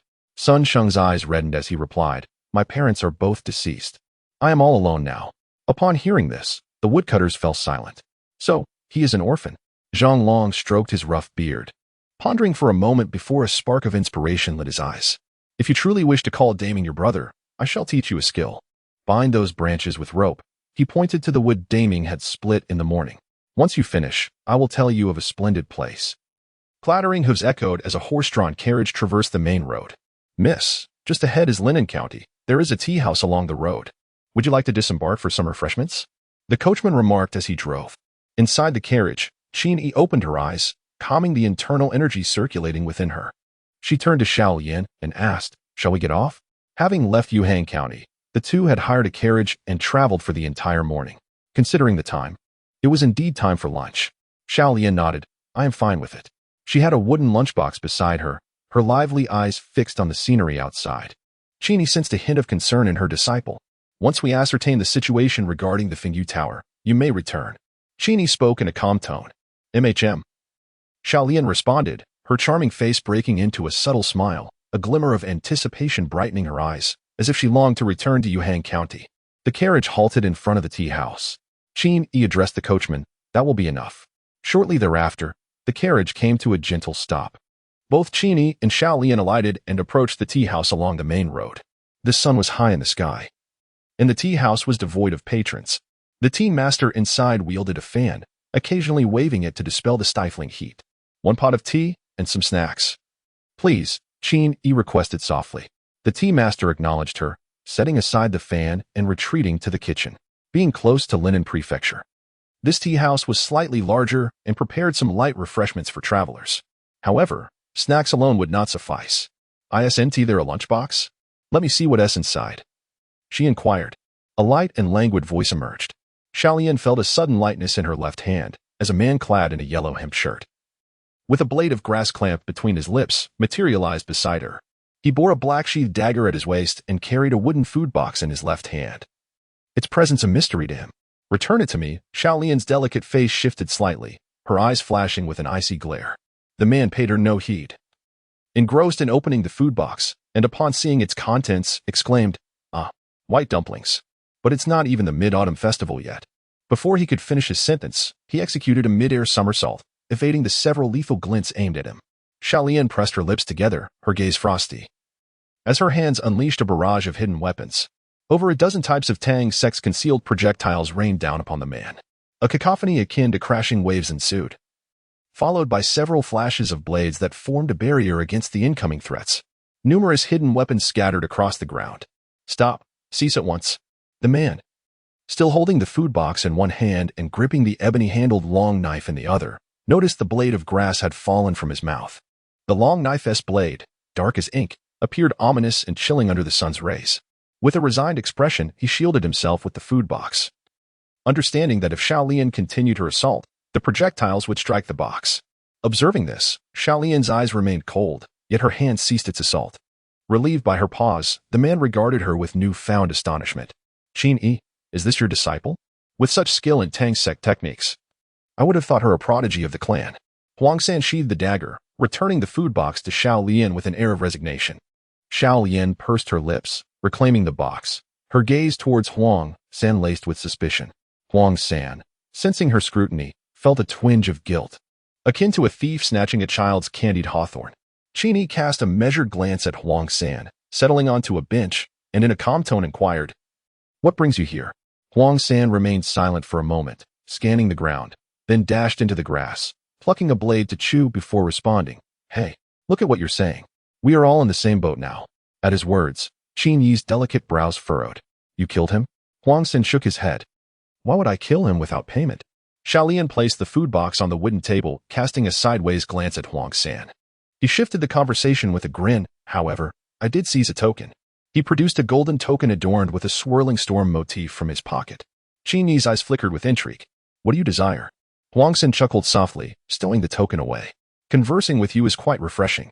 I wish to accompany you to meet the master of the tower. No, more accurately, we shall go together." Chen Ye lowered her gaze, as if hearing something profound, and replied in a flat tone, "You are not like me. What makes us different?" A robust, resonant voice interjected. Xiaolian instinctively turned towards the source of the sound, only to behold a towering figure emerging from the kitchen of the tea house. The man, standing at an imposing 2 meters and as broad as a door, wore a fierce countenance adorned with a wolf's head tattoo. Strapped to his back were 2 resplendent golden hammers, and his menacing expression could easily reduce a child to tears. "Little girl, what is your name? Your recent use of hidden weapons was commendable, though your aim was rather scattered. You must focus on striking vital points."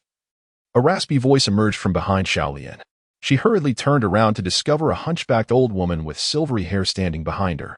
The woman held a basket, from which Xiaolian faintly discerned a subtle hissing sound emanating. The old woman had appeared seemingly out of nowhere, and upon hearing the hissing, Xiaolian instinctively took a few steps back. "What are you frightening the young ones for? Be cautious. Chen Ye could effortlessly cleave your precious little ones in twain with a single stroke of his sword." Suddenly, a scholar clad in white, wielding a fan, leaped down from the roof of the tea house. He offered Xiaolian a gentle smile and, with a courteous gesture, said, "My dear lady, I extend my respects to you." Chapter 46. Mission accomplished. New entries. New structures. Suddenly, 3 individuals emerged.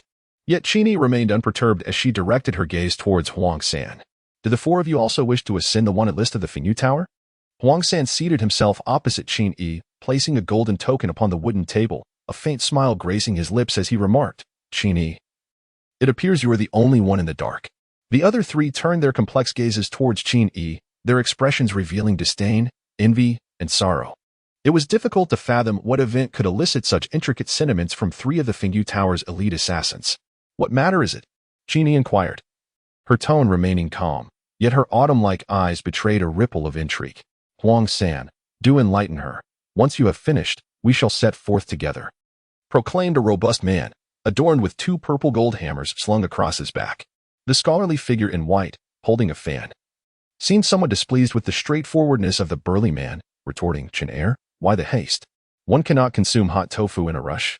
The brawny man shot a sidelong glance at the scholar, asserting, "If we delay, the Fengyu Tower may very well face annihilation. Must you 2 bicker every time you meet?"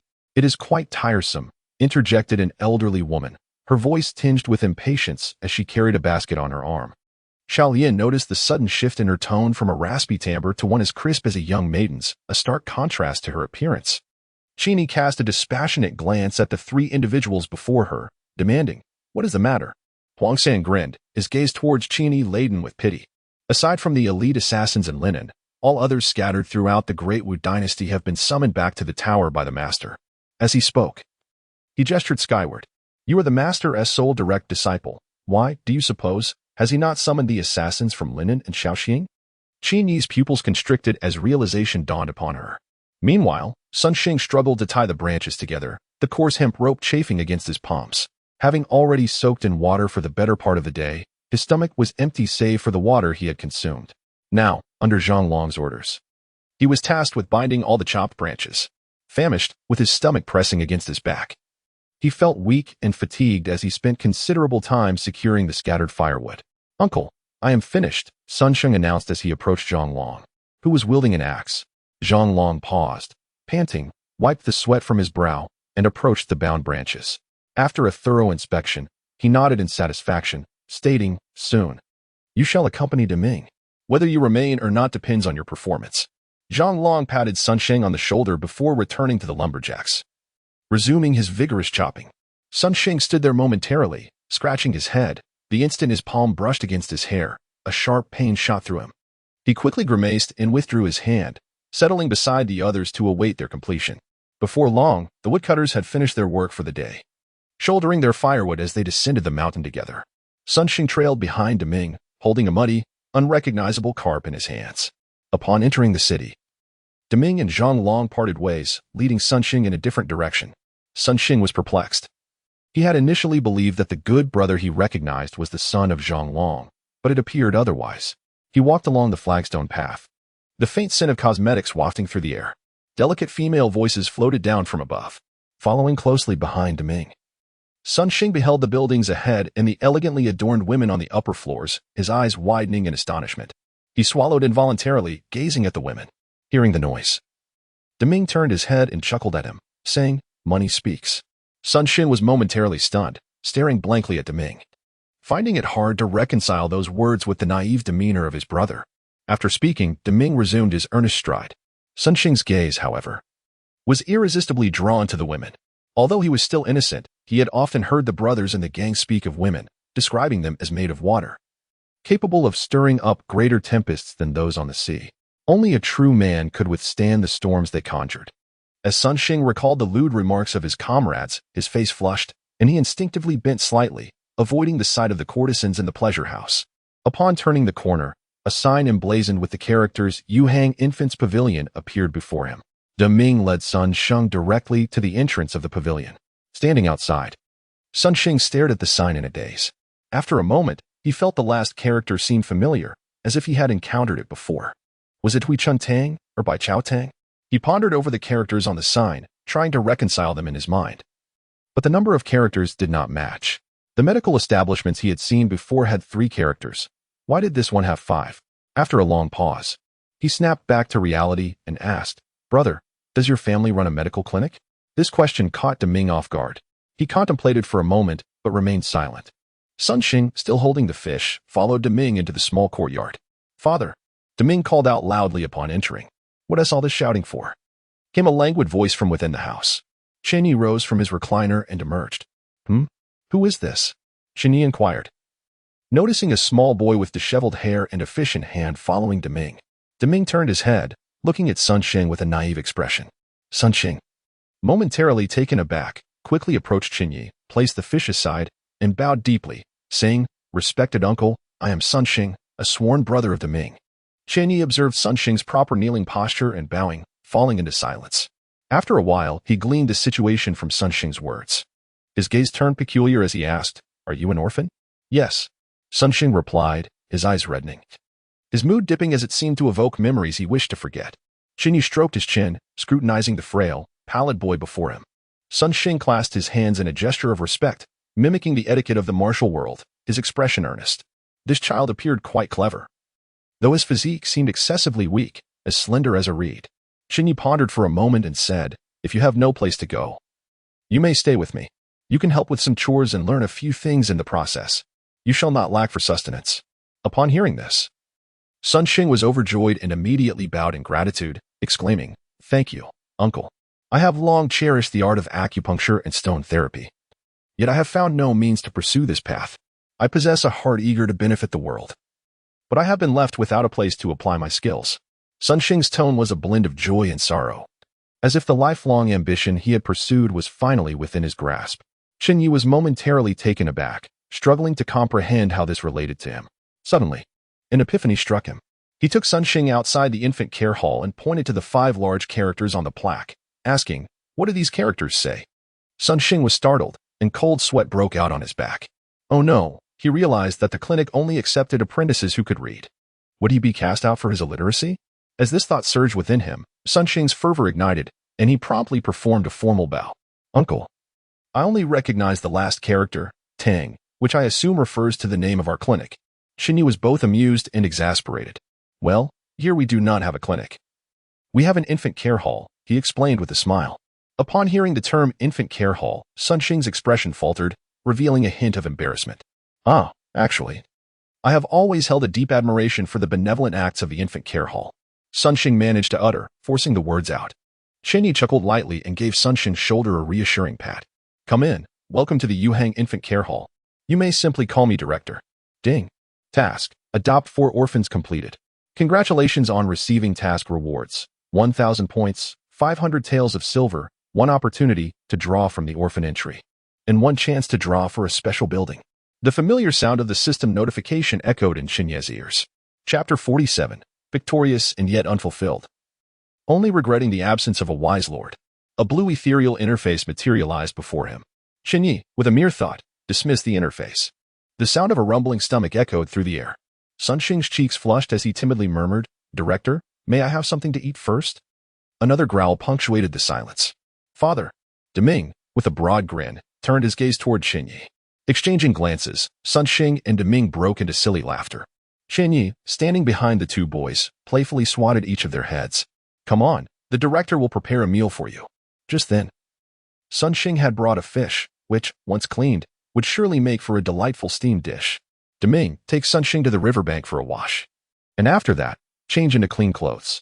Having instructed Deming, Chen Ye entered the kitchen to begin his preparations. Moments later, he had the rice steaming, and the sound of hurried footsteps echoed from the courtyard. "Father." Deming returned with a freshly washed Sun Sheng. Upon seeing Sun Sheng, now clad in clean attire, Chen Ye paused, rubbed his eyes, and displayed a look of astonishment. "Hey, you've grown quite handsome, almost rivaling me." The Sun Shin before him bore no resemblance to the disheveled boy from earlier. He donned a yellow hem shirt, previously discarded by Deming, with his tousled hair tied back, revealing a youthful, fair, and strikingly handsome face. Despite the oversized shirt, he stood in the courtyard with an aura of grace and charm. Of course, he still had a way to go to match Chen Ye's stature. Feeling a bit bashful, Sun Xing scratched his head. Another growl resonated from his stomach. Chen Ye chuckled. "Just a moment longer. The food will be ready soon." "Deming, help me serve the dishes," Chen Ye instructed. "I'll do it." Sun Xing volunteered eagerly. Stepping into the kitchen, the sight of the dishes laid out before him made him swallow hard. A platter of steamed fish, a roasted chicken, and 2 servings of stir-fried greens awaited him. The kitchen was filled with an enticing aroma, the vibrant colors of the dishes appealing to the senses. The sheen of the food glistened enticingly, and the fragrance made his mouth water. Struggling against temptation, Sun Xing carefully lifted the dishes and exited the kitchen. Before long, the meal was ready. The dining table in the nursery returned to its trio of occupants. "Let us eat," Chen Ye beckoned. Deming, unable to contain his excitement, tore off a chicken leg and offered it to Chen Ye. With a gentle smile, Chen Ye returned it to Deming, saying, "You're still growing. You should eat it." Deming, with a silly grin, began devouring the chicken leg, grease dripping from his mouth. Chen Ye took another chicken leg and placed it in Sun Xing's bowl, saying, "Little Sheng, you should eat as well. Now that you are part of our nursery, we are family." As Sun Xing gazed at the chicken leg in his porcelain bowl, tears began to well in his eyes. He sniffed slightly, though his stomach growled in hunger. Yet Sun Xing did not immediately reach for his chopsticks. Rising from his chair, he bowed his head deeply, his demeanor filled with earnest respect. "Having drifted through life without a noble lord to serve, I am fortunate to encounter you, Director. I wish to adopt you as my foster father." With that, Sun Xing performed 3 resounding bows. Chen Ye quickly set down his chopsticks and helped Sun Xing to his feet, a smile gracing his face. "Where did you learn such words? We do not practice this here. Please, rise. Your intentions are what truly matter." Sun Xing's eyes glistened with emotion as he nodded vigorously. "Let us dine," Chen Ye encouraged, patting Sun Xing on the shoulder. The 3 of them began to eat. The meal progressed swiftly, with Sun Xing and Deming consuming their food as though they had not eaten in days, devouring nearly every dish and grain of rice on the table. Throughout the meal, Sun Sheng's eyes remained red, his expression less polished than when Chen Ye first met him. This brought Chen Ye a sense of comfort. The newcomer seemed promising. After the meal, Sun Xing took the initiative to carry the plates to wash. "Foster father, you rest. I will handle this." Though he was weary, he insisted on continuing to work, which only deepened Chen Ye's satisfaction. Seated in his chair, a virtual interface materialized before him. It was time to claim the rewards for the recent task. 1,000 points were credited, raising Chen Ye's total to 3,682 points. "Let me see what I can draw this time," he mused, activating the orphan attribute draw interface. Consuming 1 chance to draw an orphan attribute, beginning draw. Before Chen Ye appeared a shimmering blue roulette. Moments later, the wheel came to a halt. "Ding. Congratulations, host. You have drawn the orphan attribute. Water Ghost, Water Ghost. aquatic prowess, significantly enhanced underwater combat abilities. However, a yearning for rivers and oceans is fostered. Upon seeing this attribute, Chen Ye could not help but stroke his chin. This attribute is rather peculiar, isn't it? Nevertheless, since Xiaosheng has joined my nursery, he deserves an attribute too. Chen Ye assigned the water ghost, a tribute to Sunshing. Viewed from another perspective, it had its merits. In the future, as a fisherman, he will undoubtedly excel. Chen Ye mused, a satisfied smile brightening his face. Meanwhile, Sunshing, washing dishes in the kitchen, shivered slightly and instinctively glanced towards the direction of the river outside Yuhang County.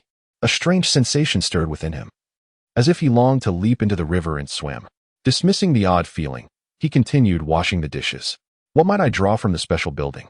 Chen Ye pondered, activating the special building draw opportunity. Ding! Congratulations, host. You have acquired a special building, stargazing chamber, stargazing chamber. Each day, you can perform divination for the orphans in the nursery, receiving corresponding omens of fortune or misfortune. The future can be altered. Please specify the location for the special building. Stargazing? Divining fortunes sounds rather promising. Before Chen Ye's eyes, the blueprint of the nursery hall materialized. The West Wing had already been repurposed as a study, leaving him with limited options for designated rooms. After a moment of contemplation, Chen Ye decided to place the stargazing chamber within his bedroom. Thus, each morning upon awakening, he could divine fortune and misfortune. This arrangement also allowed him to monitor the auspiciousness of Xiaolian's ventures outside. With a soft sigh, Chen Ye's mind involuntarily conjured an image of Xiaolian in her azure attire, her dimples gracing her smile. Chen Ye, the master truly treats you well, Wang San remarked, his tone thick with envy. Chen Ye's tumultuous gaze gradually settled into calmness. The words of the divine machine sect threatened to annihilate the wind and rain tower entirely. And both the Wanjin Hall and Tang sect had dispatched masters to the upper floors. It was evident that the master intended to recall assassins from other prefectures for a significant purpose.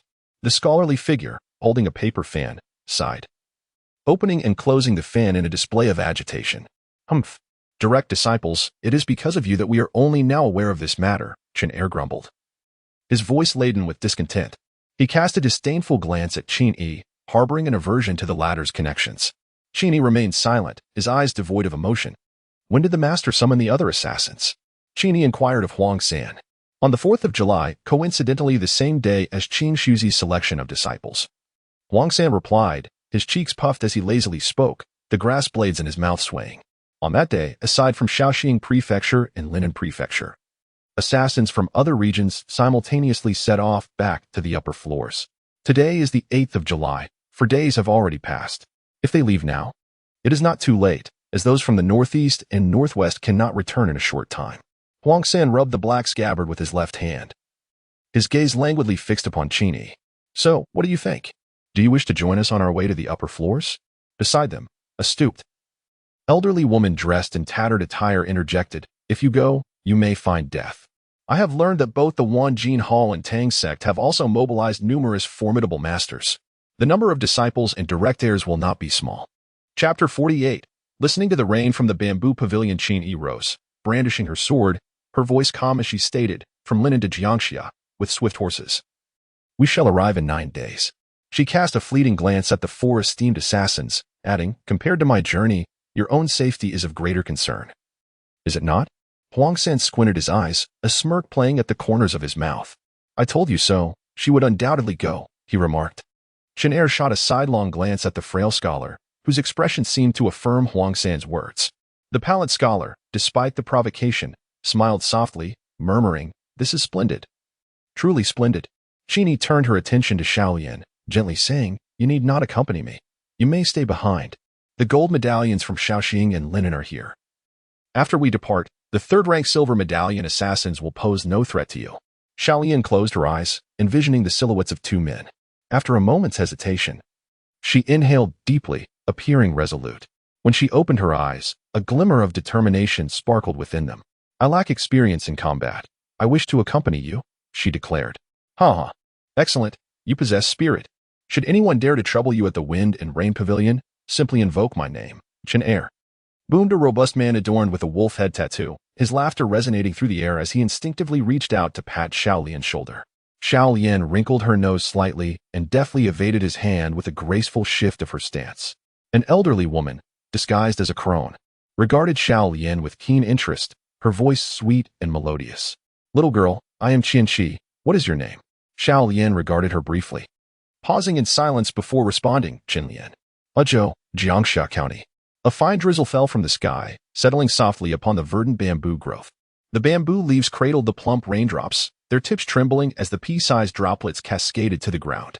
A graceful bamboo pavilion nestled atop a small hill. Within the pavilion, on the second floor, sat a middle-aged man clad in a black brocade long robe, his cuffs adorned with golden embroidery. He sat cross-legged upon a mat, a small tea table before him.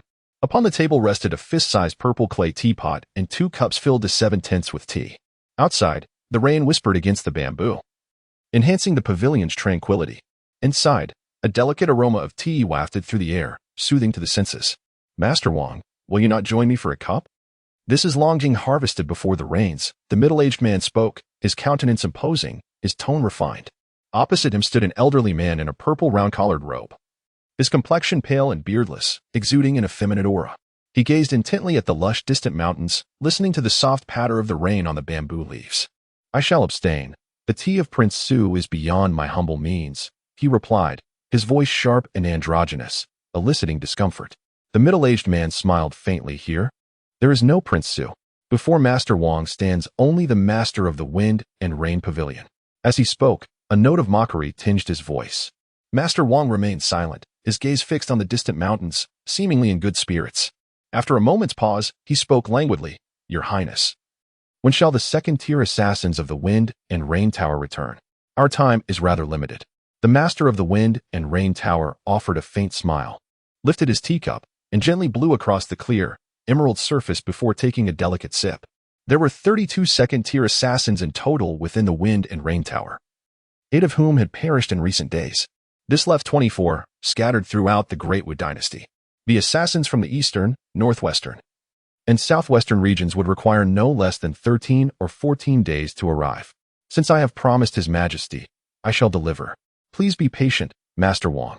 The master of the Wind and Rain Tower set down his teacup, slightly closed his eyes, and savored the preeming Longjing tea. "Apart from the Wind and Rain Tower, His Majesty has requested something else from your Highness." Master Wang turned, his murky eyes deep with contemplation as he gazed at the master of the Wind and Rain Tower. The master slowly opened his eyes, as if anticipating Master Wang's forthcoming words. He glanced toward the verdant mountains behind Master Wang and remarked, "The intelligence of the Wind and Rain Tower is unparalleled. To hold it in one's grasp is to hear the whispers of the martial world, to know all." He continued, "But I wonder, when you speak of His Majesty, do you refer to my elder brother or the Crown Prince?" Upon hearing this, Master Wang instinctively trembled. He then retorted, "Your Highness, the sovereign of the realm is naturally His Majesty. If this were to reach the ears of others..." At this point, Master Wang suddenly fell silent. The master of the Wind and Rain Tower maintained his calm demeanor, replying, "And if it were to be overheard, what then? 18 years ago, after my royal brother seized the throne, he exterminated all the women and children in my household. Now, as he seeks to eradicate the Wind and Rain Tower, what more do I have to lose?" As he spoke, a sudden laugh escaped the master of the Wind and Rain Tower. "My royal brother, ensconced in the court, still finds the energy to concern himself with matters of the martial world." Nearby, Master Wang scoffed, "Under heaven, there is no land that is not the king's." The master of the Wind and Rain Tower did not dispute this. He merely smiled. "The scheming of His Majesty is beyond my comprehension." After uttering this, a fleeting shadow of solitude and animosity crossed the master's gaze. In those days, he was merely one move short. "Once the Wind and Rain Tower is brought to ruin, I shall allow the 12 earthly branches to return with Master Wang." The master of the Wind and Rain Tower picked up a purple clay teapot and filled the teacup. The clear emerald tea released a wafting cloud of white steam. However, all of this is contingent upon Master Wang being able to stomach the remaining 24 second-tier experts. The master of the Wind and Rain Tower shifted the topic, his tone growing more indifferent. Just as Master Wang was about to speak, his complexion paled, and he hastily retrieved a white handkerchief from his sleeve, covering his mouth as he succumbed to a fit of coughing. Cough, cough. Master Wang's body hunched like a large shrimp, his face flushed, as if he were to expel his very insides.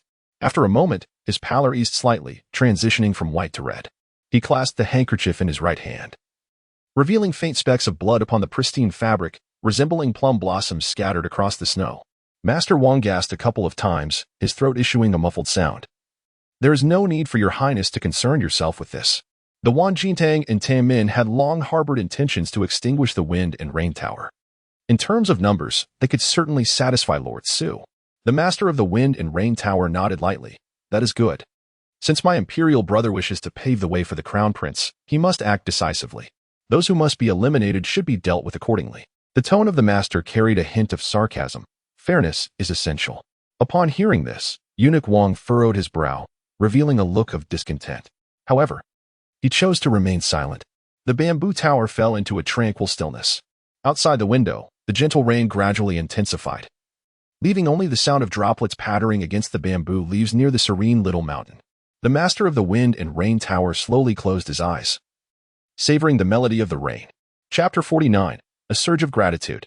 Cultivating inner strength. Concerns for life. As night deepened, Chen Ye arranged a bed for Sunshine beside Ming, covering it with fresh bedding. Sunshine's eyes glistened with tears of gratitude. After assisting Sunshine with his evening routine, Chen Ye retreated to the west room, cradling his own quilt. With Xiaolian gone, the responsibility of watching over Xiaofu fell to Chen Ye. After a half-hour lullaby, Xiaofu finally drifted into slumber, prompting Chen Ye to exhale in relief. He sat cross-legged on the bed, practicing the primordial qi technique, delving into the depths of his internal cultivation. Time slipped by unnoticed until Chen Ye was startled awake by the system's notification chime. Ding! Commencing daily settlement. Your early preparation of white dumplings for the children at the nursery has garnered immense gratitude, rewarding you with 20 points. You accompanied Xiao Lian out of the city, rewarding you with 5 points. You engaged in playful activities with Xiao Fu for an entire morning, rewarding you with 5 points. Ming chopped wood, strengthening his physique. You rescued someone from the river, enhancing your sense of justice. Xiao Lian departed from Yuhang County, traveling with 5 elite assassins to the headquarters of Fengyu Tower, deepening her resolve. Xiao Fu enjoyed a peaceful afternoon nap, rewarding you with 5 points. The nursery has welcomed another orphan, rewarding you with 200 points. You prepared a meal for the new orphan, rewarding you with 5 points. Sun Xing feasted heartily and expressed profound gratitude, rewarding you with 20 points. Sun Xing voluntarily washed the dishes, rewarding you with 5 points. You arranged a bed and new bedding for Sun Xing, who felt immensely thankful, rewarding you with 10 points. Xiaolian reached the inn safely, without incident. Xiaofu slept soundly, rewarding you with 10 points, increasing his happiness. You practiced the primordial qi technique, rewarding you with 5 points. Ding! Total points earned, 290. Remaining points, 3972. Chen Ye dismissed the daily settlement, gaining a clearer understanding of Xiao Lian's whereabouts. I hope she travels safely, he sighed. Now that Xiao Lian had chosen the path of an assassin, she must endure the trials of blood and fire. Ding! Orphan. Xiao Lian, Sun Xing's gratitude level has increased. The system's notification chimed again, and an information box appeared before Chen Ye. Orphan. Xiao Lian, current gratitude level, 79. Orphan. Sun Xing, current gratitude level, 65. Seeing the gratitude levels rise, Chen Ye gasped in astonishment. 79. Xiao Lian's gratitude has soared significantly. It won't be long before I can once again draw from the director's pool. His eyes sparkled with delight. Sun Xing, earnest by nature, had also raised his gratitude to 65, surpassing Ming's by 5. Chen Ye surveyed the two figures with immense satisfaction. Ding! Daily tasks refreshed. The current task is to help an orphan establish a future career direction. The task rewards include 1,000 points, 500 taels of silver, a chance to draw an orphan entry, and an opportunity to draw a special building. It seems that the priority ahead is to assist Xiao Sheng in determining his vocational path.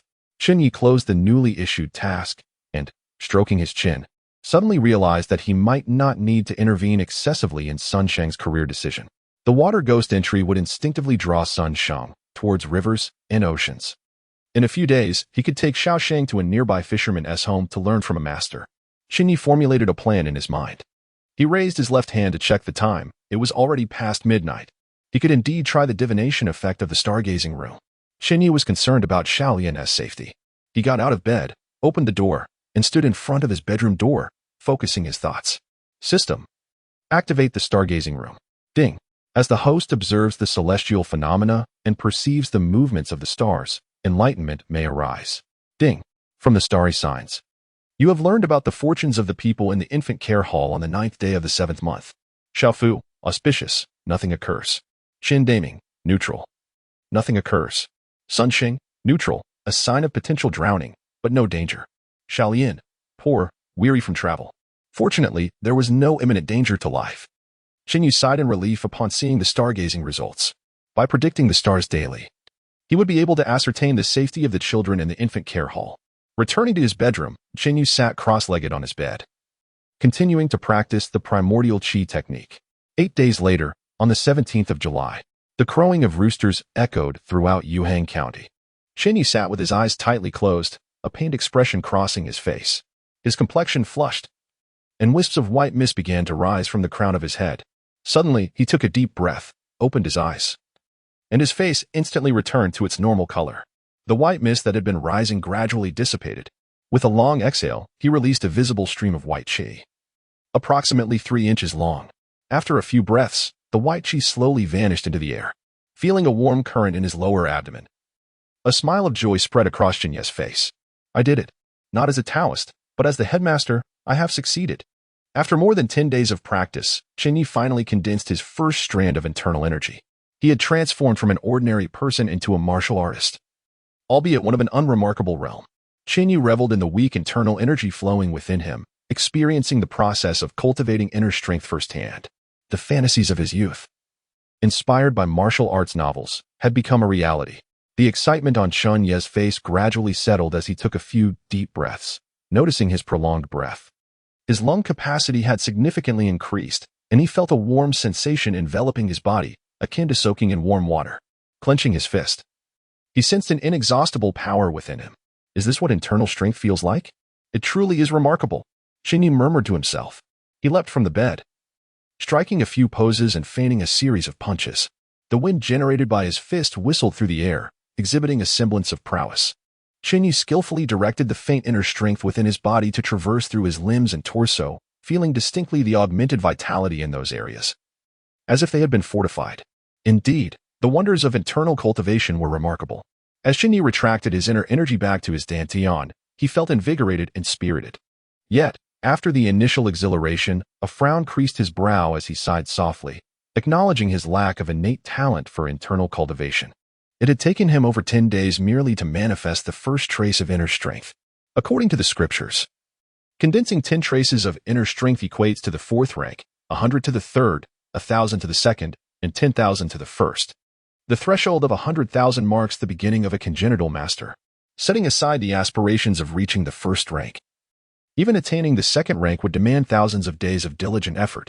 Theoretically, it could take 3 to 4 decades to yield any significant results. Not to mention that the foundational aspects of Taoist techniques are paramount. Each breakthrough necessitates the solidification of inner strength, requiring repeated compression and refinement. Calculating the time required, a bitter smile crept across Chen Ye's face. The good news, he had indeed cultivated his inner strength. The bad news, he lacked the aptitude for it. The good news, the technique he possessed was among the finest in the realm, a secret transmission of the Taoist school. The bad news, even with relentless effort over 3 to 4 decades, he might still fall short of reaching the 2nd rank. Ah, never mind, there is no rush. Chen Ye consoled himself, reminding himself that he still had the system. By nurturing a child, he could earn longevity rewards, and there was ample time ahead. He could only force himself to find solace in this thought. Curious about his fortunes for the day, Chen Ye's mind stirred as he activated the daily divination function of the star observation chamber. Ding! As the sun and moon shift and stars realign, the host keenly perceives an anomaly, experiencing a profound revelation. Ding! From the celestial phenomena, you glean the fortune changes for the members of the infant nurturing hall on the 17th of July. Xiao Fu, moderate, nothing of significance occurs. Chen Deming, moderate, nothing of significance occurs. Sunshine, poor, matters do not proceed smoothly. Xiaolian, great misfortune. With the transition of the high and Z, unwilling to endure humiliation, he takes his own life. Chapter 50. Ominous signs and nightmares. Chen Ye furrowed his brow, contemplating the dire omen, a great calamity, the transition from high to Z, leading to self-termination. As he deciphered Xiaolian's fate, he murmured, does this imply that Xiaolian will take her own life during the transition from high to Z tonight?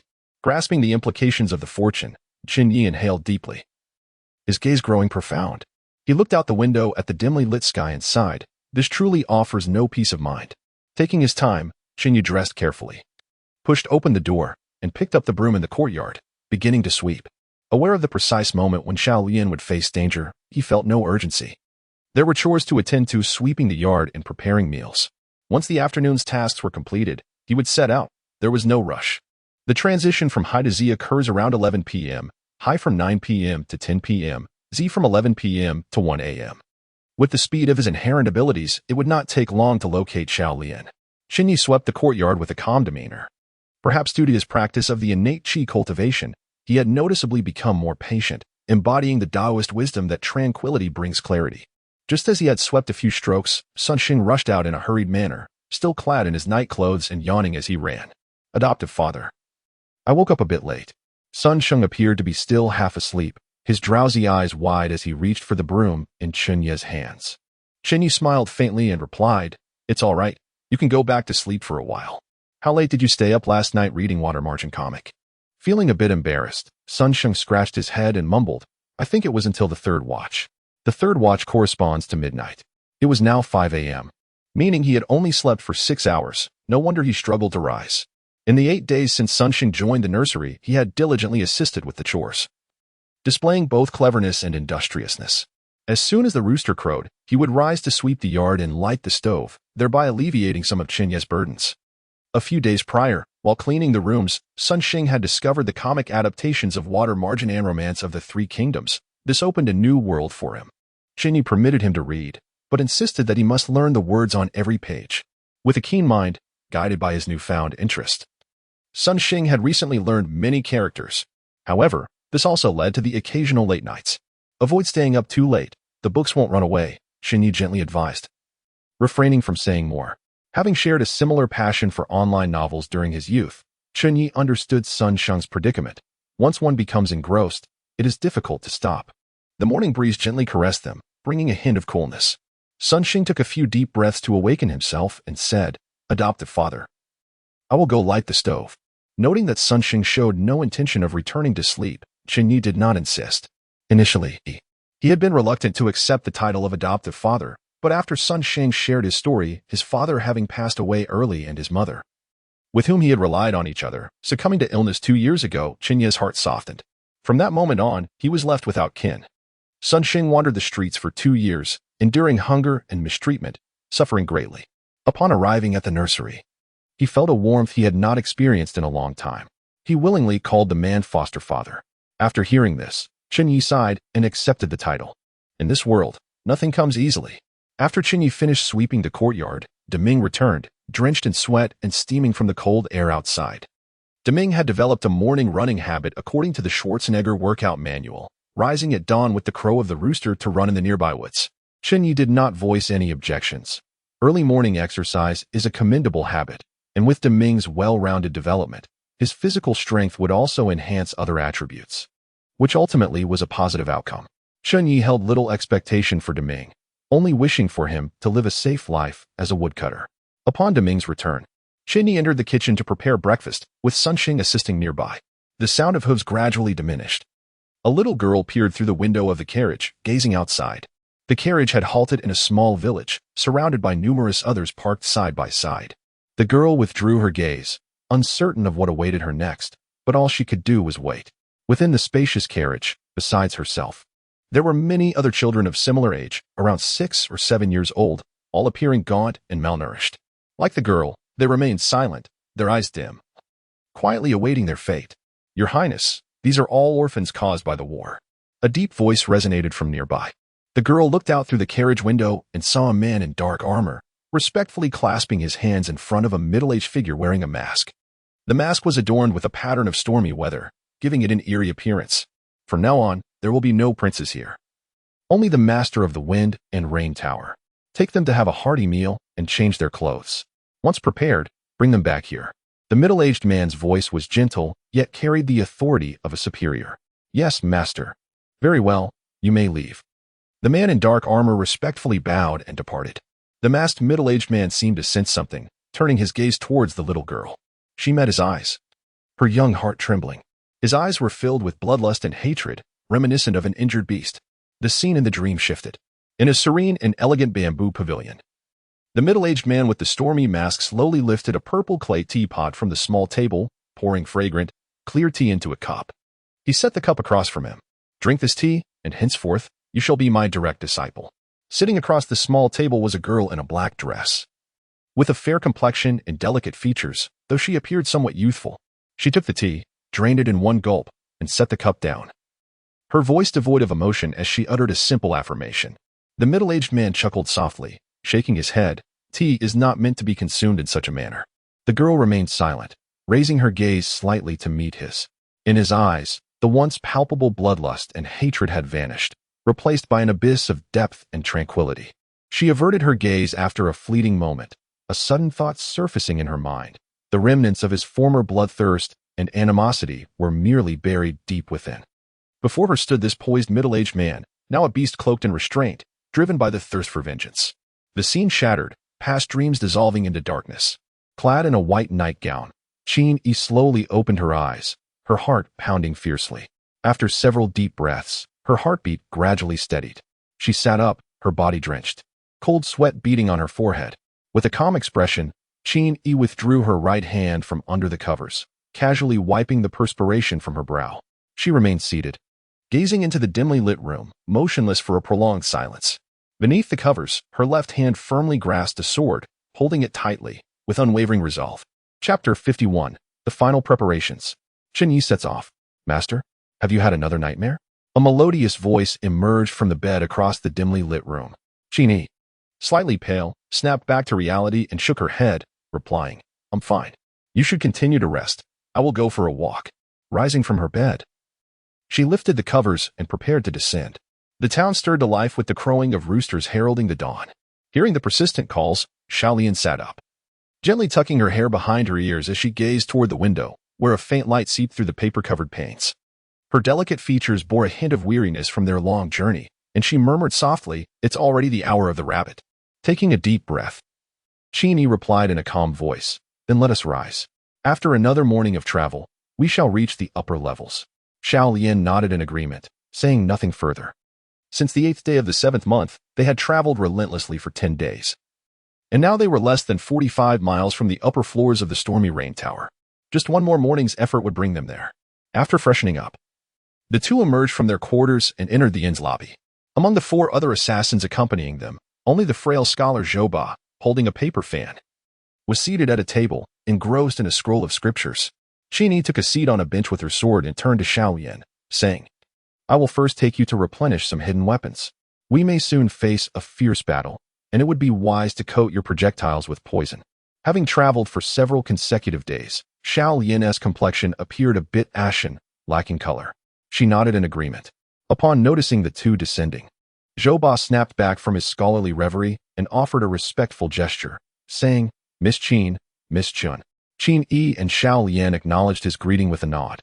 After a brief wait, the remaining 3 assassins made their way down from the upper levels of the inn. They shared a simple breakfast together before deciding to prepare individually. Chen Ye led Xiaolian away from the inn. After walking a stretch along the stone-paved street, she suddenly halted and entered a grain shop selling rice.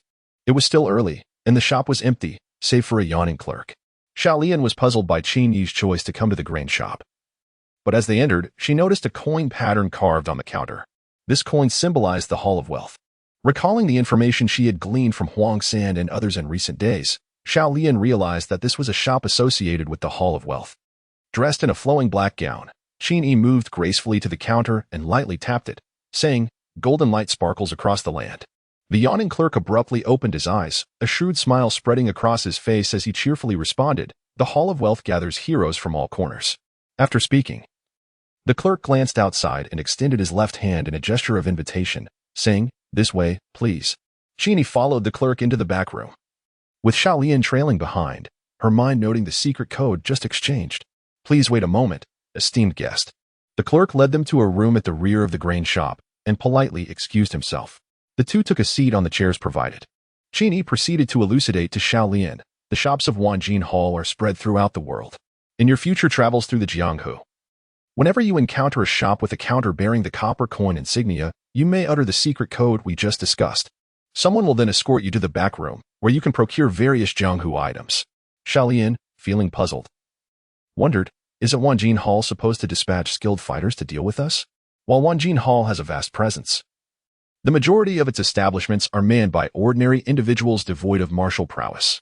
Chen Ye replied in a calm tone. Their primary focus is on commerce. The warriors employed by Wanjin Hall are sworn to the 12 halls and will only intervene when their services are required. Therefore, you need not worry. Upon hearing this, Xiaolian nodded in understanding. Moments later, a series of footsteps echoed from outside.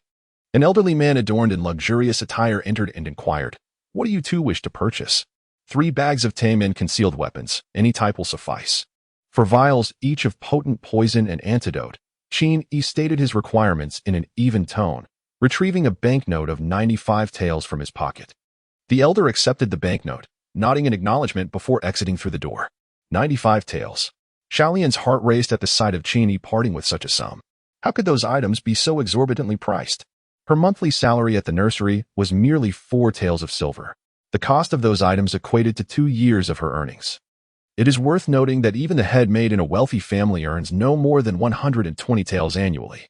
Seemingly perceiving Xiaolian's thoughts, Chen Ye's voice took on a hint of amusement. A bag of tame and concealed weapons contains 50 pieces, each priced at 100 copper coins. The potent poison and antidote are both priced at 10 taels per vial. Items in the Jianghu are indeed costly, and you will come to realize this in due time. The concealed weapons you possess were crafted by an ordinary blacksmith. Although made according to Tongman's blueprints, they differ slightly in weight, material, and feel. Once they arrive, you must adapt quickly. After contemplating this, Xiaolian's delicate face reflected a look of concern. When the disparity in strength is minimal, it typically requires 6 to 7 concealed weapons to eliminate a single target. That amounts to 300 to 350 copper coins. Given her monthly salary of 4 taels, Xiaolian puffed out her cheeks, suddenly feeling remorseful for having learned the use of concealed weapons. They truly demand a hefty expenditure. Beside her, Chen Ye sighed lightly. It is a pity that Tame Min only sells concealed weapons to the public and does not offer their proprietary poisons. Otherwise, you can hold your own against a second-grade martial artist with slightly weaker lightness skills. Xiaolian's bright eyes widened. Are we purchasing Tongman's concealed weapons? Indeed. Chen Ye affirmed with a nod. Tongman's concealed weapons are renowned throughout the world. Their significant revenue primarily stems from these weapons and assassination contracts. However, in recent years, the Wind and Rain Tower has seized a considerable portion of their assassination business. Chen Ye was imparting knowledge of the Jianghu to Xiaolian. Before long, the elder returned, holding several silk bags, which he handed to Chen Ye. After securing the concealed weapons and poisons, Chen Ye and Xiaolian departed from the Wanjin Hall shop. Upon returning to the inn, they reunited with the other 4 assassins, and the 6 of them set forth towards Jiangxia County. With a creak, Chen Ye pushed open the door and stepped outside. Foster father, Sun Xing, who had been doing push-ups in the courtyard, paused his movements, momentarily taken aback by Chen Ye's all-black attire. Standing before the door in a fitted black outfit, with long hair neatly tied back, his gaze was profound. Unlike his usual gentle demeanor, Chen Ye now exuded an indescribable aura that left Sun Xing feeling unsettled. It was akin to the ominous thunderclouds of the rainy season, seemingly tranquil, yet poised to unleash a tempest.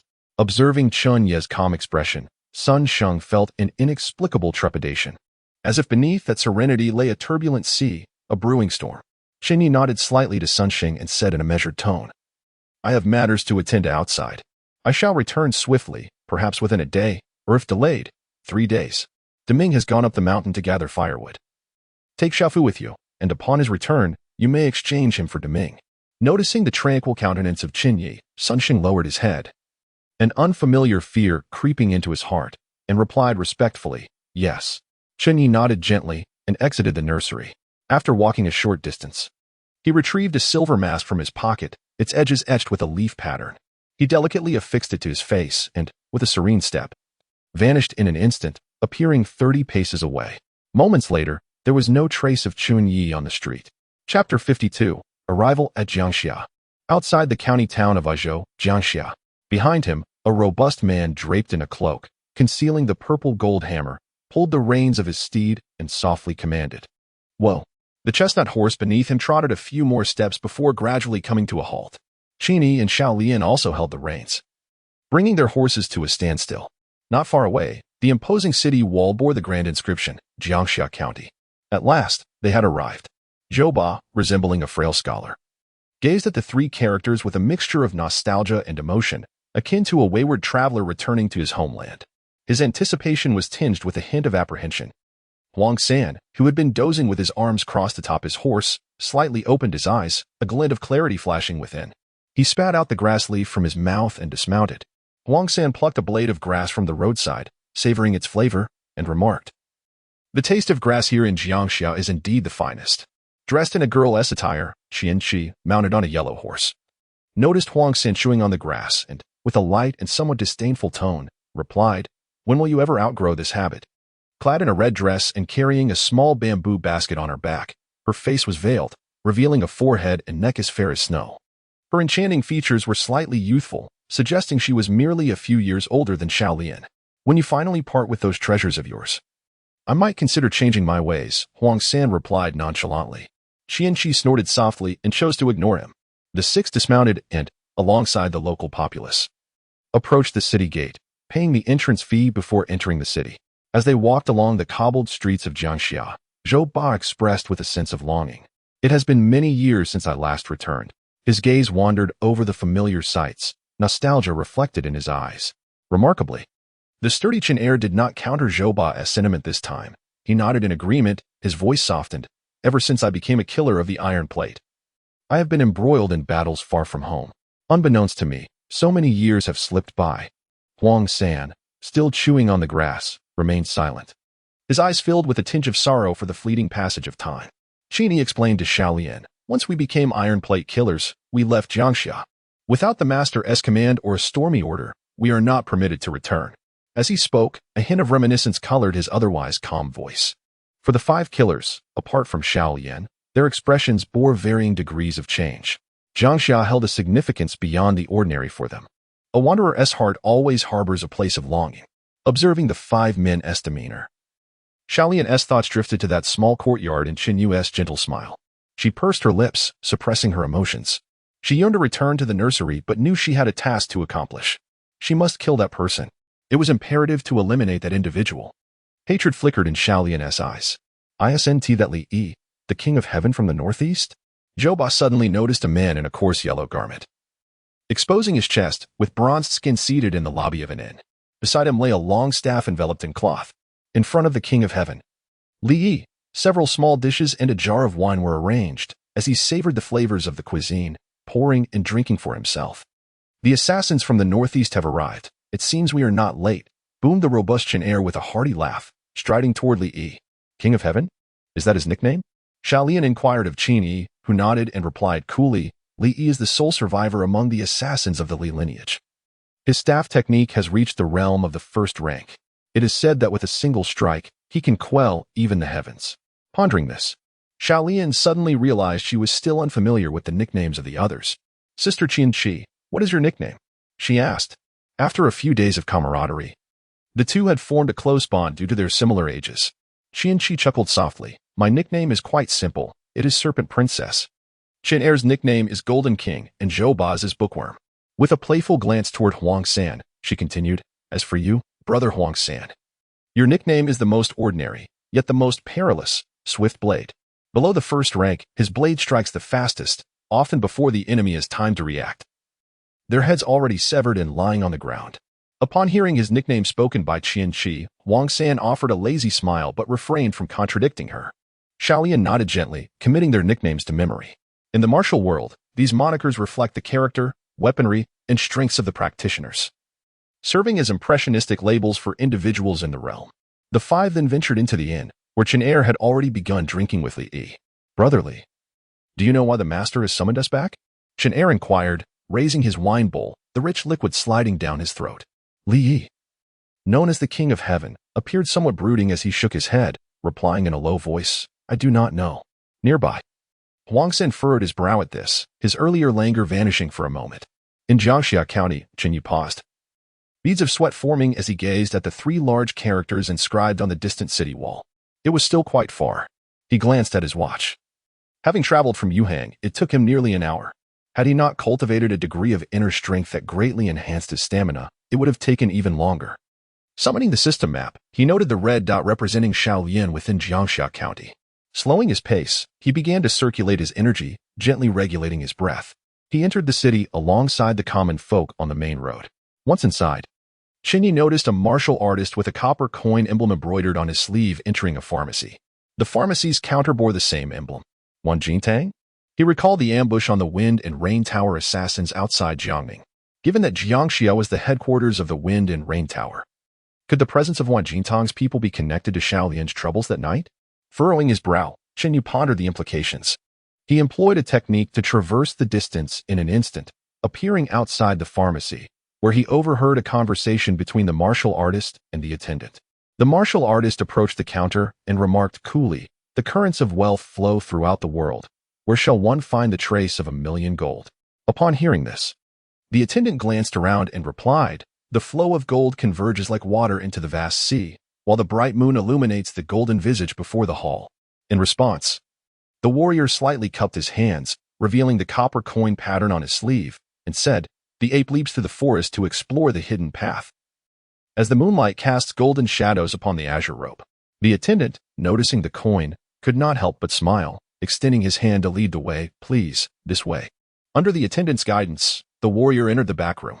Chen Ye, deep in thought, noted the recently exchanged signals. Not only the codes, but also the necessity of specific attire. He pondered whether the events of the night would be tied to the haul of 10,000 gold. With a slight frown, Chen Ye ventured into a deserted alley. When he emerged, his black attire had been replaced with a simple coarse yellow shirt. The sleeves of the yellow shirt bore an additional embroidered pattern of a copper coin. Chen Ye's mask had also transformed into one adorned with a red background and white designs. He contemplated whether he could blend in unnoticed. A plan began to form in Chen Ye's mind. If the haul of 10,000 gold were to venture this way, it would not concern the Wind and Rain Tower. Therefore, he resolved to take Xiaolian away before sunset. As for the fate of others, it was of no consequence to him. After all, Chen Ye currently possessed only two attributes, the ability to endure and to flee, but not to fight.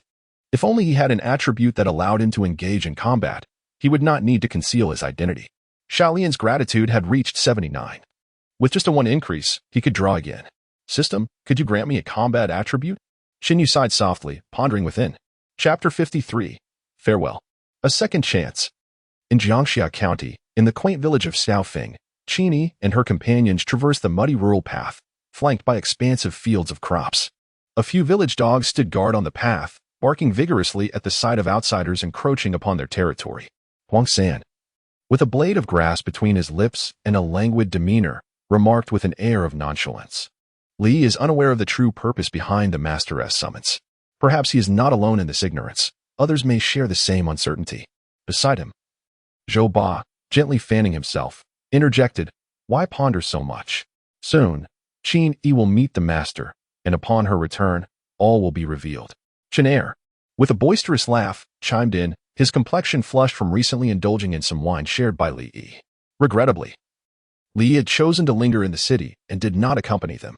Chen Ye remained silent, her gaze absorbing the rural landscape. As fragmented memories intertwined with the unsettling nightmares of recent days, a sudden wave of inexplicable trepidation surged within her, a potent blend of fear and unease. Yet, she subdued her inner turmoil, her autumn-like eyes gradually restoring their tranquil depth.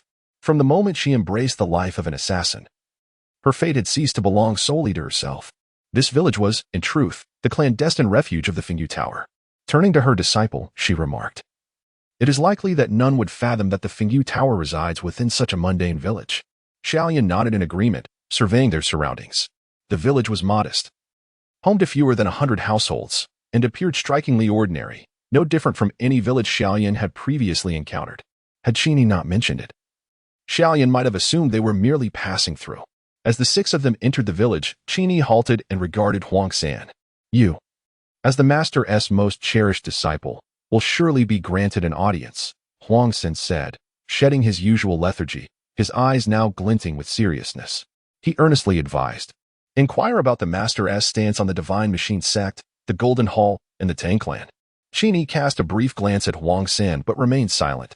He then produced a golden token, intricately engraved with storm patterns, the Fingyu token, tossing it to her.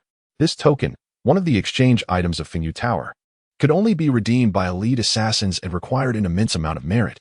Holding the Fingyu token allowed one to meet the Master once, according to the Tower's rules.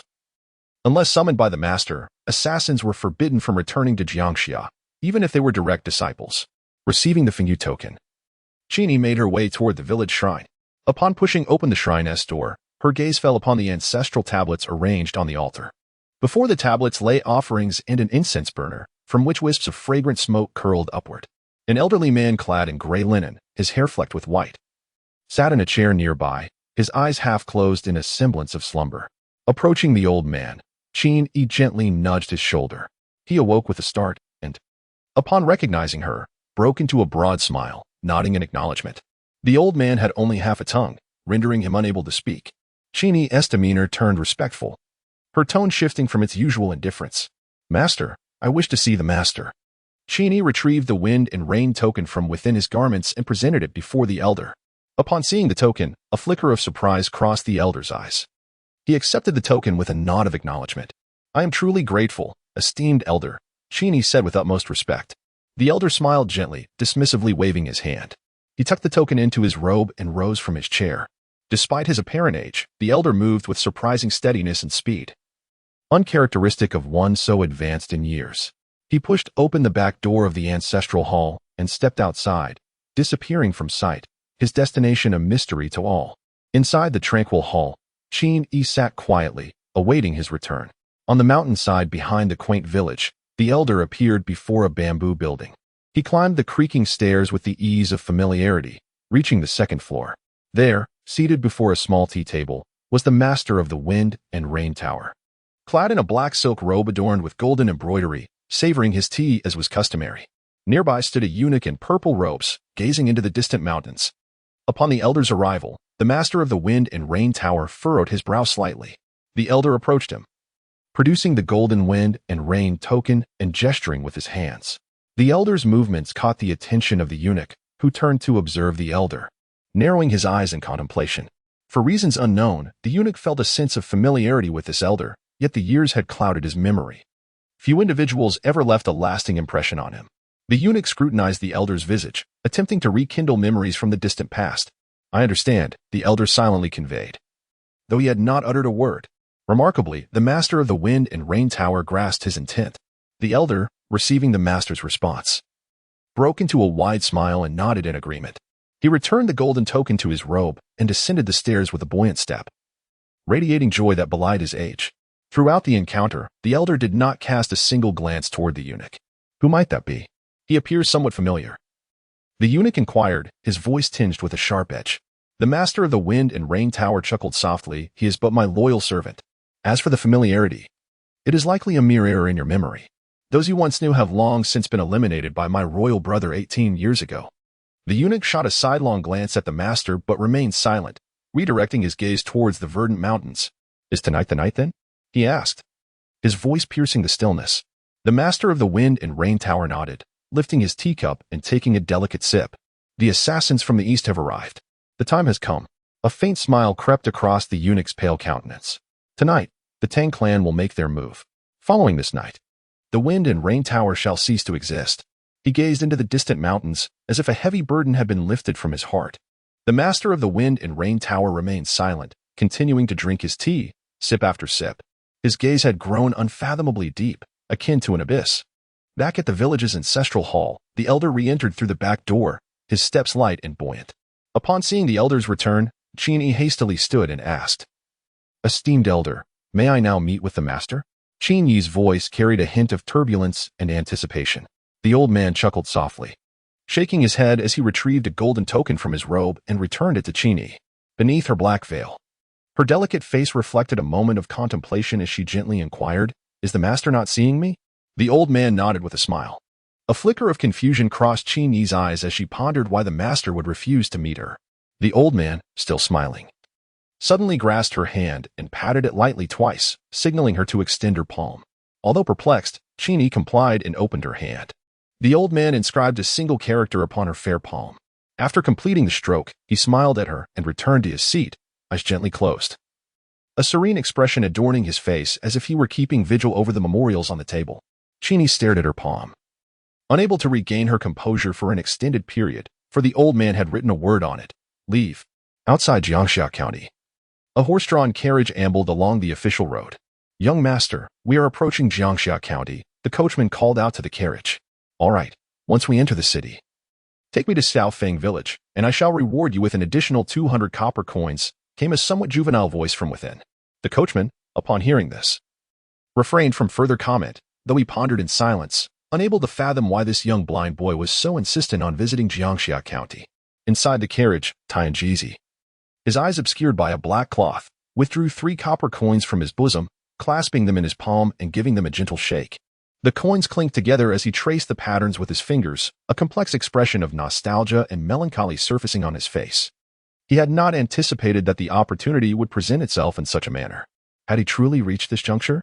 He gazed into the distance, murmuring softly to himself. Chapter 54. The Iron Eagle Hall in the Green Ape Hall. Jiangning County Street. Chen Ye strolled along the street and noticed a copper coin engraved on the counter of a fabric shop. At that moment, 2 women were purchasing fabric within the store. Chen Ye entered the shop, glanced at the shopkeeper, and subtly raised his sleeve to reveal the copper coin mark. The attentive shopkeeper noticed Chen Ye and promptly said to the 2 women, "Esteemed guests, please wait a moment." The women nodded and continued to feel the colorful fabrics. Engaging in hushed discussions, the shopkeeper approached Chen Ye, and in a lowered voice, he spoke. "Wealth flows across the world. Where can one trace the path of riches?" The shopkeeper nodded lightly, replying, "Gold flows like water, converging in rivers and seas, while the bright moon illuminates the golden visage." Without hesitation, Chen Ye responded smoothly. Apes leap through the forest, exploring hidden paths, as the bright moon casts golden shadows upon the green attire. A smile appeared on the shopkeeper's face as he respectfully stated, "Esteemed guest, the fabric you seek is in the back courtyard. Please follow me." Chen Ye nodded gently and followed the shopkeeper through the back door, entering the courtyard. The shopkeeper led Chen Ye to a room in the courtyard and clasped his fists, saying, "Ah, a brother from the Green Ape Hall. Please wait here for a moment. Someone will escort you to the hall." After speaking, the shopkeeper bowed and withdrew. Chen Ye sat patiently in the room, awaiting his turn. The Green Ape Hall? Indeed. The recent code words included ape and green. It is said that the Wealth Hall consists of 12 halls, each led by a master of at least the 2nd rank. I wonder how powerful the master of the Green Ape Hall is and what skills they possess, Chen Ye pondered as he waited. He recalled the smirking cat, Su Xiaolin, who had retreated in fear outside Jiangning City. He wondered which hall Su belonged to. Just as Chen Ye was deep in thought, the door swung open, and an elderly man entered, scrutinizing Chen Ye before speaking. "Young brother, how many incense sticks will you burn in the Green Ape Hall?" Chen Ye felt a jolt of surprise. Oh no, another code. What does this code mean? Remaining composed in his chair, Chen Ye's mind raced. Based on his previous readings of martial arts novels, such codes usually inquired about status or strength. What should he say? Noticing Chen Ye's silence, the old man narrowed his eyes slightly. In a flash of insight, a thought struck Chen Ye. "Forget it. I shall take a gamble." He replied nonchalantly, 3 sticks. Upon hearing this, the old man nodded and said, "I am under the command of the Iron Eagle Hall's master. Tonight, you will follow the orders of the Iron Eagle Hall. Now, I shall take you to the temporary hall." With that, the elder pushed the door and exited. He had guessed correctly. Chen Ye surmised that this was indeed a question of strength. By claiming 3 sticks, he implied a 3rd-rank capability. Seeing the elder move, Chen Ye followed closely behind without hesitation. Tonight's operation. It seemed the Wealth Hall indeed had plans for tonight. However, he wondered if it had anything to do with the Wind and Rain Tower. Chen Ye contemplated.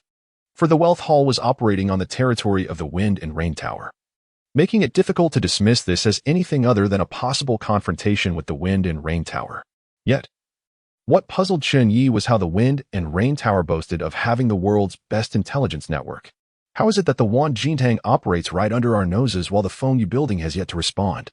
The elder led Chen Ye out from the back courtyard, where a horse-drawn carriage awaited. Chen Ye climbed aboard, and the elder, wielding a long whip, lightly struck the horse's rear. The carriage set off.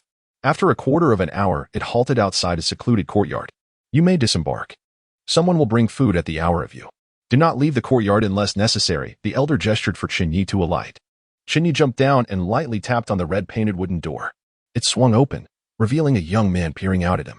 Chen Ye raised his sleeve, displaying a copper coin embroidered with patterns. The young man nodded slightly, indicating for Chen Ye to enter. Upon stepping inside, Chen Ye was greeted by an eerie sight. The courtyard was meticulously arranged with over 20 chairs, divided into 4 rows, each occupied by individuals of various ages and genders. They sat motionless, their backs turned towards Chen Ye. At the center of the courtyard lay a bed, upon which a man clad in the yellow garb of Wan Jintang lay on his side, facing the entrance, deep in slumber, snoring loudly. Chen Ye found himself momentarily bewildered. What strange customs does one Jin Ang uphold? As if sensing his presence, the man's snoring abruptly ceased, maintaining his position. He kept his eyes closed and spoke in a deep voice. Which hall are you from? Chen Ye replied coolly, Qing Yuan Hall. How many incense sticks? 3. Upon hearing Chen Ye's response, the man suddenly opened his eyes, his left hand striking the bed beneath him, releasing a surge of inner force that stirred the dust from the ground. In an instant, he lunged forward with remarkable speed, akin to an eagle soaring through the sky. His right hand clawed towards Chen Ye's face. Unfazed, Chen Ye remained composed. Ever since he cultivated his inner strength, his reflexes and physical prowess had been enhanced. Moreover, the man's movements were not particularly swift, allowing Chen Ye ample time to react. He raised his left arm gently to shield himself. While simultaneously preparing for any potential change in the man's attack, his thoughts racing. Could there be an issue with the signal? Had he inadvertently exposed himself? No. It was impossible. If he had revealed his identity, the elder would not have brought him here. As Chen Ye pondered the man's motives for attacking him, he noticed that the man seemed surprised by Chen Ye's lack of evasive action, merely raising his left arm to block. Ah! The man exclaimed in astonishment. Clang! A sound of metal against metal rang out. The man's claw struck heavily against Chen Ye's left arm, and then, leveraging the impact, he propelled himself into the air. Balancing on the back of a chair with one foot, a robust figure, he stood like a fierce eagle, his gaze fixed intently on Chen Ye. Chen Ye lowered his left arm, standing tall and straight as a pine tree. Well done. Such impressive martial prowess. The man, impressed that Chen Ye had not even shifted his feet, applauded. His gaze towards Chen Ye now held a hint of admiration. Suddenly, it dawned on Chen Ye that his identity remained concealed. This was merely the man's test. What is your name? The man inquired abruptly. Chen Ye replied calmly, Hua Dong. The man pondered for a moment, as if committing Chen Ye's name to memory. Suddenly, he chuckled and remarked, You are quite impressive. How about joining my Iron Eagle Hall? That lecherous fellow is not worth your allegiance. Upon hearing these words, Chen Ye abruptly realized the identity of the person before him. He was the master of the Iron Eagle Hall. The young man who had opened the door for Chen Ye hastily exclaimed, Master, Brother Hua possesses such remarkable strength. Hall Master Qin would surely not let him go. Iron Eagle furrowed his brow, expressing mild dissatisfaction as he replied, So what? I am not afraid of him. Despite his words, Iron Eagle exerted himself, leaping gracefully back onto the bed and refraining from further discussion about the matter. He settled cross-legged on the bed and smiled at Chen Ye, saying, Come. Pull up a chair and sit beside me. You appear quite youthful, yet your martial skills are commendable, although I have only employed the strength of the 3rd rank. Your ability to withstand it without retreating is indeed impressive. Chapter 55. Aftermath of the Kingsuzi incident. Not only Wang Jintang, but also Tamin. The host does not wish to see me. Chen Ye sat on the bench, his voice faint. Huang Sen furrowed his brows, murmuring to himself, Why? Why does the host not wish to see you? At that moment, Huang San could not comprehend what the host was truly thinking. Beside them, Chen Ye, who was busy shelling peanuts, remarked, There is no need to overthink it. The host surely has his own intentions, since he has summoned all the assassins back. Perhaps he will share his plans with us in the coming days. Why dwell on it? Instead of pondering, we might as well enjoy some peanuts. Zhou Ba, try this. Chen Ye offered a handful of peanuts to Zhou Ba. Zhou Ba appeared sullen, but after some reflection, he suddenly found Chen Ye's words to hold merit. He accepted a handful of peanuts, shelling them while sighing, We are truly more anxious than the emperor himself. We should know soon enough. Hearing Zhou Ba agree with his perspective, a smile spread across Chen Ye's face as he clapped Zhou Ba's shoulder. Good, you finally see it my way. Ahem. Zhou Ba's face flushed, and he coughed, spitting a peanut that tumbled to the ground. Infuriated, he exclaimed, Are you an idiot? I am eating peanuts. Chen Ye raised an eyebrow. I may be at fault, but are you without blame? Why shout so loudly? Zhou Ba, the two quickly began to bicker, rushing outside to settle it with a physical confrontation. Chen Ye glanced at the frowning Huang San, saying softly, When I left, the mute elder wrote a character in my hand. Upon hearing this, a glint of insight flashed in Huang San's eyes. What character? Go. Chen Ye sat beside the Iron Eagle, casting a glance at the dozen or so members of Wang Jintang sitting upright. They looked at Chen Ye with envy and awe. To withstand the Iron Eagle's grip without retreating showcased considerable strength within the 3rd tier. Moreover, Chen Ye did not have to sit as rigidly as they did. This made the members, who had been sitting for over an hour, exceedingly envious. Clad in a yellow robe, with thick brows and large eyes, the Iron Eagle reclined on the bed, gazing at Chen Ye with a congenial tone. Brother Hua, are you at the early or late stage of the third tier? Early stage, Chen Ye replied calmly. The Iron Eagle nodded, murmuring, that makes sense. The time spent on external martial arts is extensive. While you have mastered invulnerability to blades and the inability to be harmed by inner strength, your progress in other skills must lag behind. As he spoke, the Iron Eagle pointed to Chen Yu's red-faced mask, his tone curious. Brother Hua, we are all comrades here. Why wear a mask? Are you perhaps learning from that young Master Dong Hua? The Iron Eagle teased, extending his thick fingers to remove Chen Yu's mask. Chen Yu took a slight step back, replying coolly, Below, my appearance is unsightly and unworthy of view. The Iron Eagle paused, realization dawning. Ah, I see. I thought you were emulating the young Master Dong Hua who appeared during my brother-in-law's apprenticeship. The youth of today seem to delight in donning masks, emulating Dong Hua.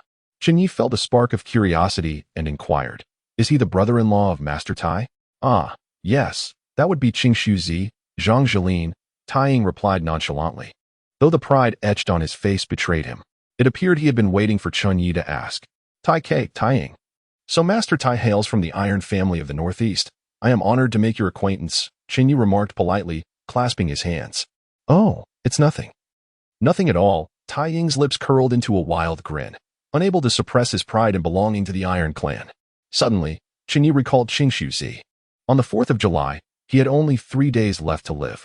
Calculating from the current date, Qingshu Zi must have already passed. Master Tai, I have not kept abreast of the happenings in the martial world for some time. I recall that on the 4th of July, did not Qingshu Zi take in 2 disciples? Chen Ye seized the opportunity to inquire about the aftermath of Qingshu Zi's demise. Tai Ying shook his head, stating, Brother Hua, you are unaware. My brother-in-law took in but 1 disciple, a young man named Xie Fei, a swordsman from the Northeast with a modest reputation. On the 7th of July, before my brother-in-law departed this world, he transferred all his internal energy to Xie Fei, elevating him from an ordinary man deprived of power to a first-grade martial artist. Now, Xie Fei serves as a guest elder at Tai Ke Mountain Manor. Chen Ye blinked, pretending to be casual as he asked, and what of Dong Hua? Upon mentioning Dong Hua, Chen Ye distinctly sensed the complex expressions among the ordinary members of the courtyard, jealousy, envy, awe, and admiration. This piqued Chen Ye's curiosity about the legacy of his name in the martial world after his departure. Reclining on the bed, Tai Ying mused, speaking of Dong Hua. He is indeed an extraordinary individual. On the 4th of July, 2 were chosen, and on the 5th, my brother-in-law welcomed Xie Fei into his fold. Subsequently, at this juncture, Tai Ying's expression turned peculiar. My brother-in-law proclaimed in the martial world a notable statement. What statement? Chen Ye instinctively inquired. My brother-in-law declared that he could only consider young Master Dong Hua as a contemporary, not a disciple. The ordinary members in the courtyard inhaled sharply, their eyes gleaming with envy. To be acknowledged by Qingshu Zi, a martial legend from 20 years ago, as merely a peer is an immense honor. It is essential to note that 2 decades prior, Qingshu Zi was regarded as the foremost figure beneath the masters. Upon hearing this, Chen Ye's expression became peculiar. Had it not been for the mask obscuring his features, Tai Ying would surely have discerned something amiss. Chen Ye understood that Zhang Jilin was attempting to curry favor with him, leveraging his 2 decades of renown in the martial world as a stepping stone to win Chen Ye's favor. A subtle smile graced Chen Ye's lips. Now, he comprehended the reactions of the members in the courtyard. Tai Ying continued. It was from that day forth that the young martial artists traversing the world began to favor masks. Chen Ye blinked, comprehending that he had become an idol. However, this was not entirely beneficial. It was said that the elder of Baihua Valley had heard of Dong Hua's unparalleled lightness of step and had decided to emerge from seclusion to meet Dong Hua.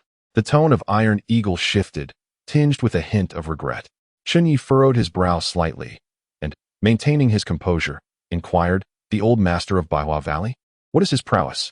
A grandmaster, one of the 5 great grandmasters of our era, and notably the only one who has not retreated into seclusion, Iron Eagle responded, an odd expression crossing his face. Brother Hua, how could you be unaware of such matters? A grandmaster? Has a grandmaster set their sights on me? The expression beneath Chen Ye's mask shifted as he suppressed the tumult of emotions within, responding coolly. I am solely devoted to the practice of martial arts and remain oblivious to affairs of the Jianghu. Upon hearing this, Iron Eagle burst into hearty laughter. Clapping Chen Ye on the shoulder with considerable force, the sound resonating like the clash of metal. Haha. I never imagined Brother Hua to be such a diligent individual. If not for your lack of agility, I might have mistaken you for Donghua. Iron Eagle continued. You see, that young Master Donghua seems to have appeared from nowhere, possessing little knowledge of the common lore of the Jianghu. Master Su of Yuhu Hall had the fortune of encountering him once and remarked that Donghua is even unaware of Wanjin Hall. Truly a peculiar fellow. Iron Eagle chuckled heartily, believing himself to be quite humorous. Chen Ye's eyelids flickered. He nearly feared that his secret had been revealed.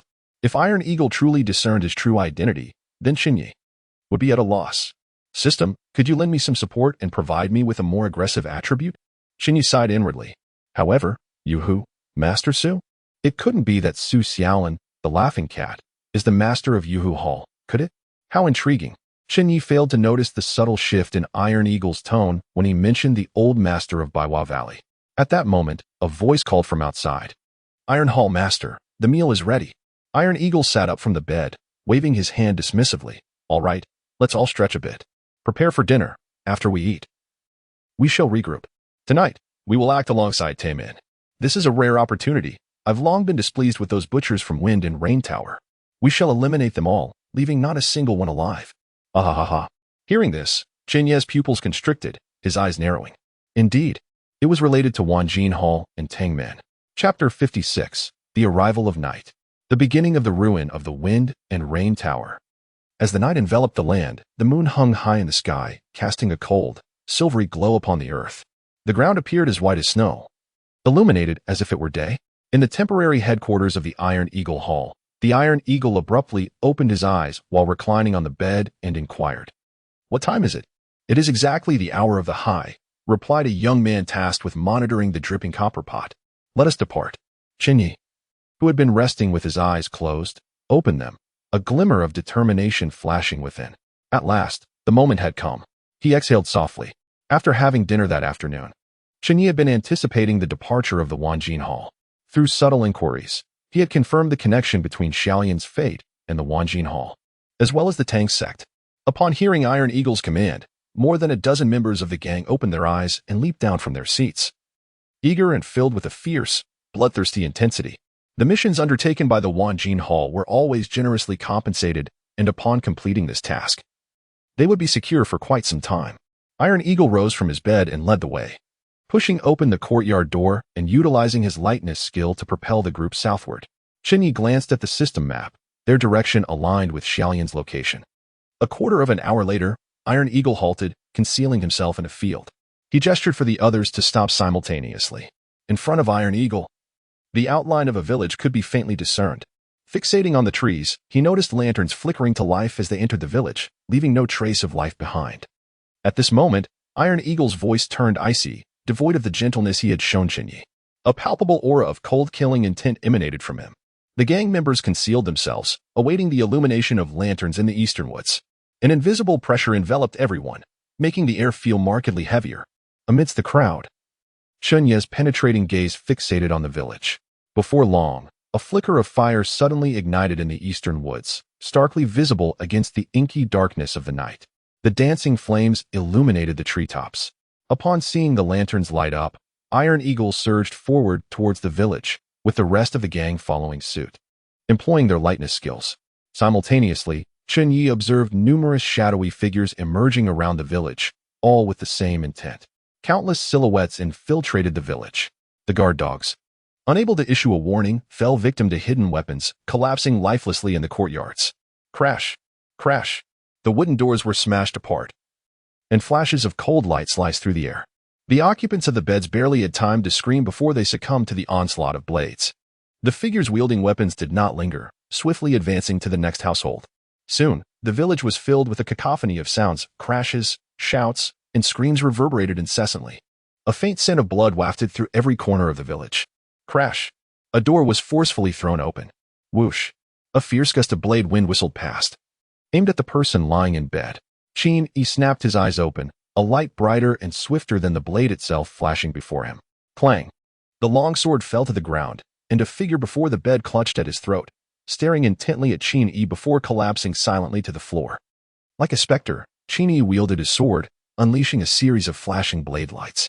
The four members of the Wanjintang gang who intruded into her room met with a swift and brutal demise, their bodies severed from their heads. A nauseating stench of blood pervaded the space. Master? Little Lotus, awakening in the midst of the fray, gripped a concealed weapon tightly in her hands. An ambush. Without uttering another word, Chen Ye brandished her sword and charged toward the courtyard. A thunderous crash resonated through the air. As Chen Ye reached the doorway, she was suddenly propelled backward, soaring through the air and crashing back into the room.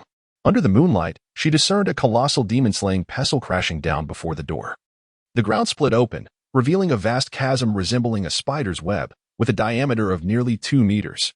A creaking sound echoed from above as the walls on either side of the door began to collapse, the roof tilting ominously. The golden pestle was hoisted aloft, the golden rings jingling melodiously. Amipa. At last, this humble monk has discovered a second-tier assassin.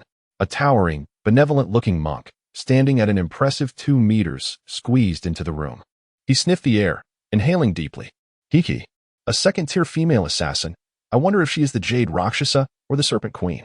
The monk licked his lips, a lascivious expression gracing his face.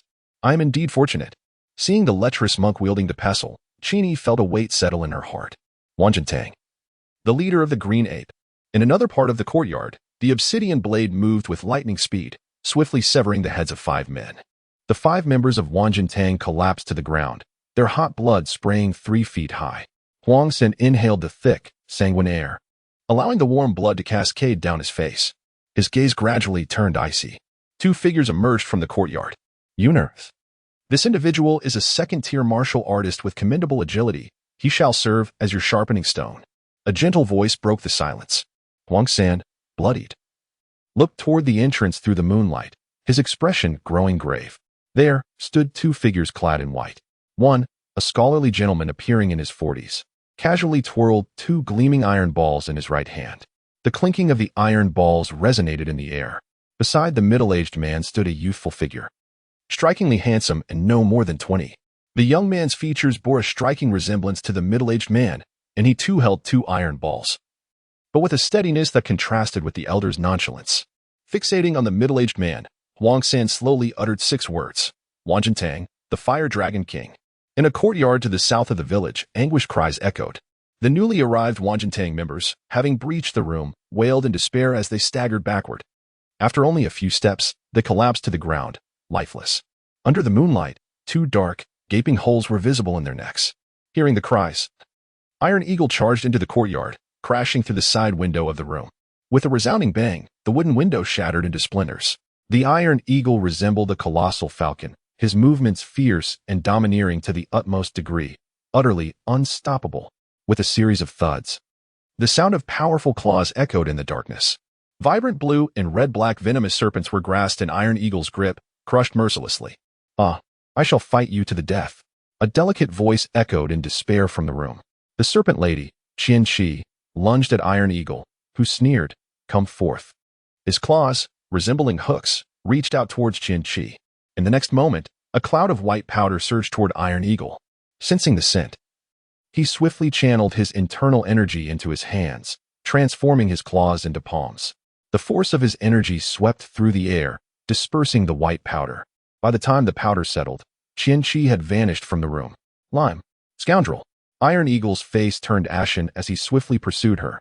Whoosh. Several flames erupted in the village. The wooden-roofed houses were instantly engulfed by the flames, collapsing with a series of creaks. In the small village of Xiaofeng, barely 100 households, fires ignited in various corners. Flames danced wildly. In the courtyard, warriors engaged in brutal combat along the village paths.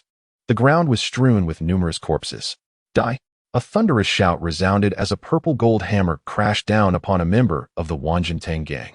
The unfortunate soul barely had time to utter a cry before being reduced to a pulp by the weighty hammer, bones and blood mingling grotesquely. Chen Ye wielded 2 purple-gold hammers, surrounded by a multitude of mangled bodies. Along the village path, another slender figure, wielding an iron fan, deftly maneuvered among the gang members. The sharp tip of the fan occasionally struck those around, causing them to collapse silently to the ground.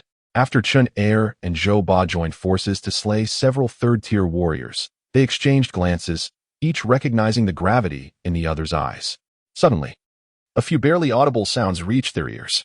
A chill ran down Chen Ye's spine, Sensing impending doom, he hastily shifted his position, only to feel a shadow slice across his shoulder, blood flowing forth. Zhou Ba's hair stood on end. With a flick of his wrist, the iron fan unfolded gracefully, like a butterfly taking flight. Clang, clang, clang. The fan emitted several sharp sounds as hidden weapons clattered to the ground, illuminated by the firelight. The tips of the weapons glimmered with an eerie green hue. Upon seeing the hidden weapons, Zhou Ba exclaimed in alarm, "Tang sect." 3 warriors clad in dark garments suddenly appeared atop the wall, their 6 hands simultaneously raised, unleashing glimmers of icy light as swift as lightning. Chapter 57. A Turning Point. In a moment of peril, a figure soared in from the side. The individual wielded a peculiar iron umbrella, which opened up as it landed before Chen Ye and Zhou Ba. The glimmering leaves of the umbrella began to spin. Clink, clink, clink. The hidden weapons launched by 3 Tangmen warriors were all intercepted by the iron umbrella, scattering across the ground. The 3 Tangmen warriors were startled at the sight. The death umbrella, he will? Zhou Ba recognized the figure, and a look of joy spread across his face. No time for chatter. Let us flee. Su Xiaolin is right behind me. What a stroke of bad luck, exclaimed the assassin with the iron umbrella, cursing under his breath as he retracted the umbrella and bolted away. Chen Ye and Zhou Ba were momentarily taken aback, then quickly utilized their skills to follow closely behind He Wu. If they did not escape soon, they would surely meet their doom. The combat prowess of the Tangmen disciples was renowned for its ability to triumph against the odds, especially with 3 second-tier disciples present. If they lingered any longer, they would not even know how they perished. No sooner had the trio set in motion than a silent figure appeared on the path, towering and stealthy. It was Su Xiaolin, the leader of the Yuhu Hall. Su Xiaolin cast a glance at the 3 Tangmen disciples but remained silent. Just as he prepared to pursue further, he suddenly froze in place. Perhaps it was an illusion, but he seemed to catch sight of a familiar silhouette. In that fleeting moment of distraction, the 3 renowned assassins from the Wind and Rain Tower had already fled into the distance. Su Xiaolin quickly gathered his energy, channeling his internal power into his feet, and silently pursued them. The 3 Tangmen disciples, clad in dark attire, exchanged glances. Hurry, let us not allow Su Xiaolin to gain the upper hand. The Purple Gold King has been struck by my hidden weapon. He cannot flee far with the poison. They urged in unison. They all swiftly employed their skills, their feet barely touching the ground as they glided forward. On the rear mountain of Xiaofeng village, several bright lanterns illuminated the bamboo building, casting a glow as bright as day within. At the window on the 2nd floor, Gonggong Wang reveled in the fiery chaos erupting in Xiaofeng village, where anguished screams echoed ceaselessly. What a delightful spectacle, Gonggong Wang exclaimed in a high-pitched tone. Seated calmly at a small tea table was the leader of the Wind and Rain Tower, who remained silent, his gaze fixed on the now-cold tea. His eyes were as tranquil as the brown liquid itself. Observing the devastation of Xiaofeng village, Gonggong Wang chuckled. The Wanjin Hall has dispatched 8 hall masters, 3 first-tier and 5 second-tier.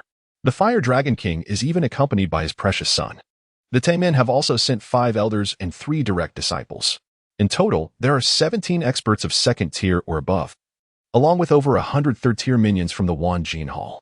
Listening to the distant cries of agony, a look of ecstasy emerged on Gonggong Wang's pale, beardless face, as if the suffering of others brought him joy.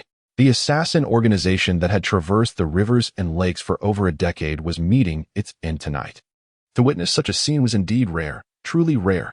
The leader of the Wind and Rain Tower lifted his glass of cold tea, took a sip, and replied in a calm voice, "Why does Gonggong Wang not test the skills of the youth?" The eunuch Wang chuckled. Turning to the master of the Wind and Rain Tower, "Your Highness, the Emperor has entrusted us with the task of watching over you. Please, do not hesitate. At this juncture, it is too late for regrets." His voice was shrill, tinged with a hint of schadenfreude. The master of the Wind and Rain Tower remained silent, calmly placing his teacup down and gazing into the depths of the tea. No one could fathom the thoughts swirling within his mind. Suddenly, a loud crash echoed. Chen Ye's long sword flew from his hand, and he collided heavily with the wall, a mouthful of blood spewing forth. The already precarious structure of the room creaked ominously under the impact, teetering on the edge of collapse. With swift movements, Shaolian's hands fluttered like a butterfly's wings. Authentic Tang sect hidden weapons soared toward the burly monk within the room. The master of the Qing Yuan Hall did not flinch, allowing Shaolian's projectiles to strike him. Just as the concealed weapons were an inch from his body, an invisible force effortlessly redirected them elsewhere. Witnessing this, Shaolian's eyes brimmed with frustration. Having recently advanced her internal strength to a minor success and her agility to a commendable level, she now considered herself a third-tier martial artist. Yet, facing this monk, she found herself unable to breach his protective aura. The stout monk, having just wielded the demon-subduing pestle, sent Chen Ye flying against the wall with a single blow, blood spilling from his lips. The disparity between second-tier and first-tier martial artists was evident, not to mention Shaolian's mere third-tier capability. After sending Chen Ye reeling, the burly monk turned his gaze toward Shaolian. "Why are you only at the third tier?" The master of the Qing Yuan Hall sniffed lightly, a look of delight spreading across his face. "Ah, another female assassin. I am indeed fortunate. Let me see your appearance." With that, he brandished the demon-subduing pestle and approached Shaolian. Suddenly, a series of whooshing sounds pierced the air as several black spheres were hurled toward him. He did not flinch, allowing the spheres to approach. Just as they were about to strike, they exploded with a deafening boom. As black flames erupted, Chen Ye sprang from the wall, grasping Shaolian's hand. With a powerful leap, he crashed through the window, darting away with unparalleled speed. The master of the Qing Yuan Hall, intending to pursue, halted abruptly, his expression shifting as he held his breath. Was that the Tang sect's softening technique hidden within the thunderbolt? Where did this bizarre thing come from? At that moment, the crumbling cottage could no longer withstand the strain. With a resounding crash, it collapsed, burying the master of the Qing Yuan Hall beneath its rubble. In the courtyard, Huang San stood, a bead of sweat trickling down his forehead. The droplet journeyed down his nose, wavering at the tip, refusing to fall. It was an uncomfortable itch. Yet Huang San dared not move, his gaze fixed intently on the two figures in the yard. More precisely, on the younger one, clad in white. The fire-clouded son of iron courage also bore beads of sweat on his brow. In their eyes, it seemed as though the world around them had vanished, leaving only each other. The cacophony of battle cries, the sound of flames, and the echoes of wails could not disturb the two individuals locked in confrontation. Though Huang San and the young master of the fire cloud had only faced each other for mere minutes, it felt as though several hours had passed.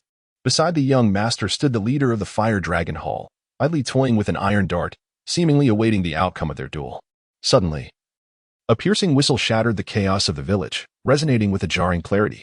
Huang San, who had remained motionless, abruptly sprang into action.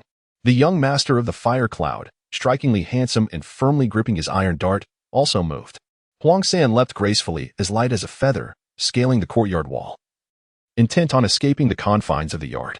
With a dull thud, Huang San's body lowered as if struck by an unseen force. He suppressed the pain and utilized his agility to soar out of the yard. At the entrance, the Fire Dragon King halted his playful twirling of the iron dart and remarked coolly, "You are too eager." The young master bowed his head and admitted, "Yes, my son is indeed impatient." His right hand had lost one of the two iron darts he had been clutching. No one had witnessed when he had released it. Had he not been solely focused on fleeing, you would have already perished by his blade. The Fire Dragon King's voice remained unperturbed. At his father's assessment, the young master felt a shiver of trepidation. "Return and seclude yourself for 3 months. Continue your training."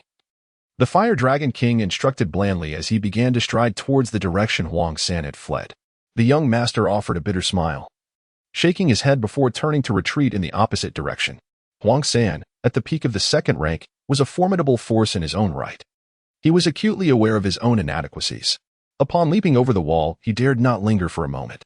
Gritting his teeth, his forehead slick with cold sweat, his complexion pale, he noticed his left shoulder was a gruesome mess, his left arm dangling as if severed, swaying with his movements. Huang San dashed forward, racing towards a specific destination. Fortunately, it was the Fire Dragon King's son who had struck him, and the young man had yet to master his iron darts. Huang San harbored a sliver of luck.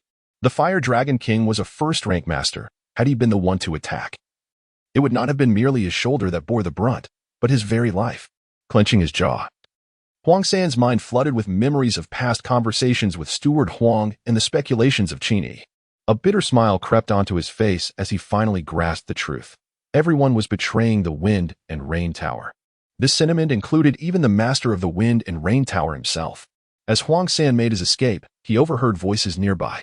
"Zhou Ba, put me down. I've been poisoned. Let me return and take a few lives. I cannot incur losses," boomed the robust voice of Chen Ye, tinged with a wearied rasp. "Are you mad? Poisoned by the Tang clan, and you still wish to return to kill? Can you even move?" Came a disdainful voice, unfamiliar to Huang San, eavesdropping on their exchange. Huang San quickened his pace and soared toward them. Upon seeing him, Chen Ye, Zhou Ba, and He Wu instinctively prepared to strike. However, once they recognized Huang San, they all exclaimed in unison, "Huang San, what happened to your arm?" Cold sweat beaded on Huang San's forehead as he replied, "I was attacked. I was merely a sharpening stone for the Fire Dragon King's son." Hearing this, the trio exchanged glances and immediately quickened their pace. "Huang San, keep your distance from us." "Fire Dragon King?" "Zhou Ba, run faster." "How unfortunate." Huang San. Chapter 58. Encirclement. Desperation. The piercing whistle resonated sharply, echoing throughout the village. Su Xiaolin silently trailed behind Zhou Ba and his companions, not in haste to eliminate them. Spanning half the village, Su Xiaolin discerned a peculiar phenomenon. The shrill whistles came in waves, increasingly more assassins emitting eerie calls. He involuntarily slowed his pace, allowing the 3 Taemin disciples pursuing behind to catch up. Without hesitation, the trio quickened their steps, closing in on Zhou Ba and the others. Su Xiaolin leapt onto a rooftop, surveying the surroundings, and noted that the assassins from the Storm and Rain Pavilion were rushing in the same direction, as if they had coordinated their movements. Narrowing his eyes slightly, he roughly counted the fleeing assassins. Fewer than 10 second-tier experts remained. The rest had been slain by the joint efforts of the leader of the Golden Hall and the Taemin Elder. As for the third-tier silver-ranked assassins, a significant number had perished. What lay to the east? A forest? Su Xiaolin murmured, gazing in the direction the assassins had fled. Seeking to break through? How laughable! A derisive smile crept across Su Xiaolin's face, since the Golden Hall and Taemin had intervened. There was no way any from the Storm and Rain Pavilion would survive. On the fiery village path, the sound of flying darts pierced the air. The Golden Hall's members, rushing from all directions, covered their eyes, their throats releasing anguished cries. Xiaolian supported Chen Ye with one hand while wielding several concealed weapons in the other, casting them towards the surrounding enemies. She moved eastward, the whistle indicating a direction toward the east. Chen Ye leaned heavily against Xiaolian's shoulder, her complexion pale, blood trickling from the corner of her mouth. Having taken a blow from the leader of the Qing Yuan Hall, she suffered severe internal injuries. The disparity between first and second-tier fighters was already significant, let alone facing the Qing Yuan Hall leader, who possessed innate strength and formidable Shaolin internal power, specifically designed to counteract cold and shadowy forces. Had the leader not shown mercy, Chen Ye would have been on the brink of death. Of course, his intent in showing mercy was far from innocent. Xiaolian gazed at the blazing village, biting her lip. Channeling her meager internal energy, she executed the rainfall technique, hastening toward the eastern edge of the village. Fortunately, her and Chen Ye South residence was close to the east, not far from the village's eastern entrance. "Is that Chen Ye?" A strange male voice called from not far behind Xiaolian. Without a moment's thought, she launched her concealed weapons. The sound of clinking reverberated as her projectiles were deftly intercepted. "Tangmin? She is Chen Ye's disciple. Interesting, this Tangmin technique is quite impressive." The voice behind her grew closer. Xiaolian recognized Zhou Ba's voice. Continuing her flight, she slightly turned her head to see Zhou Ba carrying Chen Ye, whose lips were blue and consciousness hazy, dark blood oozing from his shoulder, clearly poisoned. Beside Zhou Ba stood Huang San and a man wielding a peculiar iron umbrella. Huang Sangu rushed forward, catching up with Xiaolian, and upon seeing Qin's pale visage, he hastily inquired, "Who has harmed you?" "Qingyuan monk," Qin replied, his voice barely a whisper. The others exchanged perplexed glances. He Wu, a skilled assassin, cursed under his breath, "What ill fortune! I should never have accompanied you. Just listen. Who is trailing us?" "Su Xiaolin, 3 direct disciples of the Tang sect, the Fire Dragon King, and then there's that Qingyuan monk. How few first-tier experts are there in the Wanjin Hall? Yet we have 2 right on our tails?" Silence fell upon the group. They knew they could not outrun such formidable foes. If this continued, their fate was sealed. At that moment, a fierce gust of wind howled from behind. A chill surged through their hearts. Huang Sanga seized Xiaolian, propelling himself sideways with all his might. Zhou Ba and He Wu also exerted every ounce of strength to leap aside. A thunderous crash reverberated as the ground beneath them fractured, dirt flying in all directions. An irresistible force surged forth, knocking Huang Sangu, Zhou Ba, and He Wu to the ground. Ahead, a 3-meter-tall, small cask-sized demon-subduing pestle stood firmly embedded in the earth. The pestle quivered violently, its golden rings producing a melodious sound, reminiscent of the Buddha's sacred tones. "I never said you could leave." A towering monk clad in yellow robes appeared on the village path, his lewd grin unsettling, his gaze roaming over Qin and Xiaolian, not far from the Qingyuan monk. A white figure materialized, a middle-aged man in white, twirling two iron balls in his hands. The balls clashed together, emitting a clattering sound. The Fire Dragon King cast a dispassionate glance at the remaining second-tier assassins, his expression akin to that of one observing ants, devoid of any emotion. Meanwhile, three figures leaped from the wall, all clad in identical dark garments, their faces concealed. They were the three direct disciples of the Tank sect. As they descended, both the Qingyuan monk and the Fire Dragon King visibly stiffened. Two of the trio instinctively took a step back upon seeing the Qingyuan monk. Judging by their exposed brows and eyes, it was evident that they were women. Their gazes towards the Qingyuan monk were laden with deep trepidation and dread, clearly indicating the monk's notorious reputation. Suddenly, a rustle of wind heralded the arrival of a lithe young girl from the southern courtyard wall. Her face flushed as if evading pursuers. Chen Ye landed on the village road, and upon spotting the Qingyuan monk, the Fire Dragon King, and the three Tank sect disciples, she froze in shock, cold sweat beading on her fair forehead. "Scoundrels! Where do you think you're going?" The courtyard wall behind her erupted, and a robust man with thick brows and large eyes burst forth, his face covered in dust. Iron Eagle, dirt-smeared and disheveled, crashed through the wall and, upon witnessing the unfolding scene, couldn't he help but chuckle. "Run? Aren't you all quite adept at fleeing?" Huang Sangu, Zhou Ba, and Yiwu scrambled to their feet, their faces ashen as they faced the encircling enemies.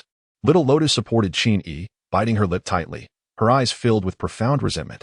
The disparity in strength between them and their adversaries was insurmountable. Escape was no longer an option. Was this truly the end? With a sorrowful gaze, Little Lotus recalled her arduous journey from Jianning Prefecture to Lin'an Prefecture. After painstakingly mastering martial arts, she had yet to avenge herself on that individual. Was she destined to perish? In that moment, her mind first conjured the image of her most despised foe, only to gradually transform into another visage. This person was strikingly handsome, always adorned with a gentle smile. "Dean, I must break my promise. I cannot return." Little Lotus pressed her lips together. Her once vibrant eyes now dulled, reflecting a sense of lifelessness. As she faced the specter of death, a subtle bitterness welled up within her. Yiwu, leaning on his iron umbrella, bore a faint trace of blood at the corner of his mouth, and he barked, "Wanjin Hall, do you not fear retaliation from my house's master?" "Your master?" The monk Qin Yuan's face broke into a peculiar smile. "I fear that at this moment, your master is far too preoccupied with his own survival to concern himself with you." With that, Qin Yuan's gaze slithered over Chen Ye, Little Lotus, and Chen Qi like a cold, serpentine shadow. "The three female assassins before me, judging by your figures, seem quite capable. They belong to this humble monk. You are not permitted to lay a finger on them." His tone brooked no dissent. His eyes gleamed with fervor, and he licked his lips, a sight utterly incongruous with his monk's robe. If the Buddha were to witness such lasciviousness, he would likely smite him with a wrathful gaze. The others remained silent, acutely aware of Qin Yuan's nature. The women he fixated upon were as good as dead. Chen Ye's complexion drained of color, his voice heavy with sincerity as he whispered to Little Lotus, "I am sorry.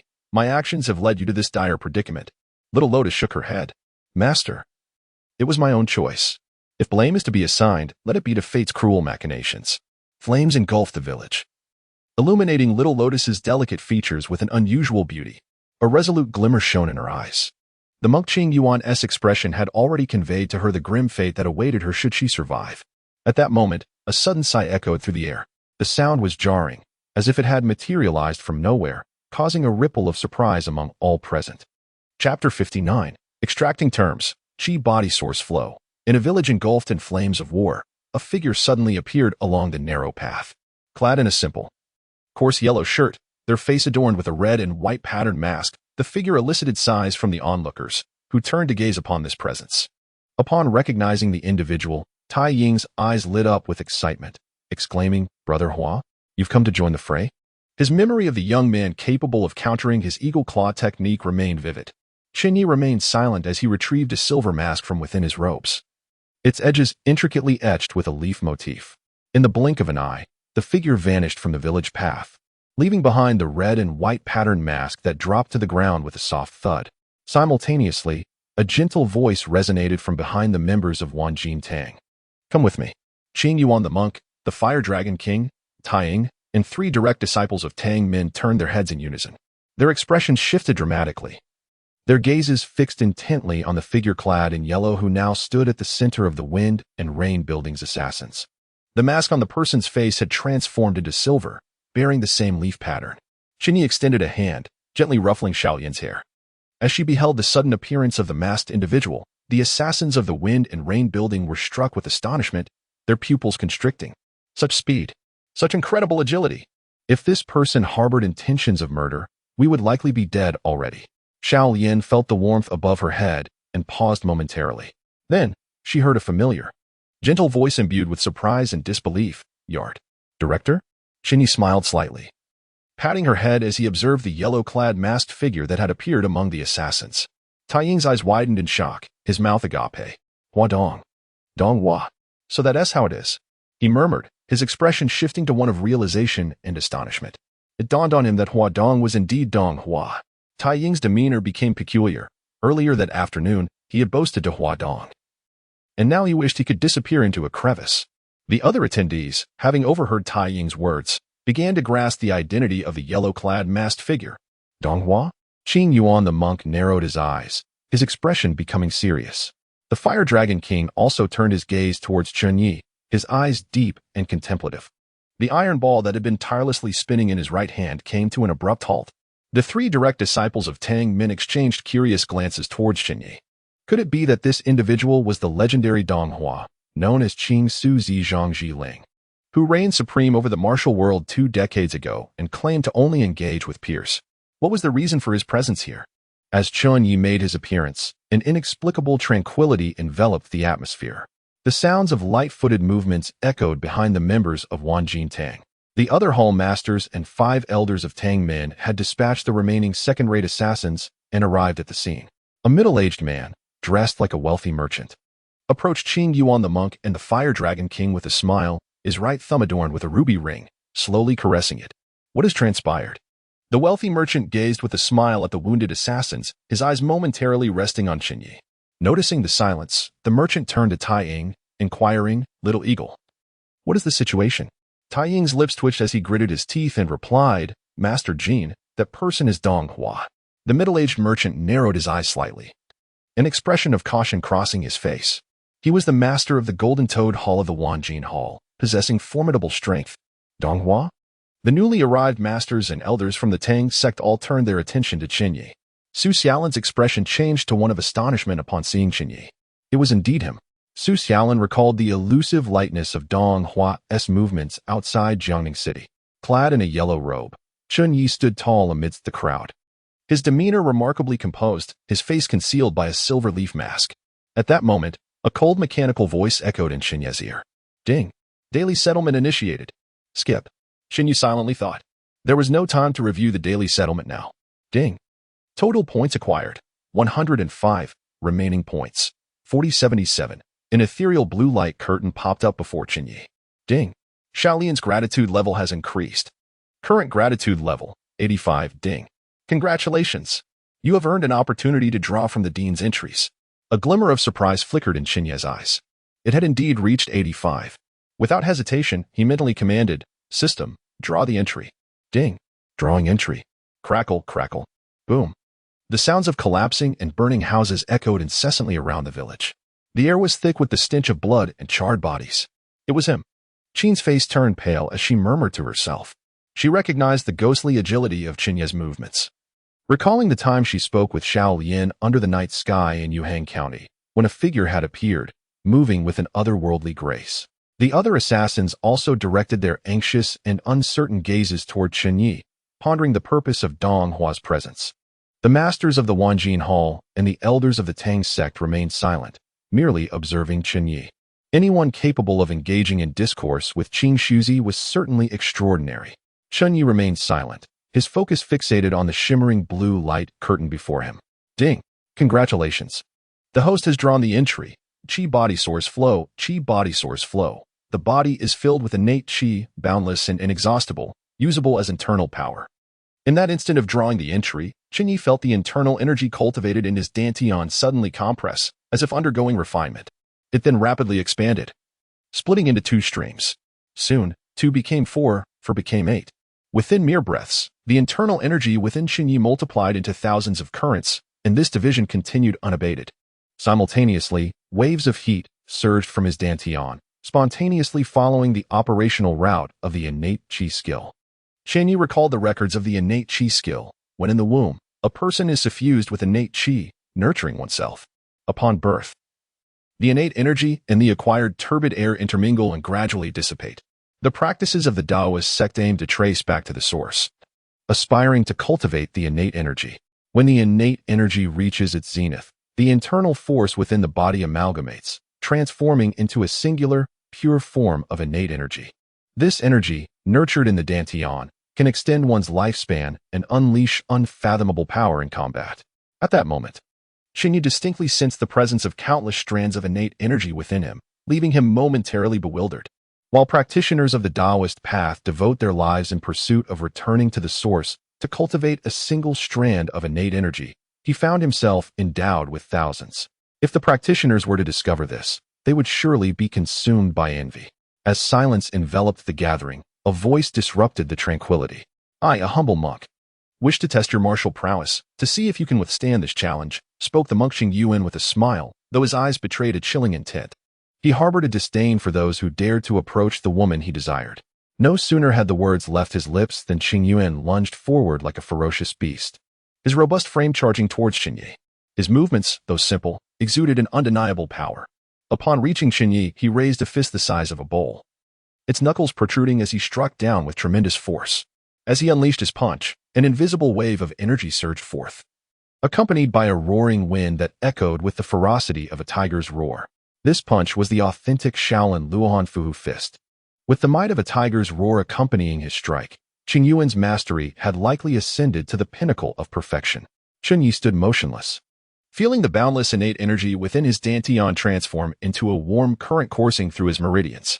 He felt as light as a feather, as though he could ascend with merely a thought, though this was but an illusion. As he gazed at Chen Ye, the monk's movements appeared to slow dramatically in Chen Ye's perception. He raised his left hand and effortlessly intercepted Chen Ye's fist. The sound of metal striking metal rang out. Chen Ye's indomitable defense absorbed all impact and harm. In that instant, a peculiar sensation surged within Chen Ye. It was as if he could channel the innate energy within him through his arm and into Chen Ye's body. After a moment of contemplation, he relaxed his mind, allowing the dense innate energy in his dantian to flow like liquid through his meridians and into his palm, then transferring it to Chen Ye's right fist. Feeling the profound internal force emanating from his fist, Chen Ye was taken aback, his eyes widening in astonishment. He exhaled sharply, raising his left fist in a desperate assault towards Chen Ye. However, Chen Ye effortlessly caught his left punch with his right hand. A portion of the innate energy within him flowed through his arm and into Chen Ye's body, with both fists restrained by Chen Ye. An expression of sheer terror washed over Chen Ye's face. "Ah!" he cried out, attempting to wrench his fists free from Chen Ye's grasp. In the next instant, a resounding explosion echoed through the air. Chapter 60. The Crossed Line, Death. The body of Master Chen Ye swelled like an inflated balloon, his eyes bulging and the flesh on his face quivering. In less than a breath, a tremendous roar erupted. Boom! Master Chen Ye suddenly exploded, flesh and blood scattering across the ground. The protective aura surrounding Chen Ye instinctively shielded him from the gore, leaving his yellow robe pristine and immaculate. Even the nearby Xiao Yan and others were untouched by a single drop of blood. Gazing at the remnants of flesh strewn about, Chen Ye fell into silence. He had merely wished to test the innate energy within him. To his astonishment, after just a few breaths, he had caused Master Chen Ye to burst. Was this newly acquired ability truly so formidable? Chen Ye was not the only one rendered speechless. The remaining 7 leaders of the Wanjintang and the 5 elders of the Taimin, along with 3 direct disciples, were equally stunned. An explosion. It had exploded? Everyone present stood frozen in disbelief, soon overtaken by a wave of terror. Master Chen Ye hailed from the Shaolin, possessing an inner strength that was both supreme and unyielding. With profound mastery over his powers, he was a late-stage first-grade expert. How could he have been overwhelmed and burst apart in mere moments while competing against Dong Hua, the leader of the Jikan Hall, adorned in the garb of a wealthy merchant and donning a ruby ring, swallowed hard, his eyes glazed and lips trembling. He found it hard to fathom the scene before him. Typically, when martial artists engage in a contest of inner strength, the worst that occurs is a backlash that severely injures their vitality. But to witness someone explode like this? What depth of inner strength must one possess? Is this something a mere mortal could achieve? The Fire Dragon King stood rooted to the spot, his previous calm demeanor replaced by a look of disbelief as he stared at the remnants of Master Chen Ye, feeling a dryness in his mouth. The only two remaining first-grade experts in the arena dared not move. Outsiders watched the spectacle, while insiders discerned the intricacies. They had begun to grasp the terrifying nature of Dong Hua. To overpower a late-stage first-grade expert, renowned for his inner strength, to the point of explosion was beyond comprehension. Both first-grade warriors simultaneously entertained a singular thought: Dong Hua is a master. The remaining second-grade hall leaders, Taemin elders, and direct disciples gazed at Chen Ye with faces etched in fear. The impact of the recent events weighed heavily upon them. Master Chen Ye, who had slain second-grade experts with ease, had been obliterated by this enigmatic Dong Hua. Iron Eagle's gaze fell upon the scattered blood and flesh, his mouth twitching. Had he not just referred to Dong Hua as little brother? His expression became a portrait of astonishment. Su Xiaolin also bore an expression of terror. He had not anticipated that this Dong Hua would possess such might. Gratefulness flooded his heart as he reflected on how fortunate he was to have avoided conflict with Dong Hua that day. Otherwise, he might have met his demise. Principal. Xiaolian stared blankly at the figure before her, clad in a yellow robe and wearing a silver mask. At that moment, no one was more astonished than she. Having crossed swords with Master Chen Ye, she had regarded him as an insurmountable demon, yet he had been effortlessly vanquished by Chen Ye. Was this truly the same Chen Ye with whom she had shared 2 months of life, basking in the sun, perusing leisurely books, and always wearing a gentle smile?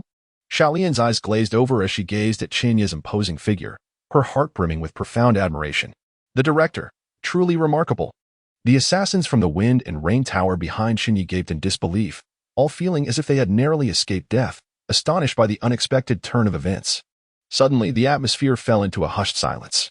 Chen Ye, having regained his composure from the earlier surprise, cast a detached glance at the people from the Wanjin Hall. With a graceful flick of his sleeve, an invisible force surged forth, stirring the air with a tempestuous wind, sending dust and debris swirling about.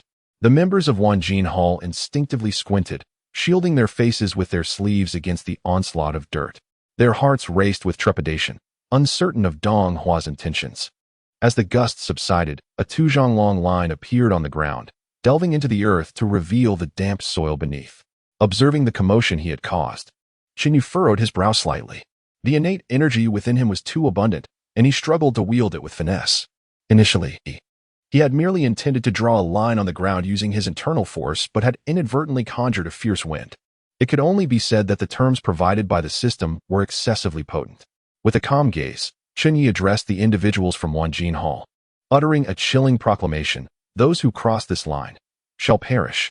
Meanwhile, in the woods to the east of Xiaofeng village, Tian Jizi reclined against a tree, retrieving 3 copper coins from his pocket, holding them in both hands. He gave them a gentle shake before allowing them to fall to the ground, where he traced the intricate patterns with his fingers. Once the hexagram was complete, he murmured to himself, "Indeed, the second opportunity lies here." A complex expression flickered across his face, as if he were about to confront a dilemma of great significance. Sighing, Tian Jizi rose from the ground, wielding a bamboo staff that tapped rhythmically against the earth as he ambled westward. The first chance had slipped away. He could not afford to miss this one. His fate was unlike that of ordinary folk, who typically encounter 3 opportunities in a lifetime. He, however, had but 2. Yet, if he were to seize even one of them, the latter half of his life would be akin to the 5th line of the Qian hexagram, a soaring dragon in the heavens. The vastness of heaven and earth would be his playground. The opportunity that had presented itself on the 4th of July had eluded him. He could not let the second chance slip away. Yet, the thought of what lay ahead filled him with a bitter sense of foreboding. Some matters must ultimately reach a conclusion, and certain individuals must be confronted. Gripping his bamboo staff, he continued his measured pace. After a while, Tian Jizi suddenly halted. Sensing something amiss, he inclined his ear, catching the sound of wood crackling as it burned. Swiftly, he employed the sounds to divine a result. A forked path? Interpreting the hexagram, he found himself in a state of uncertainty. Before him lay a bifurcation, one path leading west towards the eastern entrance of Xiaofeng village, and the other heading north toward the bamboo forest on the back mountain. He stood at the very center of this divergence. How peculiar, he mused. Why do I feel an inexplicable premonition? After a moment of contemplation, he found himself perplexed. Shaking his head, he resolved to proceed northward. His slightly frail figure traversed the country path, moving with a steady and resolute gait. As he advanced, he stepped upon a few withered bamboo leaves. Soon, he found himself amidst a grove of bamboo. At that moment, someone grasped his hand. Startled, he was about to react when that hand unfolded his palm and inscribed a few strokes upon it. Taking a deep breath, a complex expression crossed his face. He nodded and said, "Take me to see him." The hand gently patted his shoulder, lifting his bamboo staff as it led him in a particular direction. On the second floor of the bamboo house, Lord Wang sat comfortably in a bamboo chair, relaxed for the first time in the 14 days since his arrival. Not only was he seated, but a cup of tea rested before him, a cup of tea with a verdant hue, exuding a subtle fragrance. Those with discerning taste would recognize it as the precious Mingqian Longjing, the finest variety from Westlake. Lord Wang raised the cup, took a sip, closed his eyes, and savored the exquisite Longjing spoken of by the Duke Su. The warm tea was sweet on the palate, smooth and aromatic. He opened his eyes, a smile gracing his face. Indeed, this is fine tea. Opposite him sat the master of the Wind and Rain Tower, his authoritative expression devoid of emotion. Behind Lord Wang stood 12 individuals, a mix of men and women, young and old, standing respectfully as if awaiting something. "Duke Su, you should partake as well," Lord Wang urged, holding the teacup with a high-pitched voice. The master of the Wind and Rain Tower smiled briefly, but remained silent. The sound of footsteps echoed from the staircase. Lord Wang turned his head to see the mute elder from earlier, guiding a young blind boy up the stairs. The elder's hair was grizzled, and a joyful smile adorned his face. The boy, with a black cloth binding his eyes, also smiled, though his grin appeared forced and rigid, as if it were not born of genuine intent but rather a compulsion to smile. Upon their arrival, the master of the Wind and Rain Tower suddenly focused intently on the young blind boy, scrutinizing his face with unwavering attention. Gradually, his gaze softened, filled with a sense of comfort and ease. In mere moments, the expressions in his eyes shifted several times. Lord Wang's demeanor changed as well. He placed the teacup down with a grave expression, a flicker of horror crossing his eyes. He observed the transformation in Duke Su's gaze, one he had witnessed before. Lord Wang understood the significance of that look. Suddenly, he trembled, coldness creeping into his limbs, a profound sense of dread enveloping him, for that gaze was a father's look upon his son. Chapter 61. A world of Jianghu. The Prince of Su is still alive, albeit rendered infertile. This is a well-known secret within the Great Wu Dynasty. The royal eunuch happens to be aware of this secret, and it fills him with a tremor of fear. For when reality diverges from what one believes to be true, it invariably indicates some unforeseen calamity. "You have arrived," the master of the Wind and Rain Tower suddenly spoke, a hint of delight lacing his tone. Tianjizi offered a wry smile, his voice tinged with youthful timidity as he replied, "I did not wish to come." The master of the Wind and Rain Tower nodded in acknowledgement, saying, "Yet you had no choice. You must be here." Tianjizi nodded, his expression a tapestry of emotions. He had missed the first opportunity and could only come to this place. Some matters must reach a resolution. With a hint of bitterness, Tianjizi remarked, "It is better to have an outcome." The master of the Wind and Rain Tower nodded, turning his gaze to the 12 individuals behind the royal eunuch. 12 from the earthly branches and 1 from the heavenly stems. "For over a decade, my father has orchestrated the affairs of Jianghu. Henceforth, they shall all be yours." The 12 individuals behind the royal eunuch, along with the elder who led Tianjizi upstairs, broke into smiles. Though they possessed no tongues, their eyes sparkled with joy, reflecting their delight at Tianjizi. Blindfolded, Tianjizi could not see the expressions but felt their warmth. Opening his mouth, his voice came out hoarse. "In a few years, the Wind and Rain Tower shall become a paramount force in Jianghu." The master of the Wind and Rain Tower nodded in agreement, a gentle smile breaking through his stern countenance. However, even as the Wind and Rain Tower continues to grow, it remains merely a force within Jianghu. Some matters require a longer perspective. The master of the Wind and Rain Tower lifted a purple clay teapot, retrieving a new cup from beneath the small tea table. Warm steaming tea flowed from the spout. "The Wind and Rain Tower has become overly ostentatious. I shall destroy it so that it may be reborn in a new guise. Originally, I had reserved several promising seeds for you, with the potential for promotion within a few years. Alas, they possess both intelligence and folly." The master of the Wind and Rain Tower, holding a teacup filled to 7/10, approached Tianjizi, taking his hand and placing the cup within it. Tianjizi held the teacup but did not drink, his expression complex and bitter as he murmured, "After tonight, the Wind and Rain Tower shall cease to exist." The master of the Wind and Rain Tower gently patted Tianjizi's shoulder, a glimmer of reassurance in his eyes. He then walked before the royal eunuch, whose face was ashen, his body cold. Lost in a daze, he stared blankly at the tea table, his voice hoarse. I am doomed. The master of the wind and rain tower nodded. You are indeed doomed. He sighed. From the moment you stepped into the bamboo tower, your fate was sealed. The royal eunuch, his complexion still pale, nodded in resignation. Anyone who witnessed or heard the recent events would be unable to survive. Yet, I am at the pinnacle of the first rank. You may not necessarily be able to kill me. The royal eunuch remained seated in the bamboo chair, his face still as pale as before. The earlier words did not instill any confidence within him. He was acutely aware that the Duke of Su knew he had reached the pinnacle of the first rank, yet still allowed him to uncover those secrets. It seemed he was truly doomed. Indeed, you stand at the apex of the first rank. The Lord of the Wind and Rain gently placed his hand on the shoulder of the eunuch Wang. However, it was still insufficient. Feeling the weight upon his shoulder, Wang smiled, though it was a grim expression. You should take your own life, the Lord of the Wind and Rain stated with an air of indifference. Wang smiled bitterly. May I inquire as to why? The Lord of the Wind and Rain nodded slightly. So you may die with clarity. The renowned master of medicine was indeed deserving of his reputation. After this, he no longer paid attention to Wang but instead approached the window of the bamboo loft. Through the window, in the night, a distant inferno engulfed Xiaofeng village. The earlier screams had faded, leaving only the sound of collapsing, burning structures. Everything was coming to an end. The conflagration intertwined with the darkness, reflected in the Lord of the Wind and Rain's eyes, which were profound, akin to an endless abyss. Take them with you. The foundation of the Wind and Rain Pavilion is sufficient for any endeavor you wish to pursue. And you? Tianjizi inquired, opening his mouth. The Lord of the Wind and Rain smiled. I shall pursue my own aspirations. Some matters must be addressed before it is too late. He gazed northwest, standing tall, and spoke softly. My royal brother is nearing death. His sins weigh heavily upon him. Despite having hundreds of beauties in the harem, he has but a single son. I wish to have him experience, as I did 18 years ago, the agony of loss. Tianjizi fell silent. After a long pause, he asked again, is it worth it? Tianjizi did not comprehend. They had seen each other scarcely a few times in the past 14 years. Yet he had entrusted over a decade's worth of endeavors into Tianjizi's hands. The Lord of the Wind and Rain chuckled. If he dies, whom shall I seek for vengeance? Moreover, as a father, one must leave something behind for his son. At this point, a hint of shame tinged the Lord's voice. As a father, I am a failure. I cannot grant you the exalted position in court, but I can still leave you something. Upon hearing this, Tianjizi's hand trembled around the teacup.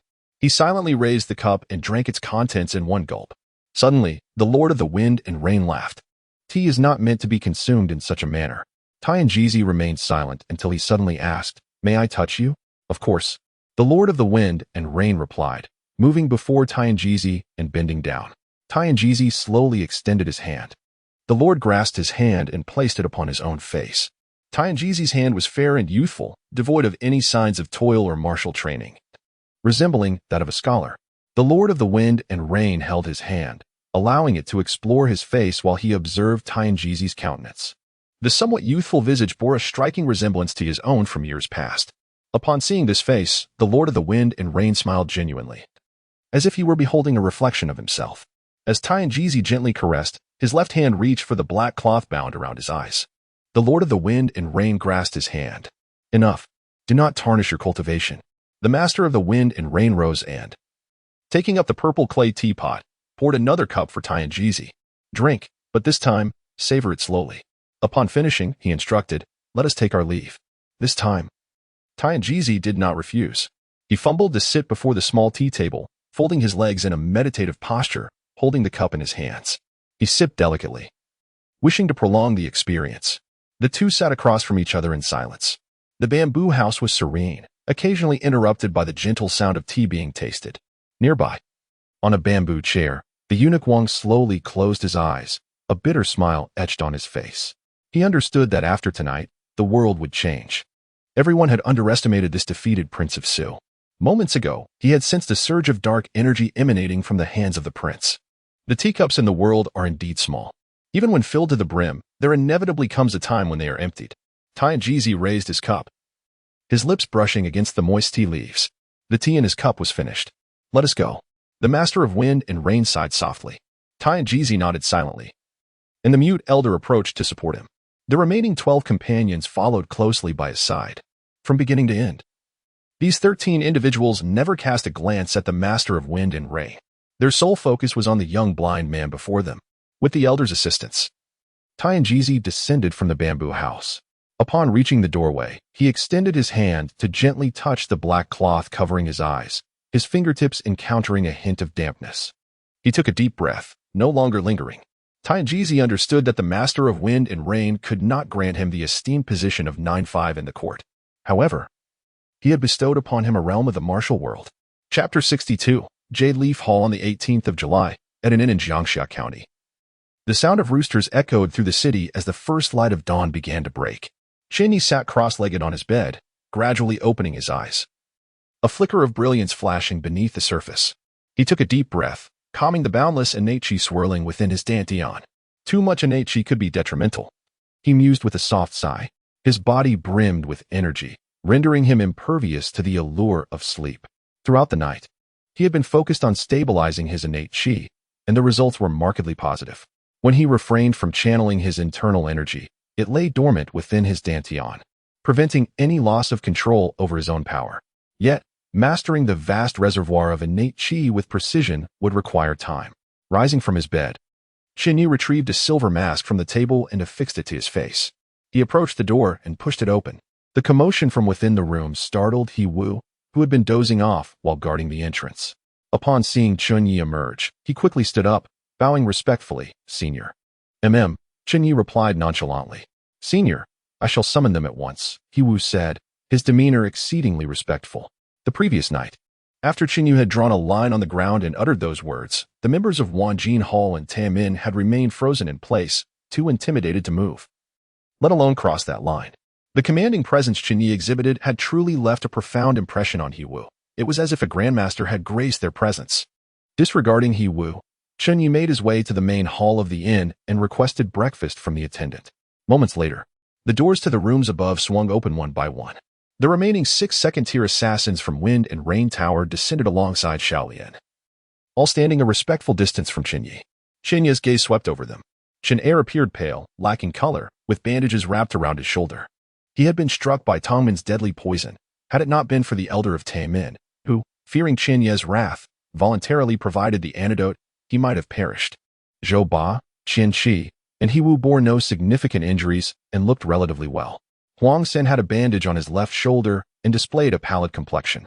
Qin Yi, veiled in black, still exuded an air of weakness despite her disguise. All 6 second-tier assassins lowered their heads in respectful silence, unwilling to meet Chen Ye's gaze. Chen Ye's attention landed on Xiaolian, whose expression was a tapestry of complexity. Her eyes reflected awe, gratitude, unfamiliarity, and an indescribable intricacy. "Esteemed guest, your breakfast." The innkeeper's attendant rushed out from the kitchen, only to freeze at the sight before him, the words he intended to utter retreating to the recesses of his mind.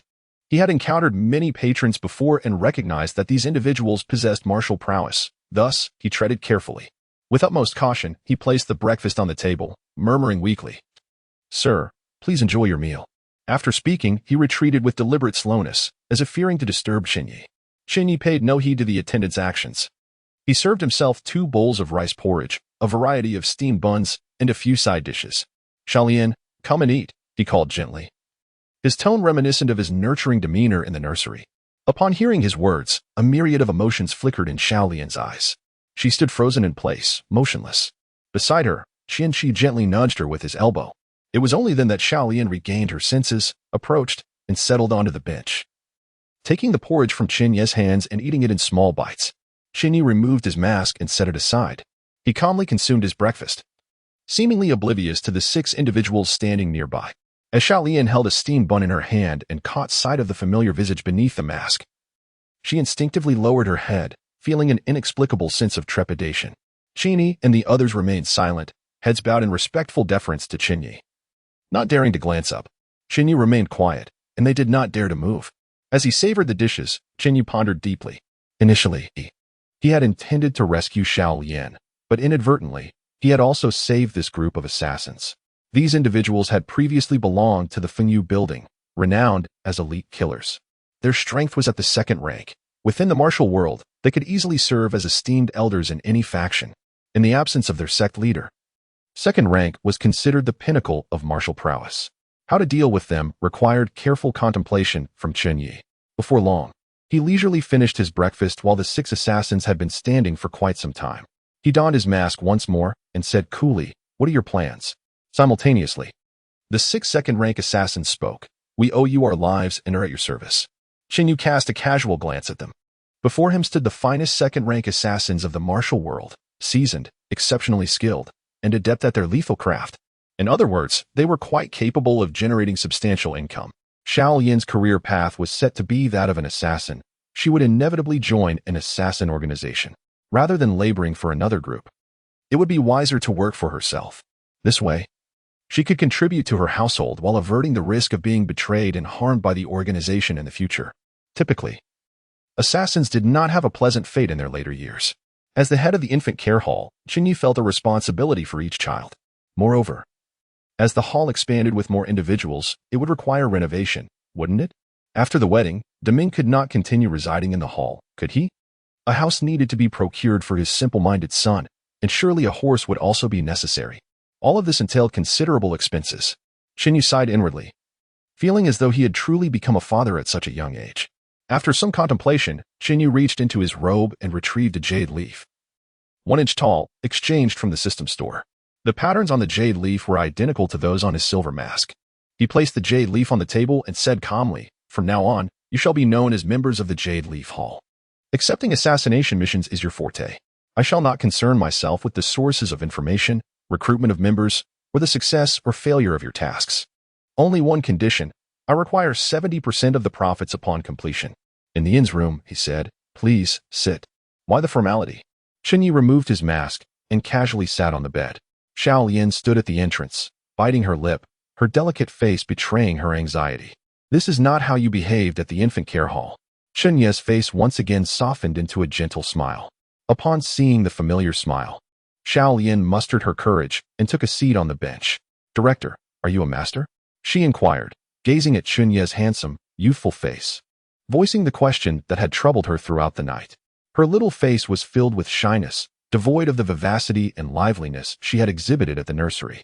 Indeed, Chen Ye replied casually. He had never encountered a master and was uncertain of their true prowess. However, one thing he was certain of was that, in terms of defense, speed, and inner strength, a master would not even be worthy of holding his shoes. The Taoist secret technique, innate qi mastery, when perfected, would grant a master merely a single strand of innate qi. In contrast, Chen Ye's dantian brimmed with boundless innate qi. As for the abilities of shrinking space and indestructibility, they needed no further mention. A master? What utter nonsense. Hearing Chen Ye's admission, excitement and admiration sparkled in Xiao Lian's lively eyes. It was precisely as she had imagined.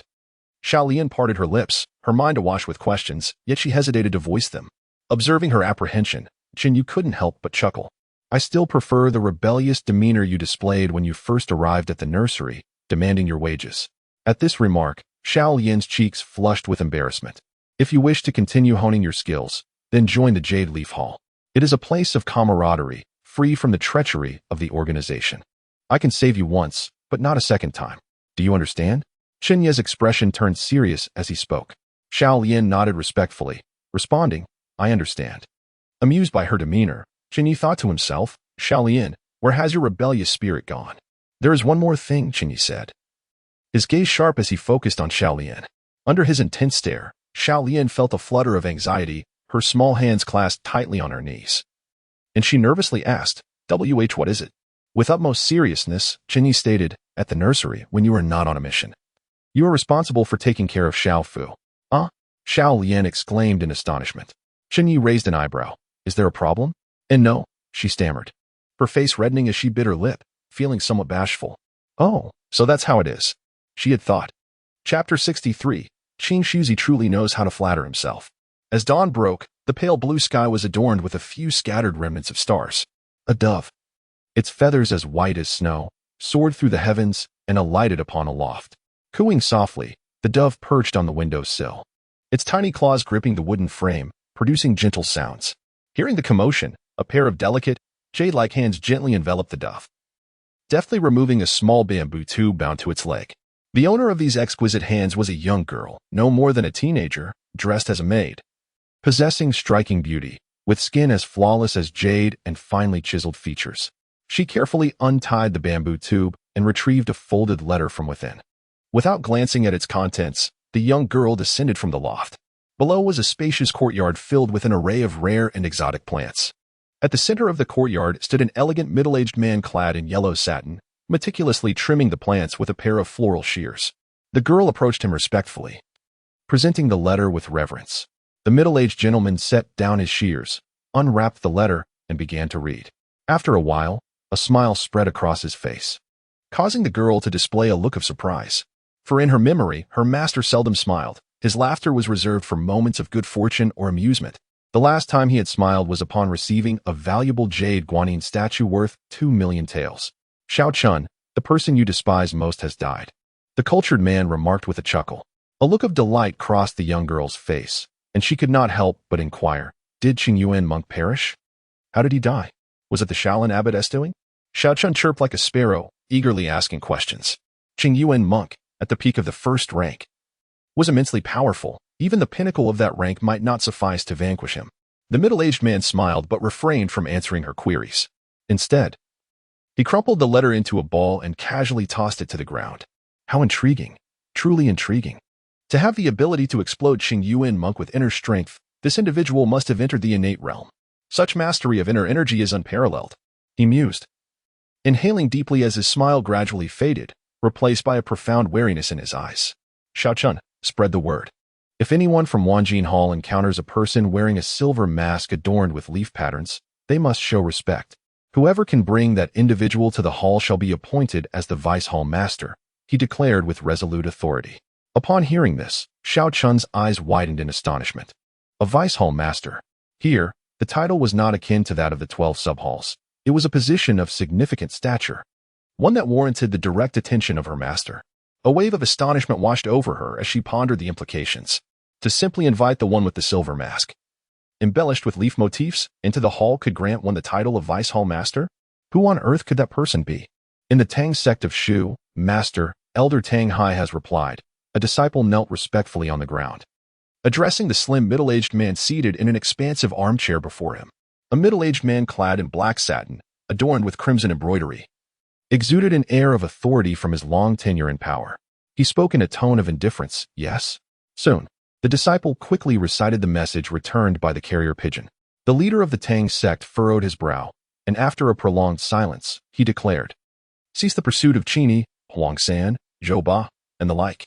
In the future, do not provoke them if encountered. Furthermore, if anyone is seen wearing a silver mask with leaf patterns etched around the edges, they are to be left unbothered. Those who violate this edict shall be expelled from the Tang sect and placed on the wanted list. The resonant sound of a bell echoed throughout Shaolin Temple. Monks who had completed their morning prayers made their way to the dining hall for breakfast. A stern-faced middle-aged monk, moving against the tide of people with urgency, seemed to be in a hurry. The monks who encountered him paused to pay their respects, their gazes filled with reverence. This man was Master Xuanqi, the head of the Discipline Institute. Before long, Xuanqi traversed the long corridor and arrived outside a serene chamber. Inside, suffused with the fragrance of sandalwood, an elderly monk, his snow-white eyebrows trailing to the ground, sat cross-legged on a meditation mat, holding a prayer bead, his eyes tightly shut, as motionless as if he were in a trance. A voice echoed from outside the chamber. Abbot, Chen Ye has passed away. Upon hearing this, the elderly monk's expression remained unchanged, neither sorrowful nor joyful, though his hand, which turned the prayer beads, paused momentarily. Amitabha, the abbot uttered a Buddhist incantation, his voice hoarse, a fortunate occurrence. Xuanqi stood outside the serene chamber, his demeanor grave, resembling a steadfast pine tree. After the abbot spoke, silence enveloped the room. Sensing the stillness within, Xuanqi hesitated, pondering whether to depart. Who was responsible for this? The abbot's voice resonated from within the chamber. Xuanqi hastily replied, it is a gentleman named Donghua. Upon hearing this, the abbot murmured in response, well said, and then fell silent once more. The middle-aged monk continued, Abbot, the head of the Jinyuan escort agency once trained in the secular courtyard. He has volunteered to escort the demon-subduing Vajra back to the temple. After a long pause, a single word emerged from the serene chamber. Good. In the southern region, within an expansive martial arts arena, a robust middle-aged man donned in a purple silk shirt stood at the center. His imposing physique and masculine features were accentuated by a short beard. Before him stood several young men in gray attire, each holding an elliptical sphere. "Release," one of them suddenly commanded. Simultaneously, the young men hurled the spheres from their grasp and swiftly retreated. In the next moment, boom, a thunderous sound erupted. The earth trembled, dirt flew, and black smoke mingled with flames flickered momentarily. A large pit, 2 meters in diameter, appeared on the ground, its depths dark and exuding a pungent sulfurous odor. "Success, Master! It has succeeded." Witnessing the power of the spheres, everyone present erupted in cheers. The esteemed leader of the Thunder Hall, Lei Jingtian, bore a smile upon his countenance. "Haha, once this invention is complete, it shall ensure my family's prosperity for a century." Beside him, an elderly clan elder, leaning on a cane, was overwhelmed with emotion, tears glistening in the corners of his eyes. The members of the Lei family within the martial arts arena were elated, dancing with joy. Lei Jingtian approached the massive pit created by their latest explosive device, bending down to inspect it closely. This was a new type of gunpowder shell developed by the Lei family. Gazing at the 2-meter-deep crater, he felt a surge of exhilaration coursing through his veins. It has succeeded. Truly, it has succeeded. He clenched his fists, his spirits soaring. With the ascension of the next ruler, the Lei family would surely flourish. In recent years, the Great Martial Dynasty had faced increasingly dire conflicts at its borders. The completion of this invention, if deployed within the military, would undoubtedly annihilate those northern barbarians. At that time, the status of the Lei family would rise dramatically. The members of the Lei family were beside themselves with excitement. Suddenly, a shadow descended from the distant sky, emitting a sharp cry. "Caw! Caw!" It was a reddish-brown hawk, soaring high above, its keen gaze sweeping across the martial arts arena until it locked onto a single individual. The hawk gracefully folded its wings and landed upon Lei Jingtian's shoulder. He tenderly stroked its feathers, noticing a letter tied to its talon. Untying the missive, Lei Jingtian cast his eyes upon the paper. After reading the first 2 lines, a cold smile crept across his face. The Tang clan is nothing but this. Their vision remains mired in the mundane world of martial arts. What of the fall of the wind and rain tower? Such short-sightedness. He disdainfully commented before continuing to read. As he delved deeper into the content, a jolt of surprise coursed through him, his expression shifting to one of shock. Can one truly use inner strength to explode the Qing Yuan monk? Since when did such a figure emerge in the martial world? Lei Jingtian's complexion paled slightly as a thought struck him. With a cold chuckle, he mused.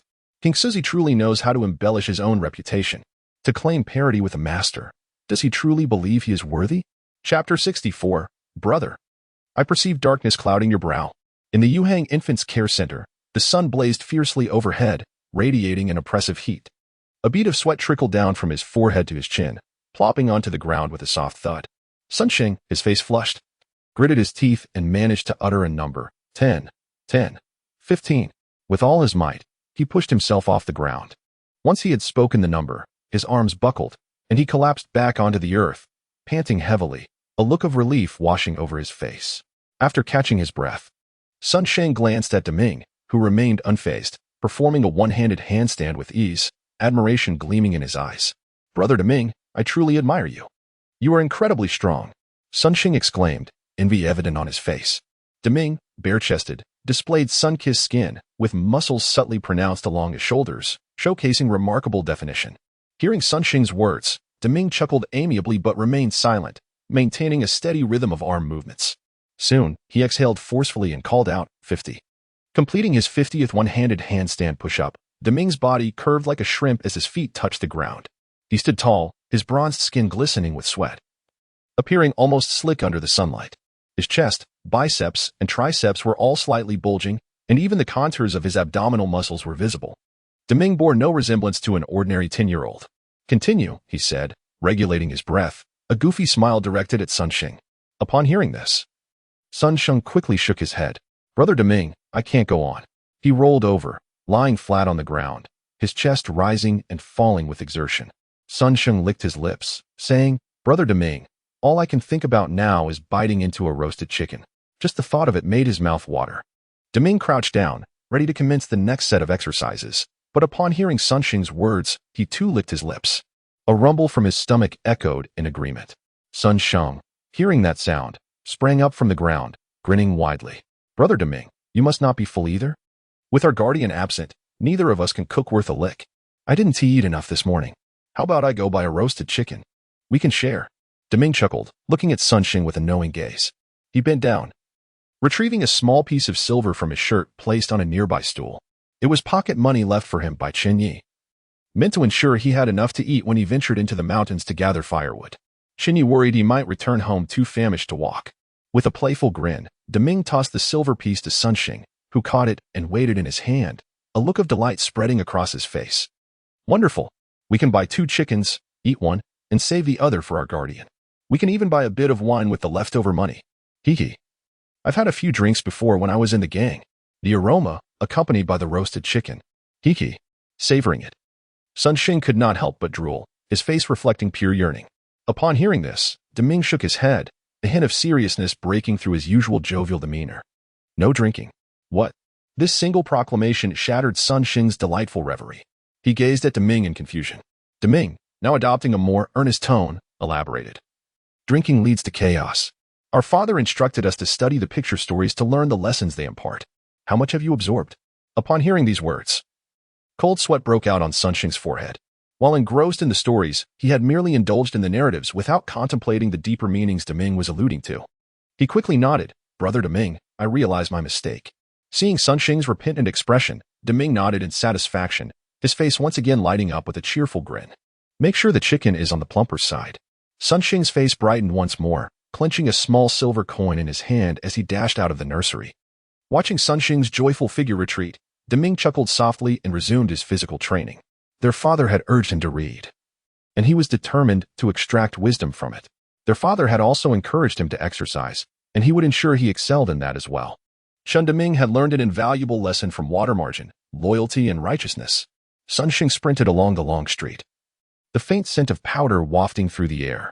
Slowing his pace, he glanced towards the nearby Yihang courtyard, where laughter echoed intermittently, swallowing hard. The women's laughter chimed like bells, soft as cotton, stirring a tender sensation within him, making his feet feel light. No wonder the brothers from the gang had previously remarked that women were like the waves of the sea. Just hearing their voices made him feel as though he were about to plunge into the depths of the ocean. A beauty is a source of calamity, Sun Xing blurted out involuntarily. He had long forgotten where he had heard this idiom, only vaguely recalling an elderly scholar uttering it. That old scholar had emerged from a brothel, full of reflections, and sighed as he looked back. A beauty is a source of calamity. At the time, Sun Xing found the phrase particularly poignant, so it had lingered in his memory. A beauty is a source of calamity, echoed a voice in near unison with Sun Xing's utterance. Upon hearing these words spoken simultaneously, both Sun Xing and the individual beside him were taken aback. They turned to look. Standing next to Sun Xing was a young man clad in a gray Taoist robe, adorned with an embroidered Tai Chi bagua on his chest. He appeared to be in his 20s, with a bagua compass hanging at his waist and a patch of medicinal plaster on his face.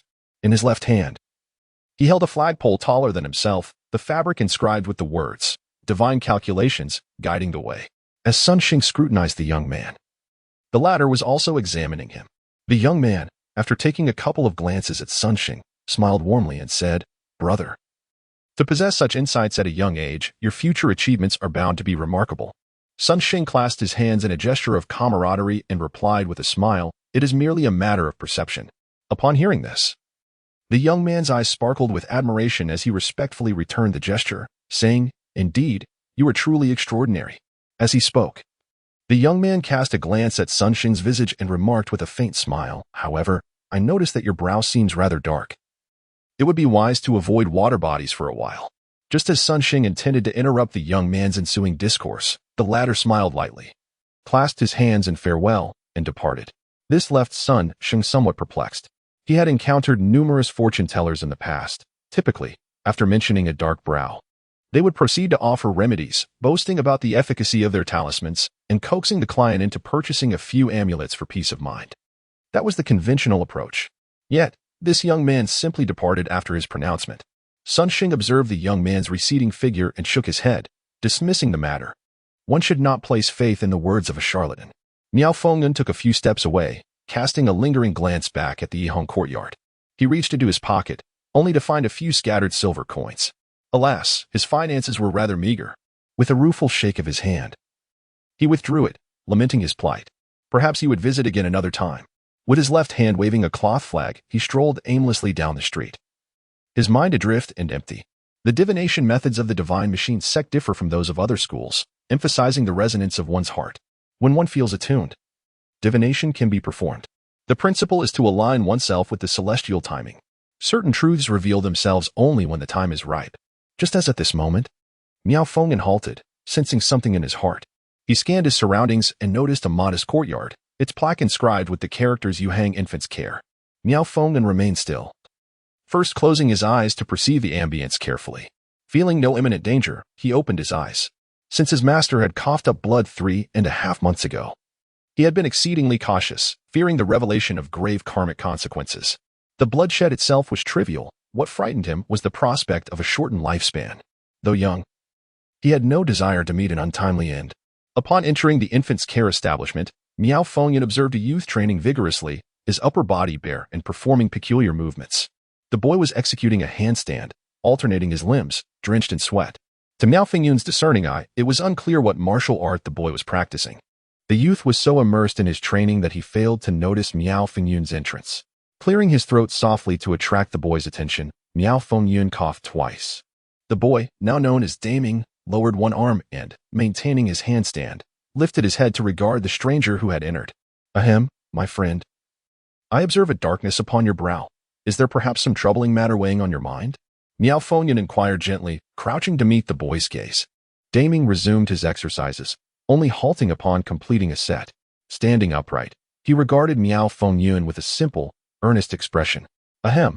I possess a modest understanding of face reading and divination, and I would like to offer you a reading. Daming, with an innocent grin, remained silent. Miao Fengyan, observing the boy's naive smile, felt a vague curiosity. What was it about this child that seemed somewhat simple-minded?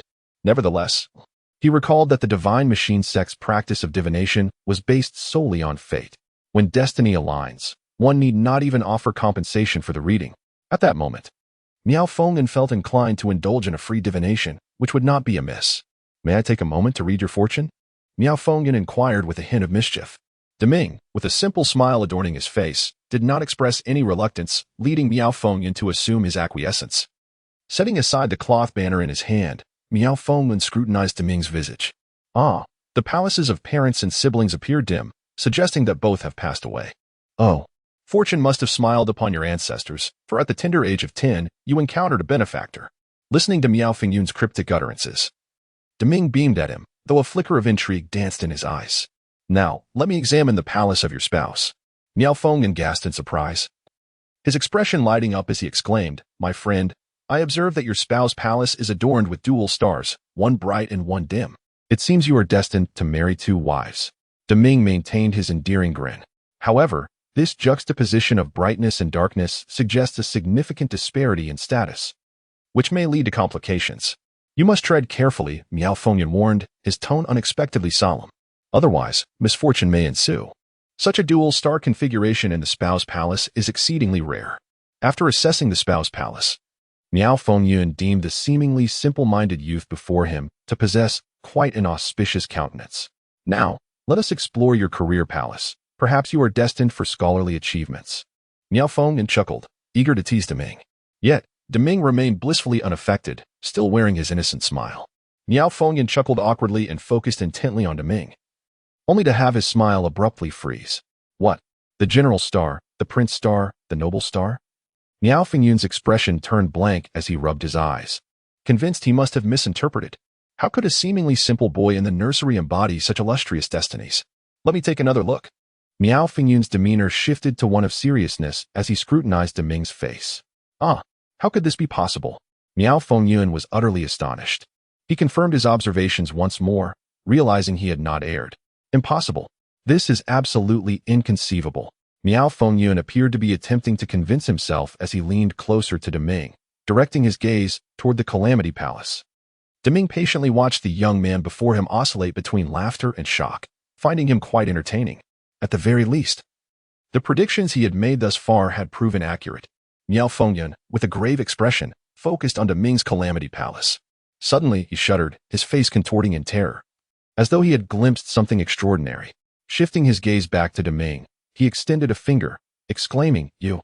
Before he could articulate his thoughts, he suddenly spewed forth a mouthful of blood. After that initial outburst, he continued to heave, blood splattering across Deming's chest and shorts. Witnessing the crimson stains on his newly purchased attire, a gift from his father, Deming's smile faded into silence. Clenching his fists, he felt a surge of anger rise within him, his vision tinged with red. Yet, before he could act, the young man before him leaned over and collapsed to the ground, unconscious. Deming? Chapter 65. You insolent brat. I am the notorious figure of the South Sea. Do you dare to strike me? The young master handed over 2 roasted chickens to Sun Shing. The young attendant, grasping the neatly wrapped chickens, received the handful of silver coins tossed by Sun Shing. After weighing them in his hand, the attendant beamed as he returned a handful of copper coins. Sun Shing collected the coins and, seizing the warm roasted chickens, dashed off. He sprinted along the long street, making his way towards the nursery. As he ran, Sun Shing's gaze instinctively drifted towards the southeast, a thought stirring within him. The sun blazed overhead, casting a sweltering heat upon him, and the oppressive air was nearly unbearable. He yearned to immerse himself in the river for a refreshing respite. How delightful it would be to soak in the cool water at this moment. This thought surged through him like a flood breaking its dam. Sun Shang, unable to resist, smacked his lips. Yet, he chastised himself, reminding that eating the chicken was of utmost importance. After a few more strides, the thought of the river overwhelmed his craving for roasted chicken. No, just a quick dip. The heat was too much to bear. He pivoted and raced towards the outskirts of the city. Just outside Yuhang County lay a river. Before long, Sun Shing arrived at the riverbank. The water was crystal clear, and the gentle sound of the flowing water seemed to dissipate the surrounding heat. He placed the roasted chickens on the shore, shed his clothes, and plunged into the refreshing depths. With a splash, the cool river water enveloped him, eliciting a sigh of comfort from his lips. Blissful, immersed in the water, Sun Shing felt as if he were a parched land, finally graced by a long-awaited spring rain. Rejuvenated and at ease, he swam joyfully for a while, suddenly realizing that his limbs felt remarkably agile. How curious. Why do I feel like my swimming skills have improved? Sun Shing pondered in astonishment. Since arriving at the nursery days ago, he had not ventured into the river. Yet, upon this plunge, he sensed a transformation. Reflecting on it, he recalled how the brothers in his gang often said that a few splashes would teach one to swim. It turned out to be true. He attributed his newfound prowess to the long hours he had spent in the river recently. Dismissing further contemplation, he dove back into the water, swimming freely. Minutes passed, and the oppressive heat began to fade. Sun Shing felt the unusual thoughts dissipate, making way for his craving for roasted chicken to regain dominance. Drawing a deep breath, he submerged and swiftly swam toward the shore. With a splash, Sun Shing emerged from the water, wiping his face. Just then, he gasped in surprise. How strange. Why has the river water turned warm?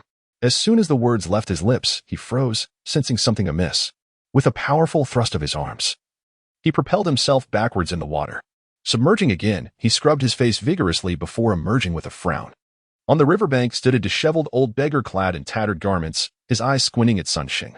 A stream of mucus dangled beneath his nose, and his mouth was smeared with grease. He held up his trousers with one hand while clutching a chicken leg in the other. With a splash, a stream of yellow liquid traced an elegant arc through the air before falling into the river. The surface of the water rippled in concentric circles, reminiscent of raindrops. The point of impact quickly turned a shade of yellow. Sun Shing instantly grasped the meaning behind the hot water. He trembled with rage. You old scoundrel! Are you seeking death? Sun Shing shouted furiously. The old beggar grunted, casting a sidelong glance at Sun Shing before adjusting his trousers and shaking them slightly. Chewing on the chicken, he nonchalantly spat out a piece of bone into the river. The old beggar took another bite of the chicken leg, his expression defiantly challenging Sun Shing. At that moment, an ominous feeling surged within Sun Shing. His gaze fell upon an oil paper bag resting on the riverbank.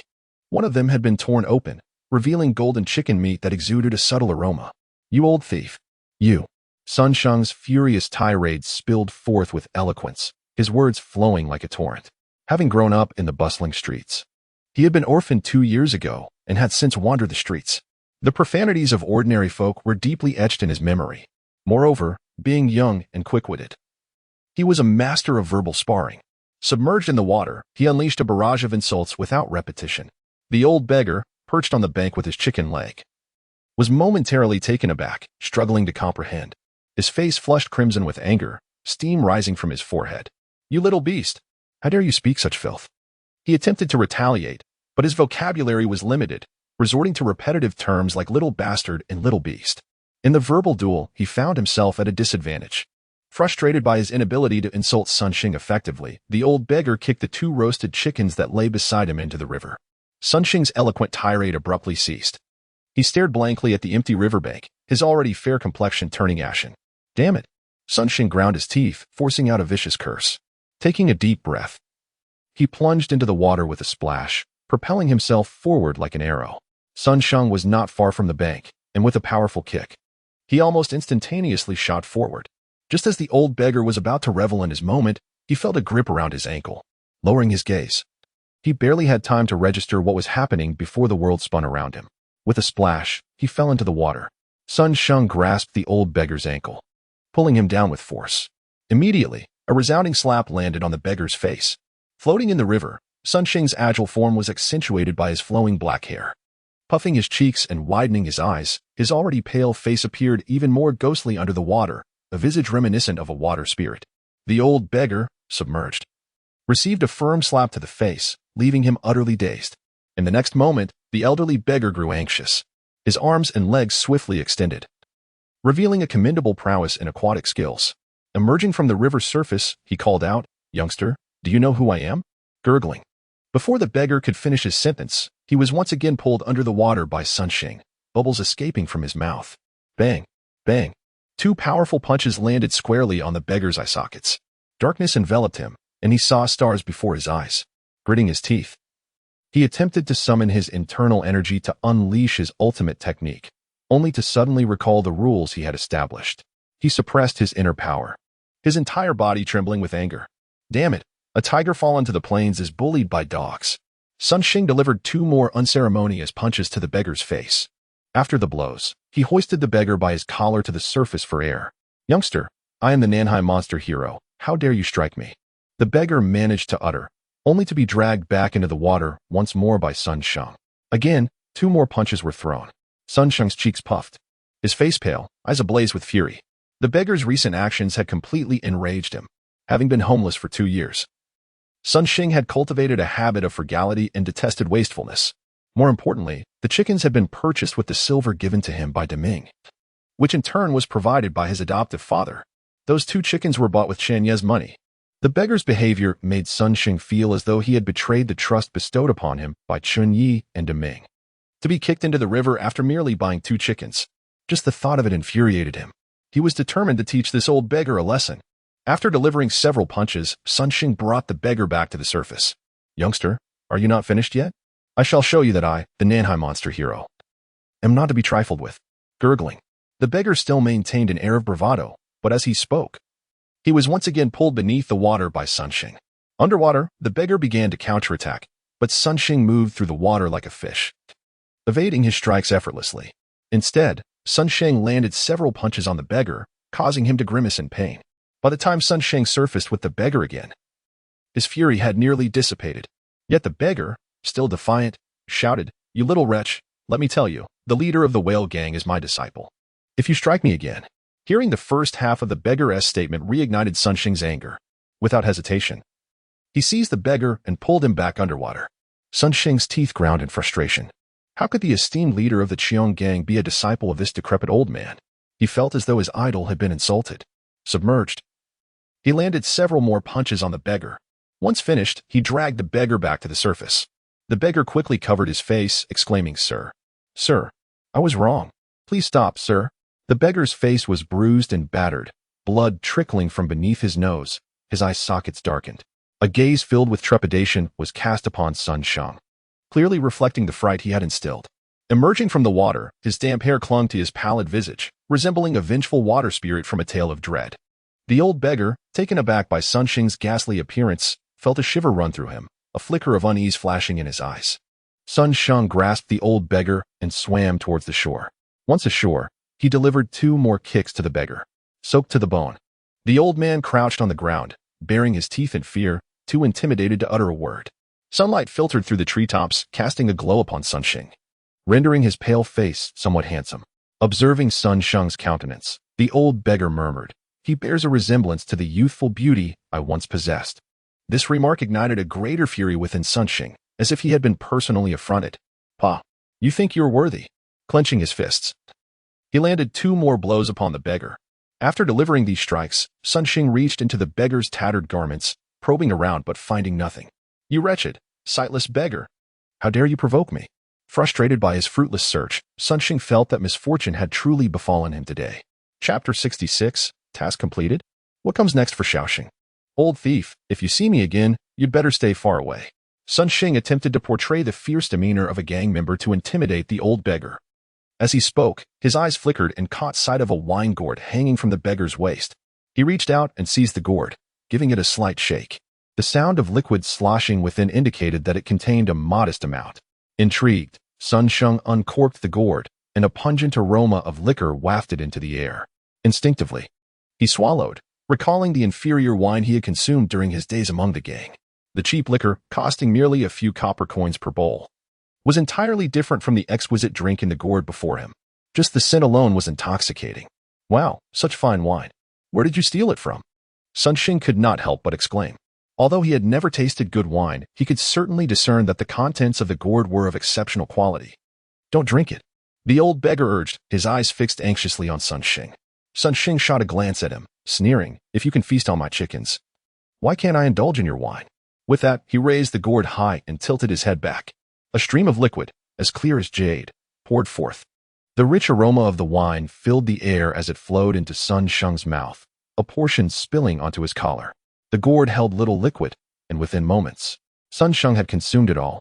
Realizing there was nothing left to pour, he casually tossed the gourd aside, wiping his mouth with satisfaction. "What bliss! Oh! Ha ha ha ha!" Sun Xing laughed heartily, a flush of exhilaration coloring his face. Sunlight filtered through the treetops, casting dappled shadows upon his glistening visage. Handsome and fair-skinned. He paid no mind to the old beggar and strode away confidently. The beggar stared blankly at the gourd that had been discarded into the river, a bittersweet smile creeping onto his face. He lifted his gaze, fixating on Sun Xing's retreating figure, his expression gradually shifting to one of intrigue. Suddenly, the old beggar called out, "Hey, kid, I am no miser. In 10 days, I shall show you what I am capable of." Under the shade of the trees, Sun Xing turned back with a cold laugh and spat onto the ground. Damn it! The silhouette of the young man gradually faded into the distance. The beggar, seated by the riverbank, watched Sun Xing depart, a smile playing at the corners of his mouth. "That little rascal, he reminds me of my youthful vigor." With that, Nan Yuni could not help but burst into laughter. However, moments later, his countenance turned pale, beads of sweat forming on his forehead. He collapsed onto the riverbank, his lips visibly turning ashen. Frost began to gather upon his brows and beard, forming delicate layers of ice. He curled up, his face a ghostly white, trembling uncontrollably, his teeth chattering incessantly.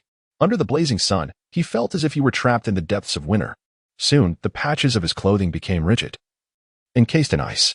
A chill enveloped the old beggar, spreading through his body and causing the riverbank's water to freeze into a thin layer of ice. Time seemed to stretch infinitely as Nan Yuni gradually unfurled his limbs, the thin ice on his body melting away under the blazing sun, transforming into cool water. He gasped for breath, the pallor of his face shifting back to a healthy hue, wiping the sweat from his forehead with his sleeve. He sat up from the riverbank and cast a deep gaze at the wine gourd floating upon the water's surface. Could this be fate? Seated on the riverbank, Nan Yuni stared blankly at the water. His unkempt face, adorned with stubble, bore a bittersweet smile. After a prolonged moment, he leaned closer to the water, pulling his hair aside, and glanced at his reflection. The surface revealed a visage weathered by time. Yet, one could still discern that the owner of this face must have been quite handsome in his youth. Gazing at his reflection, Nan Yuni could not help but burst into laughter. "This lad, nearly as handsome as I am. How dare he call me a pauper? Just wait 10 days, and I shall show him the truth." The old beggar stroked his beard, a glimmer of determination shining in his eyes. He pursed his lips and drew in a deep breath. Suddenly, a gust of wind arose. The river's surface erupted with waves, sending fish darting in a frenzy. On the riverbank, branches swayed wildly, and birds took flight in alarm. In an instant, a figure appeared upon the water, flickering several times before gradually receding, leaving behind ripples that lingered long after. At the infant care hall, Chen Ye, clad in snow-white garments, materialized outside the courtyard. Upon entering, he immediately noticed a young man, resembling a fortune-teller, sprawled on the ground before Daming. Blood dripped from the young man's lips, his eyes rolled back as he convulsed. "Daming, what happened?" Chen Ye inquired, a frown creasing his brow as he stepped into the courtyard. Upon hearing the gentle voice, Daming's face brightened with a smile. "Father!" he exclaimed, turning to shout. Chen Ye approached Daming, ruffling his hair, then glanced at the collapsed fortune teller, noticing the bloodstains on Daming's chest. Chen Ye's expression darkened instantly. "A robber?" "A fortune teller," Daming replied earnestly, his innocence shining through. "A fortune teller?" Chen Ye blinked in surprise. Having bled so profusely, he must have foreseen something dire. He stroked his chin, deep in thought. Meanwhile, the convulsing Myophingian, sprawled on the ground, gradually opened his eyes to see Chen Ye standing before him. Though he could not clearly discern Chen Ye's features, an instinctive recognition surged within him. This man possesses the gift of prophecy. He must read my fate. Before his mind could fully process the situation, Myophingian was overtaken by tremors, his limbs growing cold. A chilling realization enveloped him that he might die. With sudden resolve, he flipped over and sat up, neglecting to wipe the blood from his lips, and with all his strength, crawled desperately toward the courtyard's exit. "I will die. I truly will die." The greatest sense of impending doom surged within Myophingian. Without a hint of hesitation, he crawled away on all fours like a dog, moving with astonishing speed that would surely prompt a bark from any actual canine. "Chen Ye? Daming?" A wave of toothache washed over Chen Ye as he clicked his teeth together, stating, "In the future, do not allow just anyone to enter." Daming nodded vigorously, a hearty smile spreading across his face. "Where is Xiaosheng?" Chen Ye scanned the surroundings but could not spot Sunsheng. No sooner had he spoken than a cold, mechanical prompt resonated in his ear. "Ding. Congratulations, host, for completing the task. Establish a future career path for an orphan. 1-1. Congratulations on receiving task rewards. 1,000 points, 500 taels of silver, 1 opportunity for an orphan entry draw, and 1 chance for a special building draw. Current points, 5,077. Taken aback by the sudden notification, Chen Ye was bewildered. "But I haven't even found a fisherman for Sunsheng to apprentice under yet.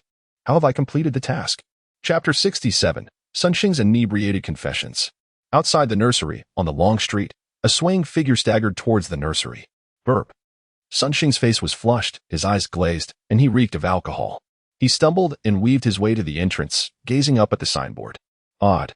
Why has the inscription changed to 10 characters? Sunsheng stood before the door, his cheeks crimson, extending a finger to point at the board, counting repeatedly. "Let me see. I distinctly remember it being 5 characters." Sunsheng stared blankly at the sign, utterly perplexed. How could the characters have transformed into 10 during a mere moment of stepping outside? In the courtyard, Chen Ye reclined on a lounge chair, meditating to cultivate his innate energy. Hearing a commotion at the entrance, he opened his eyes. There stood Sunsheng, thoroughly intoxicated, counting the characters on the signboard.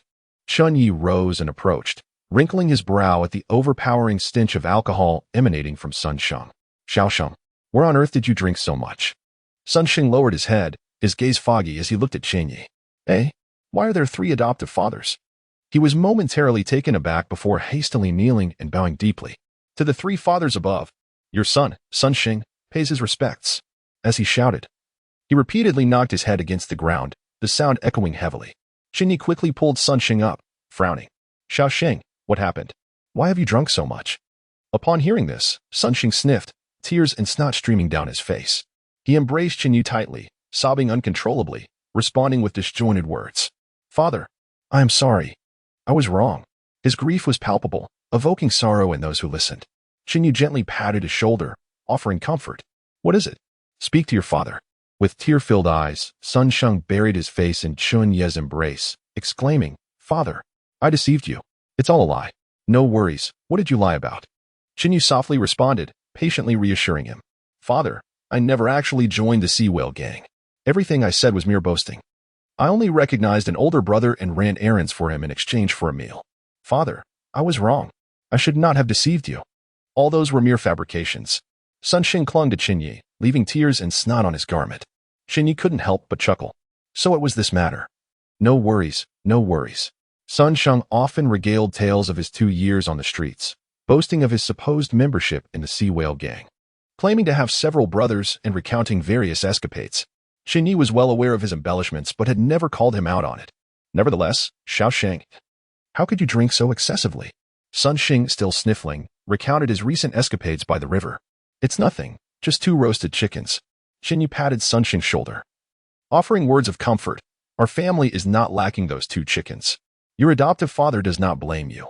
Upon hearing this, Sun Xing was overwhelmed with emotion, tears streaming down his face. He took a deep breath, wiping his nose with determination. "Adoptive father, I've made up my mind. From now on, I shall become a water bandit with the alias of Zhang Shun, the white stripe in the waves. I will establish a stronghold at Liashan Marsh and make you the chief. I'll seize all the courtesans of the Yihong courtyard and the performers of the Chuilu Tower. Together, we shall fight side by side, father and son, like brothers facing tigers. A true man must conquer the mighty waves." Upon hearing Sun Xing's words, Chen Ye nearly choked, understanding at last how Sun Xing had managed to complete his task so suddenly.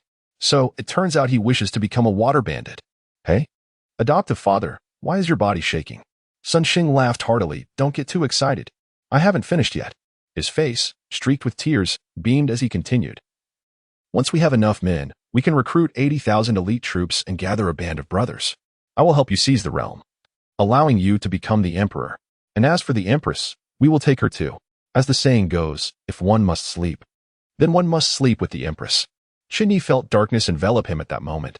Not only did he wish to be a water bandit, but he also aspired to become a rebel. Daming entered the courtyard, carrying a wooden basin, and was immediately greeted by a strong odor of alcohol. He quickly hung his clean shorts on a pole and rushed into the room.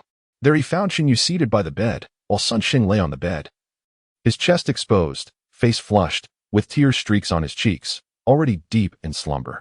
"Father," Daming called respectfully. Chen Ye turned to Daming and recounted Sun Sheng's ordeal. "When little Shang wakes up, do not mention anything to him. He has just finished crying.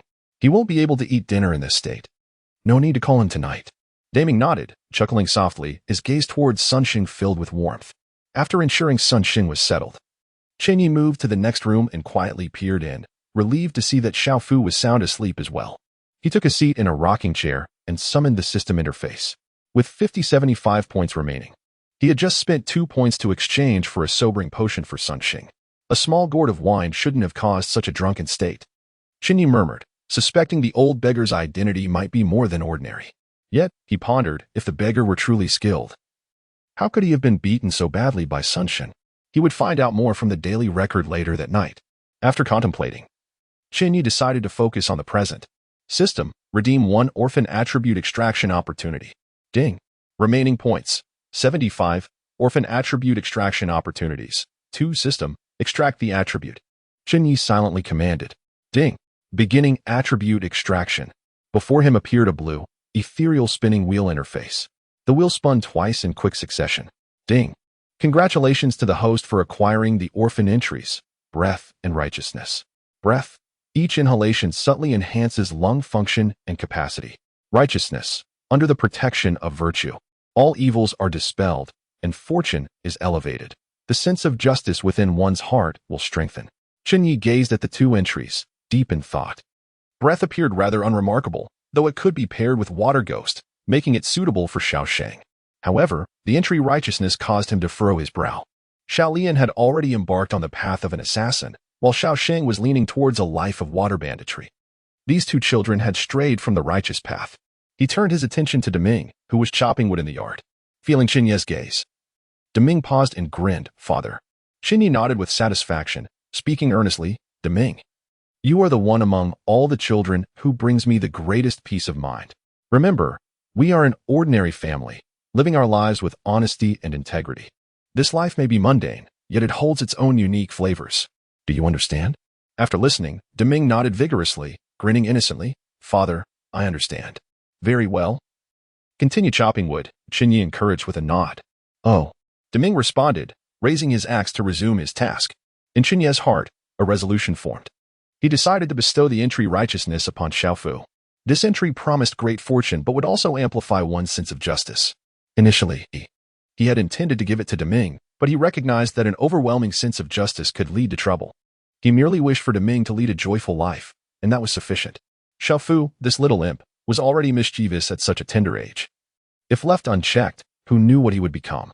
If he strayed further down the wrong path, it would spell disaster. With a sigh, Chen Ye allocated the 2 entries to Sun Sheng and Xiao Fu. Chapter 68. Chen Ye struck by lightning. Another opportunity for special building extraction. System, extract. Chen Ye silently uttered. Ding.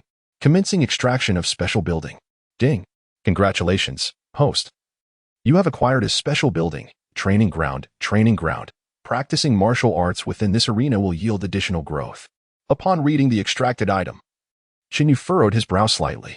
It was impractical to place a training ground within the confines of the nursery. An expansion was indeed necessary. Chen Ye began to formulate a plan. Once Xiao Fu grew a bit older and could run freely in the yard, the space would soon appear cramped. For a child, the yard is not merely a yard, it represents their entire world. Xiao Fu's beginnings were not particularly fortunate, and Chen Ye wished to provide her with a joyful childhood. Every child deserves love, regardless of their circumstances or past. Life is long, and progress must be made step by step. A smile played on Chen Ye's lips as he settled into a recliner, his eyes gently closing, fingers lightly tapping on the armrest. As night deepened, a profound silence enveloped the surroundings. After lulling Xiao Fu to sleep, Chen Ye sat cross-legged on the bed, honing his control over innate energy. If one were to liken the innate energy within Chen Ye's body to a reservoir, his practice would revolve around the precise management of the water flow. His internal strength was boundless, of exceptionally high quality. Yet, without meticulous application, he could not fully unleash his potential. Of course, Chen Ye may already be unrivaled in the world, rendering the cultivation of innate energy control seemingly unnecessary. However, one must always have a goal. One cannot drift aimlessly through life. Who knows? With further progression, Chen Ye might soar to immortality. While others practice martial arts, I aspire to become an immortal? Just the thought ignites my spirit. Chen Ye's mind brimmed with delightful fantasies. Ding. Commencing daily settlement. A shimmering blue screen materialized before Chen Ye, displaying the day's reports concerning the orphans. The incidents involving Deming, Xiao Lian, and Xiao Fu were all quite ordinary, presenting no significant issues. The only one who had encountered trouble was Sun Sheng. Sun Sheng dragged the master-level expert, Nanhai Monster Hero, into the water, earning 500 points. Sun Sheng brutally assaulted the master-level expert, Nanhai Monster Hero, earning 500 points. The master-level expert, Nanhai Monster Hero, cried out Grandpa after being pummeled by Sun Sheng, earning 500 points. Sun Sheng robbed the master-level expert, Nanhai Monster Hero, earning 500 points. As Chen Ye gazed at these reports, he fell into a deep contemplation. Wait. System, hold on a moment. I'm a bit confused. Let me sort this out. Are you certain this daily settlement is accurate? Chen Ye was utterly astonished by the settlement information. Sun Sheng, are you truly so resilient? You made a master-level expert call you Grandpa? And you even robbed him? Chen Ye stared at the system's screen, rendered speechless for a considerable time. Ding. Total points acquired, 2,120. Current remaining points, 2,195. Ding. Gratitude level of orphan Sun Sheng has increased. In an instant, Chen Ye's depleted points surged back to over 2,000. Indeed, with an additional 7 gratitude, he would be able to draw from the director's treasure once more. A satisfied smile graced Chen Ye's face. Ding. Commencing Sun Sheng's exclusive task. Sun Sheng's exclusive task, Water Bandit, task information, plunder 100 times, task rewards, 5,000 points, 200 taels of silver. Sun Sheng's exclusive wish item X1. Upon seeing the pop-up professional task, Chen Ye let out a soft sigh. He tilted his head slightly. Oh, how he hoped Ming Ming and Xiao Fu would not stray from the path. Is it not enough to live a humble life as an ordinary person? Chen Ye closed the system interface, gently closed his eyes, and let his mind sink into his dantian. In the Pingzhong Prefecture, at the Haijing Gang's branch. The night was deep, and torches flickered on the dock. The bright flames illuminated the surroundings as if it were daylight. Dozens of robust men clad in coarse linen clothing carried goods on their shoulders. The damp wooden planks of the dock creaked under their weight. One man, who had just placed his cargo in the warehouse, loosened his shoulders and bellowed, "There are still 2 more boats of goods. Brothers, let's hustle. We need to hurry back to our wives." His rugged face bore a grin, and a whale pattern was embroidered on the back of his coarse linen tunic. Upon hearing his words, the surrounding men erupted into laughter. Ha ha. Exhausted to the bone, and still have to deal with the wives upon returning. Why don't I go back for you? You truly are a well-fed man who knows not the hunger of the starving. Scram. Go practice your tricks. The camaraderie among the men lightened the atmosphere of unloading. A leaner man, also smiling, placed his goods in the warehouse and wiped the sweat from his brow. The gentle night breeze carried a faint scent of the sea, refreshing and pleasant against their skin. The waves lapped gently at the shore, splashing up frothy white foam. The man turned to face the ocean, welcoming the cool sea breeze, and took a deep breath. Suddenly he paused, a look of astonishment crossing his face. he immediately shouted, "Brother Bao!" The man who had just enlivened the atmosphere, shouldering a burlap sack, looked up and inquired, "What is it?" The lean man pointed towards the sea, exclaiming, "Brother Bao, there is someone out there." Hearing this, Bao Lao San squinted, placing his burden down. Which blind fool dares to meddle with the Haijing gang's affairs? And no, it's not pirates, it's just a person. The lean man cried in terror. Upon hearing this, Bao Lao San's heart sank, and he swiftly turned to look. In the night, the ink-black sea surged with waves. Bao Lao San faintly discerned a figure standing upon the water, racing swiftly towards them. The figure moved with remarkable speed, covering the distance to the near shore in mere moments. As they drew closer, everyone finally saw the person's appearance. It was an old beggar, clad in ragged clothing adorned with patches, disheveled and unkempt. The old beggar stood upon the water as if it were solid ground. With a deft leap, he landed upon the dock, astonishing the members of the sea whale gang who were taken aback by this man's ability to stride upon the waves. "Bring forth the overseer," the old beggar proclaimed, his voice brimming with arrogance. Upon seeing the old beggar, Bao Lao San's heart raced wildly in his chest. He hurriedly approached the beggar and bowed respectfully, saying, "Master Nan, I am the overseer." Nan Yun cast a sidelong glance at him, and with a sudden motion, he expelled a thick phlegm that landed squarely on Bao Lao San's face. "What are you to dare call me Master Nan?" Bao Lao San, still wearing a look of reverence, allowed the viscous substance to trickle down his face. He quickly amended his address, "Grandfather." Pleased, Nan Yun nodded slightly, and with another movement of his throat, he spat another glob of phlegm onto Bao Lao San's other cheek. "A gift for you." "Thank you for your generosity, grandfather," Bao Lao San replied, maintaining his respectful demeanor despite the 2 deposits of phlegm adorning his face. The old beggar refrained from further spitting and instead inquired, "Tell me, have there been any recent rumors of treasures or valuable items circulating in the martial world?" Bao Lao San replied with utmost reverence, "It is said that the head of the Jinyuan escort agency is transporting a magical staff from Shaolin Temple, intending to return it." At this revelation, Nan Yun's eyes sparkled with interest. "Huh, those old bald donkeys from Shaolin would allow such a treasure to be lost." Bao Lao San added, "The staff was stolen by a traitorous monk named Qing Yuan, who has since passed. The head of the Jinyuan escort has ties with Shaolin. Thus he willingly escorts the staff back to the temple." Bah! The old beggar erupted in fury, hurling a thick glob of phlegm onto Bao Lao San's forehead. "Do you think I am unaware of this? Do you need to speak?" Bao Lao San's eyelids twitched slightly, his face now bearing 3 deposits of phlegm. The surrounding members of the sea whale gang glared in outrage, their teeth clenched, fists tightened, veins bulging in their arms. Bao Lao San, the captain of the Pingzhong branch, held a late 3rd-grade martial prowess and was revered by his brothers for leading by example. Witnessing such humiliation inflicted upon him ignited the gang's fury. Had it not been for Bao Lao San's silence, they might have already charged forward. "Grandfather is indeed correct," Bao Lao San declared respectfully, maintaining his posture of reverence without daring to move. Observing Bao Lao San's submissive demeanor, Nan Yun nodded in satisfaction. "Bring me a roasted chicken and some fine wine," he commanded, swaggering towards the dock's warehouse. "Brothers, prepare a roasted chicken and fine wine for my grandfather." Bao Lao San ordered one of the gang members to fulfill the task. "Continue your work. I shall return shortly," he instructed the remaining members before hastily trailing behind Nan Yun, ready to serve him. The other gang members were bewildered by the situation, yet it was evident that Bao Lao San held the old beggar in high esteem. Chapter 69, The Bloodied Night in Bianliang, Part 1. With a belch, Nan Yun discarded the chicken bone in his hand, his mouth glistening with grease. Rubbing his distended belly, he rose and drained the remaining liquor from the wine jar in one swift motion. With a resounding crash, he cast the jar to the ground, shattering it into 8 shards. Respectfully waiting nearby was Bao Lao San. Nan Yun cast a sidelong glance at him and remarked, "In your 30s. Yet you have only reached the late 3rd rank. Is this not a disgrace?" "By your age, I had already attained the 1st rank." Bao Lao San responded with utmost reverence.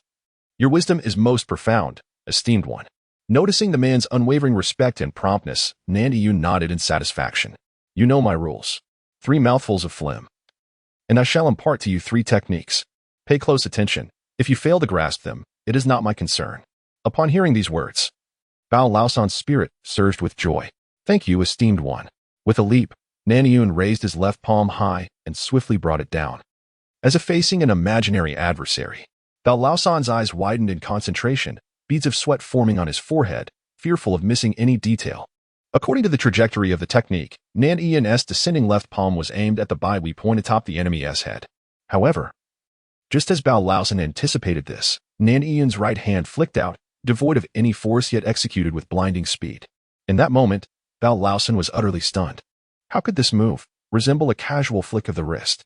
While he was lost in thought, Nan Ian landed and executed a vicious upward kick, targeting the sensitive area below. After demonstrating the three moves, Nan Ian observed Bao Laosan's bewildered expression and spat onto the ground. Bah! A decayed wood cannot be carved. Remember, these techniques must not be used unless in a life-or-death situation. With that, he seized an unopened jar of wine and swaggered out of the warehouse by the dock, leaving Bao Laosan in a state of confusion. The final move. He instinctively kicked his foot and muttered, "But that isn't even a technique." As Nan Ian carried the wine jar and leaped onto the surface of the sea, walking upon the waves, a close associate of Bao Laosan hurried in and quietly inquired, "Brother, who was that esteemed individual?" Recovering from his contemplation of the three techniques, Bao Laosan scanned his surroundings and replied softly, "That individual is the master of our gang leader." Hearing this, the associate's eyes widened in astonishment. The renowned master? The South Sea eccentric? Indeed, that is he. The associate's excitement grew, and he asked, "Brother, did you just spar with him?" According to the legends of the martial world, the South Sea eccentric would always suppress his own realm to match that of his opponent. If you could defeat him within the same rank, he would impart a few techniques. However, the South Sea eccentric had a peculiar temperament. If you could amuse him, you might also share some skills. It was said that the leader of the whale gang was particularly to the liking of the South Sea eccentric, who then passed on his famed technique, the storm palm, to Qianglong Mountain. For many years, Qianglong Mountain has diligently practiced, and with this exquisite first-class palm technique, he has established the reputation of being the foremost in the coastal region. Bao Laosan shook his head and remarked, "My foundation is weak, and the rudimentary martial arts I have learned cannot possibly rival the prowess of Senior Nan." Upon hearing this, a fellow gang member displayed a look of regret. "Indeed, it is a pity." Bao Laosan remained silent, his eyes glimmering as memories of the three palm techniques imparted to him by Nan Ian resurfaced in his mind. Days later, in the capital of the Great Martial Dynasty, Bianliang, under the veil of night, the city shone brightly, bustling with a vibrant night market. The common folk traversed the streets, their faces aglow with smiles. Bianliang, famed for its lack of curfews, was renowned as a city that never sleeps. On the streets, a middle-aged man clad in a black brocade robe, adorned with golden embroidery at the edges, strolled leisurely. He surveyed the streets, shops, and sights of Bianliang, his eyes occasionally betraying a hint of nostalgia and reminiscence. It had been 18 years since he departed from Bianliang, and he had not returned since. Now back in Bianliang, Zhao Kai felt a profound sense of dislocation, as if the world had changed around him. The former site of the Duke Su's residence had transformed into the largest tavern in Bianliang Hongbin Tower. A table laden with dishes there would cost no less than 1,000 taels of silver, serving as a gathering place for high-ranking officials. Zhao Kai gazed intently at Hongbin Tower. 18 years prior, following his failure in the battle for succession, that fateful night saw the Duke Su's residence consumed by flames, reduced to ashes. Had it not been for his loyal guards sacrificing their lives to escort him out of the city, he would have perished in Bianliang, alongside his wives and children, entombed in the inferno. Since that night, the Duke Su had vanished from the world, replaced by the master of the Fengyu Tower, a ghost hiding in the shadows. 18 years had passed. The once Duke Su, now the master of Fengyu Tower, Zhao Kai sighed deeply.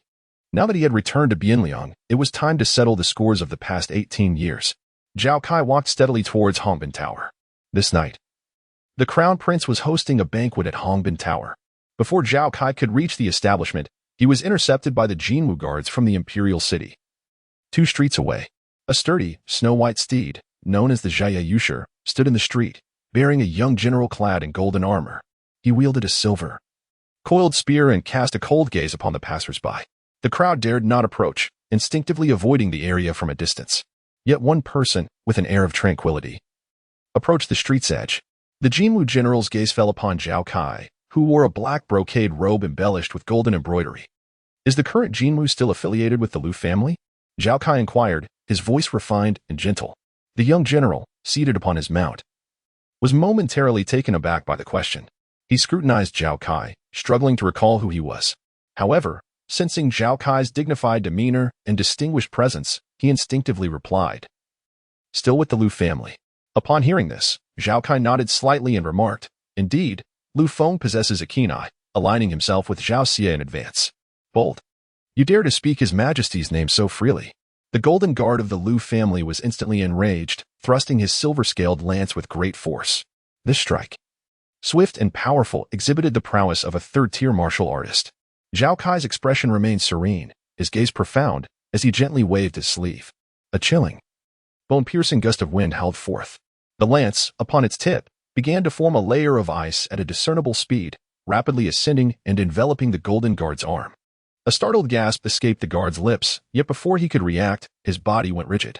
His face, neck, and all exposed skin turned a pallid gray. Life faded from his pupils, as if winter itself had stripped him of vitality. Even the steed beneath him, the Xiaowei Jade Lion, stiffened, its coat frosted over. With a thunderous crash, both the golden guard and his horse collapsed to the ground. Alongside them fell the surrounding golden guards, their vitality extinguished, skin ashen, and frost clinging to their hair. All the golden guards stationed on this street were effortlessly dispatched by Zhao Kai's flick of the sleeve. Zhao Kai cleared his throat lightly and strolled leisurely towards the Hongbin Tower. The unusual occurrence in the street soon captured the attention of passers-by. Fireworks erupted in the skies above Bianliang. The nearby golden guards, upon witnessing the rising rockets, mobilized en masse towards the direction of the Hongbin Tower. Zhao Kai walked slowly, traversing the familiar yet foreign street, with memories flooding back to his mind. This street lay before the residence of the Duke of Su, where he had once played football in his youth. Next to it was the Qingshi Alley, where he had once bested the son of the Minister of Rights in a scuffle. What had been the reason for that altercation? Zhao Kai struggled to recall, only vaguely remembering it was related to a courtesan. Memories of his youthful days in Bianliang surfaced one by one, yet they were shrouded in a veil of obscurity, only faintly recognizable. All that had transpired was separated by the passage of time. Zhao Kai's pace was slow, yet he advanced with purpose. After a mere 10 strides, he stood before the Hongbin Tower. He tilted his head to gaze upon the luxurious 4-story establishment adorned with lanterns, and suddenly spoke, "Come forth." Not far behind Zhao Kai, an elderly eunuch clad in purple robes emerged from the shadows, his hunched figure betraying his age. His face was aged, with snow-white eyebrows drooping to the corners of his eyes. While his exact age was indiscernible, he emanated an aura of twilight, his vitality waning. The eunuch's complexion was ashen, one hand pressed to his mouth as he coughed persistently. After a prolonged bout of coughing, color gradually returned to his face. In a hoarse voice, he remarked, from afar, "I sense the bloody aura of the Ice Devil's magic. When did you, Prince Su, become entangled with the demonic sect?" Zhao Kai remained silent, simply regarding the eunuch with a smile as a series of explosive sounds resonated within him. His internal energy surged through his meridians in an unusual path, coursing throughout his being. The eunuch, sensing Zhao Kai's presence, paled. The heavenly demon disintegration technique?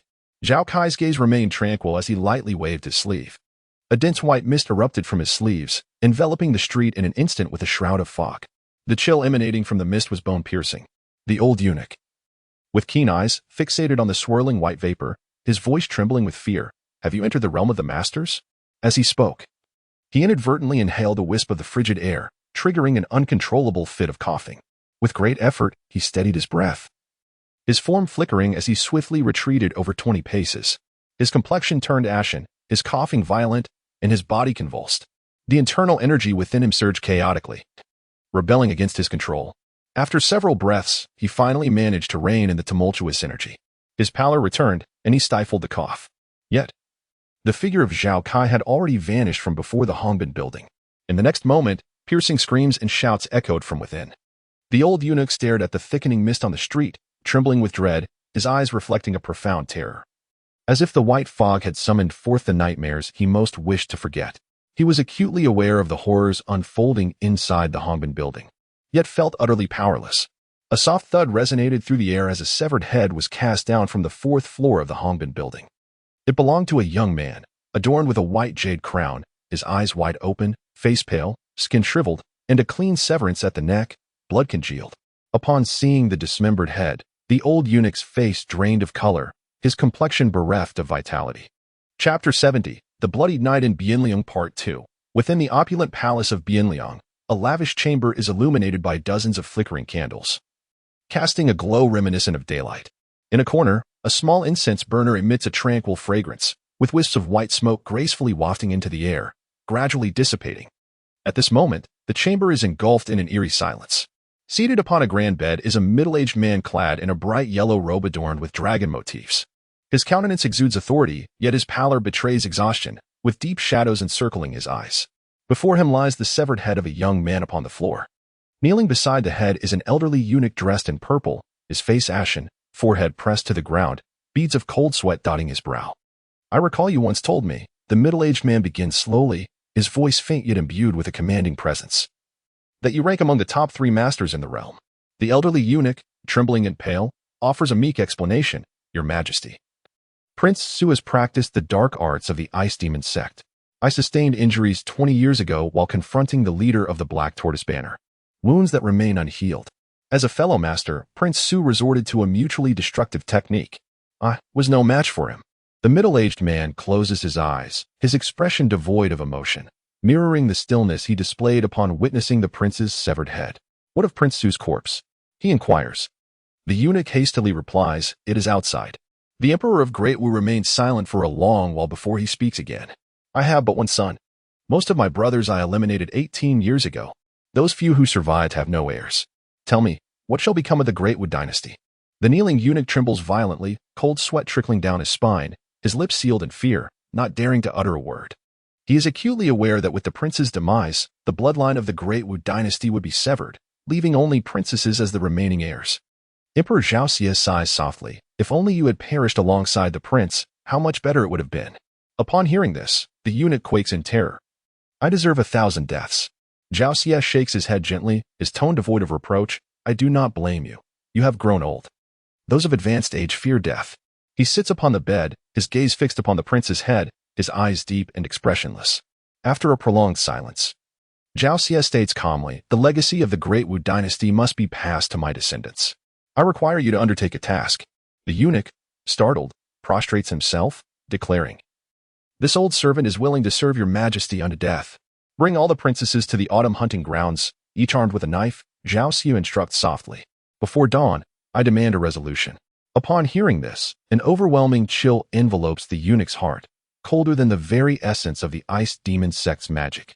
Clenching his teeth, the elderly eunuch trembles, gripped by paralyzing fear. Emperor Zhao Xie of Dou cast a weary glance at the venerable eunuch who had accompanied him for many years and waved his hand lightly, bidding him to depart. Once the eunuch obeyed, a look of fatigue washed over the emperor's face. "I feel somewhat exhausted." The aged eunuch rose slowly, his body stooped and legs trembling slightly. He bowed his head respectfully and retreated to the door, gently closing it behind him. Feng Man cast a lingering gaze upon the lacquered, intricately carved wooden door he had just shut. He closed his eyes and inhaled deeply, a bittersweet smile gracing his weathered features. Only those who have long stood by the monarch's side can truly comprehend the adage of serving a sovereign akin to accompanying a tiger. Turning away, he hunched his back and placed his left hand to his mouth, coughing softly. After a few coughs, Feng Man glanced at the lifeless body of Prince Su positioned in the center of the courtyard. Zhao Kai sat motionless on the ground, vitality extinguished. His skin a dull gray, with icicles forming amidst his brows and hair. His body had succumbed to the cold, yet his eyes remained open. An eerie smile etched upon his face. After assassinating the crown prince, Zhao Kai had suffered the backlash of the heavenly demon disintegration technique, ultimately perishing atop the Hongbin pavilion. His life force obliterated. "Madman," Feng Man muttered under his breath as he passed by Zhao Kai's remains. Renowned masters were few and far between. Those who entered the realm of mastery could easily establish their own sects, thriving within the martial world for centuries. Who would seek death like Prince Su? Truly insane. Especially considering he sacrificed his own kingdom. In the royal chamber, upon hearing the door close, Zhao Xie reclined upon the dragon bed, taking a deep breath and closing his eyes. His expression remained calm, devoid of ripples, as if nothing had transpired. The rooster crowed as dawn broke. The sky a pale azure. A golden sun emerged from the horizon, casting its radiant beams. The entire capital of Bianliang shimmered beneath a veil of gold. Inside the palace, within Zhao Xie's chamber, the eunuch Feng Man stood outside and called softly, "Your Majesty, I have returned." "Come in," came Zhao Xie's slightly fatigued voice from within. Feng Man opened the door, casting a complex glance at the individual following him. Once inside, the person entered the room as well. Zhao Xie pressed his left hand against the dragon bed, his movements weak as he attempted to support himself. Feng Man hurried to the bedside. assisting Zhao Xie to sit up. Once settled, Zhao Xie gasped for breath. The regal countenance that once inspired awe now bore signs of illness, with dark shadows deepening around his eyes. In the brief span of mere hours, it seemed his condition had worsened yet again. Let me see. Zhao Xie's voice was somewhat hoarse. He sat upright, his back slightly hunched, turning his gaze towards the third individual in the room. Before he could discern the person's features, a pungent scent of blood wafted toward him. Upon detecting the rich aroma of blood, a blush of excitement unexpectedly colored Zhao Xie's pale visage. His authoritative eyes, usually so fierce, now regarded the individual with a hint of bewilderment. Who is your mother? A cool, youthful voice resonated in the room. Lady Wang. Zhao Xie squinted, seemingly trying to recall the appearance of Lady Wang. After a long pause, he found himself unable to recollect her visage. He shook his head and, with a hint of excitement in his tone, inquired, "How many did you kill?" 15, came the cold voice from within the room. Zhao Xie nodded, a note of concern creeping into his voice. What was it like, your first kill? No different from slaughtering a chicken. The voice paused momentarily before continuing. I only killed one. The rest went weak at the knees. Upon hearing this, Zhao Xie was momentarily taken aback, then erupted into hearty laughter. Good. Well done. His laughter was unrestrained, a genuine expression of joy. Zhao Xie's pale face shone with excitement. What is your name? Zhao Yuzhu. Zhao Xie gazed intently at the girl in the room, his eyes sparkling with a light akin to that of a star. From now on, you shall no longer bear that name. He pronounced each word deliberately. You shall be called Zhao Zhu. You are the second prince lost to the world. Henceforth, you will be the heir to the Great Wu. These words resonated with a thunderous clarity, their implications potent enough to incite madness across the realm. Yet, the girl in the room remained expressionless, silent. Zhao Xie held her gaze, and she returned his stare. After a long while, Zhao Xie smiled. I am very pleased.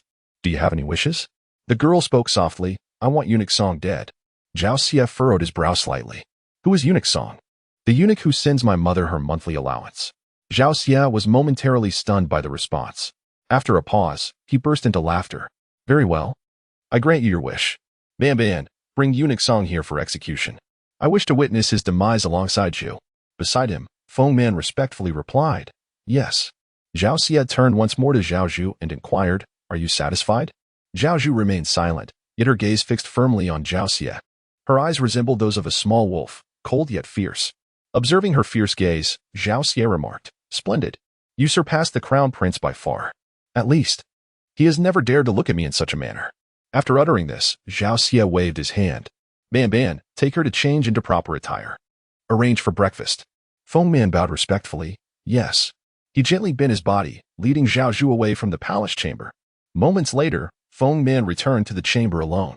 Your Majesty, he called softly from outside the door. Come in. Zhao Xie reclined on the bed, asking, what else is there? Feng Man entered. Kneeling on the floor, his voice hoarse, Your Majesty, the second prince has a younger sister. Upon hearing this, Zhao Xie fell silent. After a long pause, he sighed softly. My heart is still not ruthless enough. Chapter 71 The Treasure of Shaolin. In the early morning, a delicate mist enveloped the valley, its slightly damp tendrils caressing the skin with a refreshing chill. A young man, donned in a white garment with ruby lips and pearly teeth, appeared at the valley's entrance. Clad in male attire, he carried a small yellow bundle slung over his arm. Hua Xiye glanced back at the Hundred Flowers Valley, a mischievous smile gracing her features. Farewell. Hundred Flowers Valley. Her voice was soft yet vibrant. Upon finishing her words, a radiant smile illuminated her fair face, captivating in its brilliance.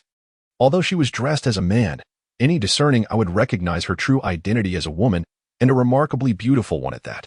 With a light heart, Hua Xiye trod along the mountain path, her face brimming with anticipation for the world beyond. Once she left the valley, the ocean would be vast enough for fish to leap, and the sky high enough for birds to soar. Inhaling the fragrant air outside the valley, she closed her eyes momentarily, revealing a look of bliss, as if the air beyond was far more fragrant than that within the valley. 16 years. She had spent 16 years living in the valley. Do you know how she has endured this? The world of martial arts, dashing young lords, renowned swords, and magnificent steeds. Here comes Hua Xiye. With a gust beneath her feet, her face shone with eagerness and excitement for the outside world. In a graceful motion, she seemed to glide 10 paces away. Suddenly, an ancient voice echoed along the mountain path. Upon hearing it, Hua Xiye's smile vanished instantly. She widened her eyes, shocked, as she turned towards the source of the voice. There stood an elderly man clad in gray, slender and upright as a bamboo shoot, exuding an ethereal presence. Upon seeing Huasiye, his expression darkened immediately. Ah, grandfather. In that instant, Huasiye's expression transformed from rigidity to joy. Her bright eyes curved into crescent moons, revealing a pair of adorable little canine teeth. She dashed towards the old man, throwing her arms around his, playfully shaking him as she said, "Grandfather, you are finally back. Little Yu has been waiting for you for so many days." The elder's countenance soured as he pointed at Huasiye's male attire and the small bundle she carried. "Little Yu, do you think your grandfather has become so senile?" Realizing her intentions had been unveiled, Huasiye pouted her rosy lips, deftly changing the subject. "Grandfather, didn't you go to find Donghua? Why have you returned so soon?" The old man snorted lightly, expressing his displeasure. "Originally, I intended to bring Donghua back to 100 Flowers Valley to be your husband. His lightness of foot is unparalleled, and being recognized by King Suzi. He must be among the top of the younger generation. Joining our Hua family would not be a disgrace to him." Upon hearing this, Huasiye's face displayed her discontent. She stamped her foot and muttered, "Grandfather, I haven't even met that person. I don't want to marry him. Even if I were to marry, I must find someone I find pleasing. I have no desire for such chaotic individuals," the elder said sternly, waving his sleeve dismissively. "It is a matter dictated by parental authority and matchmaking. Such a significant decision cannot be treated lightly." Observing the elder's rising anger, Huasiye obediently closed her mouth, refraining from further remarks. The elder cast a glance at his granddaughter and sighed, "However, it is no longer necessary now." Upon hearing this, Huasiye's eyes sparkled with excitement. "What do you mean? Grandfather, has he died? How did he die? Was it a tragic end?" The elder's expression darkened further at her words. "Silence. A master cannot be spoken of so recklessly," he admonished.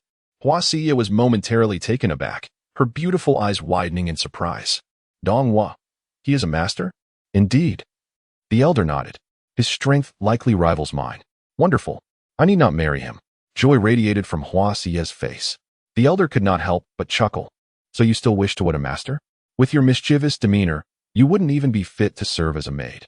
Once you marry, you will face hardships." Huasiye rolled her eyes and pouted, "I refuse to marry. Even if he were a celestial being, I would not wed him."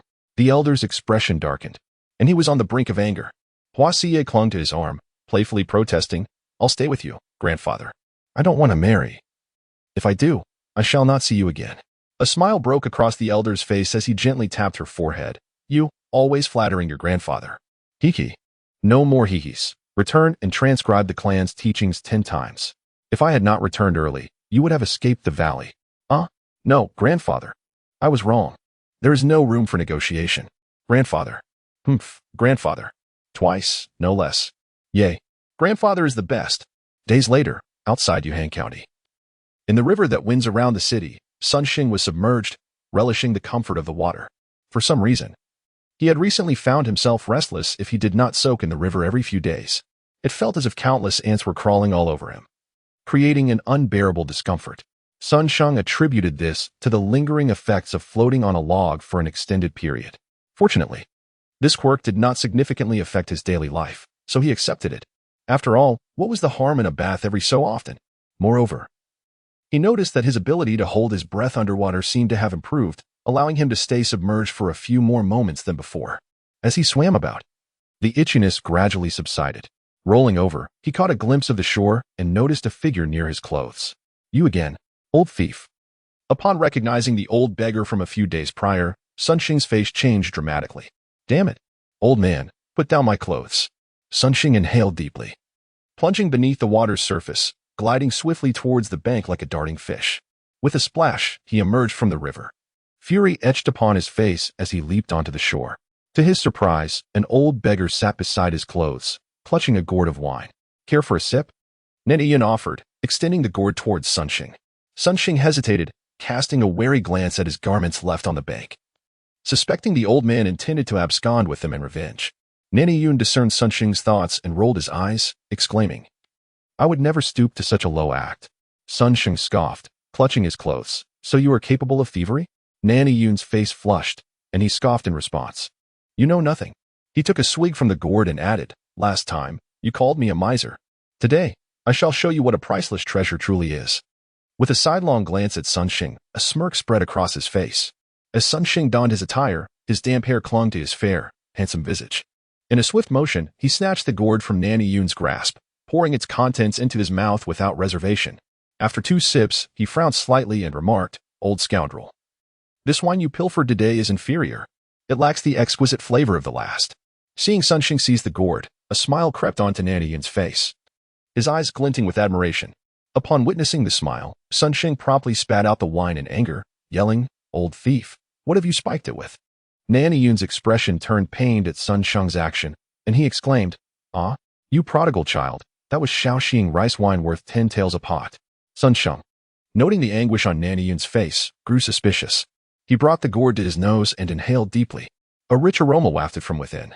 After contemplating, he tucked the gourd away, dismissively stating, "Not worth drinking." With that, he secured the gourd at his waist and declared, "I'm leaving. Do not let me encounter you again." With a stern expression, he waved his fists and turned to depart. "Hey, you haven't yet seen the priceless treasure." Nanny Yun grabbed Sun Sheng's arm, pulling him towards a small growth. Sun Sheng, filled with trepidation, cautiously followed Nanny Yun into the thicket. As they stepped onto the brittle yellow leaves, they entered the heart of the woods. There stood a towering golden pestle, 3 meters high, its top resembling a small jar.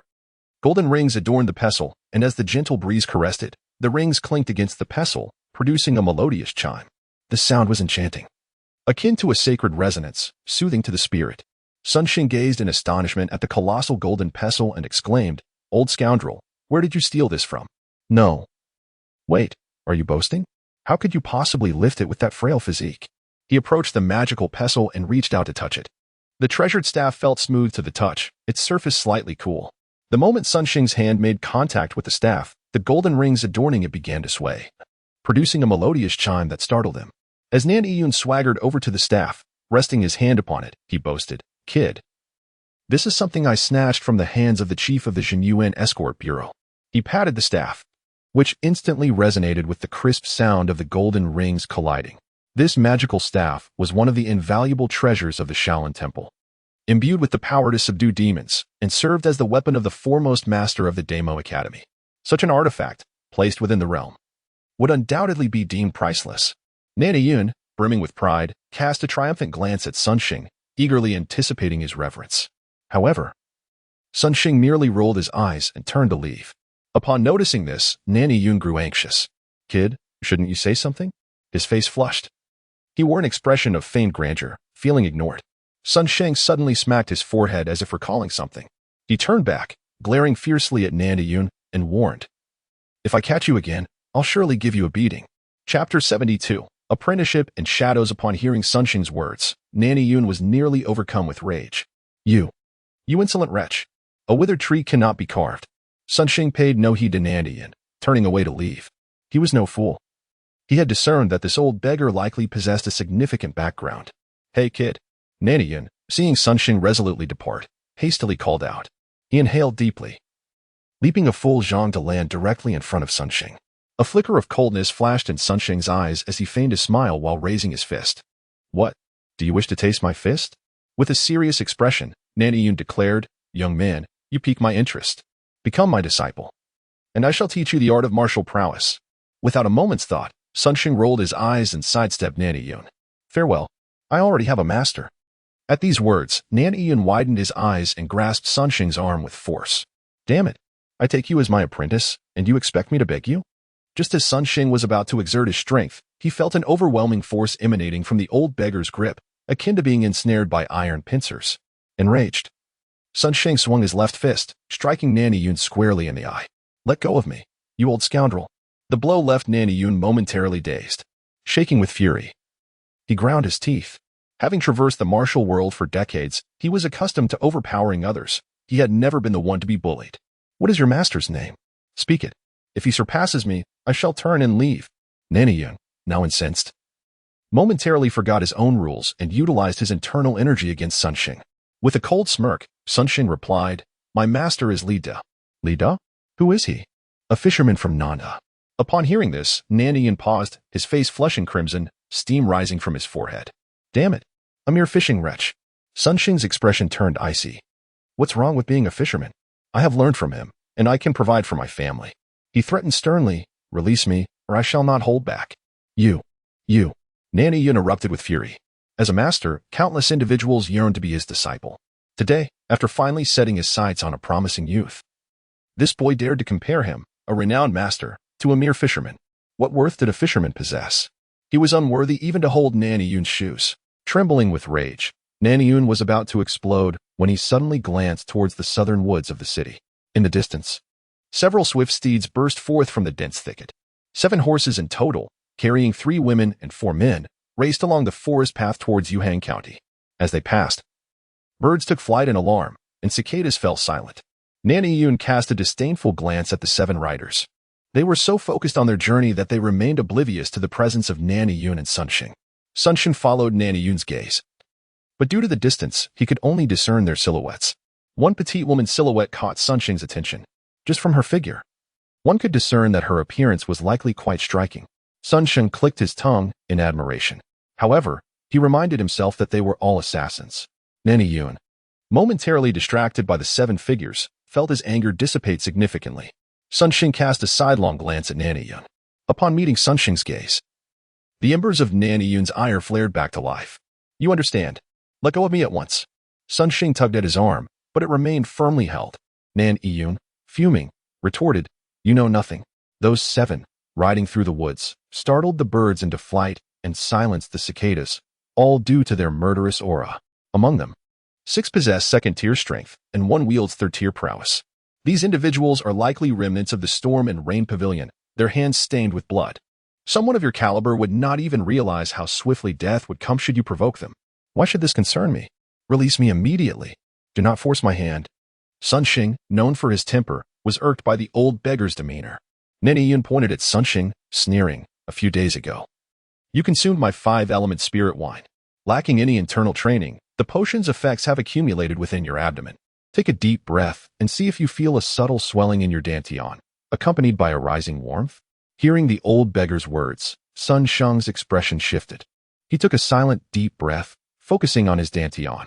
Moments later, his complexion paled, and his eyes widened in astonishment. A wicked smile appeared on Nan Yun's face. In the next instant, Sun Xing's fist landed squarely on Nan Yun's eye socket. Ouch! What are you doing, you brat? Nan Yun exclaimed. If I am to perish, I might as well land a few blows on you, you old scoundrel.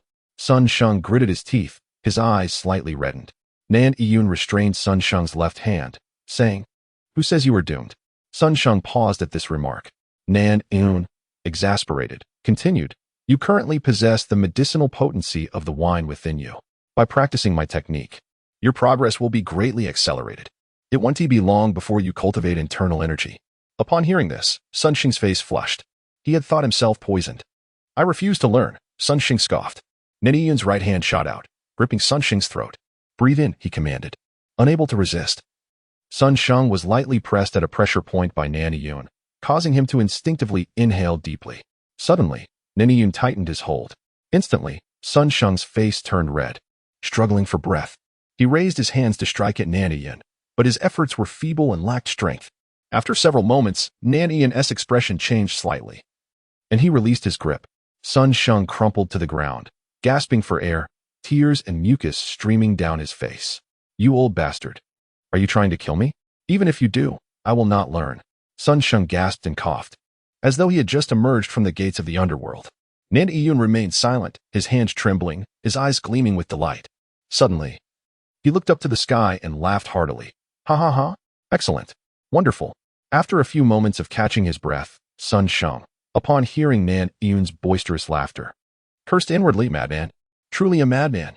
Nan Yun leaned closer, his gaze intense and unwavering, fixated upon Sun Xing. Young man, what will it take for you to accept me as your master? You are indeed a lunatic. Sun Xing retorted, rising from the ground, head held high, and exclaimed, Old bastard, whether you intend to kill or torture me, do it swiftly. Grant me a quick end. If I so much as frown, it will be your doing. Sun Xing had realized that this old lunatic had set his sights on him. Nan Yun forced an unpleasant smile, attempting to placate him. How could that be? Young man, do not be so agitated. I have observed your talents. You are quite suitable to be my disciple. Speak. Would you prefer the treasures of the imperial court or the sacred artifacts of Wudong? I will procure whatever you desire. Spare me your nonsense. Becoming your disciple is not out of the question, but first, You must bow 3 times. Sun Sheng was seething with indignation, wishing he could kick this old beggar to death. No sooner had he spoken than Nanayan, without a moment's hesitation, knelt on the ground and bowed 3 resounding times. Thud, thud, thud. After finishing, Nanayan looked up at Sun Sheng with eager anticipation. Is that sufficient? Can I now take you as my disciple? Witnessing this scene, Sun Sheng stood in stunned silence. He swallowed hard and muttered, Old bastard, are you serious? Chapter 73, Homecoming. The Art of 1,000 Waves. In the southern part of Yuhang County, a group of 7, led by Xiao Lian, dismounted from their horses. After several days of recuperation, the majority of their injuries had healed, though traces of fatigue and travel were still etched upon their faces. Upon paying the entrance fee, they entered the bustling streets of Yuhang County. I shall return to the academy. Master, you all should head to the inn in the city to rest, Xiao Lian said, holding the reins and turning to address the remaining 6. Chen Ye nodded slightly, his voice devoid of emotion. Very well. Huang San, Chen Ye. And Zhou Ba also nodded in agreement. The image of Chen Ye defeating the monk Qing Yuan that fateful night was still vividly imprinted in their minds, instilling a sense of trepidation within them. After all, he was a master. How many masters could there be in the entire world? They were mere second-tier practitioners, and the chasm between them and a master was akin to that between a beggar and an emperor. Xiao Lian gently nodded, handing the reins to Qian Qi, and clasped her fists in farewell. Watching her silhouette fade into the street, Qian Qi sighed with relief and remarked quietly, Chen Ye, you truly have a knack for selecting disciples. To casually find one with a master as a backer is quite impressive. How did you manage it? Do share your secrets with me. Chen Ye cast a fleeting glance at Qian Qi, but said nothing. Let us go. After traveling for so many days, we should find an inn to rest, the robust Chen Ye said with a grin. I've been subsisting on dry rations. I haven't had a drop of alcohol. Nearby, Zhou Ba shook his head, saying, alcohol alone won't suffice. We need meat as well. He interjected with a scoff. Look at your aspirations. All you think about is food. I've heard there's a pleasure house in Yuhang County. Is that true? At his words, Chen Ye, Zhou Ba, and Qian Qi cast disdainful glances at him. What is the matter? Is it wrong for me to indulge a little? You can feast, but I cannot seek some enjoyment? He Wu retorted, disdain dripping from his tone. Huang San, with a black blade at his waist and a blade of grass between his teeth, lazily remarked, if the master summons us, we shall speak the truth. Upon hearing this, He Wu fell silent. If the master were to call him while he was visiting a brothel, it would surely leave a poor impression. Better to refrain. Such places could be visited at any time. One must not jeopardize important matters. The 6 of them entered the well-line together. In the infant's care pavilion, Xiao Lian stood before the sign bearing the 5 characters, Yuhang Infant's Care Pavilion. Although only 20 days had passed, her emotions upon returning here were markedly different from when she departed. She had never anticipated that the seemingly laid-back Chen Ye, who enjoyed basking in the sun and reading leisurely, would turn out to be a martial arts master. With her lively eyes, she cast a lingering glance at the pavilion's plaque, took a deep breath, and stepped inside. Seated in a lounge chair, Chen Ye heard the sounds from the courtyard and set aside his mystery novel. Upon seeing Xiao Lian, a warm smile graced his handsome, familiar face. You're back, Director? Xiao Lian said, her heart relaxing at the sight of his visage. Have you eaten? Chen Ye rose from the lounge chair, placing his novel aside. Not yet. Xiao Lian's delicate face bore the traces of fatigue from her arduous journey. Very well, you should rest first, Chen Ye said, his countenance radiating warmth akin to sunlight. Once Deming returns, we shall commence our meal. Suddenly recalling something, he added, by the way, during your absence, we have welcomed another family member. His name is Sun Sheng. He is quite clever and industrious. That boy is rather good. Another orphan, is it? Xiao Lian responded with a soft murmur, a smile gracing her charming visage. Moreover, while you are an assassin for Yu Yitang outside, upon returning home, you are simply Xiao Lian. Do not disclose your identity to Deming or anyone else. They are merely ordinary individuals and should not be entangled in this. Chen Ye's tone was unembellished. Xiao Lian obediently nodded. After speaking, Chen Ye smiled gently. I shall go prepare in the kitchen. You should check on Xiao Fu. He has missed you dearly during your absence. The smile on Xiao Lian's face vanished instantly. She puffed out her cheeks, a look of discontent settling upon her. Seeing her expression, Chen Ye couldn't help but chuckle heartily before retreating to the kitchen. The next few days promised him some well-deserved respite. Gazing at Chen Ye's relaxed figure, Xiao Lian found herself lost in thought. The director, truly an enigmatic individual. His culinary skills were exquisite, often yielding peculiar dishes. And he was a master of martial arts. Clearly, he could easily attain fame and fortune in the world. Yet he chose to serve as the director of an infant care center in Yuhang County. Xiaolian struggled to comprehend Chen Ye's mindset. Yet she held a profound admiration for him, not merely for his martial prowess, but for the innate respect she felt. As she watched him enter the kitchen, her expression transformed. Now imbued with reverence. Turning around, she suddenly stiffened. By the window, Xiaofu blinked his large, glistening eyes. Upon spotting Xiaolian, his little mouth stretched into a sweet smile. "Lian," he called out in a tender voice. "Old bastard, are you serious?" Sun Xing gazed at the old beggar kneeling before him, having just performed 3 loud bows, feeling somewhat at a loss. Nan Yiyun's eyes shone with fervor as he looked at Sun Xing. "Well, I have done it." Sun Xing opened his mouth, momentarily speechless. His previous words had been uttered in anger, yet he never anticipated the old beggar would take them seriously. However, a man must stand by his word. Integrity is paramount in the world of martial arts. A look of hesitation crossed his face before he suddenly gritted his teeth and declared, "Fine. I shall take you as my master, but I only kneel to heaven and earth, and to my parents, I shall not kneel to you." Nan Yiyun waved his hand dismissively. "No matter. Such formalities are trivial. I hold in disdain the mundane conventions of society." With that, a satisfied look graced Nan Yiyun's face as he regarded Sun Xing. "Excellent. You remind me of my youth. In fact, your aptitude surpasses mine." Feeling the old beggar's fervent gaze upon him, Sun Xing was overtaken by goosebumps. "Enough of your nonsense. I have pressing matters to attend to," Sun Xing retorted sharply. With a smile gracing his face, Nan Yiyun replied, "My dear disciple, I shall now recite the internal cultivation technique for you. Pay close attention. The art we practice is known as the 1,000 layers of waves technique, a treasured legacy of the South Sea sect, a genuine, innate skill. Once mastered, it enhances one's internal energy, creating an unceasing flow capable of traversing mountains and seas, embodying the might of colossal oceanic waves. Those with wavering resolve may find their spirits shattered on the spot. This discipline differs from others. We do not prioritize innate talent, but rather the endurance of one's breath. You, my disciple, possess remarkable stamina, able to hold your breath for dozens of breaths, perfect for this technique."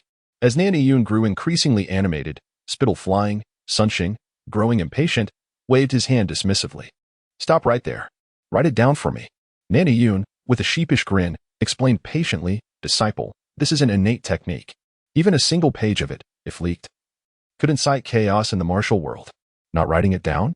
Then I shall take my leave," Sun Xing declared, turning his back and walking away. "Wait. I shall write it." Nan Yiyun quickly grasped Sun Sheng's arm. "Then be swift about it." "You have a quarter of an hour," Sun Sheng replied, narrowing his eyes as he sat cross-legged on the ground. "Very well, dear disciple, wait just a moment. I shall return shortly," Nan Yiyun said, taking a deep breath before leaping several times towards Yuhang County. With half-closed eyes, Sun Sheng witnessed Nan Yiyun's figure flicker and appear over 20 paces away, leaving him utterly astonished. Could it be? I have truly encountered a master? Such fortune, Sun Sheng mused, stroking his chin. The prowess of this technique, as described, was formidable indeed. He would take it back to show his adoptive father. Chapter 74, The Killer Sister. The startled Sun Sheng. Is it merely a few pages? Sun Sheng held a few sheets of still wet ink paper, a look of skepticism on his face. Nan Yiyun smiled apologetically and said, "Disciple, this is all there is to the mental cultivation method. Make sure to memorize it. I shall personally teach you the practice techniques." Sun Sheng rolled his eyes and tucked the pages of the mental method into his robe. "Understood. I'll discuss it further when I have time. For now, I must return for dinner." He waved his hand dismissively, saying, "See you later." Nan Yiyun quickly grasped his arm and said earnestly, "Disciple, you absolutely must not share these pages with anyone. They are the treasured secrets of our Nanhai sect." Sun Sheng paused, raising an eyebrow. "What if I insist on showing it to others?" Nan Yiyun replied firmly, "That is absolutely out of the question." Sun Sheng raised an eyebrow and pretended to retrieve the mental method. "Hey, wait a moment." Nan Yiyun's face showed signs of distress. He quickly stopped Sun Sheng, pondering for a moment before saying, "Then, just inform me in advance." Sun Sheng turned around and said, "I intend to show it to my adoptive father." "Do you have any objections?" "Your adoptive father? Who is he?" Nan Yiyun felt a sudden chill. Sun Sheng, with a mischievous glint in his eye, said, "Just answer the question, objection or not."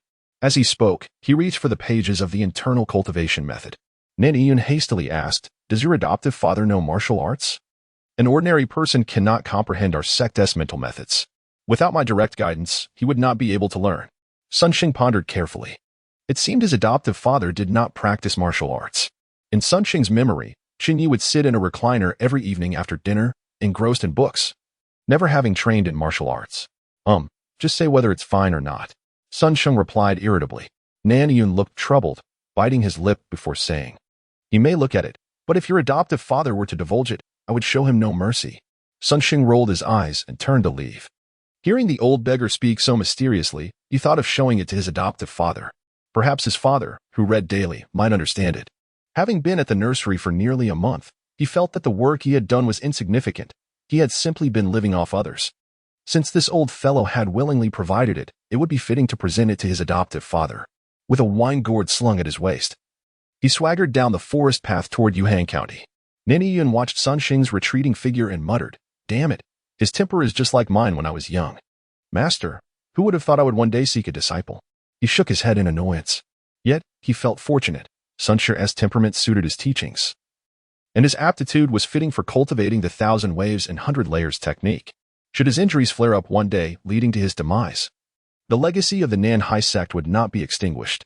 Returning to the demon-subduing staff, Nan Yun pondered how to address the situation. After a lengthy deliberation, he suddenly realized, to hell with that bald thief. What does the loss of the Shaolin treasure have to do with me?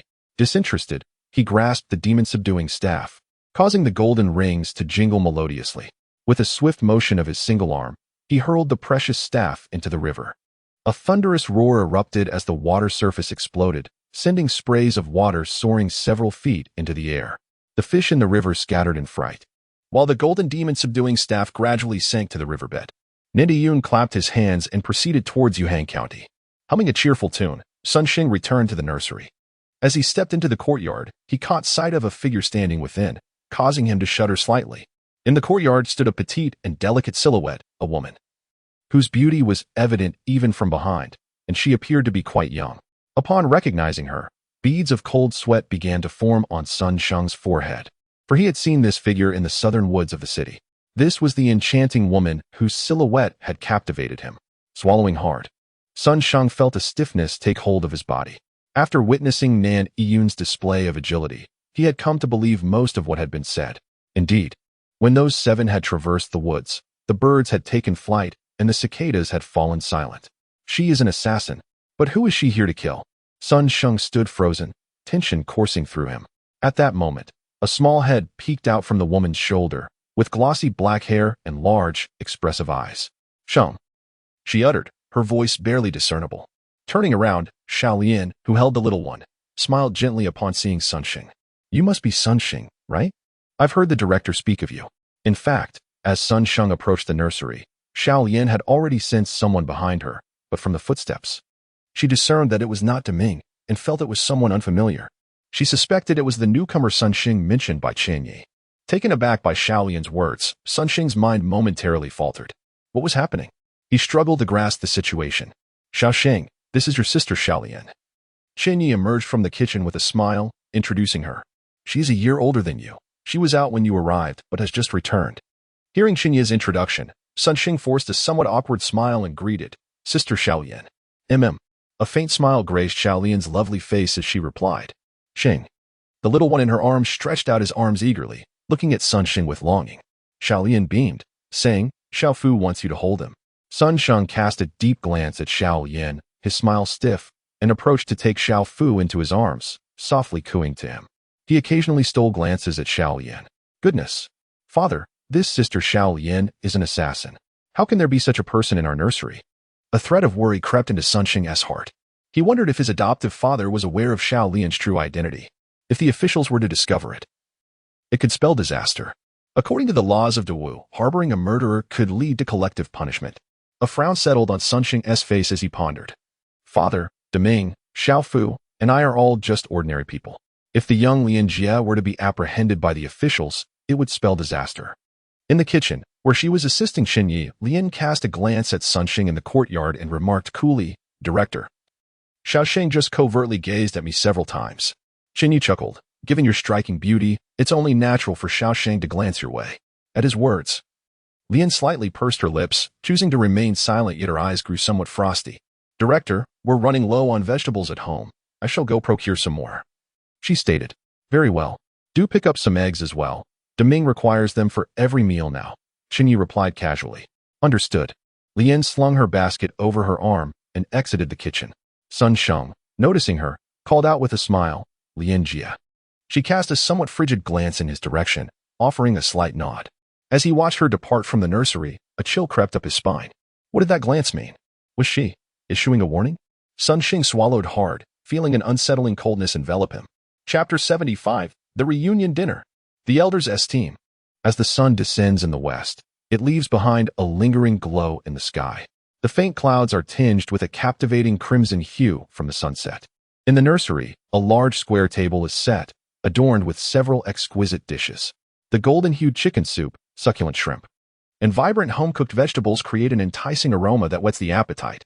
A pot of rice sits beside the table. Chen Ye, Deming, Xiaolian, Xiaofu, and Sun Sheng are gathered around the square table. Each has a pair of chopsticks and a bowl before them, filled with glistening grains of rice. Today, the nursery in Yuhang has finally come together, deserving of a modest celebration. Chen Ye, with a smile illuminating his face, surveys the joyful expressions of Deming, Xiaolian, Xiaofu, and Sun Sheng. Deming beams with a hearty smile, his eyes sparkling with delight. Xiaolian gently purses her lips, offering a soft smile, her lively gaze resting upon Chen Ye. Sun Sheng's handsome, fair face mirrors Deming's innocent grin. Ah, Xiaofu, do not tug at my ear. Chen Ye was about to say more when Xiaofu, perched beside him, climbed onto his lap and playfully tugged at his ear with her chubby little hand. Chen Ye winced, caught between laughter and exasperation. The other three children couldn't contain their giggles. The atmosphere lightened instantly. All right, let us eat. The director shall say no more, truly. Chen Ye chuckled, waving his hand to beckon everyone to begin their meal. His demeanor was gentle as he lifted Xiaofu onto his lap and picked up a tender shrimp with his chopsticks, presenting it to her. Come, Xiaofu, eat the shrimp. Xiaofu blinked her large, expressive eyes and clamped down on the end of the chopsticks. The succulent shrimp was quickly slurped into her mouth. Experiencing the texture, she wrinkled her brows. The shrimp was promptly ejected, landing on Chen Ye's clothing. Chen Ye. The others burst into laughter. Chen Ye playfully scolded Xiaofu and offered her another dish. The meal was harmonious, filled with laughter and joy. After the meal, Xiaolian took Xiaofu for a stroll, while Deming went to fetch water with a bucket. Sun Sheng and Chen Yu entered the kitchen together to wash the dishes. As soon as Chen Yu submerged his hands in the basin, Sun Sheng slyly approached from the side. He held a wine gourd in his left hand and produced several crumpled papers from his right. Father, today an old beggar knelt before me, asking me to become his disciple. I borrowed this wine and these papers from him. The wine, they say, is Shaoxing yellow rice wine worth 10 taels of silver a pot. These pages, he claims, contain formidable martial arts techniques. Surely, with your extensive knowledge, you will comprehend them. Sun Sheng's face displayed gratitude and a hint of embarrassment as he spoke. Since I arrived, I have been eating and drinking without offering anything in return. Please see if they are of any use. Chen Ye withdrew his hands from the water, drying them on a cloth. He frowned slightly, glanced at Sun Sheng, accepted the wine gourd, and scrutinized it before setting it aside. Attention shifted to the few pages of slanted handwriting. Chen Ye cast a glance at the contents. After a moment, an odd expression crossed his face as he looked at Sun Sheng. Xiaosheng, did that old beggar kneel and beg you to accept him as a disciple? Sun Sheng nodded vigorously, disdain etched on his face. That old scoundrel has no dignity. He's nothing but a despicable wretch. I merely employed a minor stratagem, and he presented these pages to me with both hands. What do you think, adoptive father? Is this of any use? Chen Ye was momentarily at a loss for words. It was not merely useful. He lowered his gaze to the pages in his hand. This material was akin to the primordial qi technique bestowed upon him by Qing Shuzi. It was a master-level martial art. Chen Ye could not help but scoff inwardly. What kind of fortune did Xiaosheng possess? A master-level expert kneeling to him for apprenticeship, even offering a martial technique? Couldn't this be the destiny of a chosen one? Upon scrutinizing the martial arts manual in his hands, Chen Ye, with the foundation of the primordial qi technique, immediately discerned its exceptional nature. According to the recorded content, this martial art differed from others in that it could only condense an exceedingly minute thread of internal energy during each practice session. This thread of internal energy could not accumulate into a force. Instead, it would linger in the dantian. Through persistent practice over time, the internal energy would accumulate in threads. In confrontations, one could not unleash this internal energy outward, but could only exert force through the accompanying method. The method for exerting force associated with this martial art was equally intriguing. By operating the internal energy in a specific manner, the countless threads accumulated within the body could resonate and unleash formidable power akin to the furious waves of the sea, transforming the ordinary into the extraordinary. Having read through the entire text, Chen Ye realized a pivotal point. This martial art, unlike the Taoist primordial qi technique, did not place emphasis on a person's innate internal energy aptitude, but rather on the duration of accumulation. Instantly, Chen Ye comprehended the value of this technique. It did not prioritize innate talent. As long as one accumulated enough, one could unleash master-level combat prowess. If this were to spread through the martial world, it would undoubtedly incite a torrent of bloodshed and chaos. Chen Ye was astounded by this martial technique. The individual who conceived it was truly a genius. What is the name of this technique? Chen Ye inquired of Sun Sheng. Sun Sheng scratched his head, recalling, I believe it is called 1,000 layers of waves. 1,000 layers of waves. Chen Ye nodded gently, a contemplative expression flickering in his eyes. This martial art indeed lived up to its name, accumulating thousands of threads of internal energy to unleash power like surging waves. He pondered whether the method of exerting force could be applied to the primordial qi within himself. If 1,000 layers of waves utilized threads as units of internal energy to achieve master-level combat power, then if he could convert the exertion method to the primordial qi technique and resonate the boundless primordial qi within his body, the disparity in quality between primordial qi and a mere thread of internal energy was astronomical. Chen Ye inhaled sharply, startled by his own thoughts. If this were truly feasible, a glimmer of excitement flashed in his eyes. Perhaps he would genuinely transform from a martial artist into a cultivator. Chen Ye carefully folded the heart method and handed it back to Sun Sheng, speaking softly. Xiao Sheng, this item is exceedingly precious. The elder who imparted this technique to you truly values you. Without his permission, it would be wise not to show it to others. When you encounter him again, be sure to show him the respect he deserves. Chen Ye did not accept it, for he understood its worth. It was a genuine treasure beyond price, capable of inciting a frenzy within the martial world. Recognizing its significance, Chen Ye felt the weight of the elder known as the South Sea Monster's regard for Sun Sheng. Although this heart method might hold some utility for Chen Ye, he did not wish to obtain it in such a manner. Sun Sheng took the 1,000 waves and 100 layers, and a look of confusion crossed his fair and handsome visage. Is it really that impressive? Chen Ye dipped his hands back into the basin, scrubbing a bowl with a cloth, and replied nonchalantly, Indeed, it is remarkable. Sun Sheng tucked the heart method back into his bosom and assisted Chen Ye by retrieving the bowls. When I departed, I inquired of that old rascal. He mentioned that you could take a look at it. Chen Ye chuckled lightly, dismissing it as mere banter. In the eyes of those who discerned its value, it was indeed priceless. Sun Sheng's face reflected deep contemplation as he gazed at Chen Ye with renewed curiosity. Could it be that his adoptive father possessed martial skills? Yet, it was not apparent at all. Sun Sheng pondered, struggling to grasp the underlying truth. Chapter 76. The Responsibilities of Fatherhood. The Leftover Night Thief. After they finished washing the dishes, Chen Ye wiped his hands and said, Xiao Sheng, come here for a moment. Your adoptive father has something to discuss with you. Ah, all right. Sun Sheng hurriedly arranged the remaining dishes and followed Chen Ye out of the kitchen. Once in the courtyard, Chen Ye spoke softly, bring out 2 chairs. Sun Sheng dashed into the house, retrieving 2 chairs. He placed one behind Chen Ye and the other behind himself. Please, take a seat. Chen Ye gestured for Sun Sheng to sit down, fixing his gaze upon him as he began. Xiao Sheng, since you call me adoptive father, there are certain responsibilities I must uphold. Upon hearing this, Sun Sheng obediently sat in the chair, his expression turning serious. Noticing Sun Sheng's nervousness, Chen Ye offered a gentle smile. We are merely having a casual chat. A naive grin spread across Sun Sheng's face. Chen Ye turned his gaze towards the dimming sky and continued, Xiao Sheng, what kind of person do you aspire to become in the future? A flicker of confusion crossed Sun Sheng's eyes. Or rather, do you wish to be a villain or a virtuous person? Sun Sheng shyly replied, Of course. I wish to be a good person. Chen Ye nodded lightly, his focus drifting into the distance. However, at times, the distinction between good and bad is not so clear-cut. A good person may harbor bad tendencies, and conversely, a bad person may possess redeeming qualities. Upon hearing this, a hint of perplexity appeared in Sun Sheng's eyes. There are many paths in this world. You can choose to be a villain or a virtuous person. Ultimately, the kind of person you become is entirely up to you. Yet, your adoptive father hopes that in all your endeavors, you remain true to your heart. Chen Ye gazed at the pale purple horizon, a gentle smile gracing his lips. Because in this world, absolute goodness and absolute evil do not exist. Turning his attention back to Sun Xing, he kindly said, in the future, when you undertake tasks, remember to ponder deeply. Do you understand? Sun Sheng appeared contemplative, the confusion in his eyes gradually dissipating. He nodded gently, a respectful expression on his face. I understand, father. Chen Ye smiled faintly.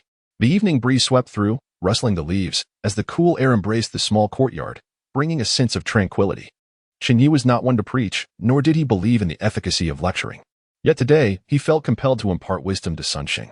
Unlike Deming and Xiao Yan, Sun Sheng had absorbed quite a bit of the streetwise mentality, and his chosen path in life leaned towards becoming a water bandit, which caused Chen Ye considerable concern.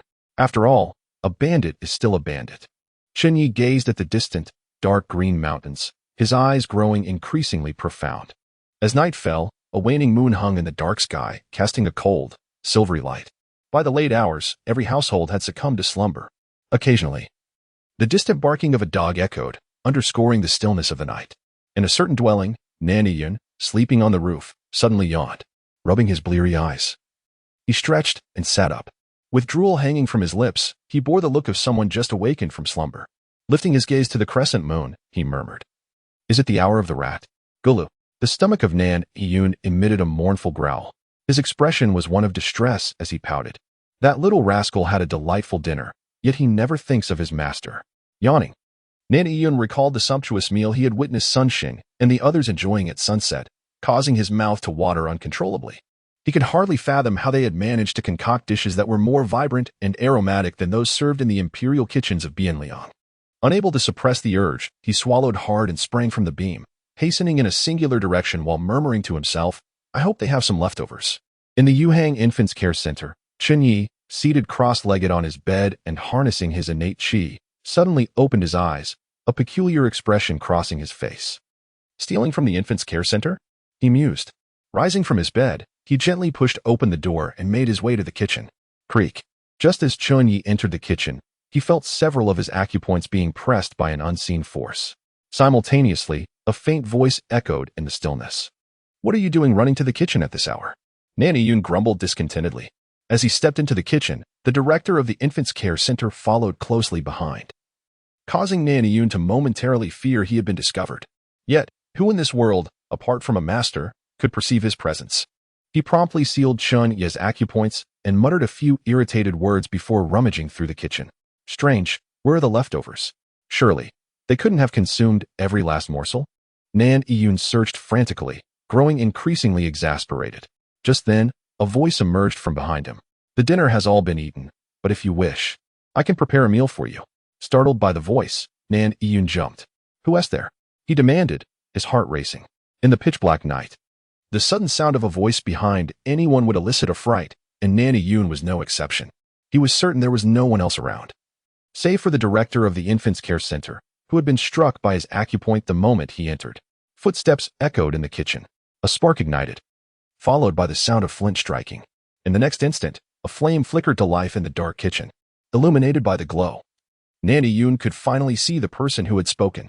Upon recognizing the figure, astonishment washed over his face. It was none other than the director of the Infants Care Center. Chen Ye. Holding a piece of paper, Chen Ye approached the oil lamp and lit the wick. A wisp of blue smoke ascended as the flame flickered, casting a gentle light throughout the kitchen. Standing tall in his white robe, Chen Ye, with the lamp in hand and a smile gracing his features, regarded Nan Yun. If you are hungry, you may wait a moment, he offered, his handsome visage appearing somewhat enigmatic in the soft glow of the lamp. Nan Yun stared at Chen Ye, utterly incredulous. Good heavens, did I misjudge? Who would have thought a mere infants care center could harbor such a formidable expert? In Nan Yun's eyes, anyone capable of moving freely after he has struck their acupoint must at the very least be a first-rate master. As for a grandmaster, that is inconceivable. There are only 5 grandmasters in the entire world, and this young man is certainly not among them in Nan Yun's memory. Realizing that his actions had been exposed, Nan Yun nonchalantly seated himself on the kitchen bench, one foot propped up casually. With a sidelong glance, he remarked, Youngster, prepare me something to eat. If you serve me well, I might just be in a good mood and impart a couple of techniques to you. Chapter 77. The Confrontation. The master of the Taoist sect. Chen Ye smiled faintly, holding an oil lamp as he took a seat opposite Nan Yun. Cooking is acceptable. But I require the thousand waves technique. A cold smile graced Nan Yun's face as he lowered his legs from the bench. Do you truly comprehend what you are saying, young man? Chen Ye replied calmly. The few pages in Song Xing's possession contain only the mental cultivation method, devoid of any specific techniques for internal energy practice.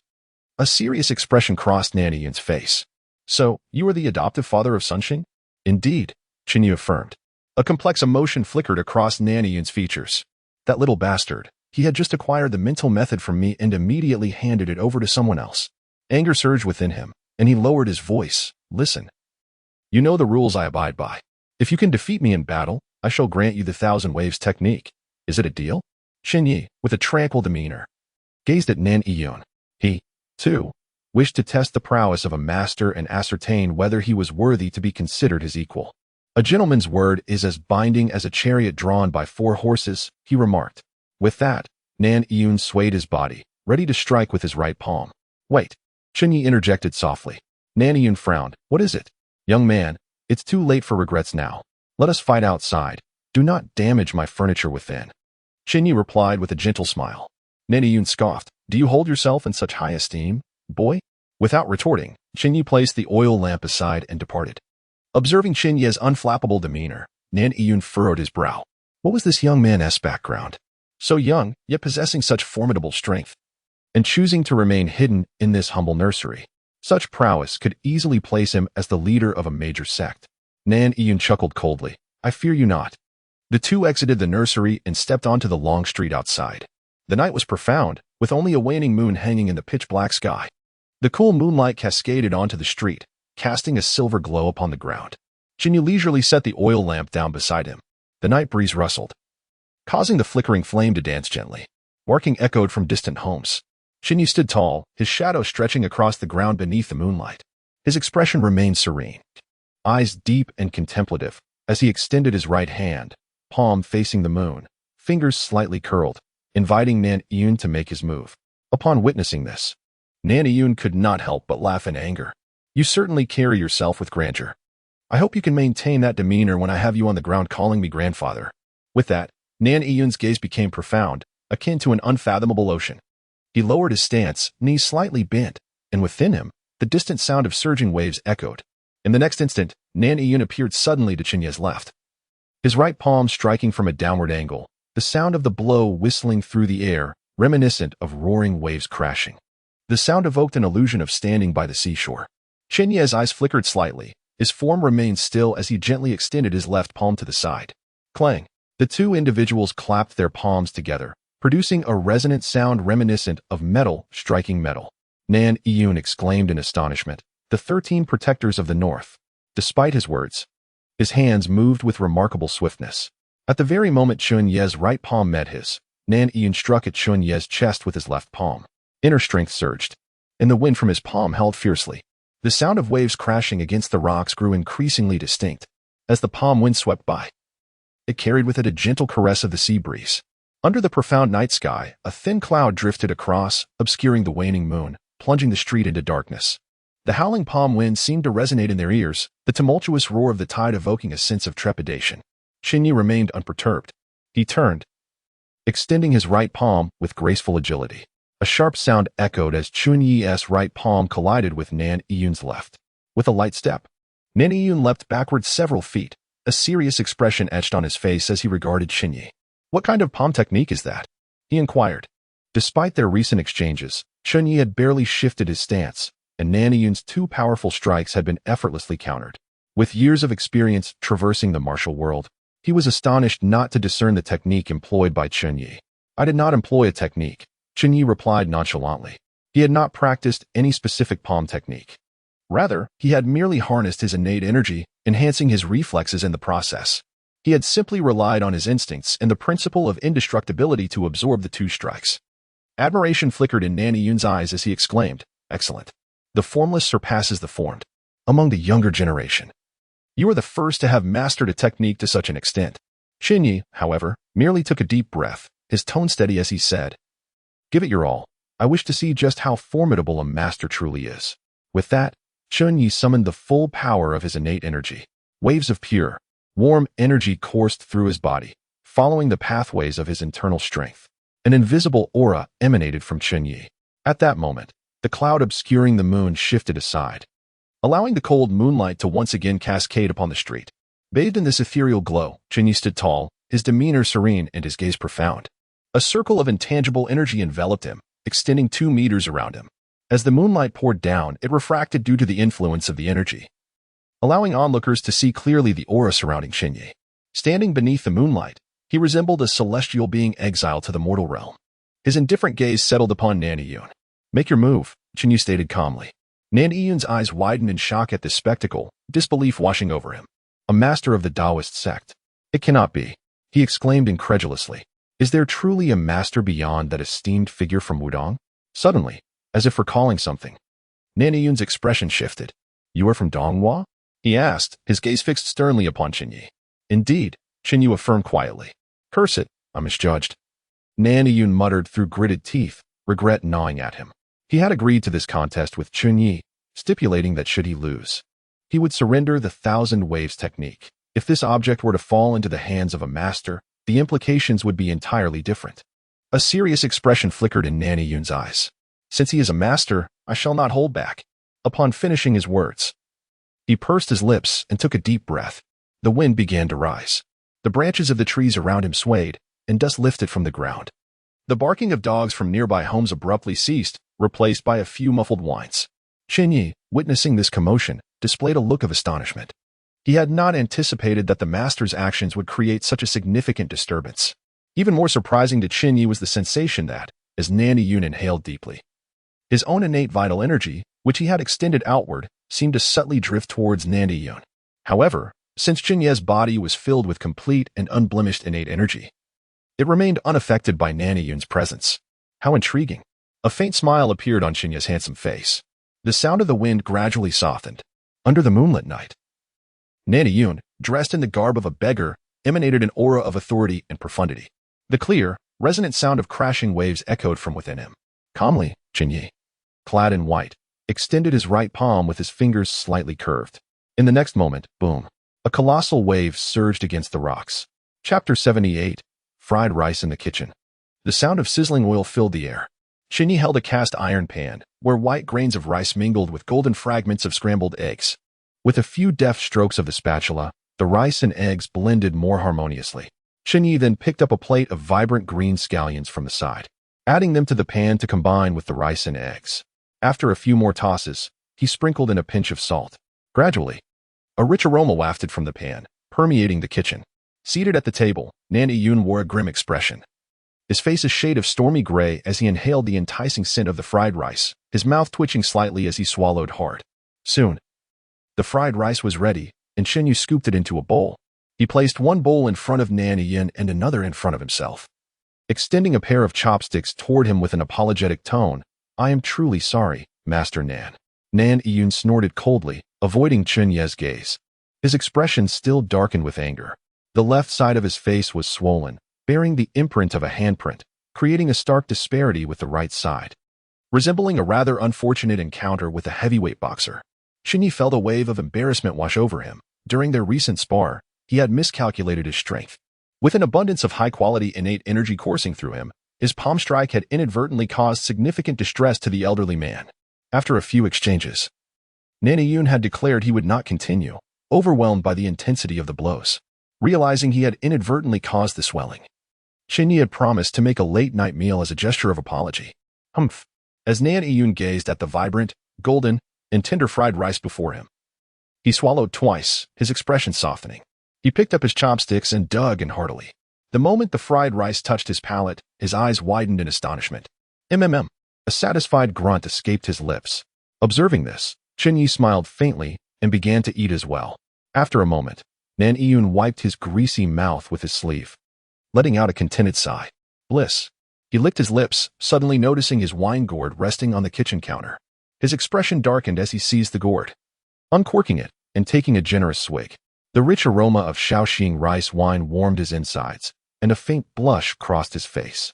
After letting out a hearty belch, he turned to Chen Ye. "Among masters, we shall address each other as equals. Young brother Dong, as I am your senior by a few years, may I call you that?" Chen Ye replied with a gentle smile. "Brother Nan." just as a smile began to break through Nan Yun's stern demeanor. The swelling on the left side of his face thwarted his joy, causing the smile to vanish. I have lost and will accept my defeat willingly. I shall write to you the methods and principles of the Thousand Waves technique. However, we must agree that it is for your eyes only and must not be shared with others. Nan Yun's expression was earnest, yet a hint of vexation lingered in his countenance. He could never have imagined that in his quest for a morsel of food, he would encounter a master of profound skill, nor that he would find himself engaged in a wager with such an individual, were it not for Chen Ye's amiable demeanor, his youthful grace, and his culinary talents. He would have fled at once. Upon hearing this, Chen Ye smiled gently. Brother Nan, you need not worry. I merely wish to delve into the intricacies of the Thousand Layers of Waves technique and its resonant power. It's quite enigmatic. Nan Yun, having grasped Chen Ye's intentions from just a few words, furrowed his brow and inquired, you wish to glean insights from the method of resonant power? Chen Ye nodded slightly. Nan Yun shook his head, saying, if you were practicing the inner strength of another sect, there might be a chance. However, as you practice the Taoist arts, once you cultivate the innate qi, your body becomes complete and flawless. The essence of the Thousand Layers of Waves technique lies in the resonance of multiple streams of internal energy. Currently, you possess only a singular thread of innate qi, which renders this impossible, unless you could cultivate a second strand of innate qi, but that is a futile endeavor. Nan Yun provided this analysis, while Chen Ye merely smiled, refraining from contradiction. His reservoir of innate qi was boundless, enabling him to practice the Thousand Layers of Waves technique. Yet, divulging this truth would undoubtedly astound Nan Yun. With a sip from his cup, Nan Yun's expression turned somewhat grim. Alas, it is a challenge to find a disciple. And now I discover that your adoptive father is also a master. Chen Ye replied with a serene smile. I run the infant nurturing hall, focusing solely on nurturing individuals, not imparting martial arts. Nan Yun regarded Chen Ye with a hint of irritation. In the future, that lad, Sun Xing, will only have thoughts for his adoptive father, not for his master. If he truly masters the martial arts, he will lean towards you, not towards me. What does that make me? Your caretaker instructor? Nan Yun felt the urge to utter a curse, but withheld it, mindful that Chen Ye too was a master. Grumbling, he took another sip of his drink and remarked, Brother Dong, you are indeed an oddity. Odd? You are even stranger than I, Nan Yun countered, tilting his head to appraise Chen Ye with intrigue. I observe that your physique and appearance suggest you are no older than 25. To have cultivated innate qi at such an age, you could easily establish your own sect. Taoist practices are inherently sound, fostering longevity and vitality, capable of safeguarding a sect for centuries. Nan Yun paused to wet his throat with more wine. Yet you choose to serve as the head of the infant nurturing hall? Truly, you are peculiar. Chen Ye responded with a mild smile. Each individual has their own aspirations. Nan Yun nodded in agreement. That is true. I shall entrust the young Xing to you, Brother Nan. Chen Ye replied with a beaming smile. However, Nan Yun's expression darkened as the notion of truly becoming a caretaker instructor settled upon him. With a grunt, Nan Yun rose, clutching his wine gourd, and waved his hand. I am leaving. Chen Ye accompanied Nan Yun out of the infant nurturing hall. The following day, Chen Ye discovered a complete volume of Thousand Layers of Waves technique on the wooden table in the kitchen. Chapter 0, Prologue, Brothers in a Damp and Gloomy Underground Cell. The sound of dripping water echoed. Drip, drip. Water fell from the ceiling, landing in a shattered porcelain bowl. A small, brown bowl, barely the size of half a palm, collected a few drops of murky water that emitted a foul odor. A pair of filthy hands carefully cradled the bowl. Second brother. The water has arrived. The water has arrived, rasped a hoarse voice. Within the confines of the dimly lit cell, a man clad in tattered white prison garb, with disheveled hair, staggered toward the wall, cradling the bowl. With each step, the sound of clanking iron chains accompanied him. A discerning observer would notice that a chain of fine iron pierced through his ankle bone, extending down to his wrists. This was a form of punishment specifically devised for formidable rogues. Once the ankle bone was pierced, no matter one's prowess, one would be reduced to an ordinary state. Against the damp, cold wall sat another man, equally dressed in filthy white prison attire, his face pale and unkempt. Like the man with the bowl, his ankle bone too was pierced by the iron chain. The man with the bowl, swaying unsteadily, approached the wall-bound figure and brought the bowl to his lips. The latter, with weary eyes, parted his cracked, pallid lips and sipped the foul, murky water. After a mouthful, he closed his lips again. Shaking his head, he murmured weakly, Shao Shun. I've had enough. The disheveled man with the bowl let out a raspy chuckle. Second brother, do not hesitate to drink. I've discovered another leak. The water collected today is sufficient for both of us. The man against the wall smiled faintly, revealing a set of even teeth. Really? More precious than gold. He again opened his parched lips, leaning toward the bowl to drink. Soon, the bowl was emptied of its contents. A smile graced the pale face of the man holding the bowl. He staggered to the spot from which the water had recently dripped, raising his gaze toward the unseen ceiling of the cell. After a moment, a soft sound echoed. Plop. A drop of water fell from above, striking his face. With precision, a smile flickered across his features. He placed the bowl on the ground and slowly sat beside it. After completing these actions, the man reached for his face, touching the damp spot where the drop had landed. His fingertips brushed against the wetness. He quickly circled his fingers gently on his face twice, then brought them to his mouth, his dry tongue licking them twice, experiencing the refreshing sensation. A look of ecstasy appeared on his face. Drip, drip. The sound of water falling intermittently resonated throughout the cell. Suddenly, the man leaning against the wall spoke, his voice faint. Little Shun, it has been so long. I still do not know your true name. Now that death approaches, will you share it with me? The man seated beside the porcelain bowl let out a hoarse chuckle. Second brother, my surname is Sun. My given name is Shang, the wandering white stripe. Zhang Shun is merely a moniker. The man leaning against the wall smiled upon hearing this. Sun Shang. A fine name indeed. The man by the porcelain bowl grinned broadly. I think so too. Creak. The stone door of the underground cell emitted a rasping sound. A beam of light streamed through the crack of the door. Hearing the noise, the man seated beside the porcelain bowl suddenly burst into laughter. Second brother. The time has come. The man leaning against the wall let out a rough sound from his throat. Indeed. Shengdi, do you harbor any regrets? Regrets. I regret not having killed that bastard sooner. Ha. However, it is a pity, Shengdi, that I shall not see your elder brother. What a true shame. Second brother, if you were to meet my elder brother, you would surely be captivated by him. Ha. The man against the wall laughed heartily, his voice hoarse. Ha. The man by the porcelain bowl also joined in the uproarious laughter. The damp and shadowy confines of the cell reverberated with their mirth. Creak. The stone door gradually swung open. Flickering flames crept in from outside, revealing several figures standing at the threshold. In the flickering light, one could discern that these individuals wore dark robes, adorned with golden daggers at their waists. Chapter 1. 2 years' time swiftly passes. Like a shuttle weaving through the fabric of days, autumn fades into winter, and winter gives way to autumn once more. In the blink of an eye, 2 years have elapsed. On the 29th day of the 12th month in the first year of the Zhenghe era, the chill of winter envelopes the air. It is the day before New Year's Eve at the Yingtang in Yuhang. In a spacious courtyard of over 100 square meters, a haunting scream pierces the silence. A hefty domestic pig, weighing over 40 pounds, is tethered to a long bench, its ears drooping, legs taut, and its mouth wailing in desperation. In the next instant, a small wooden stick, smeared with excrement, is brutally thrust into the pig's nostrils.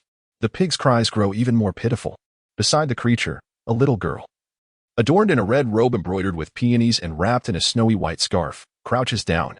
With her delicate hands, she wields the soiled stick, jabbing it into the pig's nostrils once more. The pitiful pig continues to wail, tears streaming down its face, delighted by the pig's plight. The little girl erupts into peals of laughter, her face aglow with excitement as she exclaims, Father! Father! The pig is crying. Not far from the pig, a young man clad in a white robe and draped in a luxurious white fur cloak sits on a small stool, sharpening a long knife meant for slaughtering pigs upon a whetstone. From time to time, he ladles water from a nearby bucket onto the stone. Lost in thought, he remains silent. Noticing his lack of response, the little girl crinkles her nose and pouts, approaching him while brandishing the soiled stick. As she draws closer, Chen Ye, the young man, snaps back to attention. With a grimace, he says, Xiao Fu, please put that down. It is unclean. Xiao Fu, with her cherubic face puffed up, waves the stick and replies, Father. The pig just cried. Chen Ye, with a resigned nod, acknowledges, Yes, I saw it. A smile spreads across Xiao Fu's delicate features as she innocently inquires, Father, why is the pig crying? Because you heard it, Chen Ye patiently explains. Perhaps we should grant the pig a merciful end? In just a quarter of an hour, you have tugged its tail, twisted its ear, and jabbed its nostrils with that stick. If it could endure without crying, I would consider sparing its life. Xiao Fu tilts her head, holding the soiled stick. her expression one of confusion. The unfortunate pig, still bound to the bench, continues its mournful cries, as if in agreement with Chen Ye's words. Sighing softly, Chen Ye sets down the slaughtering knife and approaches the lamenting pig, delivering a gentle yet firm slap to its head. In that fleeting moment, the pig's cries cease, its head tilting as its rigid limbs tremble and relax. Silence envelopes the world. Xiao Fu's eyes widen, the clarity of her gaze clouded by tears. Is the pig dead? Her voice quivers with a hint of sorrow, father. The pig is dead. Chen Ye's lips twitched slightly as he hurried to Xiao Fu's side, gently patting her head in reassurance. Juju is not dead, merely asleep. Xiao Fu halted her tears, blinking her large eyes, her voice now laced with joy. Really? Chen Ye nodded affirmatively. Yay. Juju is alive. Ecstatic, Xiao Fu waved her stick, still smeared with excrement, and rushed to Juju, squatting down to poke its nostrils. Witnessing this scene, Chen Ye silently mourned for the unfortunate little pig. Perhaps it would have been better off dead. Observing Xiao Fu crouched on the ground, poking Juju's nose, a gentle sentiment and a sense of nostalgia filled Chen Ye's heart as he gazed up at the azure sky. Time indeed flies swiftly. In the blink of an eye, over 2 years had passed. Xiao Fu had grown from 1.5 years to 3, and in just a few months, she would be 4. Deming was nearing 13, while Xiao Sheng had just turned 15. Xiaolian had celebrated her 16th birthday after the new year. Chen Ye settled back onto his small stool, methodically sharpening the pig slaughtering knife. Unbeknownst to him, he had already spent more than 2 years in this foreign realm. These 2 years had witnessed numerous events. Firstly, regarding the nursery, Chen Ye acquired 4 adjacent residential houses, combining them into a spacious courtyard. The newly renovated area now boasted 7 single bedrooms and 10 shared rooms, alongside a large courtyard. The library, classroom, and kitchen had all been restored to excellent condition. Everything was flourishing and improving. Over the course of 2 years, besides Deming, Xiaolian, Xiao Fu, and Sun Xing, the nursery had welcomed 13 additional children, 8 girls and 5 boys, the eldest being 10 and the youngest not yet a week old. Most of these children were physically challenged or ill, having been abandoned by their families. To assist with their care, Chen Ye employed 4 young maids. From initial chaos and uncertainty, they gradually found their rhythm and became adept at their tasks. As the years slipped by, significant changes also occurred within the system. Since the system had yet to open up binding slots, the 13 newcomers were unable to contribute to Chen Ye's settlement points. Consequently, he could only accumulate points through Xiao Fu, who averaged around 35 points daily. After 2 years, his total points had reached 30,000. He spent 10,000 points purchasing a wide array of books from the system's marketplace, covering subjects such as encyclopedias, mathematics, language, classical literature, chemistry, and physics. Chen Ye placed all these books in the library. Initially, he intended to hire a scholar from the academy to enlighten the children at the nursery. However, after careful consideration, he abandoned this plan, opting instead to teach the children himself. The cultural framework of Dawu bore a striking resemblance to that of Chen Ye's past life, primarily rooted in Confucianism, with content that was largely similar. While the essence of Confucianism was commendable, it harbored certain shortcomings. Chen Ye wished for the children in his care to grow up safely, harboring no excessive expectations for them. Yet, he also aspired for them to develop unique perspectives on the world, ensuring they would not become mere subjects of ignorance. The children, afflicted by physical disabilities, are bestowed with modern knowledge by Professor Chen Ye, whose hope is that they will confront their shortcomings without feelings of inferiority. This effort serves as a form of compensation from Chen Ye, as if he were acting on behalf of the heavens for the children.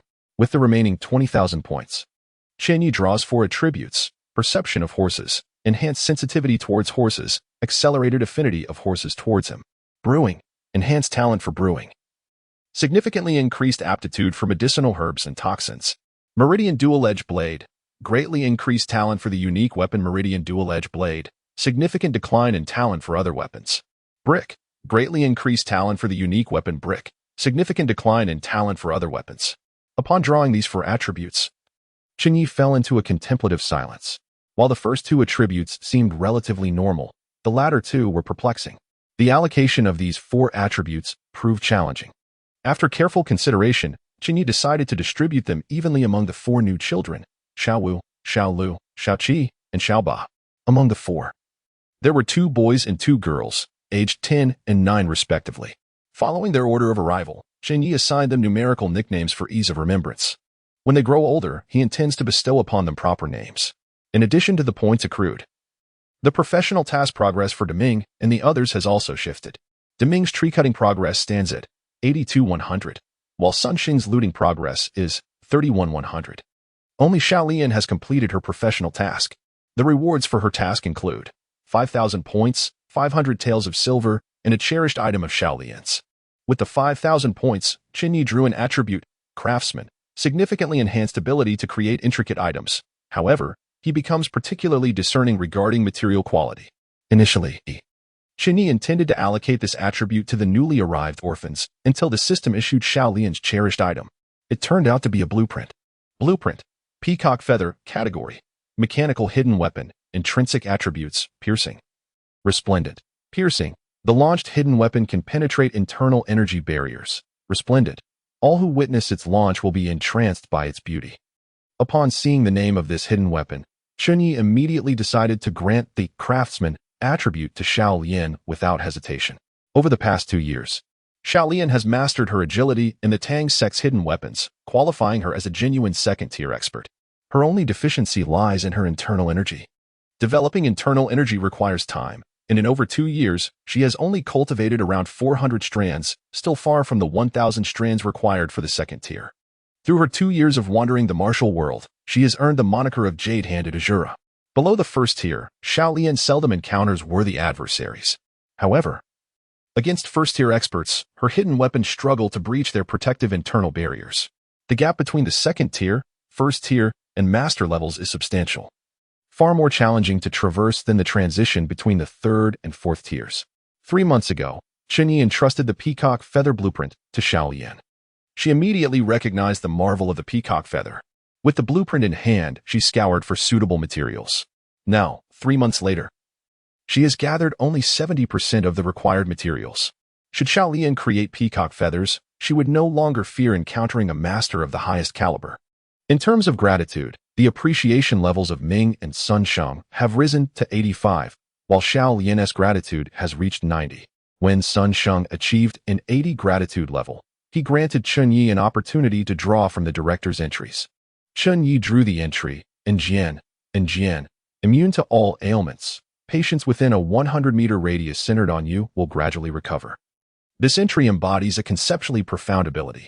Patients within a 100-meter radius of Chen Ye, regardless of their ailments, will experience gradual healing. With this entry, Chen Ye has stabilized the conditions of several children in the nursery, and their health is steadily improving, promising complete recovery in the near future. In a certain sense, this entry is indeed remarkably powerful. Chapter 2. Sun Lang. In addition to the transformations within the infant's care hall, there have also been notable changes in the Jade Leaf Hall. Ever since the downfall of the Storm and Rain Tower, a multitude of assassin organizations has emerged across the martial world, akin to mushrooms sprouting after a rainstorm. After 2 years of development and fierce competition, the assassin organizations have formed a tripartite stalemate. The Tang Sect, Jade Leaf Hall, and Qilin Pavilion now stand as the most renowned assassin organizations in the realm. The Tang Sect requires no introduction. Their expertise in hidden weapons, poisons, and covert assassinations is well known. The Jade Leaf Hall, however, commands respect through a single jade leaf, which no one dares to provoke. For all are aware of the significance it represents, a master of the art. Moreover, the 6 Jade Token assassins of the Jade Leaf Hall are remnants of the Storm and Rain Tower, possessing experience and prowess that far surpass even that of the Tang Sect. Having learned from the lessons of the Storm and Rain Tower, Chen Ye and his companions refrained from being overly ostentatious, even with Chen Ye backing them. The Jade Leaf Hall has established its stronghold along the southeastern coastal region, setting up its own branch. Following Chen Ye's guidance, Chen Ye has altered their operational functions to accept assassination contracts, subsequently outsourcing these tasks to martial artists in the realm while collecting a service fee.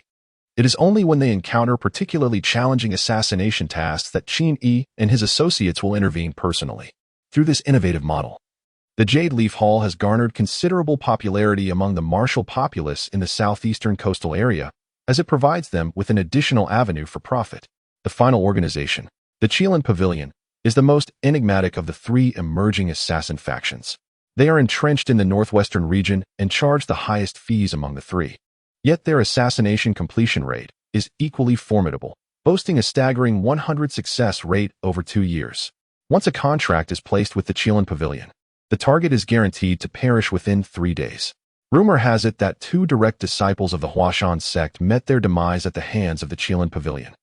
There are accounts of Huashan's leader, Lin Tongji, storming into a branch of the Qilin Pavilion with sword in hand. Within mere moments, he exited with a pallid countenance. Since then, the Qilin Pavilion has firmly established its reputation in the martial world, causing quite a stir. Over the span of 2 years, the 3 major assassin organizations have each claimed their territories, southwest, southeast, and northwest, engaging in both overt and covert rivalries.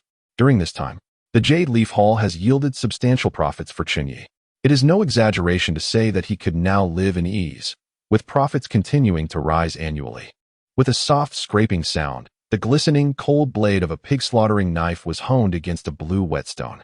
Sunlight glinted off the razor-sharp edge, reflecting Chen Ye's tranquil visage.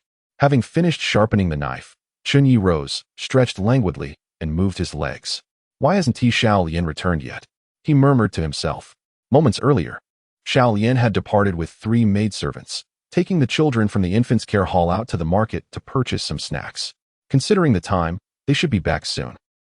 Reclining on a warm, soft brocade couch lay a young man with a fair complexion and striking features.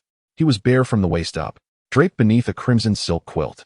Beside him, a young woman of notable beauty lay asleep, her face marked by fatigue, her long, dark hair slightly disheveled. She curled up against the shoulder of a young man, lost in a deep slumber. Suddenly, the young man opened his eyes.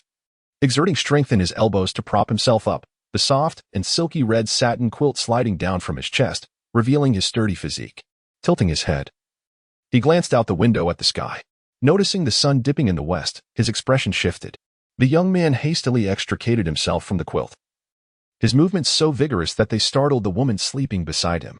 She fluttered her eyelashes, slowly opening her eyes, and upon seeing the young man hurriedly dressing, a trace of melancholy crossed her exquisite features. She held the quilt against her chest, sitting up languidly and stifling a yawn. Sun Lang, why the haste? The young man grinned, urgency evident in his voice as he donned his garments. Cui Hong, I have matters to attend to. I must take my leave. Hearing this, the woman pouted her rosy lips, her tone soft yet tinged with reproach.